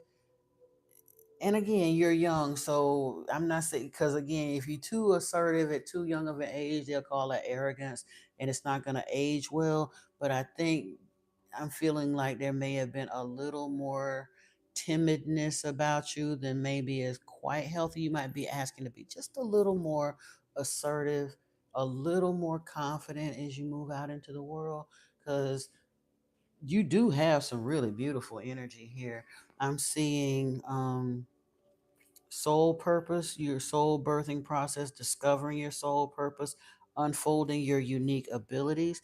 Teenage soul is here, of course, exercising free will in life, exploring, expressing liberty, ambitious and innovative. And honestly, seeing, I mean, you are in that teenage space now, but it's saying as you grow older, don't be in such a hurry to grow up. Yes, you want to be an adult and do all the grown, but trust me, grown ain't nearly as fun as you think it is. But it's saying keep that teenage energy even as you go into adulthood. It'll serve you well. New territory is here. You're meant to try new things in life. A walk in unfamiliar territory, enabling success through learning, as well as career success here. Retiring fulfilled and accomplished, finding success in your career work gives you a sense of purpose. And you'll find it. And you say you like writing, that might be something that you're going to move into so that you don't have to flounder around in life and work from you have to and do all that stuff till you figure it out. If you're into writing, you might wind up like exploring that, honing that, going to school and for that, and like really moving right into your life career purpose, which would be beautiful. I am seeing a spiritual glow up at some point. You're destined to become a spiritual elder. They'll easily discern the truth from illusion, non-judgmental, unconditional love. And again, you're 16. If you don't feel that yet, don't worry about it. It's just spirit giving you a sneak peek. You are timid. Okay, gotcha, gotcha. And truthfully, that's where the spiritual elder stuff comes from. You kind of sit back on the sidelines and observe life, which is not a bad thing.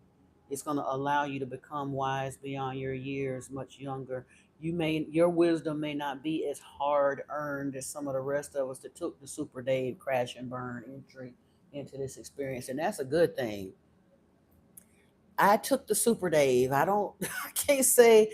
I can say I don't regret it, but I can't say I recommend it either. If you actually come in here with the wisdom and the support system to sidestep that plan, do so. Yeah, that part. You have sensitive antennas. Sensitive people collect the emotions of others. That may be where this detox, cancel, clear, delete thing is coming from too. If you are an empath and you're super sensitive to energies, you're going to be on a lifelong path of tending your energy, detoxing from time to time, because literally you can go to the grocery store and collect people's crazy energies. You can be in the theater, wherever you at, it don't even matter. You can't sequester yourself from the entire world. But if you are for real, like super sensitive empath, Detoxing is going to be a regular part of your life. It has to. Okay.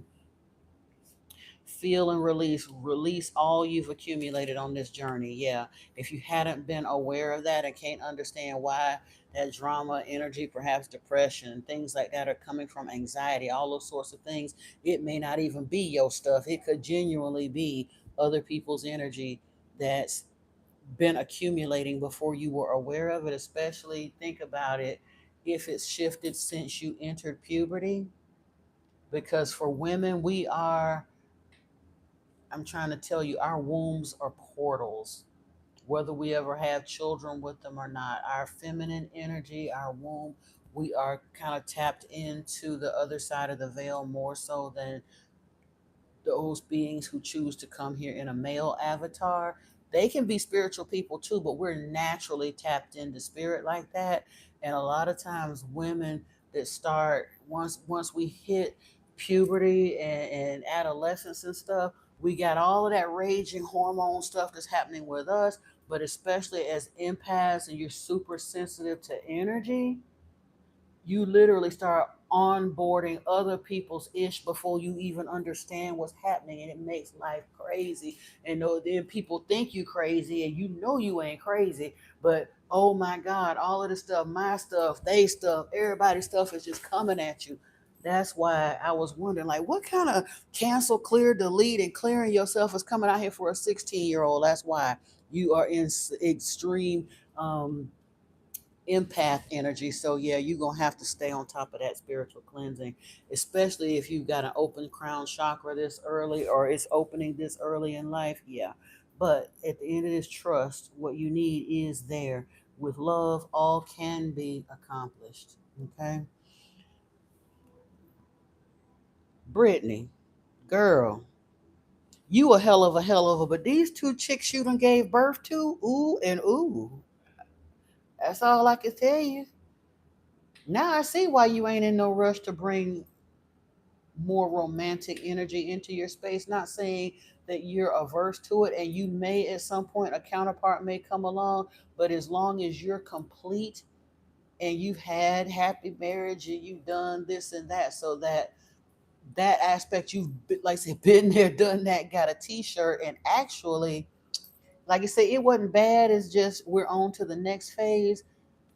Why would you be in a hurry to upset the apple cart? You're here as a guide to two, quite honestly, amazing females, and you leveling up. Y'all are just doing your thing. I honestly feel like I'm talking to Sibyls or something here, like oracles of Delphi or something in training. Whether you choose to go quite that spiritual route or not, it's going to express itself in the universe in some sort of ooh. Mm. As I said that, my ears buzz all the time, but this is the craziest download energy I've heard in a hot minute. It came in hard and fast. Now it's beginning to tone down, but when I said that, it was like, oh my god, yeah, them some divas. Like I said, I don't want to offend them, but when I say y'all bitches is on some shit, and I say that in the original meaning that I explored meant to you early, as quite literally temple bitches under Bastet. Like for real, high sacred in service to the goddess level energies. And I'm getting that. Like I said, my head is on fire, about to explode right now with the downloads I'm receiving. It's crazy. In fact, I'm gonna need spirit to tone that down a second, because it's like that initial one came through, but it's literally like energy arcing in and through my head right now in a way that's a little whew. Yeah, so like I said, please explain to him. I'm saying that with great love. I'm not calling y'all bitches being insulting. I'm saying it in the spiritual sense in which the word was initially meant. Y'all are some. I've never encountered this concentration. Like I said, this day has rocked on now for a very long time, and I ain't even mad. It's I'm so full of spirit. I'm getting teary eyed right now. This energy is intense, but in the best kind of way to be in. I'm starting to even get like a little mini headache, and I don't get headaches like that. This little young lady don't know who the hell she is. She really don't, but she will. She will. Oh my goodness. Mm. Whew. One of these days I'm gonna get to say I knew him when. You'd be like, look, Auntie, the ancestors are here with guidance, protection, and lessons. Yeah, they y'all are so watched out for and protected. We got dissolve here, release identity, merge with source. Yeah, you're transformation. Who are you becoming? That's where like I said, you don't know who the F you are, but you will. The portal, access to the infinite. And if you'll notice, I'm glad that they didn't make this quite as actual as it could have been. But if you look at this portal, this is for sure feminine energy, if you know what I mean. Vulnerability is here. What are you really feeling? You do have to pay attention to the thoughts and the feelings that are coming through. Both of y'all, all three of y'all are extreme empaths. Oh no, it left really quickly. It was literally, I received like a massive download just spiked through my head when I said some stuff in reference to Alexia in this reading. It's gone already. Like I say, I really don't get headaches, but that's how I know. You see, all of a sudden, I got the tears came in. I got a little bit snotty. That, yeah, that was like major confirmation and download of what I was saying because I wasn't really picking up her energy as intensely as I did earlier with Tegan's. But when I tell you I'm feeling it now, oh yeah, they're different energies, but they are both extreme empaths. These young ladies were brought here to do some they heavy hitters, put it that way. They are seriously spiritual heavy hitters, and they're too young to know the difference. They don't need to know now. They just need to have fun and be kids. But they chose to come here with their mama. So when your mama start getting on your nerves, like most teenage girls do understand that you chose her for a reason. She was hand selected for your care and keeping because y'all ain't no regular degulars and you didn't need no real toxic women that's trying to figure their stuff out after they done made 100 miles worth of bad choices and all the rest of that. You needed a spiritually focused female that had minimal karmic load to her, and you are in the right place at the right time with the right beings on an ascension path. Is happening. You don't need to worry about it, but ooh and ooh, that's all I can tell you. Awesome. We got sacred feminine energy here, creates creation, receptive, and nurture, along with vulnerability. What are you really feeling? I'm trying to tell you. Remember in, was it in Men in Black? I don't remember which one of them it was when they had the little world on the cat's collar and all of that, and they got out on the rooftop and she said something about it's raining and I'm sad, and he told her, baby, it's raining because you're sad. That's the kind of energy y'all carry for real. Mm. We got land gracefully here with afterglow. X marks the spot. See love in disguise. Plant seeds of intention. We talked about that earlier. Access 100% of your mojo. And you did sign up for this, so remember that. With this, we talked about your spirit animal energy with this assertive cougar. In silence, you find power, claim your leadership role, and take action. You know where to go and what to do.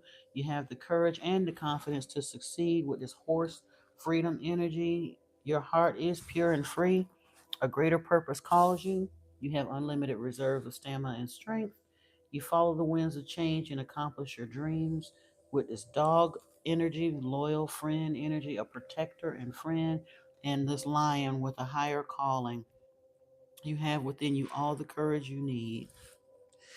Now, from the priestess energy, we got circle of eternal joy, timelessness, dance of life, sacred breath and sound may be important. Excuse me for getting snotty, but yeah, life force, and communication is here. And then this twin flame energy, soul partner, eternal connection coming in. And honestly, don't sweat it. Again, you're both very young. Is just saying that maybe it's something that's, and sometimes I've been told, and I haven't seen it, I am a twin that's in connection with a male divine counterpart, so it is a romantic union. And I have had high level soulmates that I wasn't romantically linked with, but I know we met up for a purpose in this time and path. All twins are not romantic twins. So if you're on this twin flame path, I don't know when you're gonna meet up with it. There we go. Good, good, good. I was worried that it might stay stuck, but it didn't. Yay. What haven't we looked at here? Your tarot cards and these in the universal law cards. The water card came up here. Your capacity to feel deeply, connect with unseen currents is of the soul is a treasure that brings you closer to your higher self. Solar eclipse energy is here. Allow the eclipse's energy to support your growth as you shed old patterns, release what no longer serves, and step into the fullness of your potential. That reminds me of that 100% of your mojo card. Gemini energy is here. This is that twin flame energy, or twins. They call them.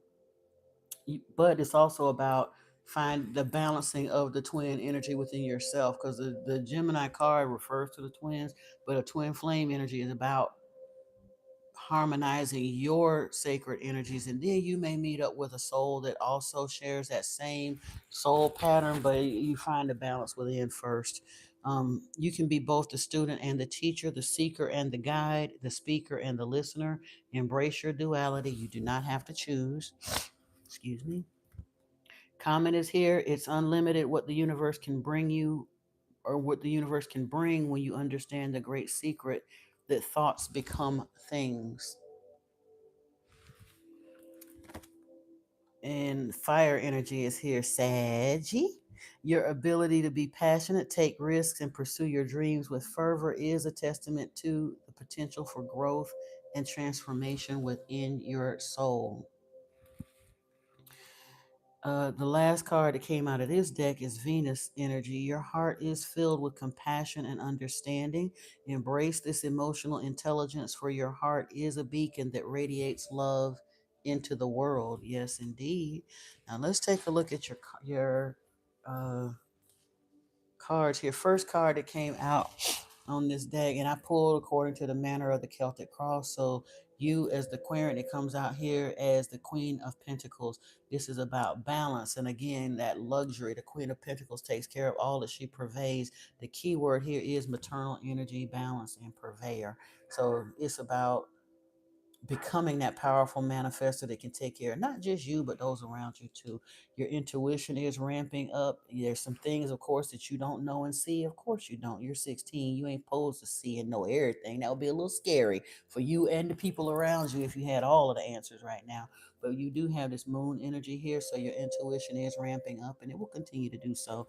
And truthfully, that's part of why you may or may not feel this queen of energy, because in the Celtic cross, the first position represents you as the querent. The second thing is what's crossing it or preventing itself from manifesting fully.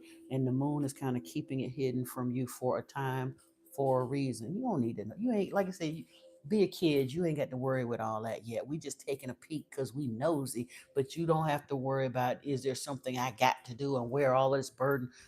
It's unfolding exactly as it's supposed to.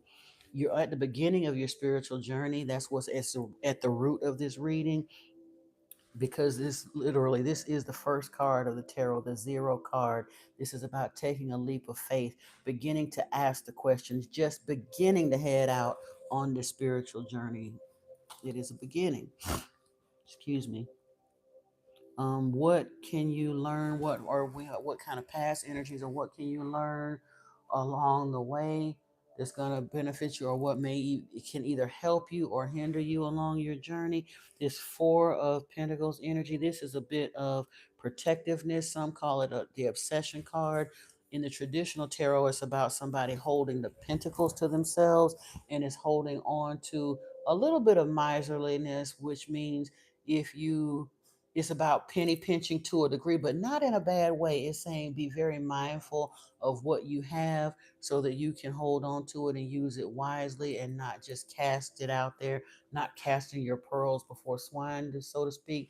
And in this Age of Aquarius deck, it's interesting that as a female, she's holding herself in that energy, which truthfully, as a divine female at your young tender age and stage, what is it that is most important? Or your pearls that could be cast before swine, if not your personal energy and your actual person. So this Four of Pentacles energy in this position is genuinely right on time, because this is the thing that could potentially help or hinder you along your way, depending on how you conserve your personal energy resources and your actual person, as opposed to being too free with them. You pose to be stingy with it on that regard. Everybody don't get access to you, especially not when you in this queen goddess energy, what you call for.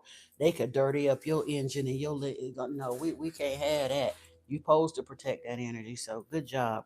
um at the heart or the head of the reading, why is this happening? Again, you have, this ain't your first rodeo. You're an old soul, even if you don't know it yet.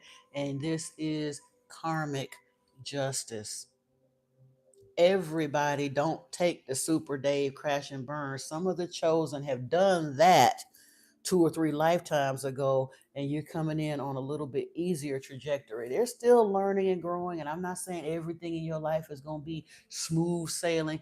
Just for giggles, you're probably going to hit a few speed bumps along the way, because that's, we're humans. When stuff gets too boring for us, we be like, oh, that's too easy. And we get bored and go to clowning and showing out and make crazy mistakes. So, like I said, spirit allows us to do that. And law of attraction says when we do that, it creates a few little speed bumps for us. But overall, you're in your justice season. So, yeah, good job. What's upcoming for you within the next few weeks or months? This star energy is here. Innovation, regeneration. um it mentions divine love. Now you a bit worried, like I said, worry about the love within. I'm not even looking into relationship stuff for you, because I honestly, I don't think you're in a hurry for that, and I don't think you should be. And I, yeah, so, but it's about releasing self-doubt. You're in that timid kind of energy. It's about becoming more confident in yourself, realizing that energetically, spiritually, you are kind of a big deal. You got this star energy, and you got to learn to step into that. You do have to grow into that.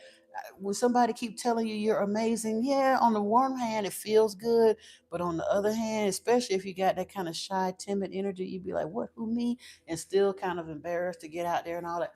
In the upcoming months, you're gonna come into your own and grow out of that a bit. And what's your current energy? Empress, divine feminine energy, one with nature, a bit of grace, and you're developing into this. And again, not saying that you're perfectly 100% there yet, but this is the trajectory that you're on. This represents you in this reading. The outside influences that are coming towards you that will either help or hinder. 10 of Cups, soul connections, prosperity, prevailing against all odds. This may not even be you. This may be your mama actually getting that hit, run over by them numbers we talked about. However it goes, you're in part of a soul family, that you're going to have this emotional fulfillment. I don't think you're going to have this financial stresses that a lot of folks are facing right now. Not saying it's going to always be perfect or immediately perfect, but you ahead of the game, and it's going to be all right. Trust me. What are your hopes and fears? There's hesitancy here, that timidness. The Two of Swords, it's a need to, it's a bit of an imbalance. Like I said, not understanding fully who you are, being in this shy, timid energy. But with the Two of Swords, she's blindfolded typically and doing this, but it's crossroads energy, but it's also a need to make a decision. And you'll come out of that hesitancy. But it's your hope, it's also your fear. And how does the end and end finding this balance, the choice and adaptability? 2 of Pearls. So to enter your spread, end your spread with a 2-2 message as well is kind of also cooperative components coming in, finding balance. Now we had 2 additional cards that came out of here, the Chariot and the Sun.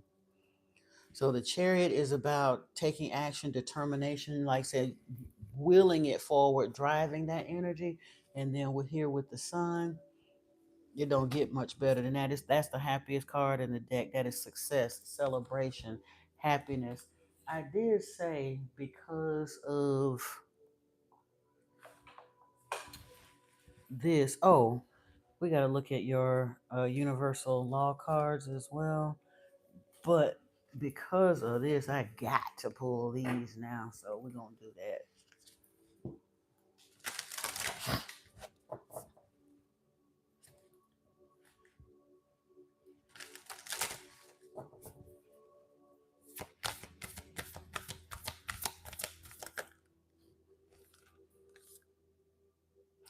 Paradigm shift,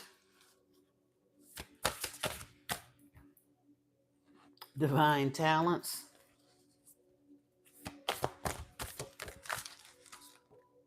life path. Yeah.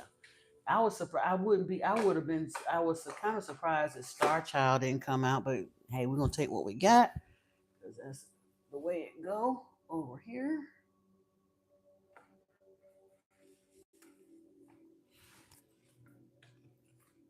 All right. Oh Lord, I I made him vegan beefaroni, and he went and heated it up. It smells so good. I'm not gonna eat it tonight though, but it do smell good. Let's see. We got the law of transmutation here first.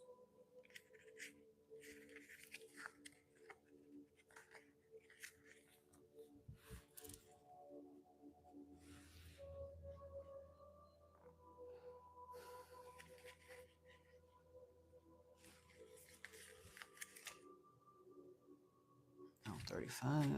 Great.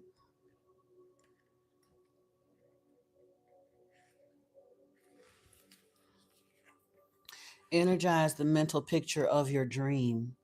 This is the metamorphosis of the ethereal realm into physical reality. Energy is condensed and formed via the mind, so what is held in consciousness must transform into material form. This is a perpetual process because energy is infinite in its expansion. What the mind focuses on informs the creative medium of the universe into action.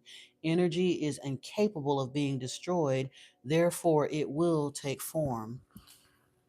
Thus, it is imperative for you to focus on what you want to manifest. The oracle's message: transformation is knocking at your door. Your soul knows that this does not take place out in the world or by changing the circumstances of your life, but rather is an inside miracle. This alchemy is to take place within your consciousness. You were drawn to this card because you most likely have been energizing what you do not want instead of what you do want. You are ready to become a master of energy, directing it for good. The universe desires for you to hold the vision you want for your life within your mind with total conviction. There is no action to be taken until inspired action is revealed within your heart.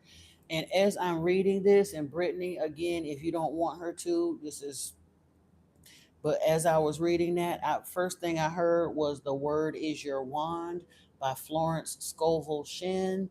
It's an audio book. They've got it. Several sites on YouTube have it. It ain't gonna cost nothing, but I honestly think that might be something that. And I'm hearing "The Feeling Is the Secret," but I'm not sure. Those were some of the new thought, if you will, teachers of like the 1920s and 30s. But Catherine Ponder and Florence Scovel Shinn, love both of them sisters. But I think that Alexia might benefit from listening to those, as well as some Napoleon Hill, maybe some Think and Grow Rich. Because here's the thing: if she's aware of it at this early of an age and can grasp that, she'll be a manifesting beast. You hear what I say? A beast. Because like I said, she's her lens, her spiritual lens is not as muddied as everybody else. She don't have to unlearn the crap that will allow her to manifest. She'll just take to it like a duck takes to water, and when she understands those concepts. We have the law of cosmic creation here.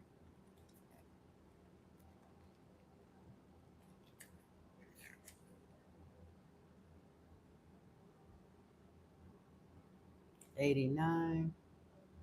She sees you manifest stuff all the time, but she don't do it herself because she don't even understand how easy it is. But Florence Scovel Shinn and Catherine Ponder were very easy to listen to me, and it's short enough that it might be something that kind of starts her thinking about that sort of thing.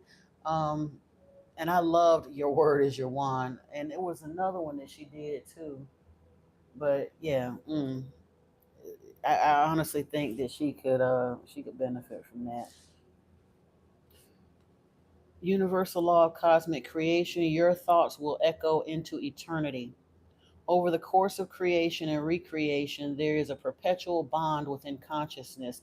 This ceaseless and persistent cause is held in the intelligence of the matrix. This law is what allows gravity and physical earth to exist. This is what makes creating a physical object possible without having to keep creating it. Within you is the same source that created gravity and the entire universe. Furthermore, you have the intelligence of the stars and planets within you. The oracle's message: by picking this card, it indicates that you can exhale and know that your efforts will lessen, create assets and not liabilities, and witness the perpetual giving of prosperous fruit. Create an environment that enables your greatness to exponentially grow. Create conscious businesses that help future generations compound in their ability to thrive. The universe is your canvas to leave your legacy. Oh my God, Brittany, does that not go back to the conversation we had last night in the live stream? Right there. And the earlier she understands that this is your right hand man, when your stuff, when you, like I say, it comes in, you got your foot soldiers right there with you. Manifesting queen. Yeah, and but that's what I'm saying. That's why, even though she's so young, this reading, like I said, little mama, I saw it earlier. It took a little bit longer to roll in with her. Like I said, her energy is different, but every bit is powerful. It's just like, yeah, I'm giddy. I really am. This is crazy. This is crazy. And the other last one we have here is the law of pure potential. Open your mind to all possibilities and allow yourself to receive everything. Let's read and see what this card got to say. And I love that this deck was written by the Reverend Dr. Aaron Fall Haskell. Um, so this is like, she got some psychology and she got a doctor of divination and all of that other good stuff. This wasn't just, yeah, she put some thought into these. So I love that help with learning how the universal laws work. Um, hold on, where we at? Where we at? Pure potential.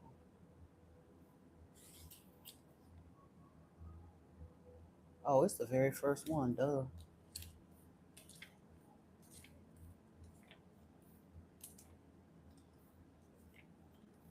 Where they at? Okay. Open your mind to all possibilities and allow yourself to receive everything.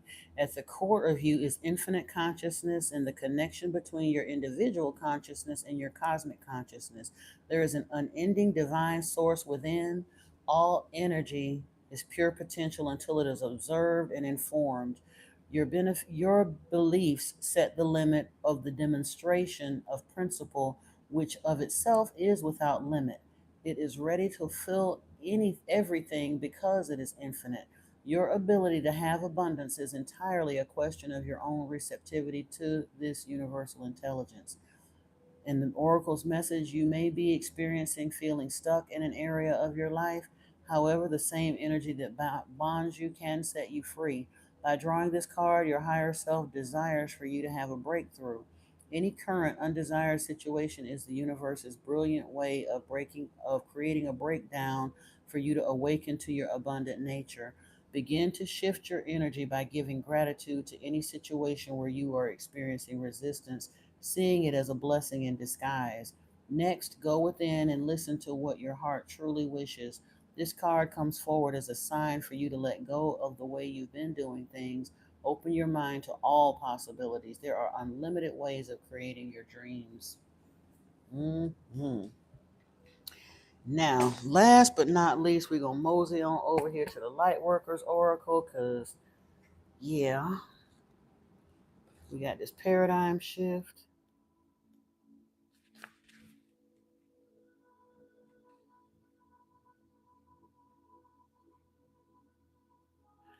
I'm sorry. Like I said, Star Child just came to mind, and I was reading that a little bit, but it didn't actually come out the deck, so I'm not gonna cheat.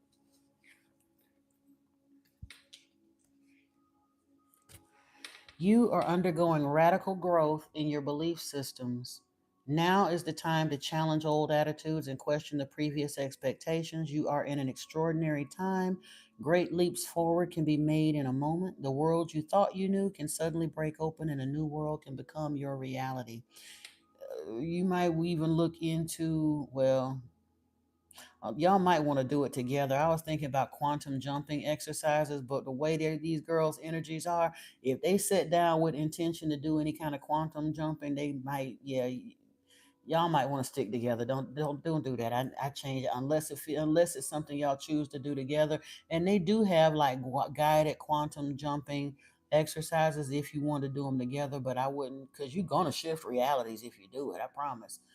But you're on a pretty good trajectory. I honestly don't even see a need to do that at this point.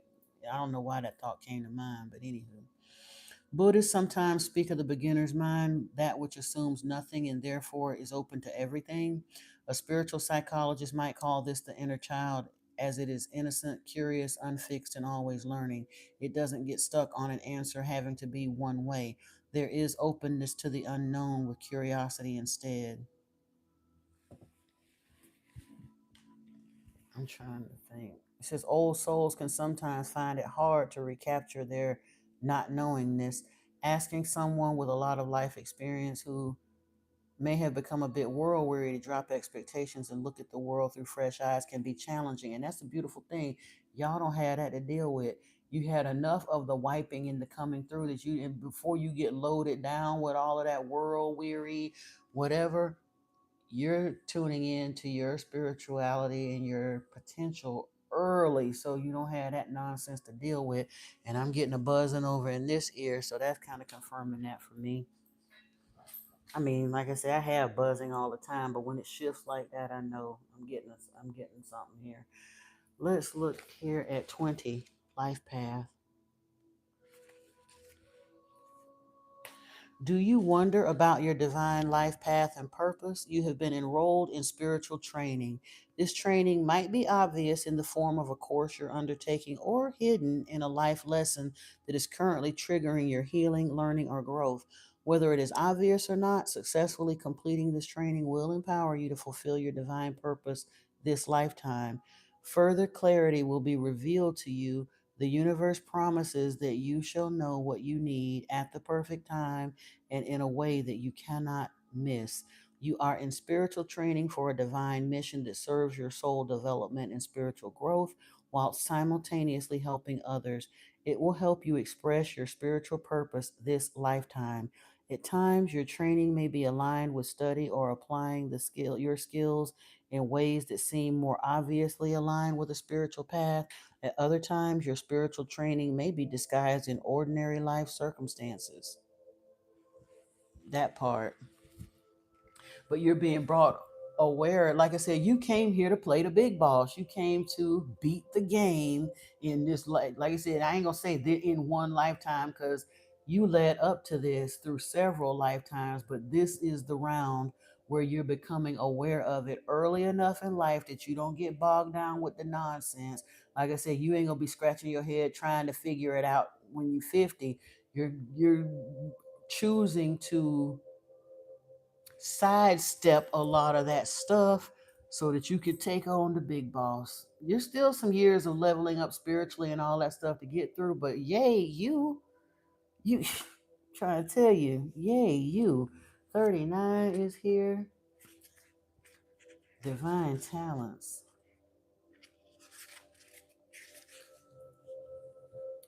You are a talented soul. Over many lifetimes, you have developed your spiritual abilities to channel higher awareness, attracting healing energy and radiate light to uplift the consciousness of those around you. Your divine talents are many and uniquely expressed through you. Your talents do not have to resemble those of another to have their own inestimable value. Do not be afraid to use them. Divine talents are a way in which the universe reminds us of what we're here to do. Divine talents are unlimited. They include the ability to channel spiritual guidance and healing energy, to perceive clairvoyantly and be psychic and empathic. Other spiritual talents are the ability to release earthbound spirits, earth healing techniques such as working with energy grids, as well as healing ability with crystals and the many and varied technologies of light. There are also other spiritual talents too. These include writing, performing, sound healing, dancing to awaken awareness, creating art, photography, or divinely inspired tools and jewelry. Cooking food that heals body and spirit is a spiritual talent, as are the abilities to bring people together, to offer comforting and inspiring words at the right time, to help others overcome fear and feel more at peace in moments of importance, and more. That part. So whether you expand as a writer or become a healer or get into whatever it is, your little magical tale, it's going whatever it is, it's going to be. It's an expression of your divine talents, regardless. So definitely understand that.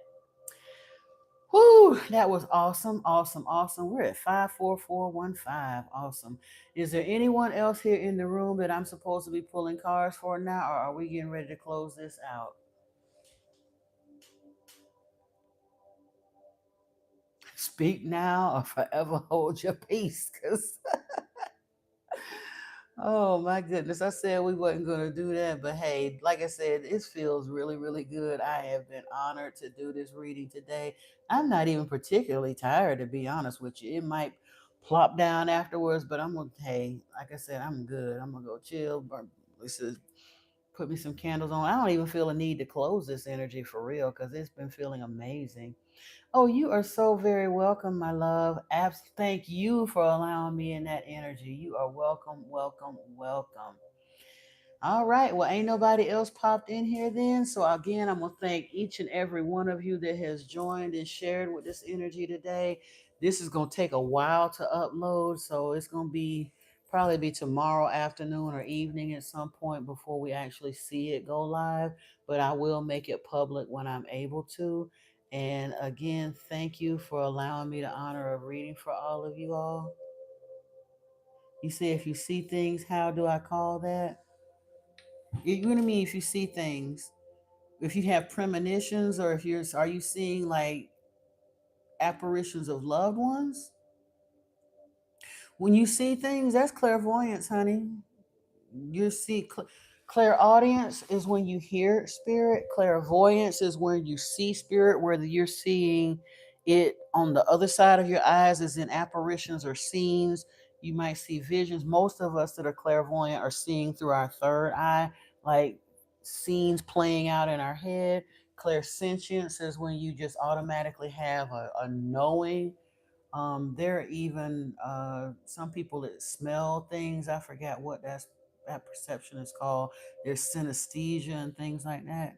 You're shown things that you have no reason to know about things or people. Yeah, you're clairvoyant and clairsentient to some degree.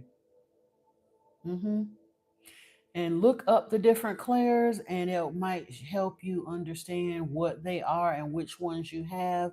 And you can even look up information or uh, like guided meditations to help you to expand those gifts or onboard them even more fully. Yeah. You say you've been shown things that you have no reason to know about people. Honestly, to some degree, I do too.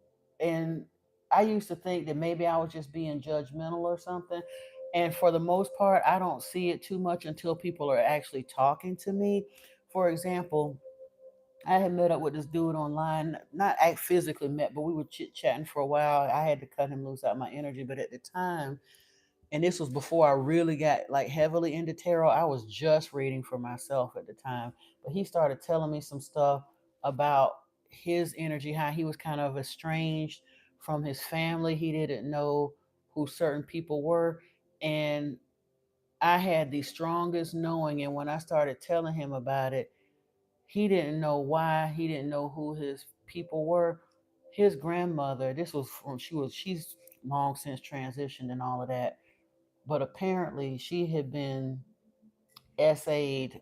I don't even want to call it that. I don't think it was a matter of actual essay. It was more of a case long ago. He was from the island somewhere, but I think she got pregnant for a very wealthy person who back then it might have even been of another culture, class, race, what have you. And she wasn't ever able to tell nobody who she got. She literally carried that secret to her grave. She would never tell nobody in her family who the father of who his grandfather was. She never told it, and I was able to see why that was. And when I told him about it, some other things that he had heard through life, kind of he was able to piece together what between what I saw and what he heard, what he had been told from his family stories. And he thanked me because he understood that I was seeing the truth. You say you went to tell dad hi and you immediately know he had talked to his wife. Yeah, yeah, yeah, yeah. That kind of stuff happens to me all the time too. Listen, I felt bad because I knew 18 months ahead of time that my father was going to pass in October of the year that he passed. He passed in October of, um, I'm trying to think. He passed in October of 1991. And I saw that in like January of 1990. And I was afraid to say anything to anybody. I was talking to my sister and like, if he don't make some changes, if he don't stop doing what he's gonna do, blah, blah, blah, he might not be. And I saw October and I wouldn't say nothing to nobody because I was scared to. And he died of natural causes, but yeah, October of 1991, he passed real suddenly. But for 3 days before he passed, I could smell death. I smelled it in the car when I was riding with my mom, and she smelled it too. And I know she did because she just looked at me. And then later on the next day, when we were coming in the house from the outside back through our back door, we smelled it coming into the garage. And I knew it was the same scent that I smelled right before my grandmother passed. So we have those things, but again, until somebody can let us know that we ain't crazy and we didn't just make it up, a lot of times we dismiss our clairs coming on board because we don't want to we don't want to be different. We just want to be the same, that sort of thing. Yeah. And honestly, have you ever been somewhere and seen people from previous lives and you didn't even know? They may not even say nothing to you. They were either people from previous lives or some kind of spirit guides, and you suddenly lock eyes with somebody, whether you ever wind up talking to them or not. Sometimes they'll walk up to you and talk to you, but sometimes you just see them across a crowded room or passing them down the street. But the way they bore their eyes into you, whatever, and you know good and full well it's somebody that you done had some kind of dealings with before in another life, or is some kind of an angel or spirit guide or something that caused you to lock eyes with them. Yeah,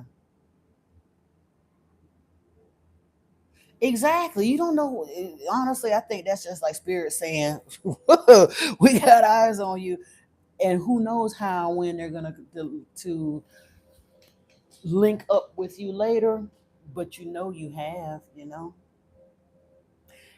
my mentor that I met, and I met him online, and he said to me when I met him, and it's so weird because when I met him on Plenty of Fish.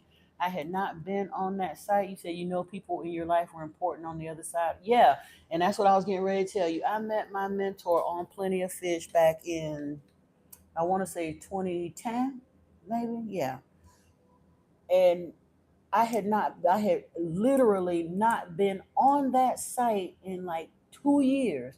I had been trying to shut it down. I met a couple people there, made a couple friends and stuff, even went out a couple times, but never really had any real success with it. So I was going to shut the site all the way down. I wanted to actually close my profile. I had made the profile invisible, but at that time, you couldn't shut the profile all the way down unless you did it from like a desktop or a laptop. And at the time, I didn't have one and I kept forgetting about it or whatever. So literally, I had not logged in the site for like 2 years.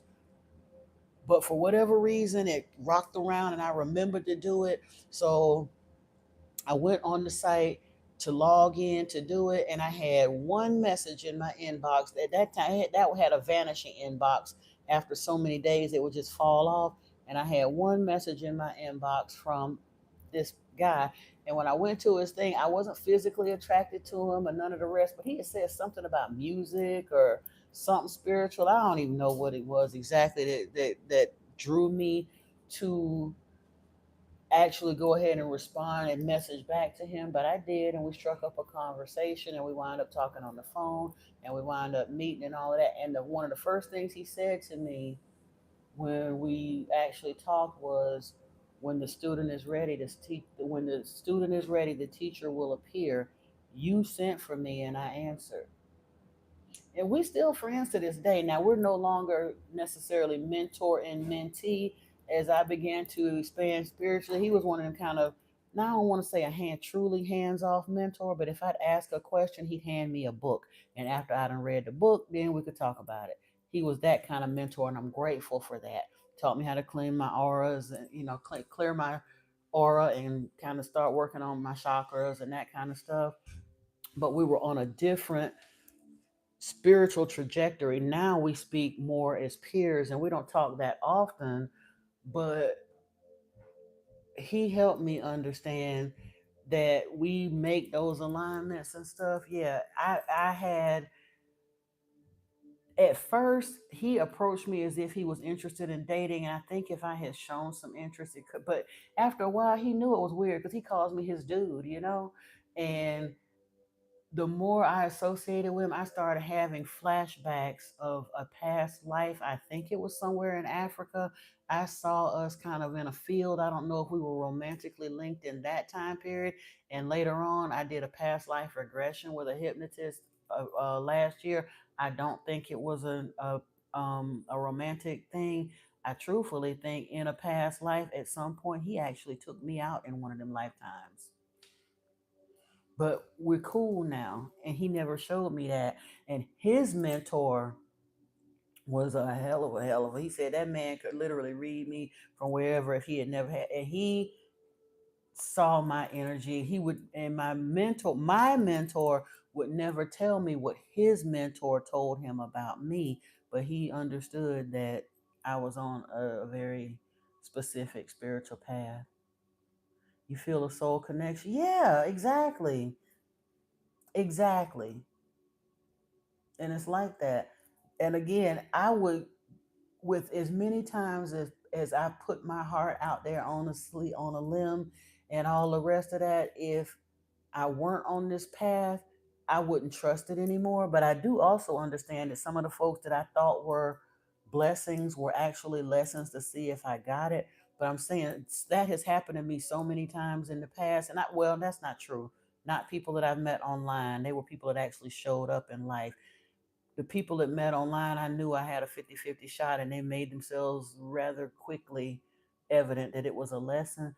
But like you said, the connection that we have, the experiences that we've had where we're at in our spiritual development, kind of seeing the same visions, tapping into the unified field, this is something that if I didn't understand that that was what I was doing and what I had set intention for when I created the channel, yeah, I'd be a little bit distrustful or freaked out by it. But I'm not, because I understood that the right people would be drawn, because spirit is literally leading us to each other, because that's what I asked for and set and dedicated the channel to. Yep.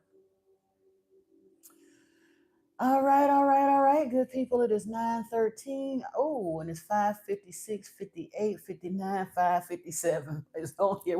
I've been on this damn thing all day long. Is anybody else got anything else you're not freaked out at? Yeah, it's gonna be all good. However it plays out, we ain't got to know. That ain't even our business. Our spiritual team got it under control. However long it takes, or however it unfolds, it's all good. But I am going to jump up off of here, my love. I'm going to stretch my legs a little bit. And this stuff is smelling so good. I can't make no more coffee, or I'll never sleep tonight. So I might make a smoothie or something before I go. But yeah, I will catch up with you, I guess, tomorrow on the live stream. You are so welcome, darling. Thank you. And thank you for bringing those two beautiful, beautiful queens here and allowing me to read for them. Have a beautiful rest of your evening. You are so very welcome, Sai CC, as well. Awesome, awesome. Yeah, tomorrow is Thursday. You know what? If I feel like it, I might come on and no, I'm gonna go on. I probably will do a daily thing trying to hit the algorithm once we get over the 100 mark or when we start like doing a push to 500 later. But I honestly don't think daily tarot is gonna benefit me just yet. This channel has to wake up and I have to get some consistency. So I think every other day or uploading some pre-done stuff. I'll just stay on what I said I was going to do for now. So I will not be doing a live stream for tarot here. Tomorrow I'll be uploading that love reading tomorrow to this channel, and then I'll see y'all on the live stream tomorrow night on Modern Mystic Messages. That'll give me a chance to get a decent night's sleep and kind of unwind from this because I'm kind of jazzed. I feel like I'm a little bit high on life, and I do need to decompress from that as well too. So I'm not don't get manic episodes typically, but I do understand that I gotta decompress. So I'm gonna do that. Peace and blessings to you. I love y'all so much. Thank you again for letting me play in this delicious energy. Have a beautiful rest of your evening. Namaste.